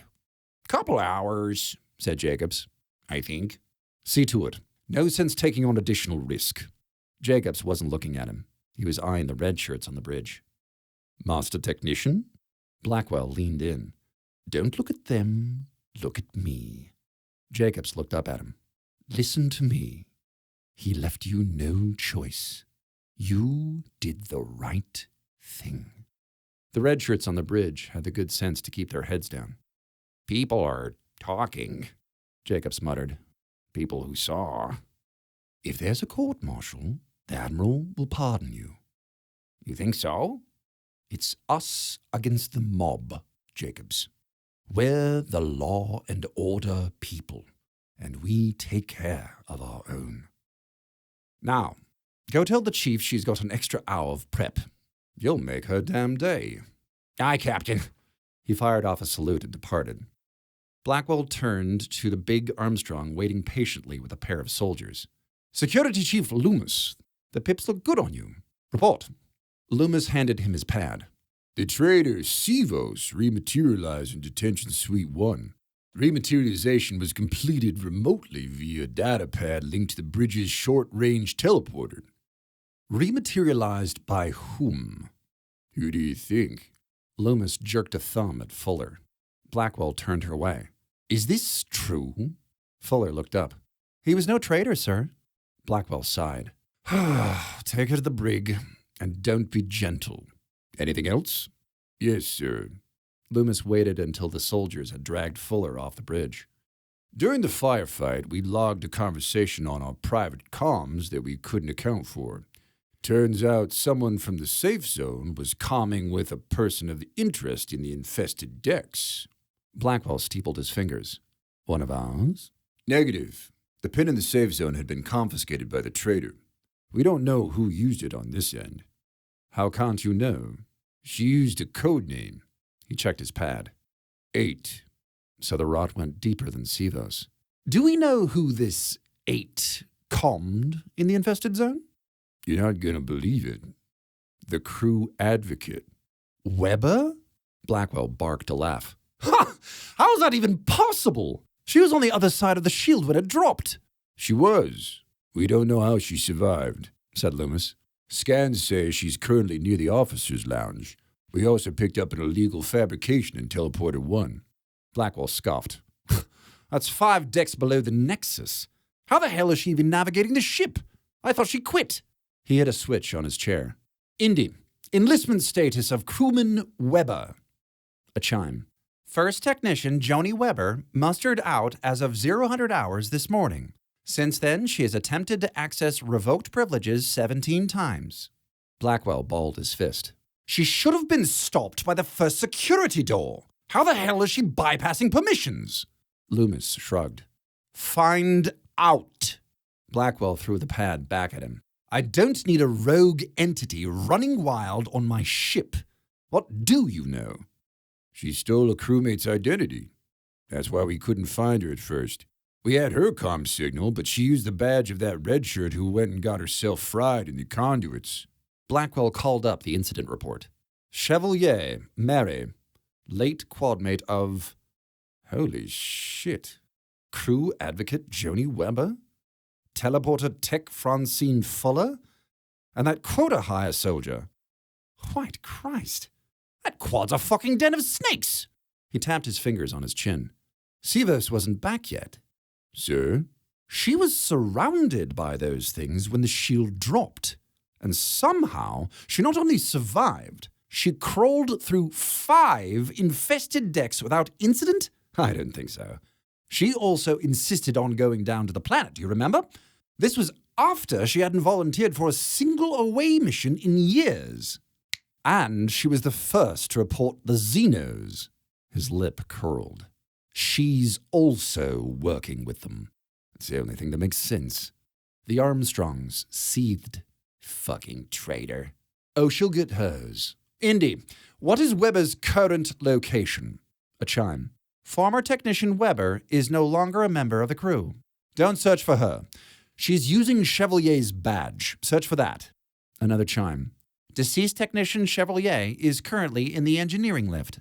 Blackwell exchanged looks with Loomis. That's beyond a technician's security access. How did she get in? Deceased technician Chevalier is transporting a damaged cog to the repair bay. The cog is providing all necessary permissions.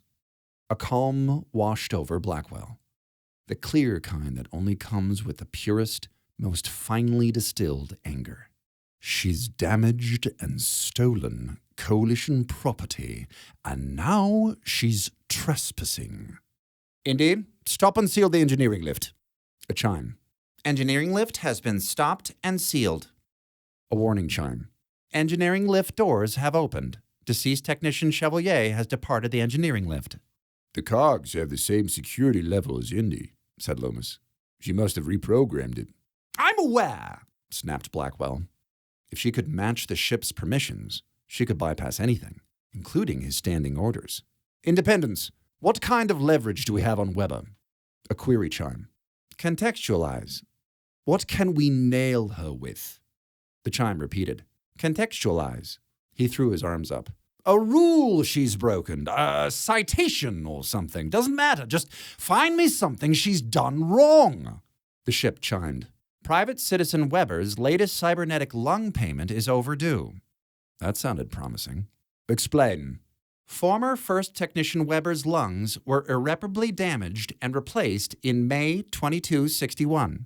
She has received 3 overdue notifications but has yet to make her latest payment.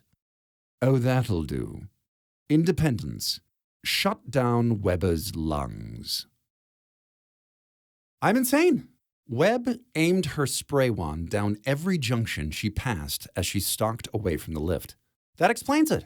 I've gone completely space-crazy bonkers.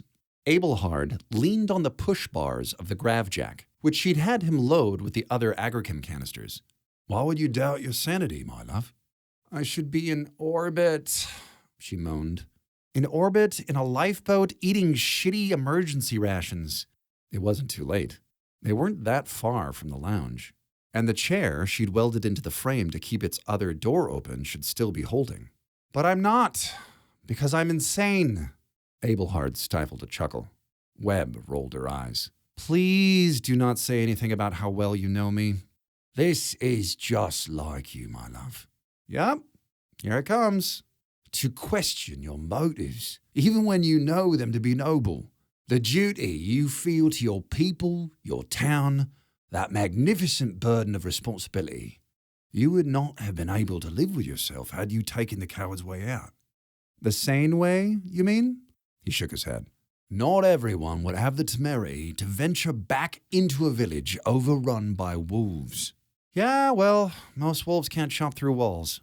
And yet, he continued, knowing even this, you hurled yourself back into their den, laughing at the peril, to carry aid and succor to your fellows. He sighed heavily. It pains me to admit this, but with the roles reversed, I might not have been so gallant. This is not the way to the repair bay, observed Dennis. Quiet, friend, Abelhard told him. Your injuries have rendered you delirious. Please transport me to the repair bay. Soon, cooed Abelhard. There is an apothecary in the village. Perhaps he could administer you an unguent. He leaned into Webb and lowered his voice. He's not well. I fear our decapitated friend may not survive.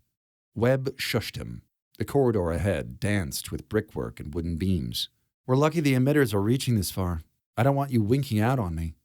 My love, a reassuring smile. After all we've been through, you still seem to think I am but a breath away from abandoning you. Nothing could be further from my mind. She smiled despite herself. I am glad for the company. Stay here. She padded forward a few steps to peer around the corner. Ahead, sparks and fluid cascaded down from a rent in the ceiling. Severed tubes hung loosely beside the creepy chains the arcade was helpfully providing. A metallic squeaking caught her attention. Chittering? Hard to tell with the hanging wires and cables grating against each other. The hole in the ceiling reminded her of something. The hexagonal passages in the ruins. Were they carving tunnels through the ship? Routes that could bypass the force fields? The thought made her shudder. Abelhard peered up into the rent. Wolves? I imagine so. She adjusted the spray wand for wider dispersal. We're still a deck and a few 100 meters from the infirmary. I might need to change canisters here quick. That first shot took half my tank. He nodded resolutely. I stand ready to aid you in all ways. I appreciate it. She rounded the corner, wand lowered. The hallway appeared empty. She treaded forward, waved for Abelhard to follow, and hadn't taken 2 steps before something fell out of the hole in the ceiling. Webb blinked. It was one of the warheads from the agrichem torpedo. Her blood froze. Back! She pushed him back around the corner to see arm blades punching through the ceiling. A Xeno poked its head down through the gap. The burnt alien, the one that had chased her through the arcade, and hissed. Webb fired. The Xeno was gone well before the chems hit. She ran forward and fired up the rent after it. Another warhead clattered at her feet. Her knees felt weak. They'd trapped her. They'd bunking lured her forward and trapped her. A warning chime.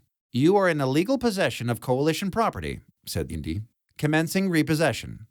Webb felt a clunk in her chest as her artificial diaphragm locked. She panicked, tried to gasp. Her lungs didn't move. Spots flecked the edge of her vision. My love? Abelhard caught her. You're paling. Help me, she wheezed. She could breathe out, just not in. She locked my lungs. What must I do?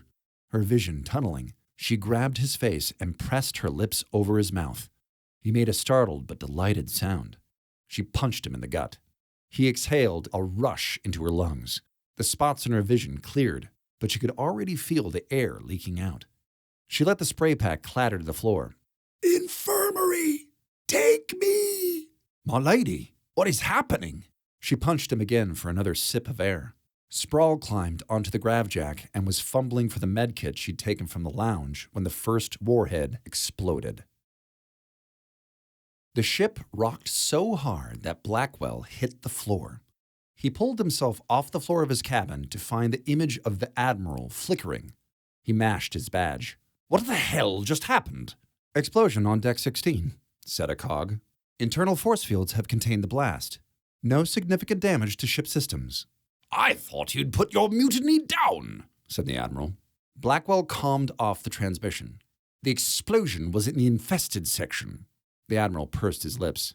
Sounds like your crew isn't content sheltering in place. We're still mopping up a few holdouts. Blackwell dusted himself off. Losses are within the acceptable range. There's still enough crew to man our systems, and I've deputized the Armstrongs to supplement the security forces. Once the Nexus shield is repaired, I'm sending the Way team to seal off engineering. I'll have full control of the ship within the hour. Send the team now, said the Admiral. Unless you think you can trust a crew that was loyal to Semos. You can't give them time to collaborate. What's the status of your mission? We've combed the green zone. No sign of the ambassador. She must be hiding somewhere in the infested decks, said Blackwell. Internal scans haven't picked up any soul biosigns, so she or one of her collaborators must be masking them. A non-committal grunt. If she still hasn't been found when it's time to vent the ship, vent away. Blackwell raised an eyebrow. Aye, sir. The Admiral seemed amused. Surprised, Captain? I am. We deserve to see her locked up. If she dies without a trial, we'd be risking an incident with both the Soul and the Union. The Admiral leaned forward. Let me make this absolutely clear, Captain. Had you located the ambassador, I would have told you what I'm telling you now. The Soul ambassador is to be neutralized. Understand? When the deed is done, you will delete all communication logs with the Admiralty. There must be no record that the Coalition was ever aware of the Xeno presence on Acheron 117 or elsewhere.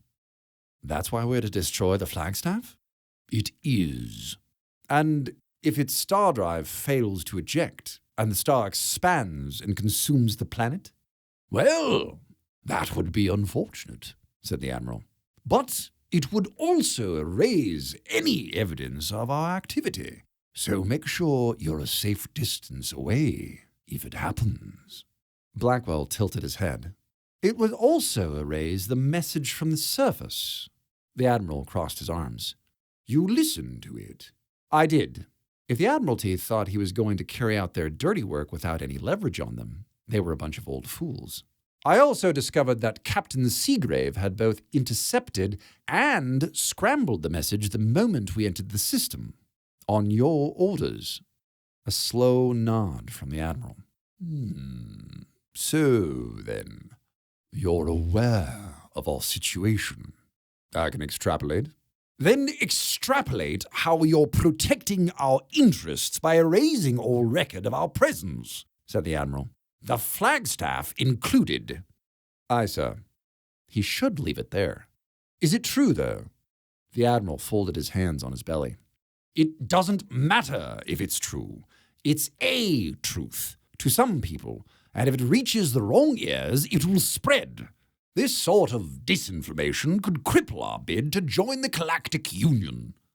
I understand. I hope you do, Captain, he snapped. I'd hate to see an officer with so much potential go unrewarded. Leave no trace. The view screen went blank. Haroun Marwazi hunched over a medical monitor. Try it now. A wounded red shirt with a bandage over his cybernetic eye, Mr. Swank, that was his name, fiddled with the relays in an open floor circuit. The hum from the infirmary's emitters increased. Static danced across the force field surrounding the triage unit. Marwazi looked beyond the force field to the gaping hole the Xenos had torn in the door. It seems to be holding.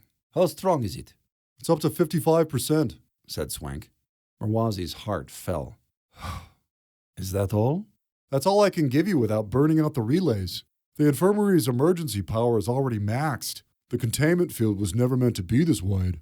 Marwazi nodded his thanks. He couldn't complain, considering all the red shirts had already done. The medical containment field was designed to pen in a violent patient, maybe isolate an infectious disease. It was scaled for a single biobed or a medical suite at its max setting. The wounded red shirts had managed to push its range emitters past their maximum after an explosion one deck up had knocked out their force fields. It was hard not to marvel at the kismet of the situation. If there had not been so many injured engineers in the infirmary, they would never have gotten another force field up before the Xenos had torn the door open. Indeed, he muttered. And he will provide him from sources he never could imagine. What's that, Doc? Nothing. Marwazi made a mental note to catch up on his prayers. The crisis had cost him 3 already. Thank you, technician. Another wave of static rolled over the field. When it had been at max strength, the Xenos had chopped at it for a few heart-stopping seconds before losing interest and skittering back into the corridors. He didn't know how it might hold against them at only 55%. It took effort to take his attention away from the door. The interior of the infirmary hadn't fared much better. The bedridden outnumbered the walking wounded. The worst were in the biobeds, but most had to be treated on the floor. A few lay alongside patients covered by blankets, crew he hadn't been able to save. They hadn't even been able to take the dead to the morgue. It was too risky to drop the shield. He rubbed the back of his neck, let out a shuddering sigh. Thus, Rob Alameda hustled over, his eyes glazed. Injured are holding stable. We've done everything we can for the bedridden. It'd be a risk to move them. Or to deactivate the beds. Alameda cast a glance at the flickering security field, leaned in to whisper, If we don't, and that shield fails, that's it for everyone. I know. Marwazi ran his hands down the braces encasing his legs. It itched where the exoskeleton jacked into his spine at L4. Bring me the chair. But, Doc, we need to keep the shield up, said Marwazi.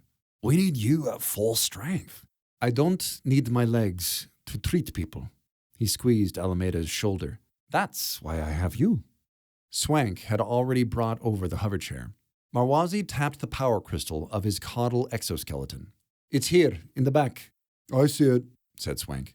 At least let me check the wound, said Rob. Marwazi waved him away. You did a fine job. It's jagged, he protested. I was rushed. Let me get the dermal regenerator. Am I coding? Do I have a heartbeat? That's not how triage works. You were coding? And now, I'm not.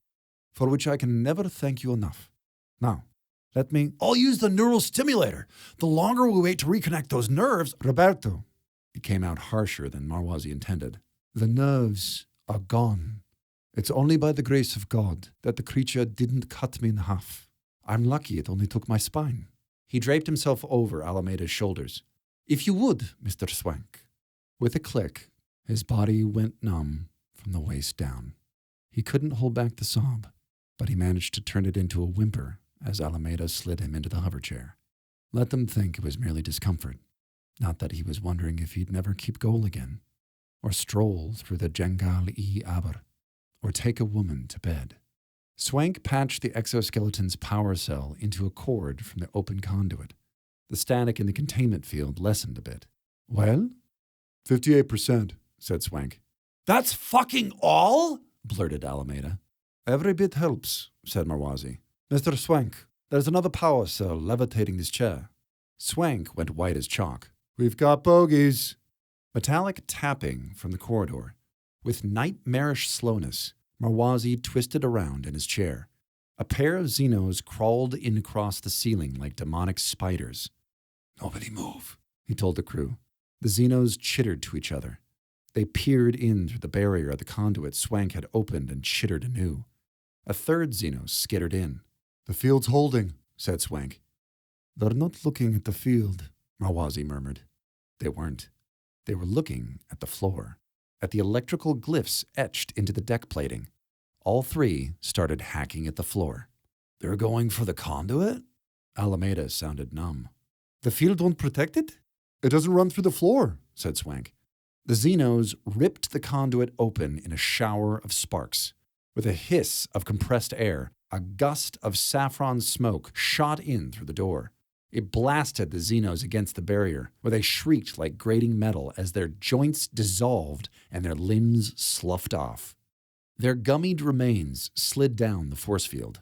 A towering shadow loomed in the doorway. The infirmary's vents kicked in, sucking out the chemical smoke, revealing a dark and striking man in a billowing shirt, followed by a cog pushing a gravjack with a sickly black red shirt on it. Alameda rushed to the barrier. No way! Guys, it's Webb! She waved a weak hello with the spray wand connected to one of the canisters on the gravjack. With her other hand, she squeezed the manual resuscitator clamped over her face. As sallow as she'd gone, Marwazi recognized her. Technician Webber? Doc, hey. She sounded like she was talking through a fan. And he glanced at the muscular, bearded paragon. Is that Idris Elba? Said Alameda. Webb let out a tired sigh. Yeah. She squeezed her resuscitator. This is not the repair bay, said the cog.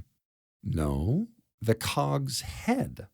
It was jutting out of a metal spike welded to a frame on the giant's back. Marwazi idly wondered if his nitrous oxide was leaking.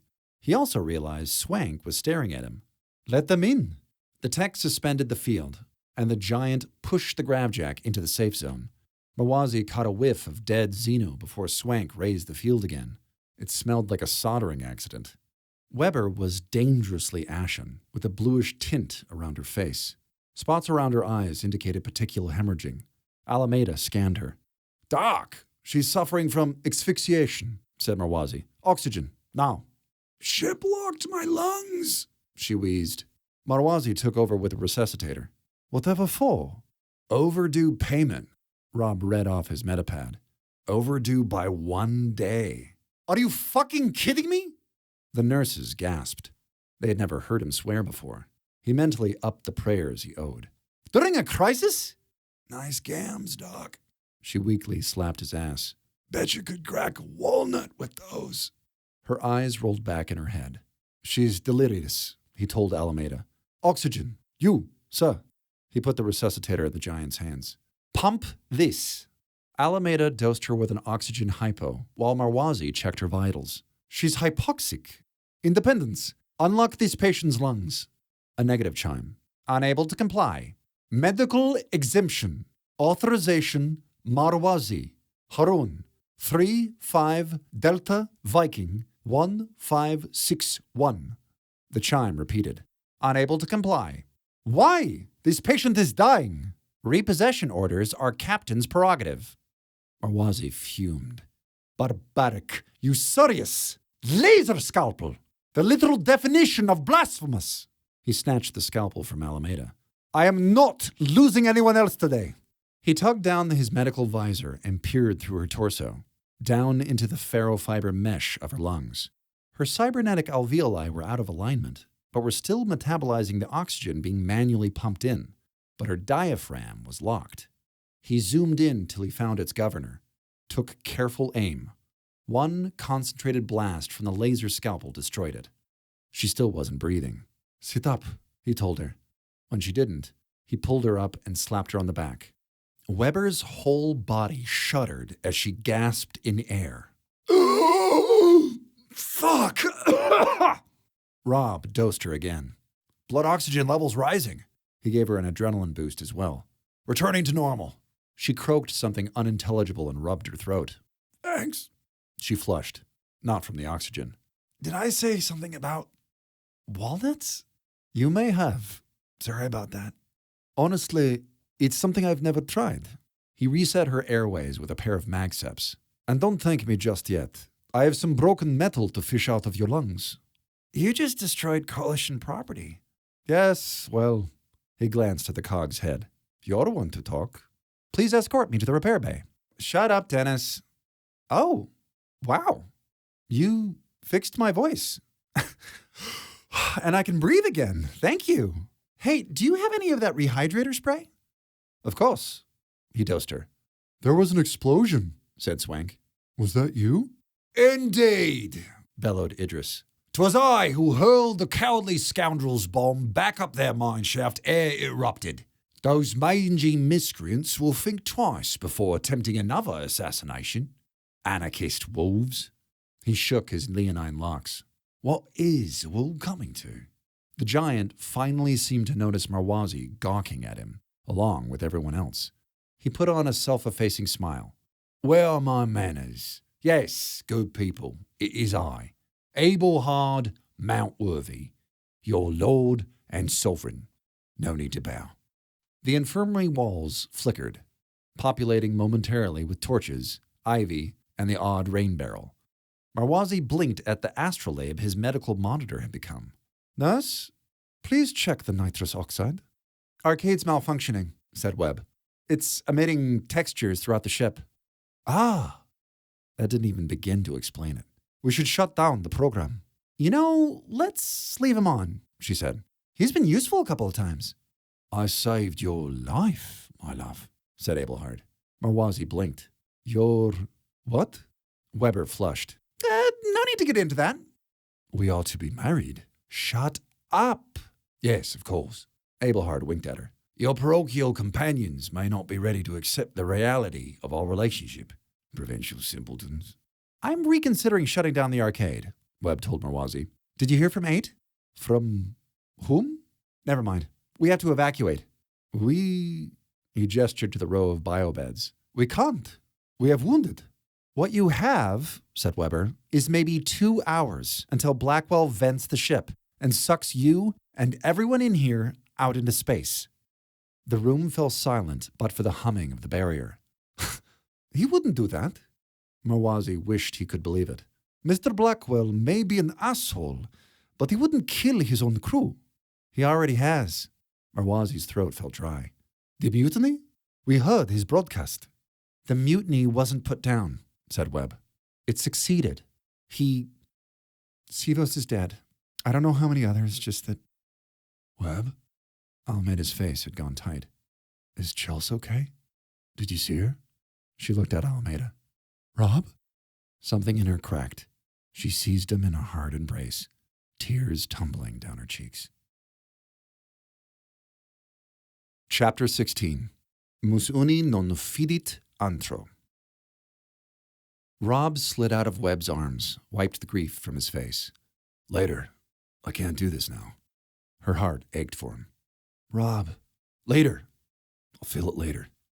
She'd tell us we've got living who need us.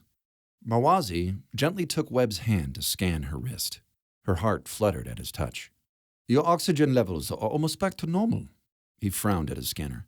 Your breathing, however, is a bit rapid. Not sure what that's about. Your heart rate's also increased. I'm fine, Doc.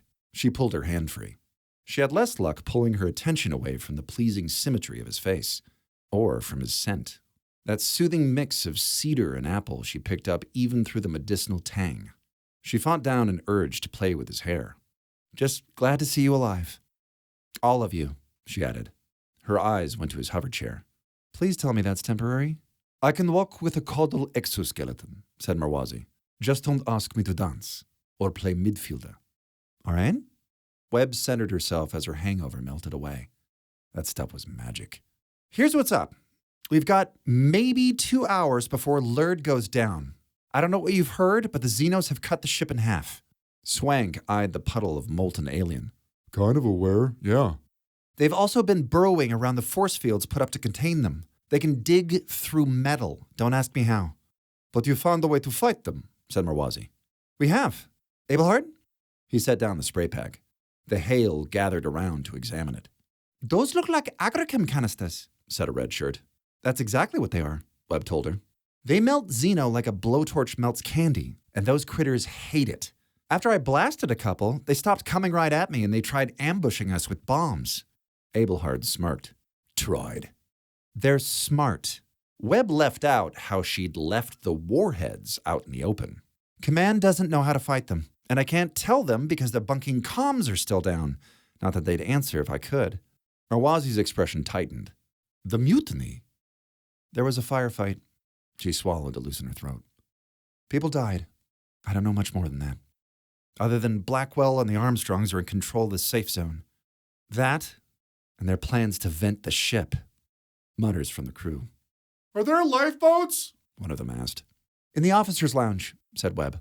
Room for 12, maybe 15 if you pack in. But that's tape-shielded. Yeah, so I discovered. She kicked herself again for forgetting.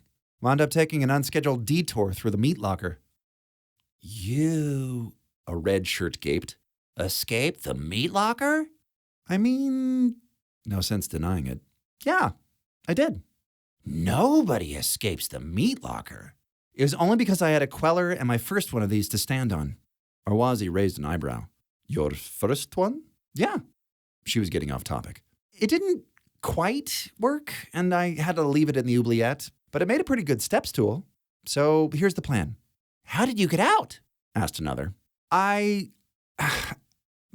Look, we really don't have time. Did you climb up the ejection shaft? Asked Swank. Well, yeah, Said Webb. there were Xenos in the lift shaft, so there was no other way to go. 15 decks. Swank turned to the other red shirts. She climbed up 15 decks with no handholds, unarmed. The red shirts regarded her with awe. Okay, Said Webb. let's get back to evacing. And then you built another? Said a red shirt behind her spray pack. Another weapon? Yeah, I got the harness for engineering and the canisters from the torpedo bay, so look, we've seriously got maybe an hour. How'd you get there? A red shirt with a bandage over her head pushed her way forward. You're engineering. You didn't have clearance for the torpedo bay? She let out a long sigh. I took Dennis here. Dennis, say hello. Please transport me to the repair bay. I used his permissions. The red shirt turned to her fellows, her face radiant. She killed a cog! Webb raised her hands. No, She killed a fucking cog! A smattering of applause. I just took its head, Said Webb. It was in pieces when I got there. How'd you know about the lifeboats? Asked a crewman on crutches. Oh, Couldn't really not tell them. I was in the officer's lounge. That's where the boats were. She could have taken one. His voice cracked. She came back for us. Webb looked to Abelhard. He smiled softly. They see in you the same qualities that won my heart. All right. Okay, everyone. I need you to listen. They fell attentively silent. I can fight them. Yes. And I did come back for you. And yes, there are lifeboats in the officer's lounge. So grab what you need. We're evacing. What about the bedridden? Asked Marwazi. The biobeds have their own power, but they won't fit in the escape pod.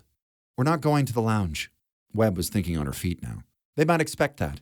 Then where are we bound? The shuttle. The shuttles are gone. Said Swank. Not both of them. The one we rode back up from the planet is caught in orbit around the ship. Said Webb. It's hollowed out. We had to make some drastic alterations to get people off the surface. The first time she saved us. Said Swank. Thanks again, by the way. You're welcome. The shuttle's hollowed out, but it's solid. We only have to worry about it buckling if it hits Atmo. There's room for all of us, and the biobeds as well. Marwazi snapped his fingers. And it has a teleporter. Exactly. She gave Marwazi the Armstrong pin, closed his hands over it. I'll send a ping to this once I'm in the shuttle. That'll be your signal to drop your security field so I can teep you out. He nodded, smiled, nodded again. May I have my hand back? Of course. She let go. And what if the Xenos return? She slapped the canisters on the grav jack. I'm leaving these with you. I've got a few shots left in my pack. That's very generous, Said Marwazi. but how are we supposed to weaponize these? Come on, Doc, she grinned. You've got the one thing that hurts them and an infirmary full of pissed-off engineers. I'm sure you'll come up with something. Swank and the other red shirts had already pulled the canisters off the grav jack. That just leaves one issue that I see, said the doctor. How are you going to reach this shuttle? The teleporters are offline. Only one way to get there, said Webb. I'm going to have to spacewalk. Mind if I take the emergency EV suit? Please, don't forget the mag boots. If I did, I'd die. She pried open the EV locker. You'll have to drift to the shuttle, said One Eye. You'll need a maneuvering pack for that. My next stop's the cargo bay. They've got them in droves. It would also be where she could depressurize an area of the ship and drift out with the least chance of clipping herself on a bulkhead. Merwazi nodded along as she spoke. Your plan sounds solid. She half smiled. I just hope it works. By the time she'd put on the EV suit, the red shirts had already stripped the power cell to the grav jack to boost their security field. Hey, Doc, check this out. Swank held up an electrostatic aerosol sprayer. We can modify your decon sprayers for agrochems. They won't hold much, but we got a bunch of them. And if the chems are as potent as we saw, these should hold them back. With your permission. You'll have blanket permission to use what you need, said Merwazi. Thanks. Swank turned to Webb. Could I take that torch off you? One sec. Avert your eyes, folks. Webb shielded her eyes with the goggles and cut Dennis's spine out of the spray pack frame. Abelhard set a meaty hand on Merwazi's shoulder. Physician, I would beg a favor of you. Merwazi looked up, alarmed. Yes? Be good to her. There was a bittersweet look in his eyes. It was a mad dream, I suppose. But for a moment, a long, wonderful moment that I shall forever cherish, I forgot we were not at the same station. Merwazi nodded slowly. I don't understand. Abelhard flicked his eyes her way. I see how she looks at you. Merwazi looked to Webb, his brow wrinkled. Then something clicked. His eyes went wide. Webb flushed. Okay! She shoved the torch and welding goggles towards Swank. Abelhard, let's go. She pulled the spray pack back on, relishing how her lungs didn't complain or seize up. She cast a final glance at the doctor, who was regarding her thoughtfully. Good luck, everyone! Good luck, Webb, said the doctor, his voice composed of warmth and honey. Thank you. She pulled on the EV helmet to hide her smile. Haroon. The trek to the cargo bay was oddly quiet. There were sparks here and there, flickering textures as walls morphed into masonry and back. Strange what one could get used to. Webb's sensory input was limited in the EV suit, but she could still hear a distinct lack of chittering. Maybe they decided she wasn't important enough to attack. Or maybe they decided it wasn't worth ambushing her again. The spray pack certainly felt lighter without Dennis's head weighing it down. Nice of Abelhard to carry it. It's not much further, she told him. He nodded noncommittally. You're quieter than usual. He smiled, tightly, his chin to his chest. How long have you been in love with the doctor? Her face burned. I'm not, my dear lady. That sad smile again. If there's one thing I know, it's how a lover behaves in the presence of their beloved. This is hardly the time to discuss this. That's not a denial. She flushed again. Doesn't matter. He's not interested in me. Ah, a wounded sigh. So it is true. You've changed, dear Mary. I have. I'm sorry I'm not the Mary you remember. She was a good woman. She took his hand. The hand of an arcade sprite. Somehow it didn't feel ridiculous. I never meant to lead you on or give you a false impression. His expression hardened. Would he storm away? Did his program include the possibility of leaving her? Pixels and light he may have been, but she'd gotten used to him, had come to rely on him. Strange indeed what one could get used to. His face softened. You have nothing to apologize for, my He caught himself.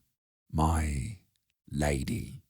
We cannot choose whom we love, only whose love to accept, or whom we deem worthy of it. That actually stung. Stupid program had a way of getting under her skin. Or maybe her oxygen levels were still low. They reached the door to the cargo bay without further incident or conversation. Its door stood intact. No holes had been hacked through its walls. Seemed promising. Dennis? Open the cargo bay door. Independence, open the door to the cargo bay. It whisked open. Webb sucked in a breath and put her hand to her faceplate. Abelhard actually crossed himself. The bay looked like a bombed refugee camp. Bodies and parts of bodies lay scattered like crudely reaped wheat. The partitions between the bays were up, linking them into an open space hundreds of meters long. Pits and burrows pockmarked the floor where the Xenos had tunneled up. Oh, God. The unassigned. The quadless crew waiting for an open berth. She felt sick. But that had been the point of stashing them here, hadn't it? To keep them out of sight, out of mind. Anyone who'd been upgraded from the pool of expendable crew didn't want any reminders about how expendable they were. Numb, bile burning the back of her throat, Webb picked her way through the carnage. Her helmet kept out the smell, but it magnified the thundering of her heart. She wished she had Frankie's calm, even for a moment. Focus, Frankie would have told her. No thinking. Just stay on task.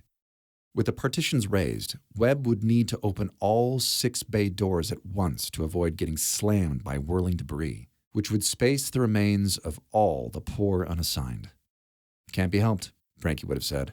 Put it out of mind. Focus on what you can affect. The burrows were arranged in clusters in the floor, all where the deck plating was thinnest. She hugged the back wall of the bay so she could keep them in view. Equipment and control consoles lay smashed and scattered throughout the cargo bays. She fought down a surge of panic. If she couldn't get the bay doors open... The master control console lay in the main bay just a bit over, behind a giant hedge.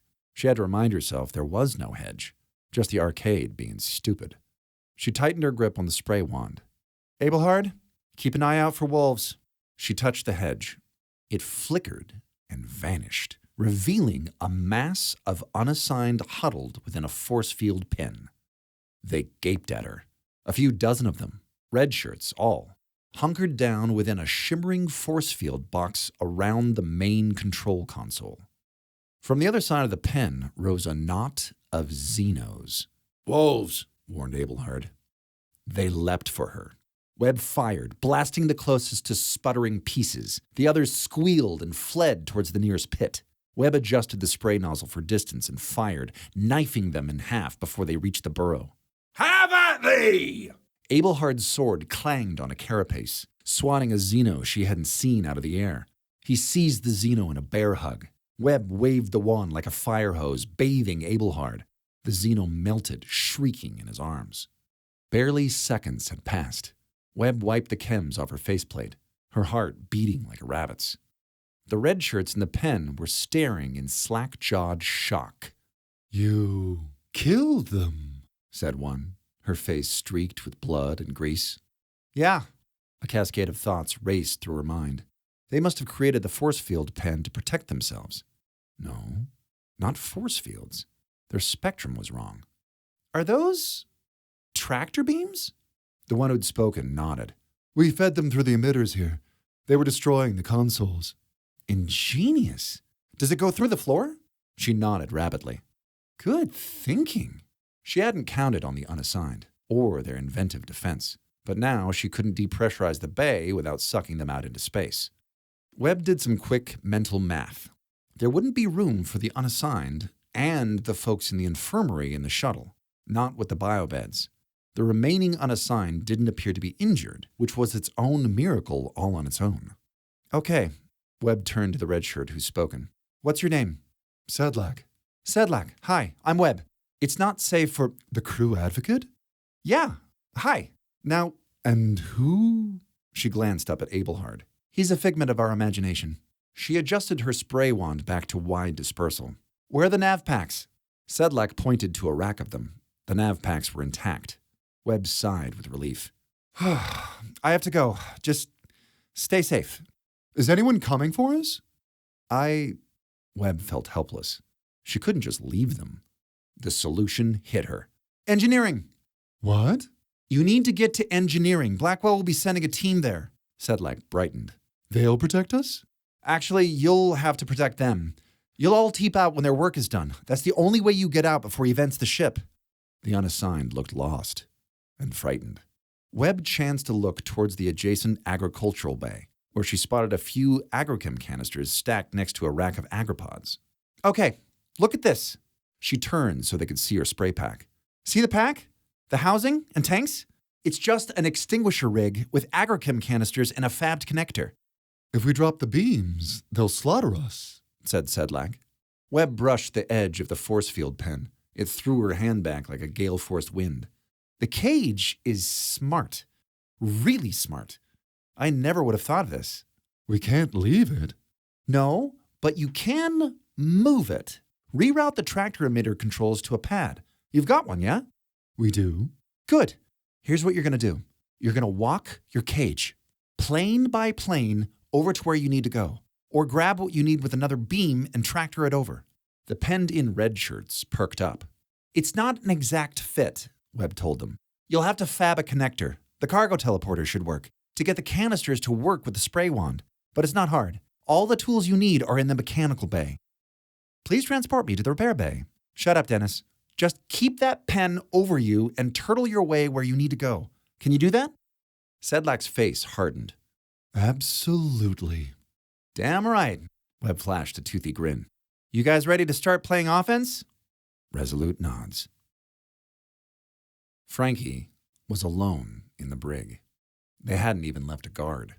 Not that they had much reason to. She hadn't exactly put up a fight, which hadn't prevented them from leaving her face covered in bruises.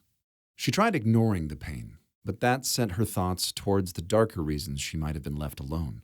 Were they off executing more red shirts?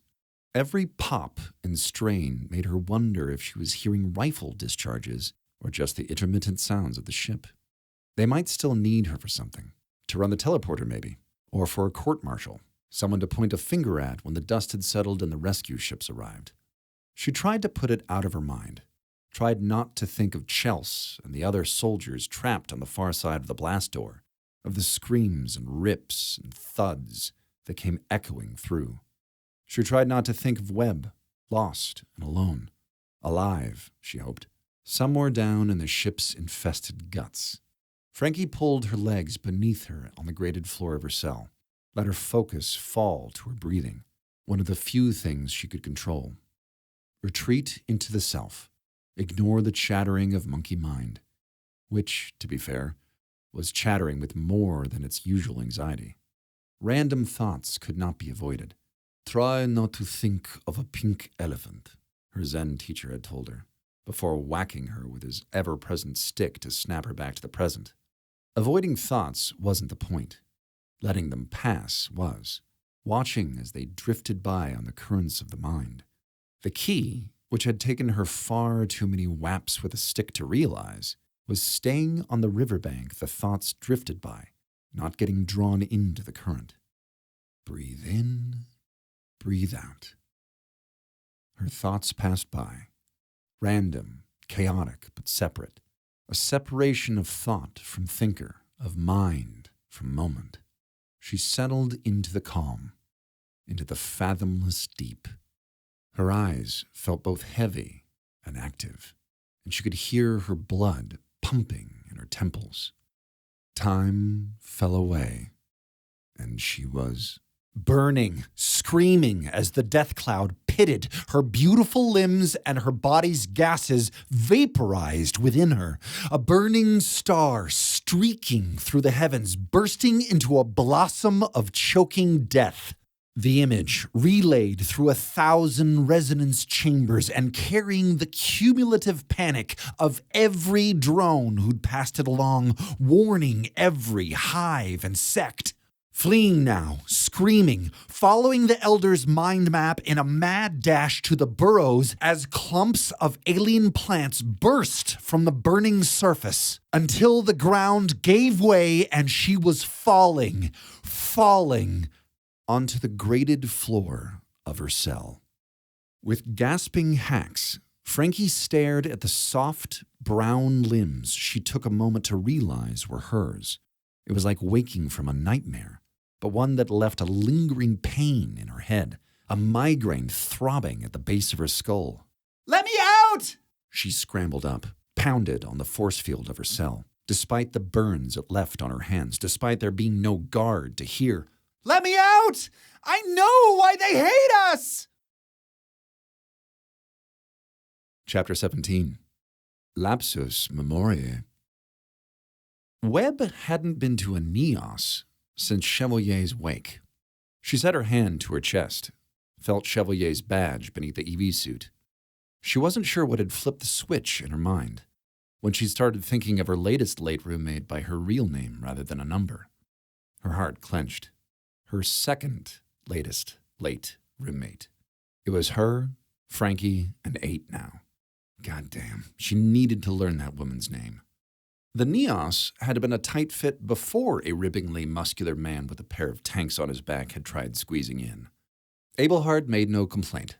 He was too busy staring at the infinite field of stars, his face a mask of wondrous delight. She wondered if he'd been programmed to recognize beauty and to emote appropriately in response. If he had, it made him pretty endearing, which made the next part all the harder. "You're not going to be able to come with me, you know.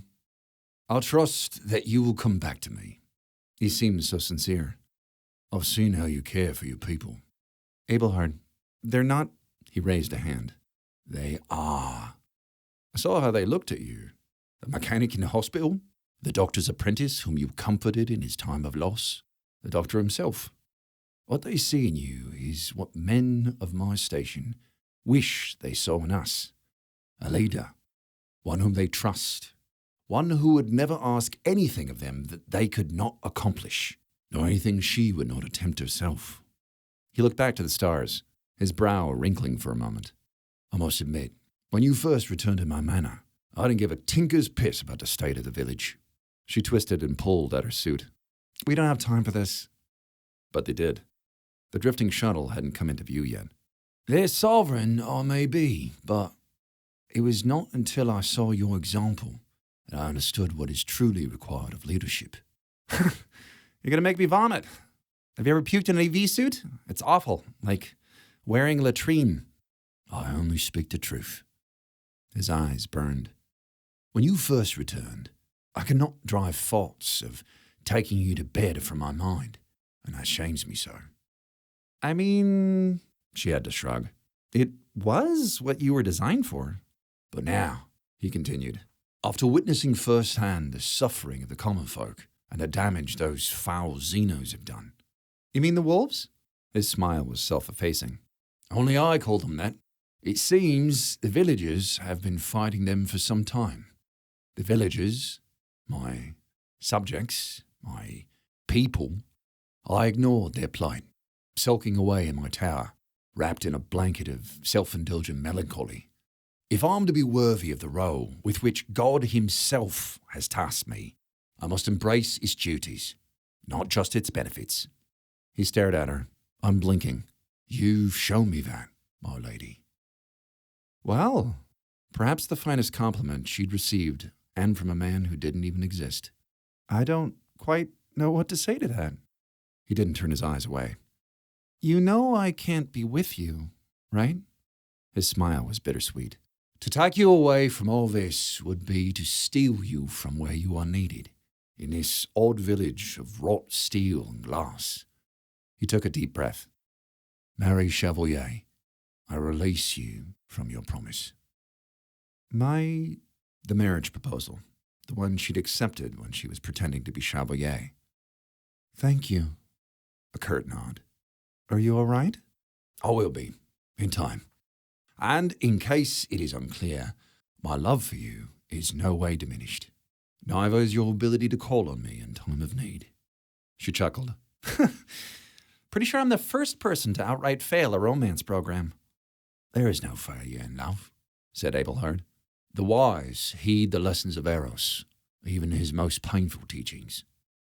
"For what it's worth, you're a better man than any I've dated." Something in the stars caught Abelhard's eye. There it is. The shuttle came into view over the curvature of the ship, spinning like a caffeinated toddler. Lord, that complicated things. It must have clipped the ship. "It shall only make your triumph more glorious." Abelhard bowed. No mean feat in cramped quarters.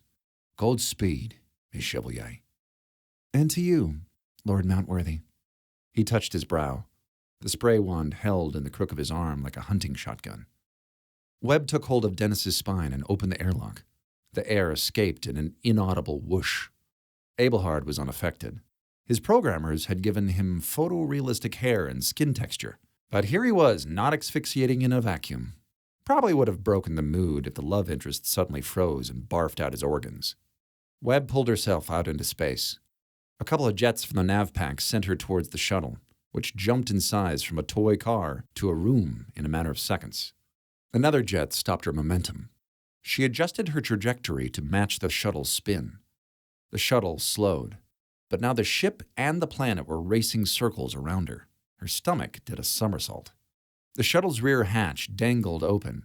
Webb navigated towards it. She realized distantly that if she hit its edge, even at this slow speed, it could cut her in half. Zero-gravity fun.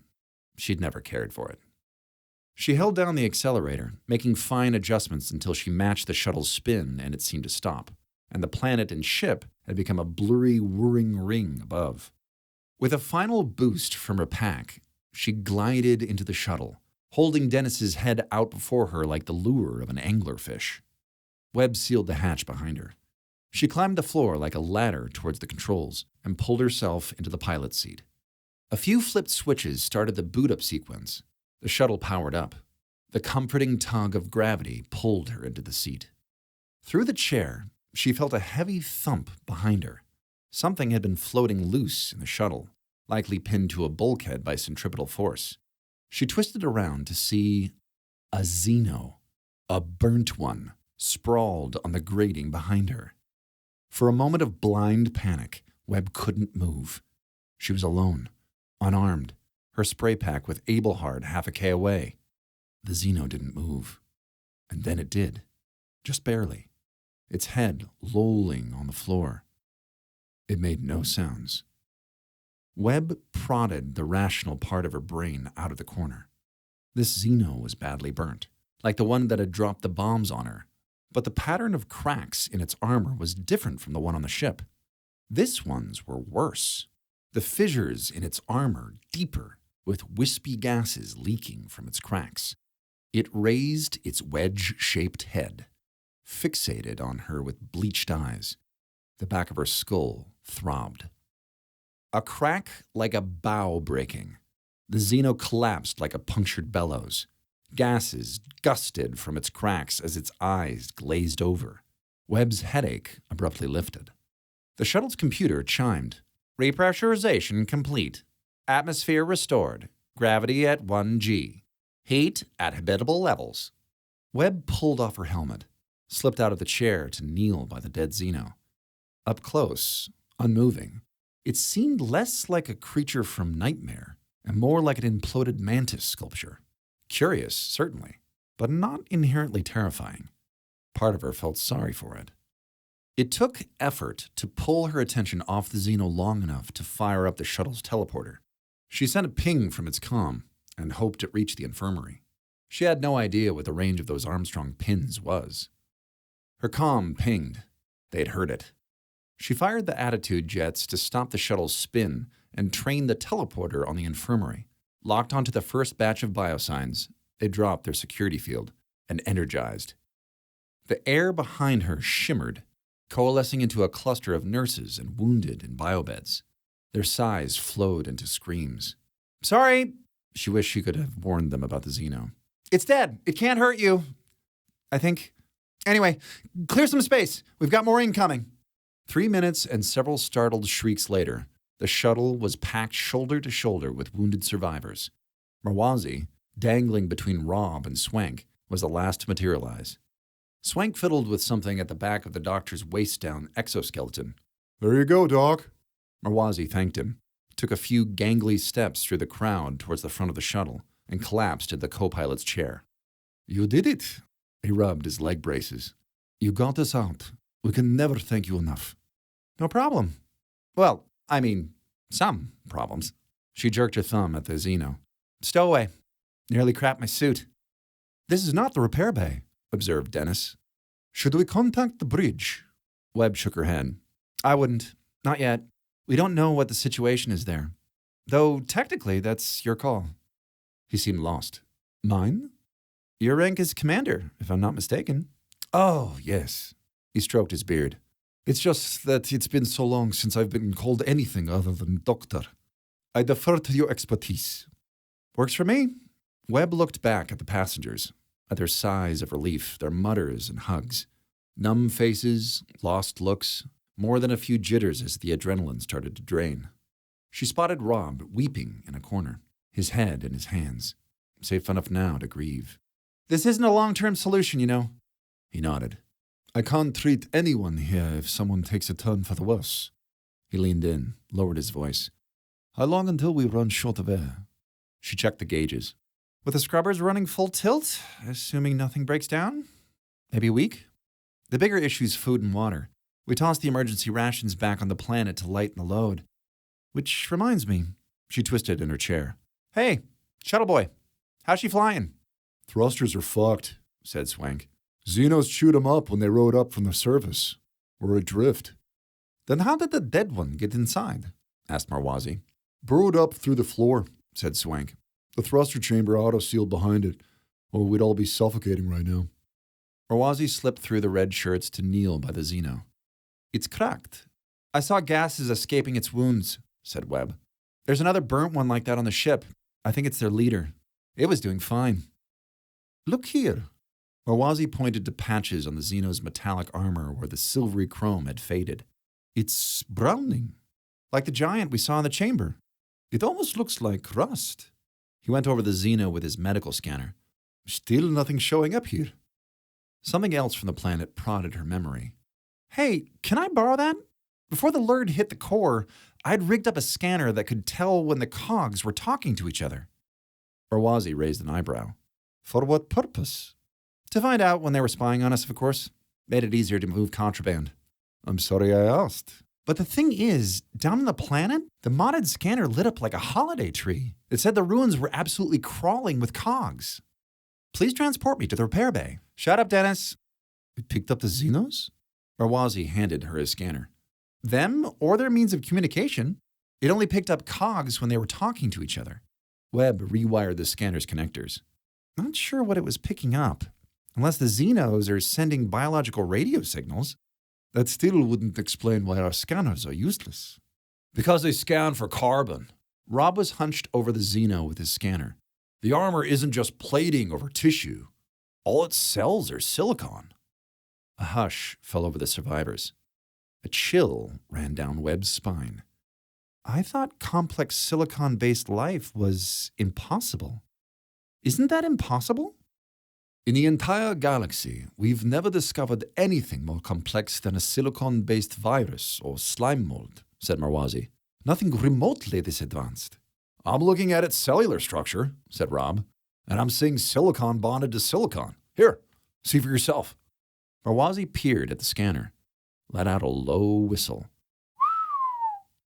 But the biological limitations. Webb's mind reeled. The sheer physical engineering of it. Silicon-silicon bonds weaken when immersed in liquid. Unlike carbon, said Marwazi. A massive hurdle towards a complexity in silicon-based life. But there certainly was an heir to the planet. But silicon oxidizes to a solid. The engineer in her brain wouldn't shut up. You couldn't have blood, you couldn't have lymph, or digestive acids, cerebral spinal fluid. Bodies aren't machines, said the doctor. But how would you expel waste? Look at those limbs. You're telling me something with that many joints has no synovial fluid? Marwazi could only marvel. Life finds a way. Not life as we know it, said Rob. Exactly. Marwazi stroked his beard again. You saw gases, you said, right before it died? Perhaps those carry out its bodily functions. What? You're saying it has a pneumatic circulatory system? It has aerosols for blood? Oh, that's very insightful. Thank you. He turned back to Rob's scanner. The creature still isn't showing up. No, it's masked with the metals in the shuttle, said Rob. He looked up at Webb. He was pale as parchment. What about Webb's solution? Rob, are you okay? No, God, no, said Rob. But it helps to think of something else.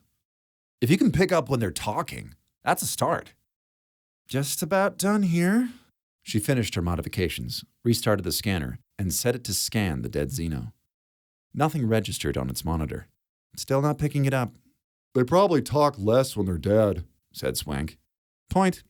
She expanded the scanner's range until the Independence came into view. The scanner's monitor lit up with hundreds of pings. Whoa, there we go. There are hundreds of them in the ship. Rob had gone even paler. He was staring out the shuttle's view screen.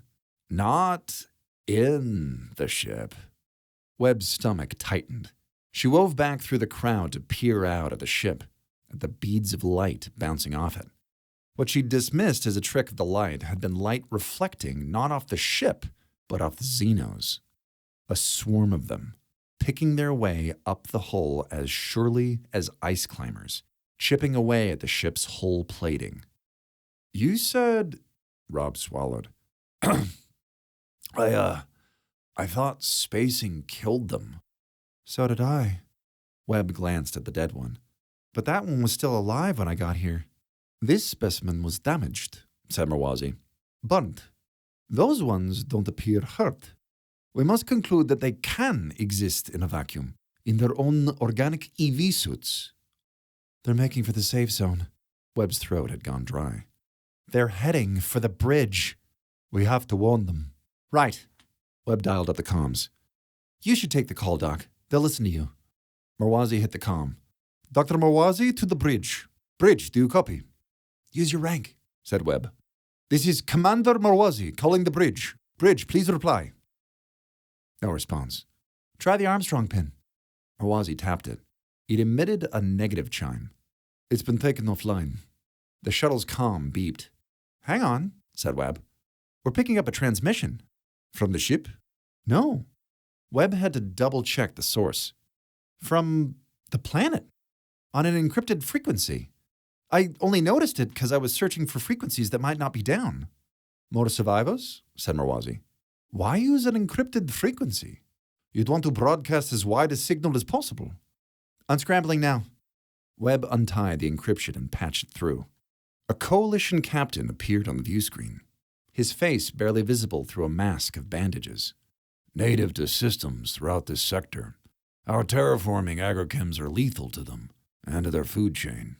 The red shirts pressed forward to watch. Encrypted in this carrier wave, you'll find zettabytes of data containing proof that Coalition Command knew of the effects of our activities on the natives and tried to cover up the evidence. The captain rasped. This included direct orders to me to scour the planet once we had discovered the silicon presence there. They knew? Rob darkened. They knew, and they sent us anyway?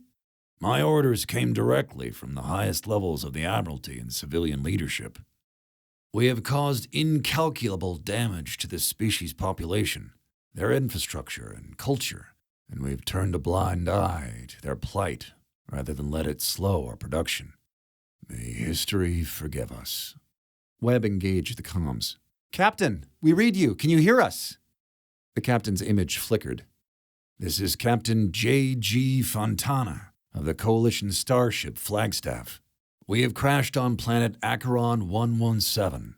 If you receive this transmission, take it to a SolNet outlet you trust, and to representatives of the Galactic Union. Do not alert Coalition Command.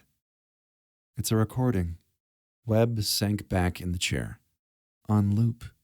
For the last 40 years, Coalition Command has been knowingly committing genocide against a sentient insectoid species native to systems throughout this sector, said Fontana. Our terraforming agrochems are lethal to them and to their food chain. Marwazi switched him off. Well, no wonder they're slaughtering us. Webb looked out at the swarm chipping away at the hull. We have to get word to the bridge. Try the Armstrong pin. He did. No response. They may have taken it offline after you used it, said Swank. With the comms down, what should we do? Said the doctor. Fly in front of them and wave? We can't maneuver, Swank reminded them. We have a working teleporter. And they've got a bunch of scared, armed Armstrongs just looking for something to shoot, said Webb. Anyone who pops in is likely to get shot. There must be somewhere safe we can materialize. Webb gazed into the gulf between the shuttle and the ship. Not on it. Teleport me out there. Every head turned her way. Marwazi looked aghast. I've got an EV suit and a nav pack. She picked up her helmet. I'll jet to a hatch in the safe zone and let myself in. And then let them arrest me, I guess. What if the Xenos see you? She shook her head, then pulled the helmet on and picked up Dennis. If they take the ship, we're done. They'll carve up the crew like a Conquest Day turkey, and we might die of thirst before help arrives. If I can get word into the ship, we've at least got a chance. Marwazi nodded, his jaw tense. We'll stay on the comms. Keep us updated as you safely can.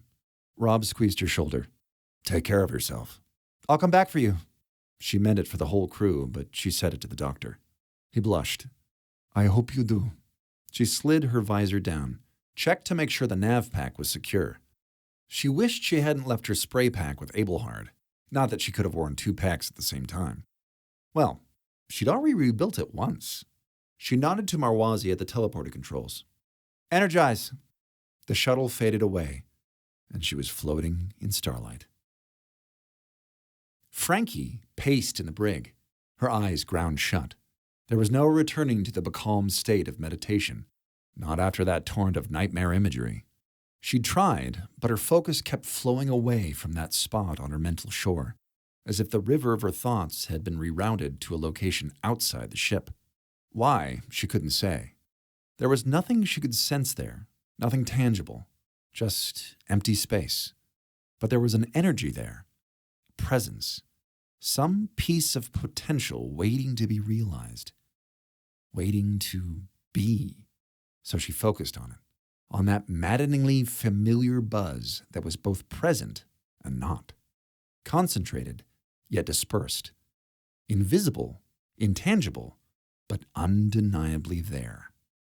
A gust of cool air washed over her. She realized after a moment that she could no longer hear the hum of her cell's force field. So they'd come for her, because they needed her. Or to chuck her out an airlock? She centered herself and opened her eyes.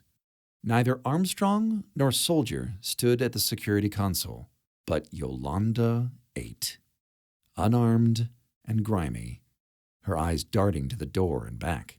Frankie blinked. 8? Her quaddie shushed her. We have to go. Did we retake the ship? No, we're hiding in the crawl spaces.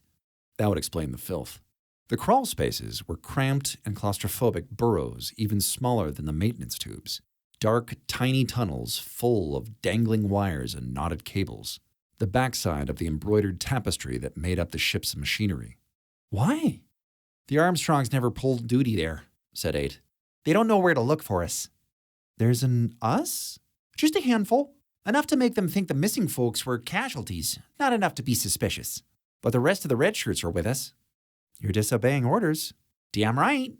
The security console beeped. And there is the static. She hiccuped. Let's go. 8 poked her head into the corridor, waved for Frankie to follow. She followed 8 down the hall to where a panel of deck plating had been pried out of place. We're going to get out who we can. 8 wriggled into a shaft under the plating. Teep them into the safe zone. Frankie froze. Teep. Teleport. It hit her like dawn over the horizon. It was a teleporter signal. 8 looked up.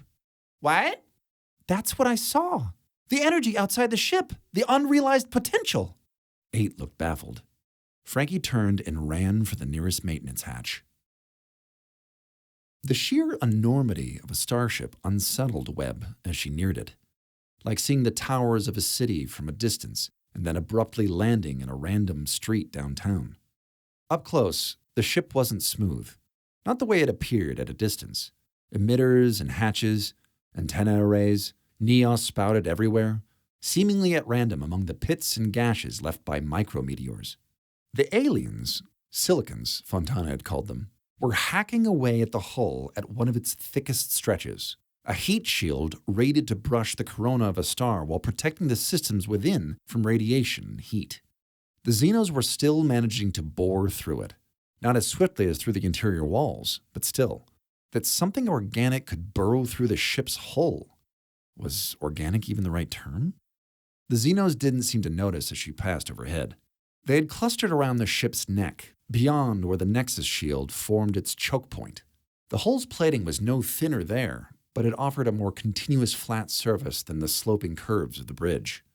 Webb jetted over and around the Xenos towards her destination, the ruined torpedo bay. She slowed her momentum to enter the wreckage, gingerly floating past twisted struts and ruptured deck plating. She checked the cog finder attached to her nav pack. No Xenos present, at least none that were chatting. She clicked on her mag boots, alighted on what remained of the floor, a single deck plate that bent away from the section's entrance. She followed its evacuation arrows towards the door, where tons of debris lay pinned against the doorway, held in place by the emergency force field that had sprung up when the section depressurized. Webb adjusted her visor's settings. Beyond the force field, she picked up discolorations in the metal of the door, fresh welds sealing it shut. No getting in that way. She checked the nav pack's fuel, 1/8 of a tank. Not enough to get back to the shuttle. She must have burned too much matching the shuttle's spin. That left one option. She clicked off the boots and jetted out of the wreckage towards the nearest Neos. She unlocked its exterior airlock, slipped in, and locked it behind her. Gravity settled her in its seat as the Neos repressurized. Webb shrugged off the nav pack and peeled off her EV suit. They'd only slow her down. She peered out of the window set into the Neos door. Beyond lay a corridor of officers' quarters. Nowhere else on the ship were the doors so far apart. She heard the echo of boots, ducked out of sight, and held up the EV helmet to catch a reflection of the corridor in its visor. A pair of crew were marching down the hall. Soldiers? Hard to tell via reflection, but they were certainly armed. As they came closer, she saw their skull masks. Webb pulled the helmet down until the sound of the boots had faded. She steeled herself and slipped into the hall. She hadn't taken 3 steps before she heard more boots, saw shadows appear on the wall ahead. She ducked into the nearest doorframe. "Dennis, open this door." "Independence. Open crew quarters door 214. Webb darted inside, mashed the door controls to shut it behind her. She put her ear to the door and didn't breathe until the boots had receded. Webb waited until her heart stopped thundering to take in her surroundings. The quarters had multiple rooms and a private bath. Each section was the size of 3 or 4 quads. This one was spacious even with the bulky but familiar devices in the corners of its bedroom. Hollow emitters. That's where she'd seen them before. Above the bed, partially blocked by the emitters, was a view of the ruined torpedo bay. A view that had probably been a lot better before the bay got slagged. She checked the room's control console. Its comms were hardwired to the bridge. Even with shipwide comms down, she could get a message through. "Dennis, lock the door." It took her a moment to find the secure comms settings on the officer's console. The channel was locked, of course. "Dennis, bypass this security code." The controls unlocked, but it wasn't comm access that came up. It was a teleporter signature. A signature stored in the room's computer, but fed through its hollow emitters. 8 caught up to Frankie in the maintenance tubes beneath the bridge's emergency teleporter. "This isn't safe," she hissed. "Do tell. "If they do an internal scan, we're bunked." I was being sarcastic. I clearly need more practice. Frankie disconnected cables from the conduit above her. "This will only take a second." "We shouldn't be out in the open." "The maintenance tubes are hardly the open." "They're more open than the crawl spaces. Blackwell's directly above us." "No need to exaggerate. He's at least 3 or 4 meters away." 8 hiccuped. "There." Frankie finished inverting the bridge teleporter's refraction disk. "Datapad?" 8 passed it forward. "You still haven't told me why this is so important." Frankie connected cables she'd pulled out of the conduit to the pad. "It'll make much more sense if she tells you herself." "Who?" Frankie shushed her, patched the teleporter's controls into the datapad. She searched for the teleporter ghost she'd spotted at the station on the bridge. She found it outside the ship, at the very spot where her attention had kept drifting. An odd spike of serotonin hit the back of her skull, almost the opposite of the migraine. She hit energize. The air distorted in the tube between them, coalescing into a humanoid figure. Her feathers frilled in an anxiety display. Holy Lord, said 8. I'm lying down, said the sorrel ambassador. Why am I lying down? We're in a maintenance tube beneath the bridge, said Frankie. I see. Are we safe? Absolutely not. I didn't think so. 8 looked like her brain had broken. How could you, what? She hiccuped. The sorrel lowered her frill. The elder put us in touch, said the sorrel. The what? Come on, said Frankie. People are waiting for us. Webb ran her hands through her hair. She needed comms, not a teleporter fingerprint. Of all the officers, she had to pick one who'd hacked his system for pervy hollow shit. She saw no other reason the Teepsig would be in an off-grid pattern. Another thought occurred. Whoever lived here might have panicked and teeped himself into a holding pattern when the ship was overrun. Not the worst idea. Xenos couldn't chop you into calamari if you're an energy pattern in a buffer. That wouldn't explain why he would have hidden himself behind a security protocol. Dude was lucky she'd found him. Might be lucky for her, too. If she teeped him back into existence, maybe he'd hear her out before trying to arrest her. Anything to get the message through. That still didn't explain the hollow emitters, but whatever. It got lonely in space. She rematerialized the signature. The figure that rematerialized at the foot of the bed was no officer, but a woman kneeling in a dressing gown. How long has it been? She rose shakily. When she saw Webb, her eyes shot open. She staggered back into the bed. Who are you? And why do I know you? Webb could hardly hear her over the thundering of her pulse. She had to open and close her mouth a few times before the words would come. Yolanda? Chapter 18. Gladiator in arena Consilium capit. Webb blinked, as if that might reset her brain so she could dismiss who she couldn't possibly be seeing. Yolanda Prime. The original. The start of a long, sad chain of lost quaddies. But she couldn't be. She was dead. She was staring at a hologram, like Abelhard, no more than pixels in light. But she'd recognize Webb's face, and based on the furrow in her brow, her own name. Yolanda. She rolled it around on her tongue. That's familiar. It's your name. Webb couldn't keep the quiver out of her voice. My name is Sunshine. Your name, Webb told her, is Senior Technician Hayashi Yolanda. I'm Webb. Joni Weber. We were quaddies. Do you remember? A blank stare. Quaddies? Quad mates. We shared a room half the size of this one. You, me, Frankie, and Chels. Do you remember them? Baldy and the Jarhead? Or Chels's beau, Rob? You're right. She married him. She shook her head. I'm sorry. You worked in InfoSec, remember? You were a security programmer. Please transport me to the repair bay, said Dennis. She glanced at the head. Is he okay? That's a cog. You used to work on them. Do you remember cogs? She tilted her head. The Collective Operations Group. Yes! Annoying as hell and strong as bulls. What else? I can't. She looked ready to cry. Why don't I remember? You... Webb didn't know what to say. We thought you died. She flinched. Died? You were lost in a teleporter stream. They tried beaming you up through an ion storm and your signature just fell apart. A slow nod. That's what Jared said. A chill walked down Webb's spine. Jared? There wasn't enough of me left to rematerialize, Yolanda muttered. He didn't give up on me, though. He caught the pieces of me, ran me through these to reconstruct my signature. He saved me. Her smile seemed forced. Webb checked the console. The hollow emitters were indeed running, but they weren't projecting a full figure. They were patching her instead, here and there, filling in gaps throughout her skeletal and lymphatic system and her neural pathways. Hollow medicine. Webb had read about it. Temporary holographic organs as an emergency stopgap to keep moribund patients alive long enough to receive medical attention.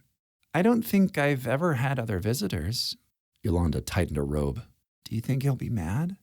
Webb tapped a few keys and studied the monitor. The emitters were reconstructing more of Yolanda's neurology than was necessary. There was more of her raw signature stored in the buffer, zettabytes of memory engrams that hadn't been loaded. She checked the projection matrix. The Yolanda Gestalt, the woman who called herself Sunshine, read as a whole. Huh.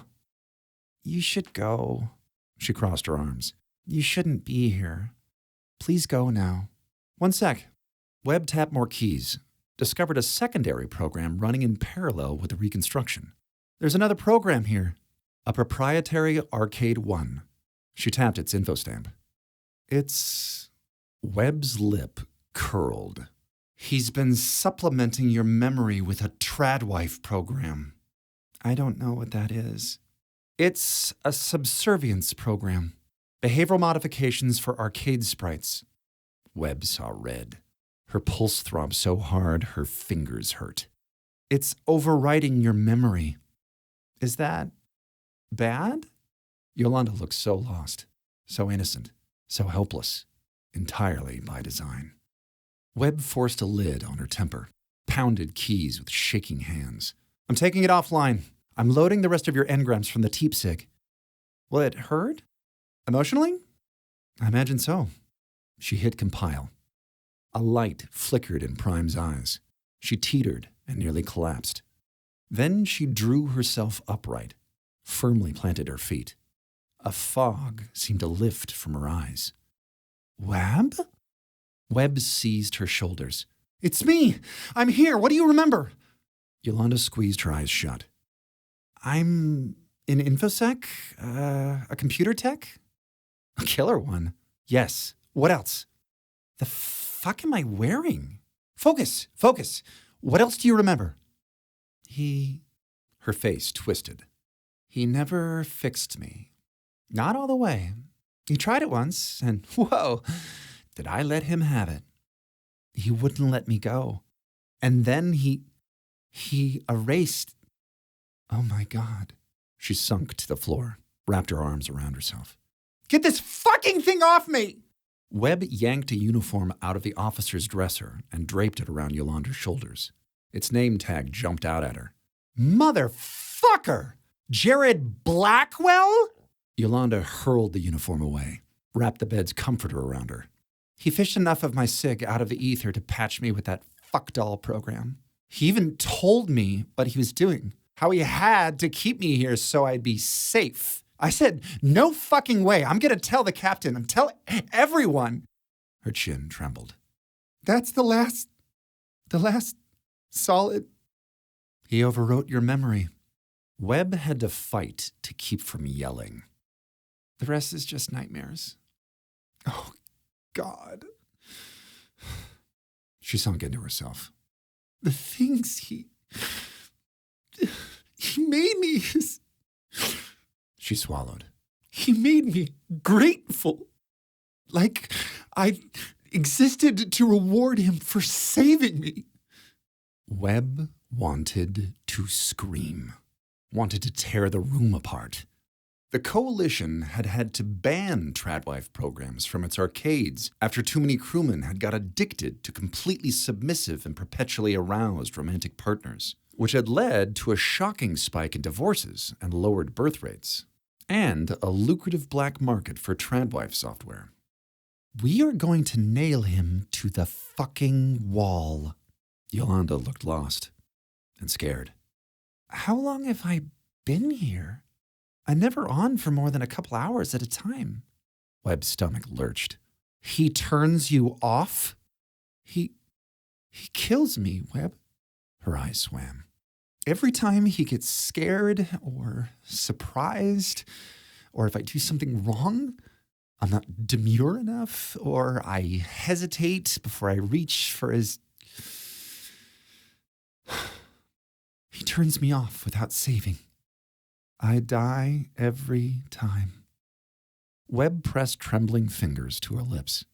If he kept force quitting the program, Her eyes went to the console, to the diagnostic readout there. no, it's decay, isn't it? Yolanda pressed her mouth into a flat line. Teleporter decay.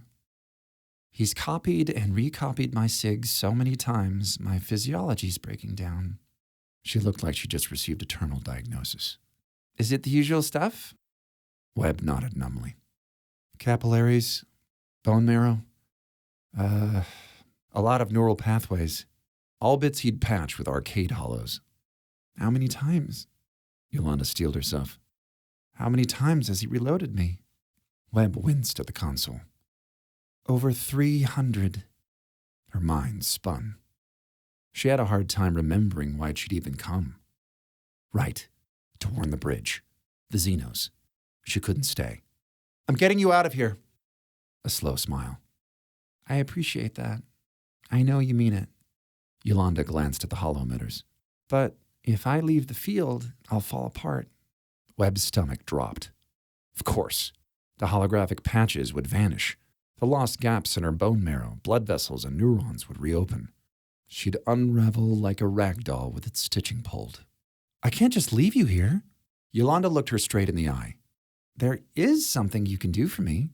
What? Anything. Let me die, said Yolanda Prime. One last time. What elder? 8 hiccuped. The one Webb met! Frankie called up to her. What? Webb met? When? Down on the planet. She touched my mind as well, said the sorrel. It was she who advised me to go into hiding, which I did shortly after I made love to your captain. You... Frankie stopped. You did what now? It was his idea, said the ambassador. I did not wish to appear rude. I had no idea you were compatible. Yes, but only the one way. It was all in the xenobiology report. How was it? Asked 8. Brief. If we could continue, please. We are in mortal peril. Right. 8 scrabbled on through the crawl spaces. Mind the cables. Where exactly are we headed? Asked Frankie. A safe spot, said 8. Where the away team for engineering is prepping. The armory? God, no. Yeah. The Armstrongs have taken it over. Then where? The repair bay, where they stash all the equipment damaged during away missions. Including engineering tools, Frankie grinned. Smart. And weapons? Asked the sorrel. Normally, yes, said 8. But they've confiscated those parts. Ah. Don't fret, 8 told her. We got a bunch of angry engineers in a room full of machine tools. We'll come up with something. She rolled onto her back. We're here. 8 popped open the grate above. Red's sleeved arms reached down to help her up. Frankie followed her into the repair bay, where Dewey greeted her with a lopsided grin. There you are, Baldy. Frankie beamed. Chief, it's good to see you. Enough of this saccharine shit. Back to work. I need you at the teleporter. We can reroute and fix it, but you're the expert operator. Frankie didn't see any teleporter controls. Is there a console? Shit, no. Dewey held up a datapad sprouting with cables. Just this. Had to run the controls for the internal scanners to bypass Indy. Frankie let out a low whistle. Internal scanners can't lock on with the teleporter beam. And that's why we need an expert. She handed Frankie the pad, rebalanced herself on her crutches. Use the scanners to pinpoint any survivors in the infested decks. Then hand enter their coordinates and teep them up here. Blind? Said Frankie. I'd be teeping them blind. Yep. Once again, expert. A strangled growl from the floor. Frankie spotted a young Armstrong tied up and gagged in the corner. She looked from him to Dewey. Who's that? That's Bilson, said Dewey. He's in charge here. Say hi, Bilson. He growled through his gag. Frankie raised an eyebrow. Dewey looked insulted. I'm not an idiot. We took a hollow of him. She turned towards the door. Bilson, how you doing out there? All's well, Chief, said Bilson's voice from the corridor. I see, said Frankie. Right. Dewey lit a cigarette. Here's the plan. Venting the ship could cripple us, but I expect Blackwell will still try it. He's planning to send us to engineering first, unarmed. The damage I did to the Nexus shield should hold them up for another hour or so, said 8. Good girl. In the meantime, Frankie pulls in survivors, and we build numbers here until we can retake the ship. By force? Asked Frankie. If it comes to that, I hope it doesn't. You know, we could just teleport Blackwell into space. All eyes turned to 8. I like her. Dewey took a long drag. You're wasted, an agrotech girl. There's no clear chain of command after him, 8 continued. They'd fall into disarray. That would be murder, said Frankie. 8 clenched her jaw. They murdered Sivos. And they'll be held accountable, said Dewey. But only if we retake the ship by the rules, okay? Love the idea. Keep thinking like that. But no, we're not spacing our captain. My people are on their way, said the Sorrel. I sent an extraction request after sentiment on the ship turned against me. They may be willing to help us. We should warn them, said Dewey. The Liberator's on the way, and she's a warship. All's well, Commander, Bilson's Hollow said outside. Dewey paled. Indy, lock the door. A negative chime. Unable to comply. The door slid open. Skull-masked gunmen opened fire, felling the nearest redshirts like so many bowling pins. The rest scattered to the walls or ducked behind debris. Hold your fire, barked Loomis. Hands up. Frankie knelt by 8's crumpled body. She was still breathing, but just barely. A 3rd-degree burn smoking through her uniform. She glared at Loomis. You're on max stun. That's enough to drop a horse. Better than you traitors deserve. Jacobs yanked down his skull mask. You're lucky it's not on kill, he smirked. Yet. Let me, said Loomis. I'm ready to start killing you motherfuckers. Patience, said Jacobs. The captain would like a word first. For now, cuff them. Please. Yolanda squeezed Webb's hands. Erase me. Let me go. Just let the pattern decay. Webb's stomach felt heavy, her ribs too tight. I'm not going to kill you. I'm used to it. It'll be like going to sleep. Only I won't have to wake up to him again. Webb shook her head. There has to be a way to get you out of here. There isn't. I won't accept that. I've tried, said Yolanda. You think I haven't tried? Whenever I start to remember, he wipes me, reverts me back to whatever previous version he had saved, which only speeds the decay. Webb punched the bed. Think, she told herself. There was always a solution. There's always a workaround. I am getting you out of here. You can't. Yolanda rocked on the bed. The hollow emitters. Webb's mind lit up like a magnesium flare. She shot to her feet. If Abelhard can walk out of the arcade, then so can you. Prime stopped rocking. Who? Webb peeled an emitter open. I'm going to scrap their range governors. Won't that shut me off? I don't think so. Trust me, this worked for a friend of mine. Those are very precisely calibrated. They are. Webb had to fight to keep her hand steady. To keep you from leaving the room. Not just that, their range ends a meter from the control interface, so that if I remembered... Webb's rage started bubbling again. You couldn't reach the controls. My hand starts to de-res if I reach out. It goes numb and starts to bleed, like radiation sickness from hell. She massaged her palm. Sometimes he just wipes me periodically to make sure I'm blank.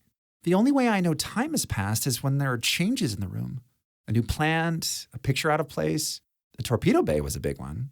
When did that happen? Feels like a year ago. Hang on. The emitter sparked as Webb yanked out its range governor. Yolanda Prime's features seemed to pixelate for a second. She steadied herself against the emitter. You okay? A little woozy, she straightened. Otherwise, fine. No, I am so not fine. Webb stepped back between the plane of emitters. You ready to give it a try? Yolanda let out a breath, stretched her hand out beyond the emitters towards the controls. She inhaled sharply when her fingers brushed the console. Oh, God. Oh, thank you. Her eyes shimmered. She stroked the console. She glanced up at Webb with a trembling smirk. How far does the range extend? As far as I know, the edges of the ship. Let's scrap the other governors to be sure. Prime bared her teeth. I am gonna destroy that bastard. That bastard is armed. Webb yanked out another governor. And so are the bastards who worship him. We, on the other hand, are not. Yolanda tapped her chin. Say, you ever get that promotion? Webb blurted a laugh. Of course not.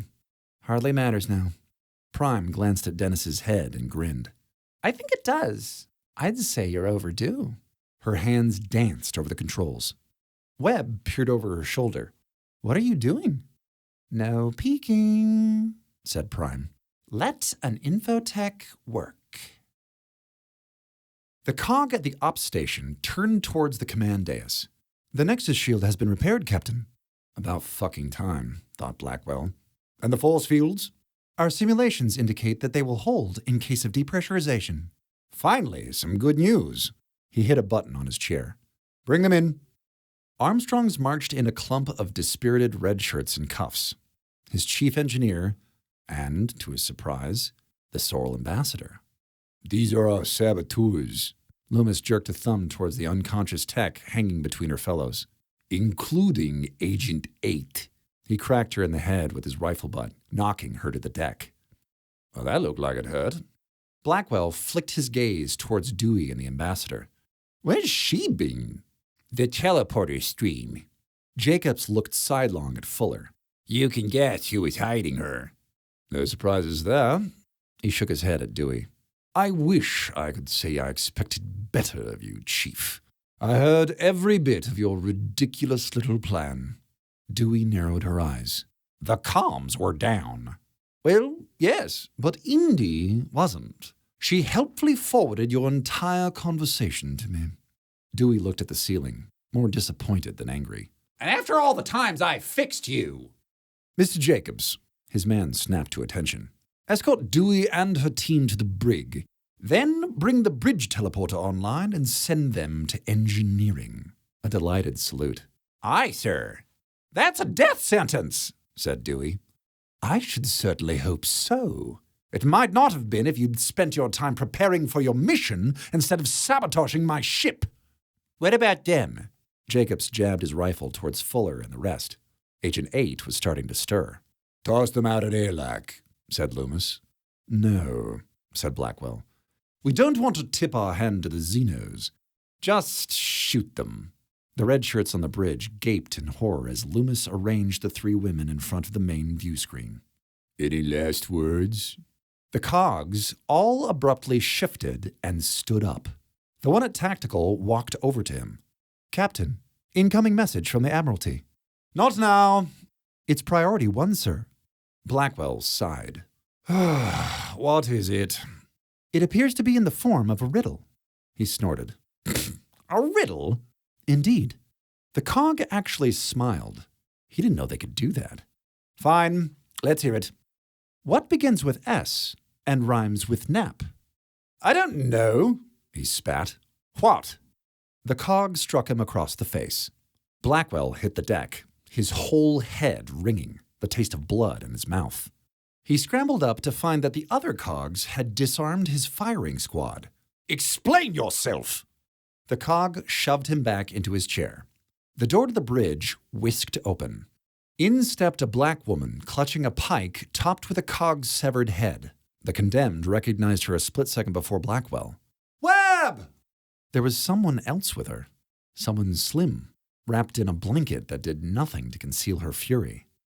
Blackwell's balls shrunk up into his body. Sunshine? That is not my name. Fuller's jaw dropped. Dewey crossed herself. Holy mother of fucking God! Blackwell's heart nearly froze. He saw it in her eyes. That look was the same as when she'd gone for him.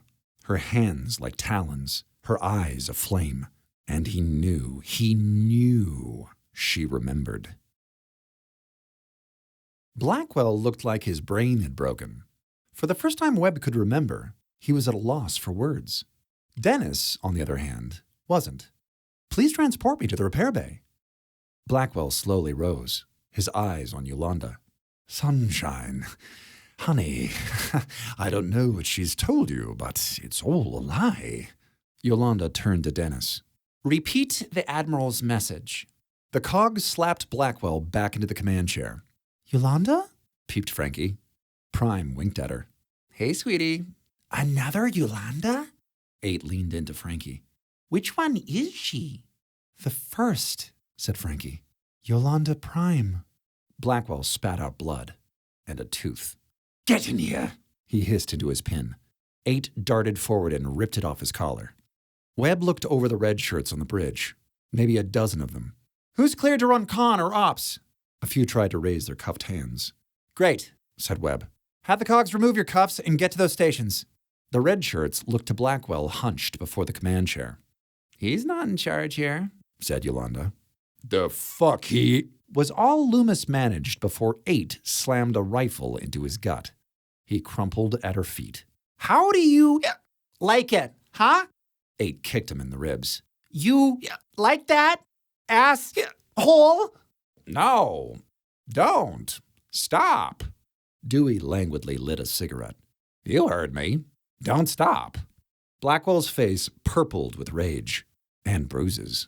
I am the captain! The Admiral outranks you, said Yolanda. The... who? Hey, Webb waved. I cannot pretend I understand your command structure, said the ambassador. I may have reprogrammed her rank, said Yolanda. The tendon stood out in Blackwell's neck. That's not possible. Not with the ship, no, said Yolanda. But the Collective Operations Group is a closed system. You were wise to keep me off the controls, Jared. Dewey took a rifle from a cog and turned towards the Armstrongs. Asses to deck, now! The Armstrongs sat. The hell's going on here, Webb? The Xenos are coming, said Webb. I don't know how much time we have. A beep from the ops console. A ship has entered the system, said the red shirt there. She stared at Webb expectantly. Oh, right. On screen. On the main viewer, a coalition warship dropped out of Starflight, a bristling steel eagle made of hard angles and weapons. Webb cursed inwardly. The Liberator. We're being hailed, said the comm tech. Ignore it, said Webb. Indy, on screen, said Blackwell. Slap him if he talks again, Webb hissed at the cog. On the screen appeared a scowling man with a face carved out of granite. This is Captain Sokola, the Liberator. What the hell is on your hull? Blackwell's brow furrowed. Hull? Sokola blinked. He looked from Blackwell, bloody-faced on the floor, to the cog looming above him, to Webb standing at the edge of the command dais with a cog's head on a spike. Webb concluded that he might get the wrong impression. Captain, I can explain. Sokola's face tightened, the feed abruptly cut off. The Liberator has dropped its shields, said the tech at Tactical. They're gonna board us. Lord. Webb ran a hand through her hair. This is gonna look bad. Raise shields. Shields are up, said Tactical. They can still shoot us, said Dewey. Shields won't stop torpedoes. No, but they'll keep them from teeping in. Until they shoot us. One crisis at a time, Chief. A series of low thumps from starboard. Dewey's eyes went wide as saucers. Those felt like... On screen, a trio of torpedoes streaked towards the Liberator, catching her amidships beneath her wing. A series of flame spouts geysered out of the ship, knocking it off axis. Direct hits, said the shocked red shirt at Tactical. They're venting atmosphere. Webb whirled on him. Did you fire? He shook his head, pale as chalk. I wasn't even touching the console. Then who fired? Torpedo control has been rerouted from Tactical, said the tech at Ops. To where? Webb felt sick.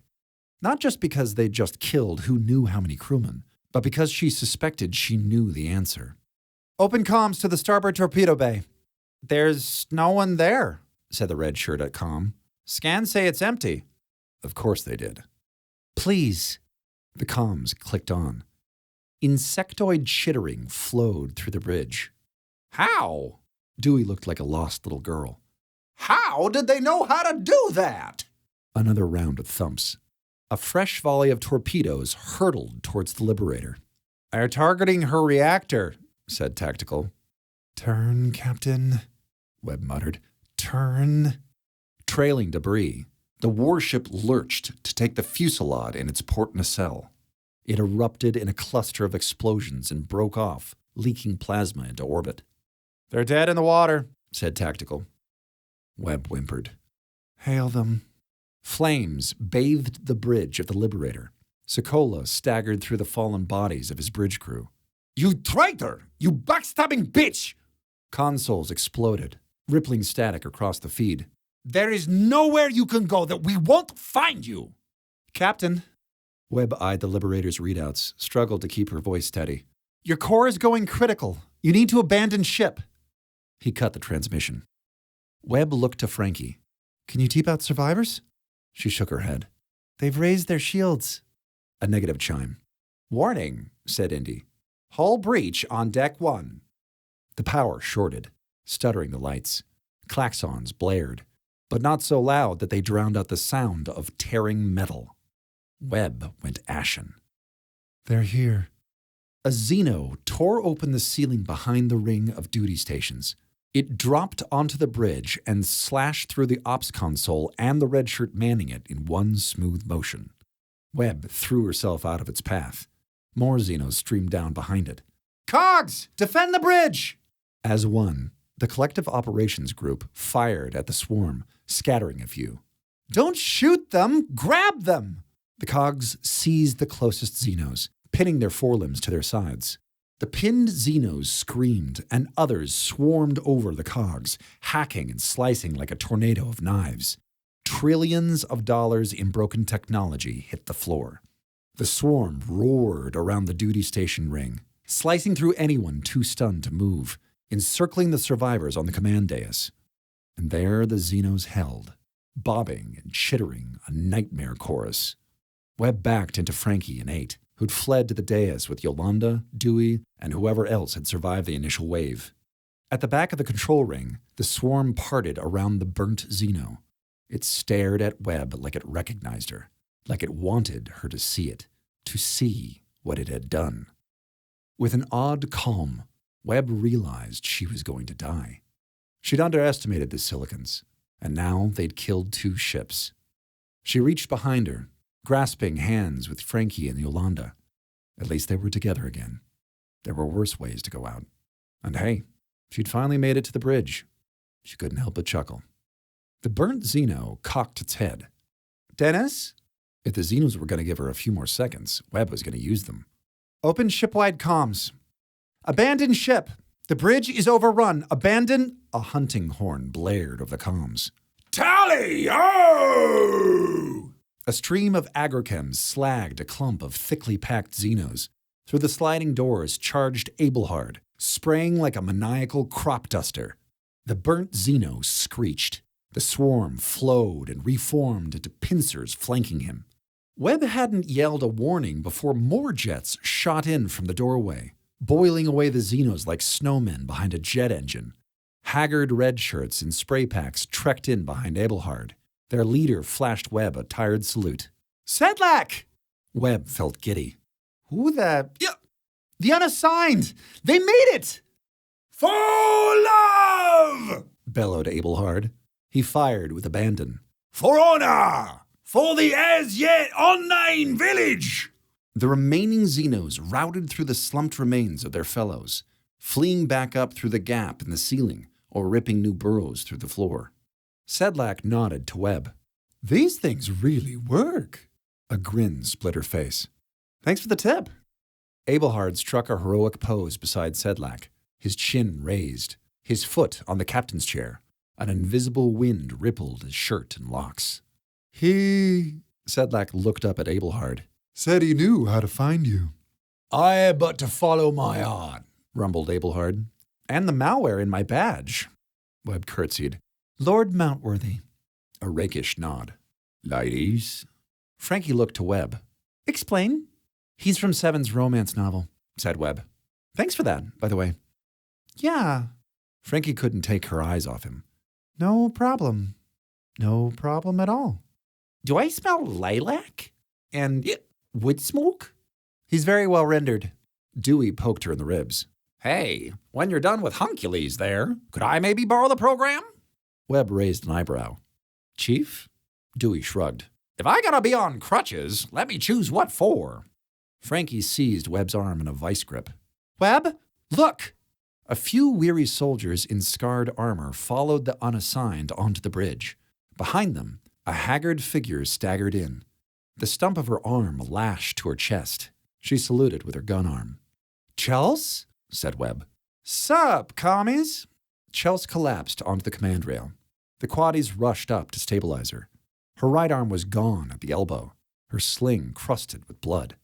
Jesus, your arm. It's okay, I'm a lefty. Handed, I mean. How the hell are still... God damn it! Oh, let's say duty or honor. Truth is, I'm just on a fuck ton of stims. She jammed a hypo into her neck. Her eyes rolled back. That's the good shit. Take me to Wonderland. How many of those have you had? Shut up, Mom. Chels blinked rapidly, frowned, and stared at the empty hypo.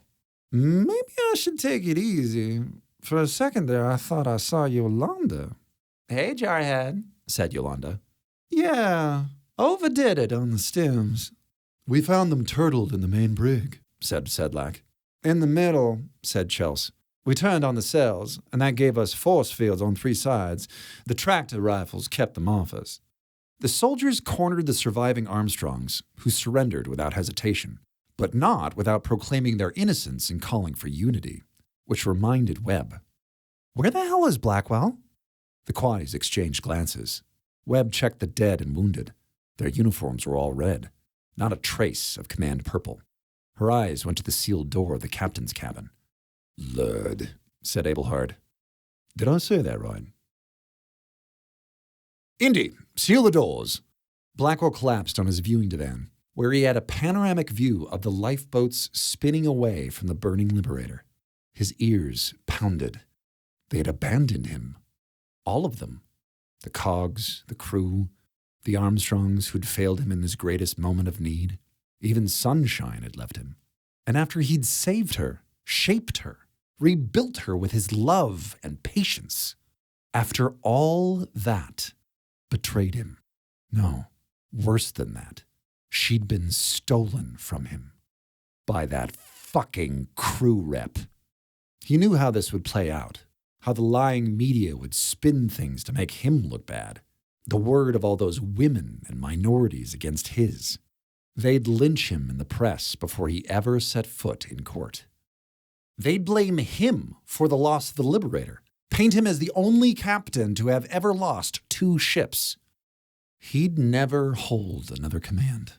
Hell, he'd be lucky if they didn't execute him, make him an example of what happens when you're too lenient with your crew. No way he'd allow them that satisfaction. His ship may be lost, overrun by savages and red shirts, but he had a mission to complete. It was poetic, in a way, that he would give his life killing a lie aimed at the very heart of what made the coalition great. It stung that no one would know of his sacrifice, but that was one of the qualities that separated the alphas from the betas, wasn't it? Doing what was required with neither hesitation nor complaint. He pulled himself up to his full height and straightened his uniform. Independence. Initiate self-destruct. Indy chimed. Please enter security code. Blackwell, Jared, Reagan Alpha 14, Rand Omega 88. Another chime. Please have the first officer enter his security code. He balked. What? The consent of the first officer is required for self-destruct. There is no first officer. Please have the first officer enter his security code. Bypass first officer code. A negative chime. Unable to comply. He roared wordless obscenities at the ceiling. The ship had turned against him as well. No matter. He rerouted tactical controls from the bridge to his cabin's console. If Indy wouldn't blow herself up, he'd force-feed her own torpedoes. Another negative chime. Weapons are offline. Blackwell slammed his fist on the console so hard he cracked the screen. He glared out at the burning ship listing towards the atmosphere. The burning warship. Indy, hail the Liberator. Priority 1 message. The bridge of the Liberator was a vision from hell. Sokola had torn off his uniform jacket and was sweating like a soot-streaked pig. Captain Sokola. Blackwell raised his chin. I regret to inform you that the mutineers have taken control. That's bloody obvious. Sokola didn't look up from his tactical station. Libby, check star drive ejection protocols. Star drive emergency ejection is functioning, reported the Liberator. Sokola glared up at him. Any last words to mark the end of your career, Mr. Blackwell? Just 4. Take me out, Captain. Sokola hesitated. Say that again? You spoke to the Admiral about Captain Fontana's message. I was briefed. The mutineers have discovered it. If they're allowed to escape, they'll take it mainstream. What do you expect me to do, Captain? My drive's about to nova. You still have weapons? Blackwell tapped a few keys. I've lowered our shields. Sokola checked his console. His nostrils flared. Blackwell saluted him. Do your duty, Captain. Avenge my ship. And yours. Sokola's cheek twitched. A wicked smile spread across his face. You're a good man, Blackwell. Webb! She whirled towards the tactical station. Our shields are down, yelled the red shirt there. The Liberator is powering weapons. Her stomach dropped. Get them back up. Control's been rerouted. To where? He stared at the captain's cabin. Webb's heart froze. You son of a... The Liberator fired. Torpedoes streaked toward the Independence. Webb seized the command rail. Brace yourselves! Explosions rocked the ship, flinging dead xenobits and dismembered cog parts around the bridge. A warning chime. Critical damage, slurred the ship. Drive failure imminent. Damage report! Webb roared over the klaxons. Breach in engineering, yelled Dewey. It's depressurizing. We're going to lose the drive. Warning, said Indy. Orbit broken. Collision with atmosphere imminent. The planet loomed closer. The Liberator is powering weapons again. Frankie had taken over tactical. Webb didn't know what happened to the other guy. Hail them. No response, said Com. Lurd. Target her weapons and fire. Frankie unloaded Indy's cannons into the Liberator's forward gigalaser array.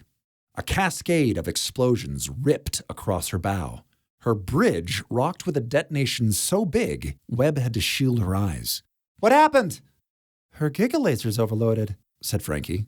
Regulators must be down. Residual explosions are ongoing. A streak of hot light shot out of the Liberator's belly. A knife's gash of radiance as its star drive ejector fired its compressed star out of the system. Another warning chime. Drive failure in 2 minutes. The Liberator star wouldn't be the only one rejoining the cosmos tonight. With leaden legs, Webb trudged to the command chair and toggled on the ship-wide comms. Anyone who's still aboard?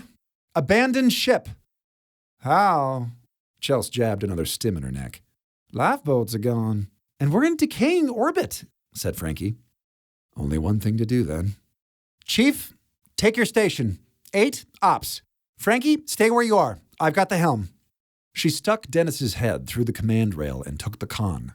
Everyone else, brace yourselves. For what, my lady? We have to land. Shocked silence. But the Xenos, said Sedlak. We're caught in the planet's gravity well, said Webb. We have no power and we're losing pressurization. On the planet, we at least have a chance. She buckled herself in. I'll aim for the fields. No one objected. The crew braced themselves against the bulkheads or wrapped their arms around the command ring. Chelsea buckled herself into the command chair. Abelhard squeezed Webb's shoulder. You will deliver us, my lady. I have no doubt. Neither should you. Warning, said Indy. Drive failure in 30 seconds. Webb took hold of the controls. Eject the drive. A negative chime. Your privileges have been revoked. Jesus fuck! Would you take her offline? Allow me. Dewey shot Indy's main relay. Been wanting to do that for about 9 years. She dropped the rifle, entered a code on her console. Drive is away. The ship rocked and roared as its star shot off towards infinity. Everything blacked out for a second before the emergency power kicked in. Webb pulled up the carceral matrix. Ejecting the meat locker. They'd have a much better chance floating in space than thawing on the planet. The linked cylinders of frozen crew had barely left the ejection shaft when the Liberator exploded. The shockwave knocked the Independence into the atmosphere. Webb wrestled to level out their descent as flames engulfed the outer bridge. She hoped the force fields patching the breaches would hold. With a roar of wrenching metal, the ship tore apart at the neck. The forward section plummeted with greater speed. Her vision tunneling. Webb hit the emergency thrusters. They didn't respond. Through the flames licking the view screen, the jagged strip of ruins came into view. Specks on the flats grew into dots that grew into fields. They were coming in too fast. Brace for impact! The ship hit the surface, bounced, and skidded towards the ruins like a supersonic toboggan. It struck the structure at an angle. Webb's head hit the console, and the lights went out. Chapter 19. Necessitas non habet legem. Webb couldn't tell if she was unconscious or dead. All she knew was a screaming in her head and pain, but not hers. She gasped awake, her lungs rattling. She smelled ozone and smoke, felt sparks spitting on her like hot grease. She was lying on her stomach on something uncomfortable, something jagged. Wind ruffled her hair. Wind? She pushed herself up off of the snapped-off helm console. The bow and port side of the bridge were missing, gone all the way to the command dais, sheared off by the impact with the Xeno ruins. Most of the control stations had been milled off with it, along with anyone unlucky enough to be manning them. Webb craned her neck up at the hexagonal ruins. Even with the ship tilted to stern, the rocks soared several stories above. It wasn't the solid facade she remembered. Stretches of the ruins were little more than gravel now, with much of what remained cratered and baked by the dead ship's gigalasers. She heard groaning behind her, groaning and keening. She unbuckled herself. The folks who'd clung to the command ring had fared well. The others, not so much. Dead crew, red shirts, soldiers, Armstrongs alike, lay scattered about. Some burnt beyond recognition where their consoles had burst. A hiccup. 8 was still at ops. The only console that hadn't exploded or been sheared off at the impact. She was clinging to it like a life preserver, as if it might disappear at any moment. Yolanda helped Webb to her feet. You all right? I think so. You? Yeah. She looked stunned, but otherwise unhurt, which meant the hollow emitters were still running.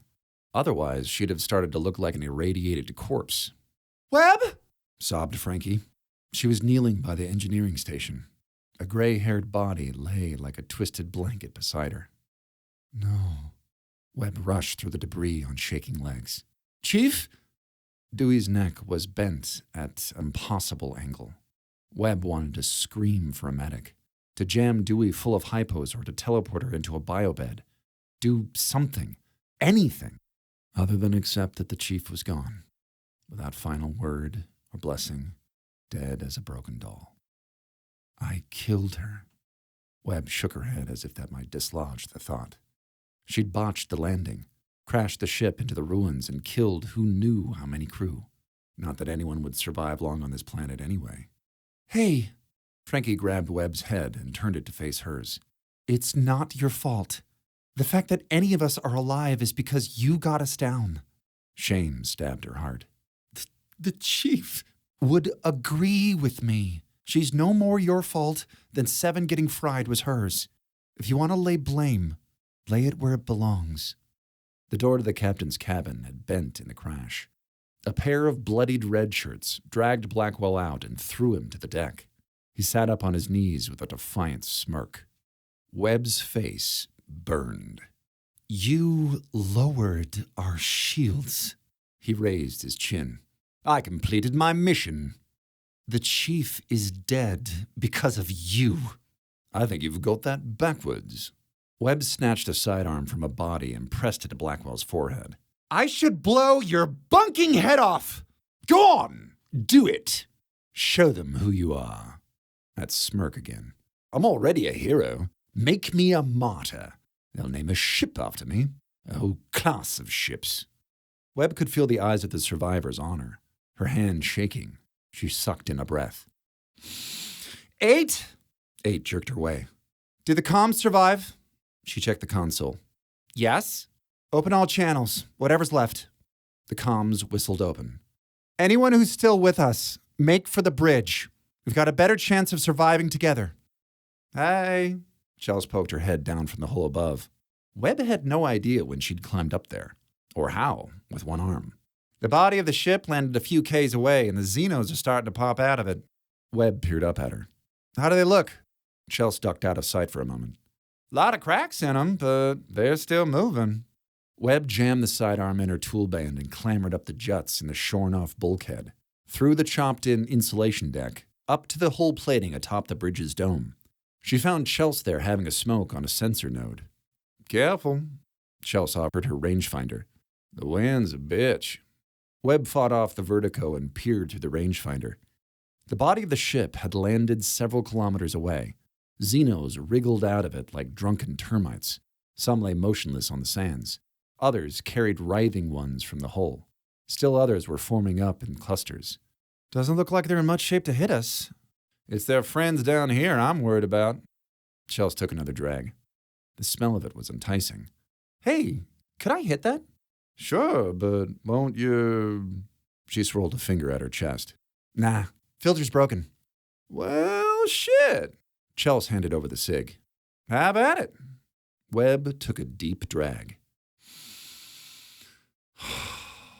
Thanks. We're moving soon. Copy. Webb heard shouting before she'd climbed back down to the bridge. She arrived to find Blackwell and the Armstrongs arrayed against a wall. A knot of angry, armed redshirts turned her way the moment she appeared. The Xenos are forming up, she told them. What's this? It won't take a minute, said a redshirt. We were just following orders, screamed at Armstrong. Webb shook her head. We're not doing that now.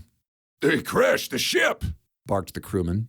Killed Sebos and my quaddy and half of our soldiers. We're not doing that now. She put a hand on his weapon. Right now, we have to put as much distance between us and the Silicons as we can. But they will face justice. Blackwell scoffed. Your justice? Ours, said Frankie. Or theirs? Webb looked a question at her. A grin. She's been looking forward to seeing you again. Frankie turned to address the bridge. Everyone, please don't freak out. A shadow fell over the bridge as an enormous Xeno loomed into the gap, prompting a chorus of strangled screams. A forest of spray wands turned its way. Abelhard shook his head in wonder. So great a wolf I've never seen. Don't! Frankie jumped between the spray wands and the Xeno. She's here to help! Webb, don't you recognize her? The back of Webb's skull tingled. From the ruins. The 5-meter-tall Xeno from the magnetite chamber. In the light, it had a crackle pattern to its armor, similar to the cracks in Frankie's Celadon teacups. The great silicant regarded Webb with compound eyes.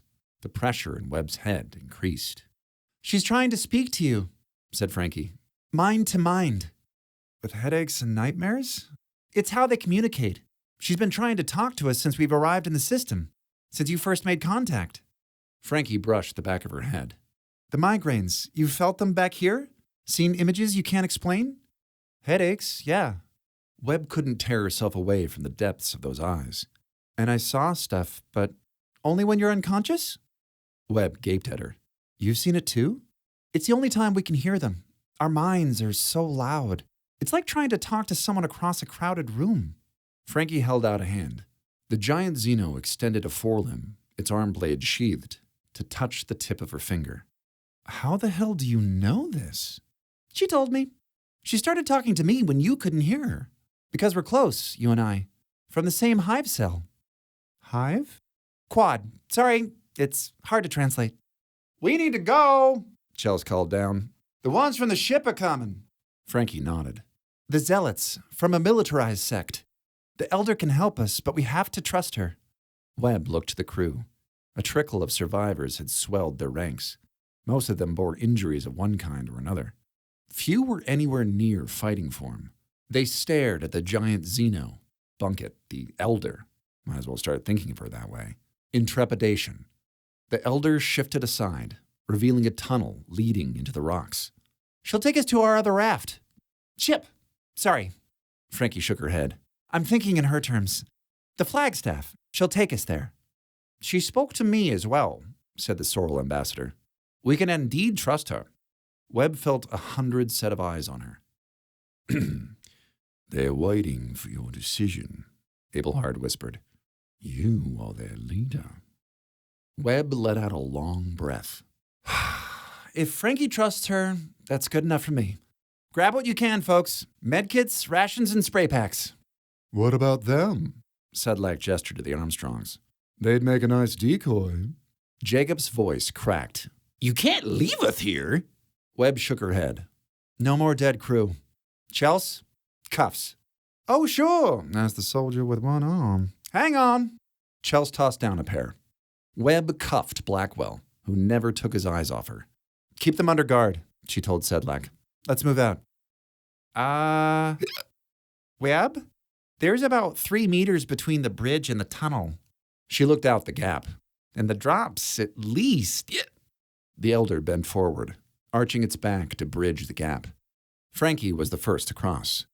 As if that gave them permission, the rest followed, the ones armed with spray packs taking up firing positions, while the hail helped the injured across. Webb helped folks through the debris and over the elder until only she, Yolanda, and Abelhard remained. You must go while the Xenos are distracted, Abelhard told her. I'll be right behind you. Abelhard. Webb's stomach dropped. Why? He wasn't even real. I'm afraid you can't come with us. He looked amused. You keep telling me this, and yet here I remain. I don't know how to explain this in terms you'll understand. I'm no simpleton. He crossed his arms. I've read several of Mr. Faraday's works, I'll have you know. The hollow emitters don't reach beyond the ship, she told him. There is nothing beyond the hull, beyond this sledge, that can reflect back the fields that give you substance. I admit, I was certainly more selfish when we first met, but I thought I'd overcome that bit of immaturity. Are you coming? Belted Chels. Listen to me. She set her hands on his chest, tried not to look at Yolanda. You have to stay. You cannot exist in our world. You are composed of pixels and light. Maybe once. He took her hands in his. But you've helped me become so much more. If you step off the ship, you'll die. He touched her face. I've told you before, my love. That perfect smile, that soothing baritone. My love for you makes me real. He stepped out of the bridge and vanished. His spray pack clattered down the side of the ruins to shatter on the sands below. Yolanda let out a hard sigh and closed her eyes. Hey, Webb grabbed her shoulders. That's not going to happen to you. No? Her eyes reddened. I won't vanish. Just the parts holding me together. Capillaries, neurons. I can't leave you here. Webb's throat felt thick. But we can't stay here. You can't. Yolanda stole a look down the tunnel where Blackwell stood with his guards and shrunk in on herself. If I leave, I'll fall apart. Blackwell shrugged his hands. If you just could have been happy, none of this would have happened. Webb gritted her teeth. Get him out of here. His keepers yanked him away. Webb put her body between him and Yolanda so she could only look at her. I only just found you. There is no way I'm leaving you behind. I'm half hologram, Webb. We really have to go. Chels peered through her viewfinder. They're 5Ks off and closing. The jarhead's right. Yolanda wiped her face. You know what you have to do. At least keep the comms on. There should be enough power for that. Webb felt helpless. Helpless and useless. We'll get the Flagstaff's teleporter working and TP you to the infirmary there. A single nod. That's a nice thought. I will make it happen. I'll be all right. She idly picked up a fallen rifle. If the Xenos come, I'll destroy the emitters. It'll be like going to sleep. Yolanda, Joni, you've helped me more than you will ever know. Whatever happens to me now, I'm in charge. It's my choice. I'll be okay. There are others you can help. Webb seized her in a fierce embrace. Yolanda broke the hug too soon, forced a smile, and turned her towards the tunnel. Webb crossed the elder's back, but kept her eyes on Yolanda's as she followed the line of limping crew down the tunnel through the ruins. Webb numbly followed the survivors through the dark, her arm on the shoulder of the crewmate ahead of her. Down the trail went, gradually and then sharply, but never at such a steep angle that they were in danger of losing their footing. Webb wondered if this had been an existing tunnel, or if the elder had made it for them. She kept her ears strained for chittering. She heard some, deeper, more resonant, and much farther ahead. That's the elder, said Frankie. How do you know I was wondering that? She taught me a few things. A dim blue light glimmered far ahead. She heard gasps of wonder as they passed into a tunnel with familiar blue streaks in the stones, stripes and dots and whorls. The tunnel widened into a vast open chamber eerily lit by soft blue light. Webb recognized a collapsed stack of stones. I was here, she muttered, with Haroun. The magnetite chamber. It was half the size she remembered it. Most of its floor space lay buried in fallen rocks. She wanted to meet us here, Frankie said quietly. She touched the shattered Xeno statue surrounded by magnetite. This was how she'd planned to talk to us. Behind the broken statue, the elder had taken a seat on its hind limbs. Even folded in half, it towered a meter above the tallest of the crew. Talk to us? Webb picked up some fallen magnetite. With these? They were going to show us how they speak, how they think, what we've been doing to them, the damage our Teratech and Agrochems have done to their colonies here and on other worlds. They were going to tell us about their schism, how their society split over how to respond to the death we've brought. Her face fell. They can't now. Webb was lost. Can't what? Show us. She idly overturned a chunk of magnetite. Because we destroyed the chamber when we scoured the planet. You've lost me. They communicate by... I'm not sure what we'd call it. Telekinetopathy? Kinetotelepathy? Frankie swirled a hand around her scalp. They've got a chamber, an imaging chamber, here in their heads, and they form images there magnetically with particles. They can do that with each other, literally form pictures in each other's minds. That's the clicking we hear, the whirling bits forming into images. It's a perfect form of communication. The elder concentrated on a pair of magnetite columns still standing. A cloud of glittering dust whipped up, formed briefly into a rough outline of a person before it fell apart. They can't show us now, Frankie repeated. Not without the magnetite crushed by the cave-ins. It's exceptionally hard for them to, I guess we'd say, talk outside their heads. Webb tilted her head. But they can talk to you. Not all of them. Just the ones who've done the deep work. She smiled affectionately at the elder.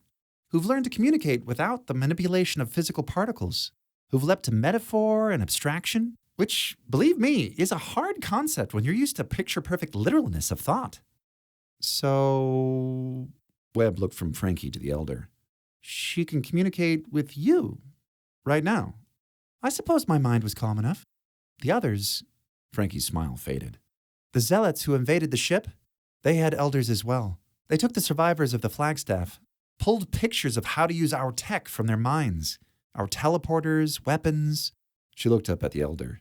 When they learned she was trying to talk to us, they sealed her in here. The buried shaft she'd stumbled upon. Why? They had no interest in diplomacy, only vengeance, hurting us as hard as they could. Anyway, her plan for peace is all dust now. All wreckage, like our ship. The elder clicked and chittered something to Frankie. Frankie nodded. She'll take us to the raft now. Webb felt a knot in her belly. She's letting us go? She wants to get us off planet before the zealots execute us. Frankie followed the elder into an adjacent chamber. Webb led the crew after them. More elders were waiting for them there. Few were as large as Frankie's elder, but all stood at least twice the height of the Xenos who'd invaded the ship. Most were brown, of various shades, though the smaller ones were just streaked with the color across otherwise silver plating. Must be a sign of aging. There's enough for each of us, said Frankie. For each of us? She nodded. It's faster if we ride. Webb lost track of time. Clinging to the elder's back, riding through a network of tunnels dark as pitch, she fell into the rhythm of its movement and eventually drifted off into sleep. She awoke abruptly when her elder stopped. It was far too dark to see, but the new space felt larger and warmer. A couple of red shirts tossed up the glow bulbs from their lamps, as she had in the magnetite chamber ages ago. This time, the bulbs hovered. Around them lit up a wondrous grotto of living stone. Its waters were still and mineral clear, reflecting teals and reds from the bottoms of its many pools. Steam rose languidly from a cluster of natural chimneys. Must be the source of the heat. Webb spotted Frankie taking in their surroundings with a serene expression. So beautiful, isn't it? I thought they were taking us to the ship.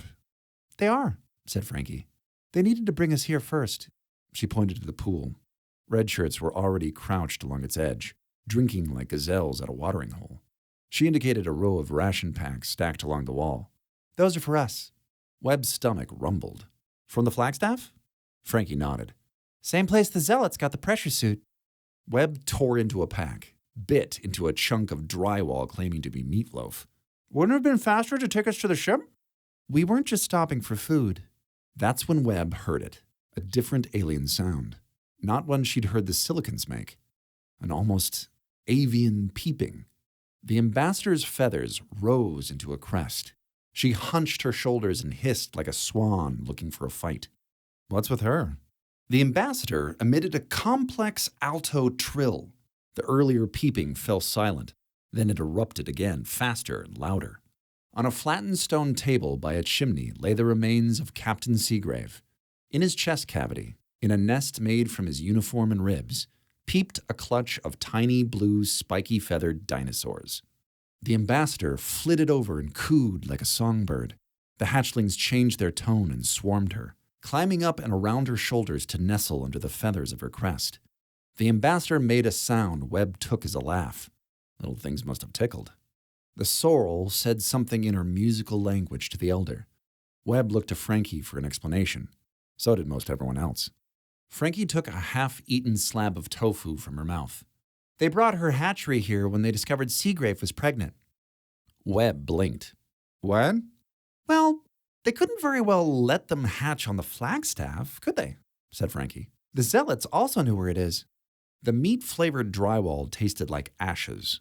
They know where she's taking us? It's okay. Frankie spoke loud enough for everyone to hear. Her attendants have been making all kinds of noise in the tunnels, disguising their pheromone trails, and their acolytes have been sealing the shafts behind us. Okay. Webb looked at the sorrel. Now about the pregnant thing. Every eye turned to the ambassador. He made his interest to mate quite clear, she sniffed. I assumed he'd taken precautions. It is the host's responsibility, after all. Webb tried not to stare at the hollowed-out torso. Did he know it was going to kill him? The Xenos killed him, said Frankie. To be fair. The ambassador spread her hands. He expressed a sincere desire to make inroads to demonstrate his people's commitment to a wider galactic community. Based on his behavior, mating was part of that expression. It would have been rude to refuse. She scratched a hatchling's chin. All the information on our reproductive cycle was in the, what do you call it, xenobiology report. He must have reviewed it beforehand, surely. For all the bizarre and horrible things that had happened today, the crew apparently decided that their captain's body being used as an incubator wasn't enough to warrant continuous attention, and turned back to their ration packs. The sorrel took Webb aside. We have not been properly introduced. I am Ambassador See Me Midi Mihi Jean Preet, Preet, chirped the hatchlings beneath her crest. Is there something I could call you for short? That is the shortened version, said the sorrel. Though I suppose See Me would suffice. It's a bit odd reducing my entire identity to a paired phoneme, but we do what we must. And you are? Joni Weber. Webb extended her hand. Former technician and crew advocate. Call me Webb. See Me seemed confused. You're not the acting captain? Oh, God, no. But you are clearly in command. I suppose? Webb felt uncomfortable. Nothing's official. I'm just trying to get us somewhere safe. Your command structure continues to baffle. Do you think you can repair the other ship? I hope so. I won't know until we've seen it. If you succeed, where will you go? She hadn't thought about it. It's not safe for us here in Coalition space. Officially, we're mutineers. And if we do get the flagstaff up and flying, we'd be pirates. She could see it now. A sector-wide manhunt for their crippled life raft of a ship. They'll send more ships, not just to pick up the lifeboats, to catch us, or blow us out of the stars. Why would they commit so many resources to regaining so little? It's not the value of the ship, said Webb. It's the message it would send, that a mutiny was possible, that a crew could survive without officers. It would give other crews ideas. Simi bobbed her head. I see. We've got people in orbit. Webb's limbs felt shaky. In a shuttle adrift. And the meat locker. Everyone heard Fontana's message, and that puts them in danger. Simi raised her own crest. You believe your government would harm its own citizens? They were willing to destroy the independents to keep their secret. They'd knock that shuttle into Atmo without a second thought. I see. Simi straightened, raised a fan of speckled feathers. I would like to offer you asylum. As individuals, not as a species. You have a long way to go on that front. Webb's heart fluttered. You can do that? I represent the united flocks of Midi as well as the Galactic Union, she said. Our federation offers protections to refugees in need of asylum and extraction from war zones. I believe you are unaware of the crimes of your government and are in danger of retribution. Clearly, there are different sects of humans, as there are of silicons. You qualify for asylum. Well, shit. Webb saluted with her meatloaf. We accept. It is contingent, unfortunately, said Simi. You must get yourselves into orbit on a working vessel first. The ship coming to collect me is not large enough to take you all, nor could it defend itself against one of your warships. But if you can reach the stars, I will grant you passage into Union space, where you can plead for refugee status. The elder chittered something. Frankie set a hand on Webb's shoulder. It's time to go. For hours more, they rode through a disorienting series of tunnels, shockingly dark and silent, but for the clicking of limbs on stone and the cooing of Simi's hatchlings. Gradually, the plunking of claws on stone flowed into a grinding on gravel. Webb blinked in a half-light that was blinding after so much darkness. They had entered a colossal chamber, at least 3 kilometers wide and equally as high, its walls jagged and shimmering with crystalline reflections. Loose light spilled through the shattered dome of its ceiling onto a floor of violet gravel that gave way to lilac sand. A gargantuan geode. Far across the chamber, at the end of a furrow carved by its crash, lay the battered wreck of the flagstaff. Webb peered through Chelsea's rangefinder. The ship didn't look good, by any means. But neither did she look unsalvageable. She could see no hull breaches from her vantage point. The crew dismounted to cross the cavern on foot, spray packs and rifles held at the ready in the vast open space. It was quiet but for the crunching of gravel underfoot. Even the Armstrongs seemed to marvel at the primordial beauty of the chamber. A series of mounds came into view as they neared the flagstaff. Webb knew what they were before they were close enough to identify. Graves, dug with no particular skill nor arrangement. Dozens of them. Webb's caravan paused for a silent moment before passing them by. The flagstaff rose above them, maybe 10 decks high. A whittled wedge of a ship that could never be considered aerodynamic. From the looks of it, it had already been excavated. The furrow it had carved in its landing had been leveled out, the stone and sand dug away from its lowest decks. Webb circled around the ship. Its other side also appeared unbreached. She approached an airlock near ground level, held out Dennis so he could see it. "Dennis, open the ship." Dented hinges protested as the airlock swung open. The elder chittered something. Webb looked to Frankie. "What did she say?" "This is where we part." Frankie touched the elder's forelimb. "She said, 'You carry the truth to your people. I'll take it to mine.'" The elders skittered away over the sands. Webb led the survivors into the flagstaff. Its corridors were hacked and damaged. They were also lit. So the emergency power was still on, at least.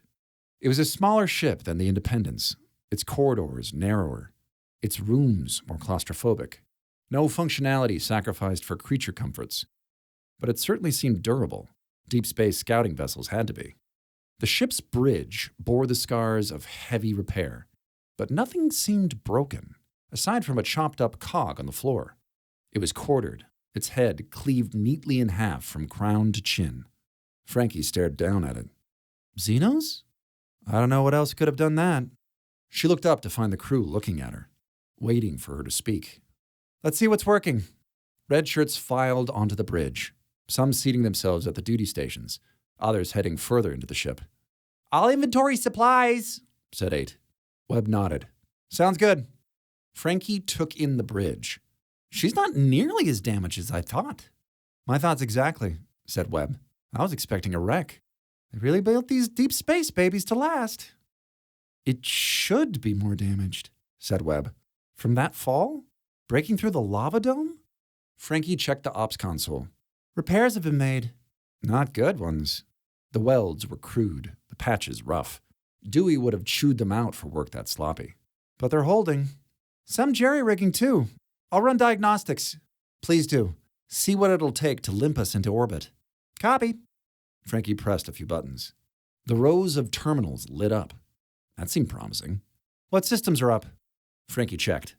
"Life support, shields, comms, and... the arcade?" Webb checked the console. "There's an arcade?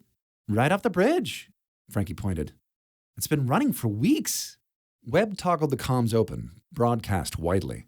"Yolanda, this is Webb. We've reached the flagstaff. Do you read?" Static hissed over the channel. "It's the rock," said Frankie. "It's interfering with the signal." Webb hit the comms again. "Yolanda, please respond." A chirp from the comms. "Here." Yolanda's voice was full of static. Webb whooped. "There's an arcade on the flagstaff." She whirled on Frankie. "Do we have any teleporters? Are they up?" Frankie tapped a few keys. "Yes on both." Webb's heart leapt. "We can TP you into the arcade." Yolanda hesitated. "That's a lateral step." "For now," Webb calmed back. "But the ship is salvageable. We can keep you alive in there until we can figure out how to restore you." The line went quiet. "I need to gather a few things." Webb pumped her fist. "Ping me when ready for transport." She slid Dennis's spine through a gap at the command rail. "Dennis, interface with the ship." Dennis's face twitched. His eyes rolled back in his head. "Greetings, Admiral," he said in a velvety alto. "I am the Flagstaff." Webb looked at Frankie. "Does she mean me?" "Looks like she's going off Dennis's perception." Frankie grinned. "Admiral, the captain is waiting for you in the arcade," the ship said through Dennis. Blackwell stepped forward. "Flagstaff, I am the highest-ranking officer on this vessel. I have been kidnapped." "Shut up," warned Chels. "You do not talk to me that way," he spat. Chels slammed him in the gut with her spray wand. He doubled over. "You were saying, Admiral?" "Keep bringing systems up," Webb told Frankie. "Patch anything you need to get us spaceworthy." Frankie saluted with a smirk. "Admiral?" "Shut up." "Dennis, open the arcade." Webb stepped from the bridge into a rustic log cabin with snow whirling against its windows. The door back to the bridge slid shut and faded into a timber wall. By the hearth, A figure in a violet uniform was feeding logs into a crackling fire. Captain Fontana? The figure straightened. Welcome. I can't say I expected an admiral, especially considering what the Admiralty has done. I'm not an admiral. No point lying if she wanted to get on his good side. I'm a senior tech from the Independence. We had to futz with the permissions to navigate the ship. We were sent to find you. He twitched. I am J.G. Fontana, captain of the Flagstaff. Webb nodded a hello. Nice cabin, Captain. I can see why you stayed in the arcade. It's safer here than out there. He folded his hands behind his back. My crew is dead. The Silicans would have killed me as well if my engineer hadn't hidden me in a teleporter loop. Webb grunted. Is that how you survived? He gestured to a sofa. You're gonna want to sit down. If this is about the xenogenocide and the orders from the Admiralty, we know. We got your message. Oh, thank God. We also know about the xenoschism, the Zealots, and the Elder. Was she the one who helped you? He twitched again. After the crash and what I learned from the Elder, who spoke directly to my mind, my top priority was getting our comms back up so I could send that warning. It was slow going. I was the only survivor. My crew is dead. Yeah, you said. Webb shifted her feet. Something was off. We saw the graves. When I realized my signal was being blocked by the Coalition's subspace transceivers, I pivoted to repairing enough systems to get the ship back into orbit. If the Coalition was determined to block my message, well then, by God, I'd take it home in person. You've done a remarkable job, said Webb. My only question is why you haven't finished. Don't get me wrong, I'm glad you're still here. We'd be marooned otherwise. But why didn't you take the ship into orbit? Fontana dipped his chin. It's simple, really. There was no one left to command the ship. Captain? A shiver rippled over her skin. I'm not sure what you mean. I'm dead, Admiral, he said matter-of-factly. The cog killed me. Chapter 20. Ignorantia thesis non excusat. Webb found Frankie waiting for her outside the arcade. She looked past Webb. Where's Captain Fontana? Out there. Webb pointed toward the makeshift graveyard. He's dead. The tapping of keys ceased. All eyes turned her way. The Admiralty, she said, her voice cracking, ordered the ship's only cog to kill its captain to protect their secret, that they knew what the Agrichams were doing to the Silicans. Silicans? Said Chels. The Xenos, said Webb. That's their name, which the Coalition knew. They knew when they sent us here. We were never supposed to recover the Flagstaff. We were sent to shut it up. All those planets we hit with Agricham torpedoes, none of them were uninhabited. The colony here, though, it was too big not to notice. And Fontana did. He sent a shuttle down to investigate the ruins? Asked Frankie. He sent the whole ship. A storm took them down. A sudden surge hit them out of nowhere and dropped them here. Frankie nodded. The particles in their resonance chambers aren't the only ones they can manipulate. They... Sedlak gawked. created the storm? Created? Manipulated? I don't know, said Webb. Doesn't matter. The result was the same. The Flagstaff crashed here. The Silicans have been known to affect weather when working in concert, said Simi. Blackwell bared his teeth. And you didn't divulge this to the captain when it could have saved him? She tickled a hatchling. Whether to share information was at my discretion. I elected not to. You elected? Blackwell reddened. Of course. Why betray your allies? Easier to let the Xenos do the dirty work. Simi sighed. The Silicans are no longer members of our union. They withdrew after religious extremism fractured their society and their worlds went into decline. Fucking traitor, said an Armstrong. Webb couldn't tell which. Simi looked baffled. Did you believe you are entitled to union information as a prospect species? I was sent to assess your fitness for membership. Crises reveal character. You knew what they were capable of! Spittle flew from Blackwell's lips. You let them ambush us! Not at all, said Simi. We expected no more than a tense interaction, a chance to see how you handled the unexpected. We never expected you to loot their homes, or to show such negligence towards your own people's safety that you would allow an infestation, or crash your own ship. You did this. Blackwell nearly shook with fury. You brought us down. The Silicans brought the ships down, said Webb. They pulled the survivors from the flagstaff, destroyed its systems, and ripped our tech out of their minds. Fontana and his cog were repairing the ship when he met the elders. The schism hasn't been resolved, I see, said the Sorrel. Fontana suspected the coalition might try to silence him after what he learned. So he recorded a hollow of himself and set it to load upon cessation of his life signs. That's who I was talking to in there. The crew regarded her quietly. So, said Sedlak. What's that mean for us? Webb let out a long sigh. Real talk, folks? The coalition assassinated one of their own captains to keep their secret. You think they'll spare a second thought about killing a crew they already considered mutineers? She ran a hand through her hair. Frankie, give me some good news. The damage to the ship is pretty extensive. Good news, I said. But nothing that requires a shipyard, said Frankie. Everything is repairable, and its shuttle also appears to be intact. The shuttle works? Why didn't he take that up? If I had to guess? Frankie looked at the dismembered cog. Sabotage. Is the shuttle spaceworthy? Seems to be now. How about the ship? She's so banged up we should rename her the Half-Mast. But she's still solid, said Frankie. If we can limp her into orbit, we should be able to complete repairs there, well before any coalition ships arrive. Which means time enough to dock with the shuttle and track her in the meat locker. Webb turned to Chels.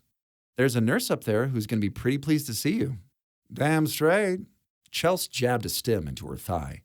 I'm sexy as hell. A ping from the comms. Webb! It was 8. We're in the cargo bay. What did you find? There are some racks of agropods left. Looks like the rest fell out of the back during the crash. That would explain the random pattern of the grain fields.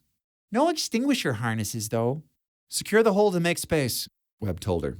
We've got a sardine can full of wounded waiting in orbit. We'll need room for 6 biobeds. Copy.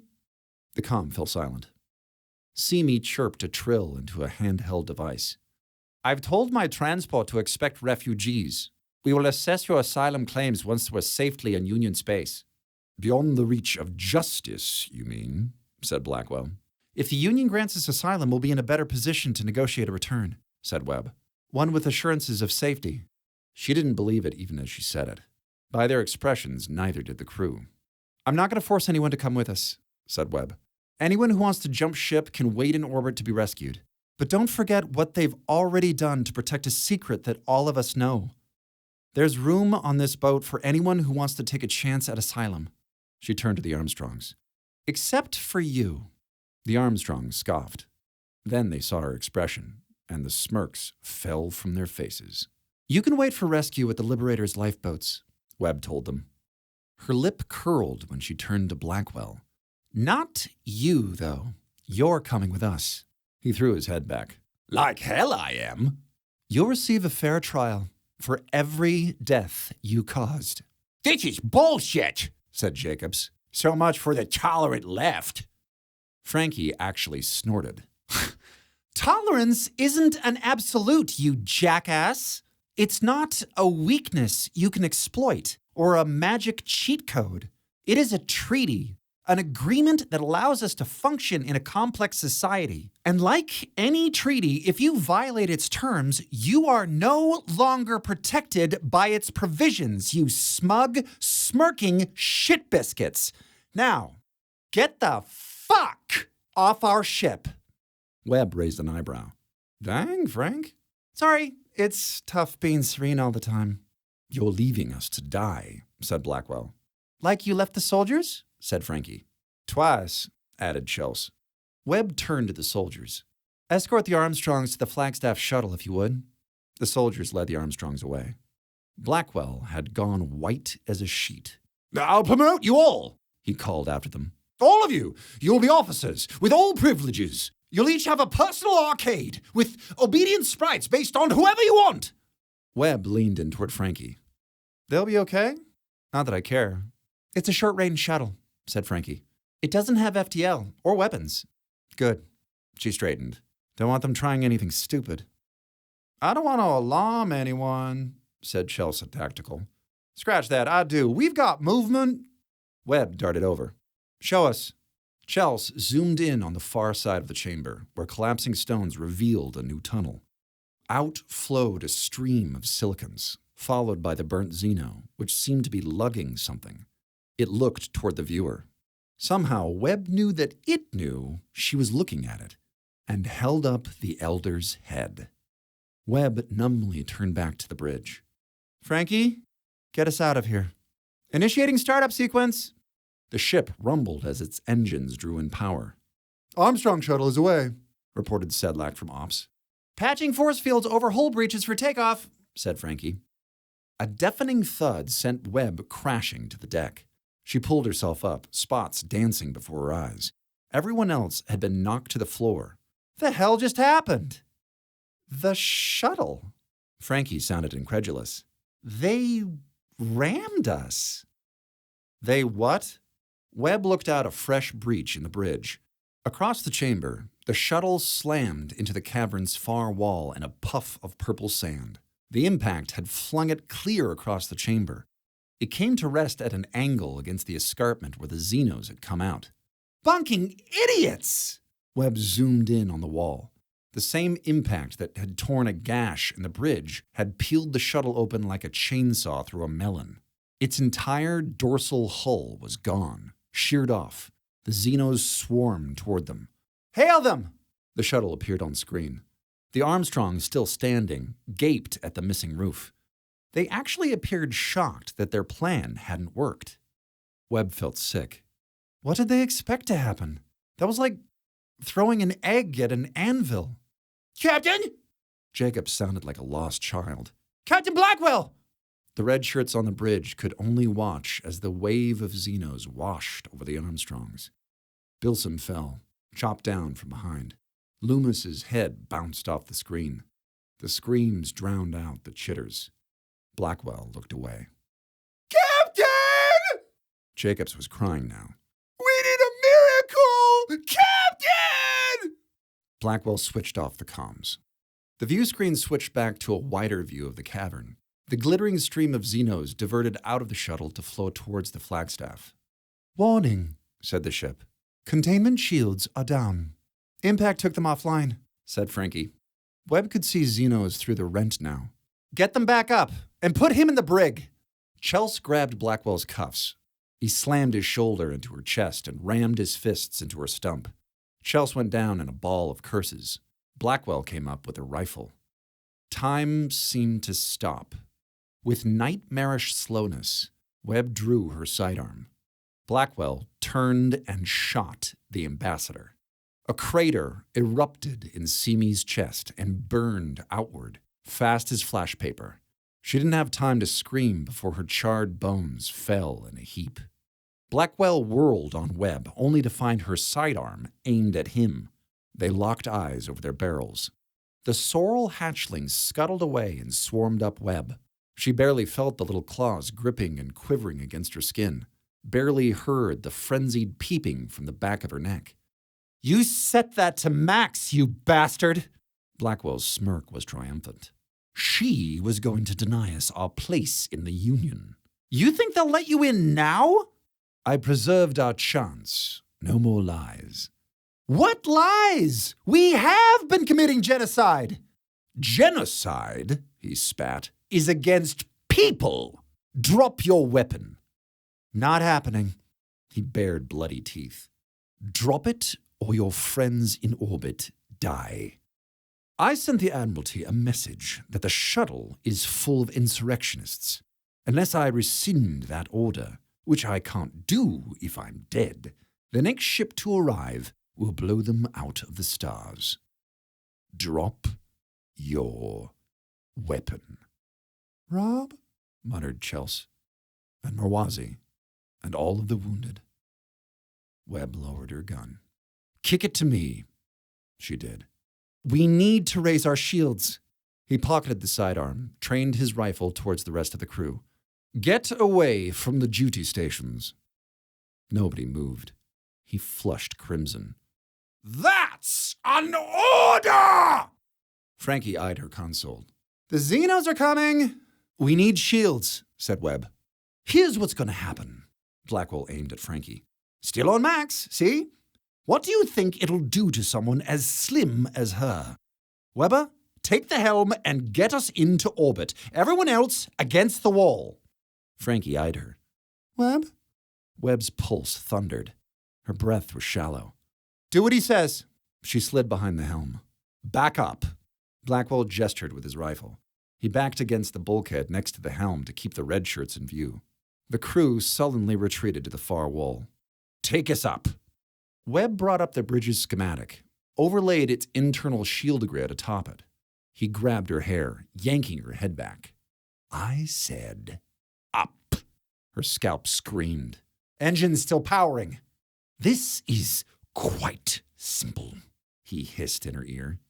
I lead, you obey. Now do what you're told, or you all die.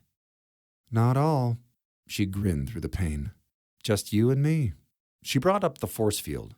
An invisible barrier sprung up, bisecting the bridge, sealing Frankie and the others behind it. Webb threw her head back, cracking Blackwell in the chin. He stumbled back against the unshielded rent in the bridge. A pair of burnt arm blades burst through his stomach at kidney height. His face contorted. He gaped down at the blades. The burnt Xeno raised its head over his shoulder. Blackwell looked back at it like some grisly ventriloquist's dummy. The Xeno hurled him against the bulkhead like a rag doll and squirmed through the gap. A stream of Xenos jetted through behind it. Webb threw up the second shield she'd prepped, sealing the gap in the bridge. The shield snicked a Xeno in half, dropping its thorax next to Blackwell. But a dozen silicons had made it through, and by the sound of it, more were chopping at the hull. The burnt one turned towards Webb and hissed.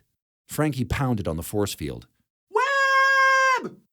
Help me, burbled Blackwell. Webb winked at her quaddie. Get us up. She sprinted off the bridge, a cacophony of chitters and plunks at her heels. She fled through the unfamiliar ship and its tight corridors, steering by the glimpse she'd caught of its schematic. The cargo bay and its agrochems were only a deck below the bridge. Webb turned a corner and nearly collided with a wall of red shirts brandishing spears. No, not spears. Agropods. Open up! Like the rest of them, 8 had tied a torn-off sleeve around her mouth and nose. The red shirts parted. Webb scampered through. Someone slapped an agropod in her hands and spun her towards the Xenos. Lower pods! Cried 8. Webb and the red shirts lowered their pods into a bristling thicket. The Xenos skidded to a stop in front of it and milled about, chittering madly. Hold! The confined corridors had saved them, Webb realized. There wasn't room to outflank or leap over them. The only way at them was through the phalanx. With a hiss from the burnt Xeno, the silicons surged towards them. The closest Xenos smashed into the pods and screamed as the pods burst and their armor slagged. Saffron smoke filled the hall. The Xenos skittered back. Rearm! Called 8. The red shirts who'd struck fell back, coughing. A second rank took their place with fresh pods. The phalanx lurched as the ship lifted off. We have control of the bridge, Frankie said over the comms. Security fields are up and holding.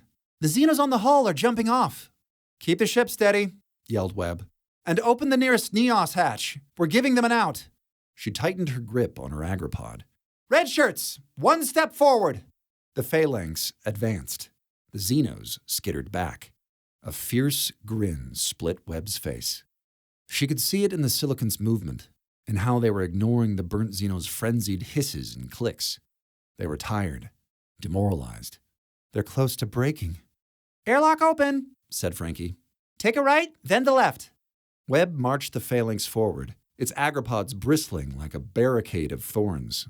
The Xenos fell back towards the bridge, but bounced off the security field there. The burnt one chittered. The Xenos started burrowing at the floor. She had to keep them on this level. Charge! The red shirts went forward at a jog. The Xenos leapt away, caroming off each other in their rush to escape. The phalanx marched over the damaged floor plating and herded them towards the airlock, Frankie shouting directions over the comms as the increasingly distressed Xenos bounced off force fields, corralling them ahead of the wall of agropods. By the time the open airlock came into view, the silicons were in utter disarray. One threw itself at the phalanx and died in a slurry of chems. Webb stepped into the front line to replace a red shirt with a spent pod. The airlock was open, and she could see the escarpment passing by in a rush. They must be hundreds of feet from the chamber floor by now. "Frankie!" She had to yell to be heard over the rush of wind. "Get us close to the wall!" Static over the comms. "Come again?" "Find a ledge or something! We're letting them off!" The ship slowed its descent to hover near the plateau set in the wall. The moment it came into view, the silicons leapt for it. First one, then the mass of them, leaving the burnt one alone in the Neos. It hissed pure vitriol at Webb before it leapt to the ledge. Webb rushed forward and locked the Neos shut. The red shirts remained shoulder to shoulder. Wall of agropods lowered, their eyes on the Xenos. On the ledge, the silicons sagged or lay down. Chemical burns streaked their carapaces, and wisps of gases seeped from the cracks in their armor. They slumped against the rock. Not the burnt one, though. It was still chittering and flailing, hissing and spinning at its followers. They didn't respond. With a hiss, the burnt Xeno darted forward and slashed one. As one, the other silicons popped up and their arm blades popped out. They advanced on the burnt one, crowding it backwards towards the ledge. It hissed and spit and swiped at them. The others swarmed forward, pinned it to the ledge, hacked off its arm blades. Howling, the burnt zealot rose, cradling its damaged limbs. "Looks like that one's not in charge anymore," said 8. The silicons pressed forward, blades out. The burnt Xeno leapt back at the ship, caught itself on the dome of the Neos and clung there. It chopped at the dome, but without its blades, it did no more damage than rapping a hammer against the bulkhead. "Frankie?" Webb kept her eyes on the wounded Xeno. "Are we spaceworthy?" "By its broadest definition? Yes." "Take us into orbit." The ship rose sharply. The silicons on the ledge hurled rocks at the burnt one until the ship was out of range. "Is it gonna get off?" asked 8. Webb couldn't say. "It might not have anywhere else to go." The cavern fell away, as did the ruins, as did the atmosphere. Still, the Xeno clung to the Neos, its compound eyes locked on Webb's. Gases spurted from the cracks on its carapace as the ship slipped into space. A headache stabbed into the back of her skull. Webb flinched but didn't look away. With a shudder, the last of the Xeno's gases escaped. Its grip came loose, and its body drifted away. The comms chirped on. "Everyone okay?" Webb lowered her agropod. The sorrel hatchlings peeped out of her collar to look around. "We are. There was a Xeno on the Neos." "It's gone," said Webb. "It spent its last moments hating me." Webb stepped out of the arcade. Her shoulders and neck felt oddly bare without the constant wriggling and peeping. She looked to the view screen. "How are we doing?" "She's holding," said Frankie. "We've got teams sealing the last of the hull breaches. We'll need maybe an hour to recalibrate the tractor emitters, but then we can pull in the shuttle and the meat locker's oubliettes. We'll have FTL star drive shortly after that." "Sounds good." Webb turned to Chels. "How's the patient?" "I've done all I can for him." Chels snapped a medkit shut. "He hasn't got long." Blackwell had gone paler than wax. Chels's battlefield sutures hadn't stopped the bleeding. He coughed up blood. I need a doctor. "We don't have any," said Frankie. "You wouldn't let us keep anyone in." "Merwazi's an hour away," said Webb. Blackwell grimaced. I don't have an hour. Keep him in. "I can't lock onto him," said Frankie. "Their shields are up." You're murdering me, he wailed. You're letting me die. Webb sighed in disgust. "Are there any more medkits?" "A medkit won't cut it," said Chels. "He needs surgery." A voice crackled over the comms. "I can help." The pain lifted from Blackwell's eyes. Sunshine? Webb hit the comms. "Yolanda?" Are you ready for transport? I can help him, she repeated. Save him, the way he saved me. Teleport him to the Independence. I can patch the damage with his hollow emitters. You can't be serious. However I feel about him, he did keep me alive. The least I can do is return the favor. Blackwell smiled. I knew you loved me. Yolanda? Webb had to blink a few times. The coalition's on its way. You don't owe him anything, said Frankie.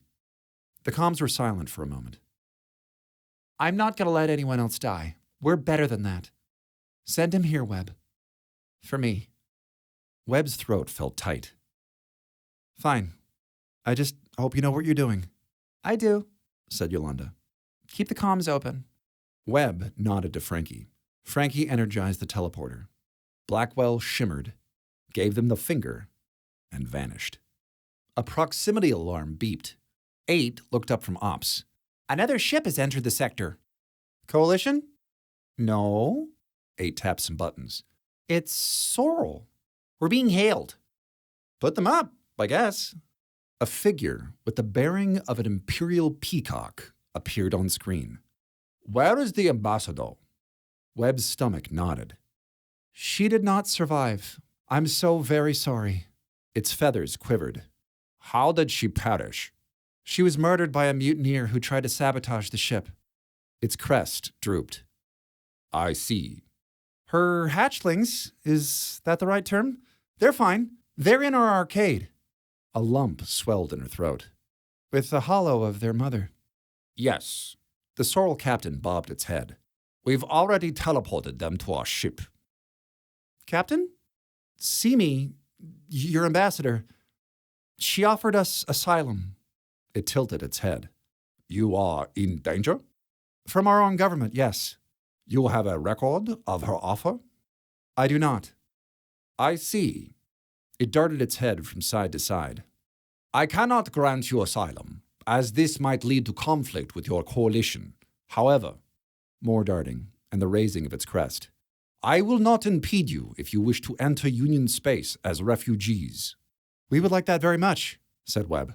You must understand, I cannot guarantee your safety.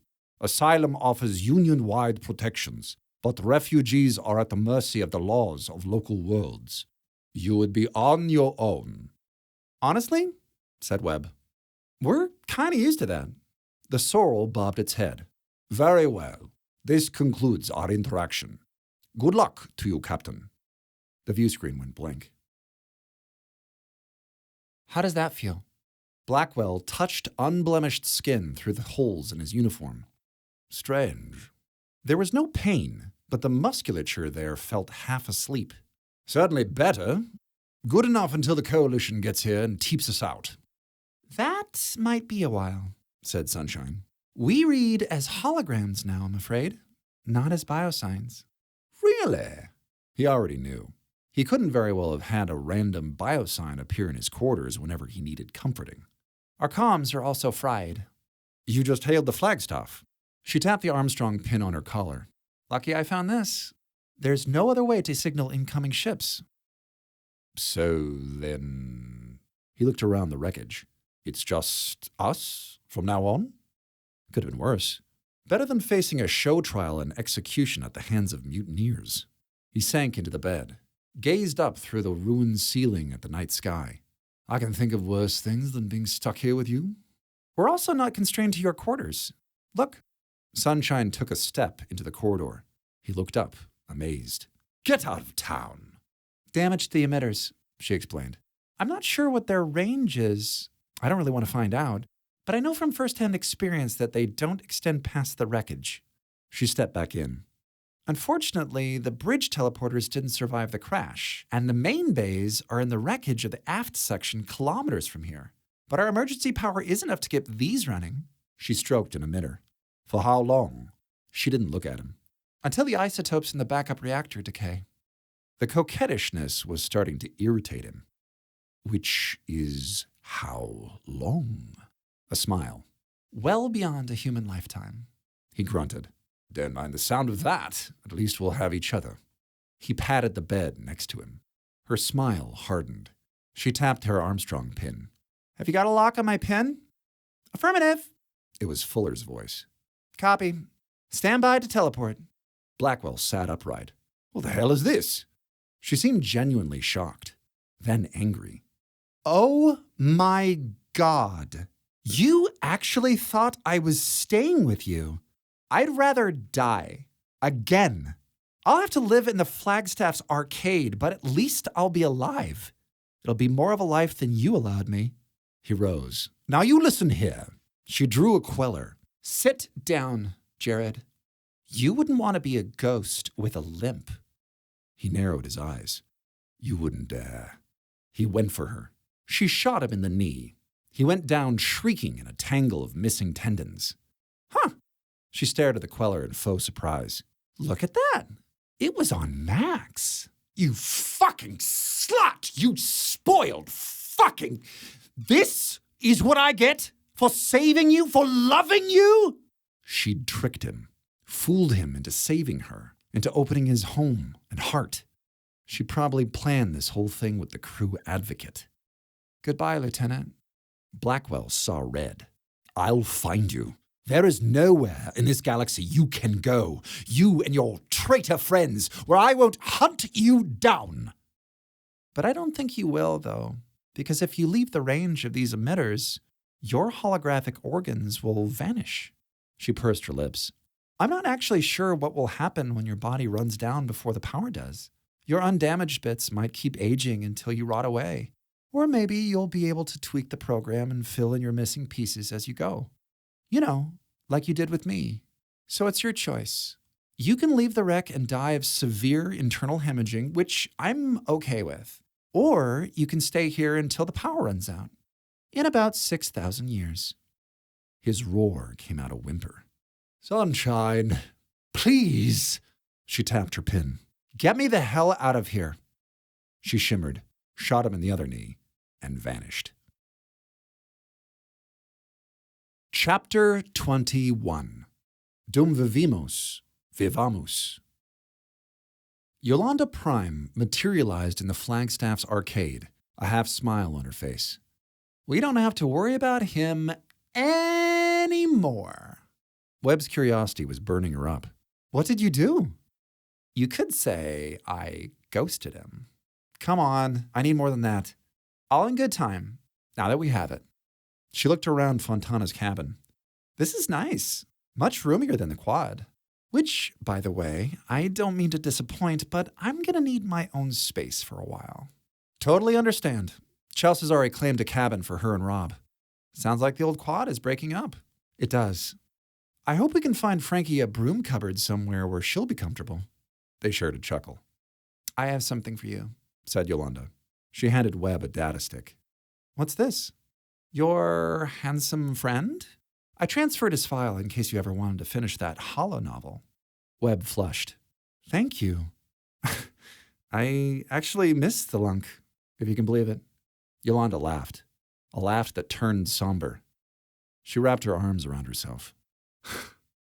I'm just going from one fabricated reality to the next. This one's temporary. Webb tucked Abelhard into her pocket. Until we can find a way to fix the damage. It's a nicer dream than the one I was living. You'll visit? Whenever I can. Webb hugged her fiercely. A comm chirped within the cabin. Webb, we've tracked it in the shuttle. In the Flagstaff's cargo bay, Webb's crewmates helped the survivors off the shuttle. Compatriots greeted and hugged and sobbed in each other's arms. The moment Rob came into view off the shuttle, Chels pushed past Webb to grab him. His eyes burst open with shock, then joy. She yelped when he seized her. Your arm. It's okay. She kissed him. I can still take you. I thought I'd lost you, he said through his tears. She pulled him close. Oh, stop crying, you fucking pussy. After the last biobed had been unloaded, Marwazi walked jerkily out of the shuttle in his exoskeleton, his face a mask of relief and fatigue. When he saw Webb, his step became lighter. His cheeks blossomed. Haroon? Webb tried to keep the smile from splitting her face. Johnny, he nodded. It is wonderful to see you again. He embraced her. She drank in his scent. Okay, so, lowdown. She broke the hug. We're deserters now. Another nod. We patched our comms into the feed from your pin. We heard everything, and were with you. All of us. Well, she was once again aware that all eyes in the room were on her, except for Rob and Chels, who were practically bunking on the cargo bay floor. A ship needs a commander. And, Doctor, seeing as you are the highest ranking... Oh, no. He raised his hands. No. Please, just let me be the doctor. The rank always chafed. Besides, a sly smile. By the looks of it, this crew has already chosen its captain. Aye. Chels came up for air. All those in favor of Webb taking the big chair? The chorus was deafening. Webb returned to the bridge to find that someone had welded Dennis's spine to the captain's chair. Her chair now, she supposed. She wondered if she'd ever get used to it. She hoped she'd never get used to the trust the crew had put in her, never take them or their support for granted. Under the smiles of her friends and peers at the duty stations, Webb seated herself in the command chair. Hey, Dennis. Greetings, Admiral. Please transport me to the repair bay. Later. She patted his head. Status? All hull breaches have been sealed, said Frankie at Tactical. Security fields have been deactivated. Star drive is up and purring, said Aide at Ops. Her console beeped. And a coalition task force has just entered the sector. They'll be here in 3 hours. Well, then let's not be. The Sorrel sent us coordinates for the nearest neutral system, said Frankie. We'll complete any repairs and reassess once there, said Webb. Dennis, plot a course, FTL 5. But first... Webb spun her chair around to face Ops. 8? 8 perked up. Yes, Captain? What's your goddamn name? The end. You've been listening to The Fatal Frontier by Matt Vancil, narrated by Brian S. Lewis.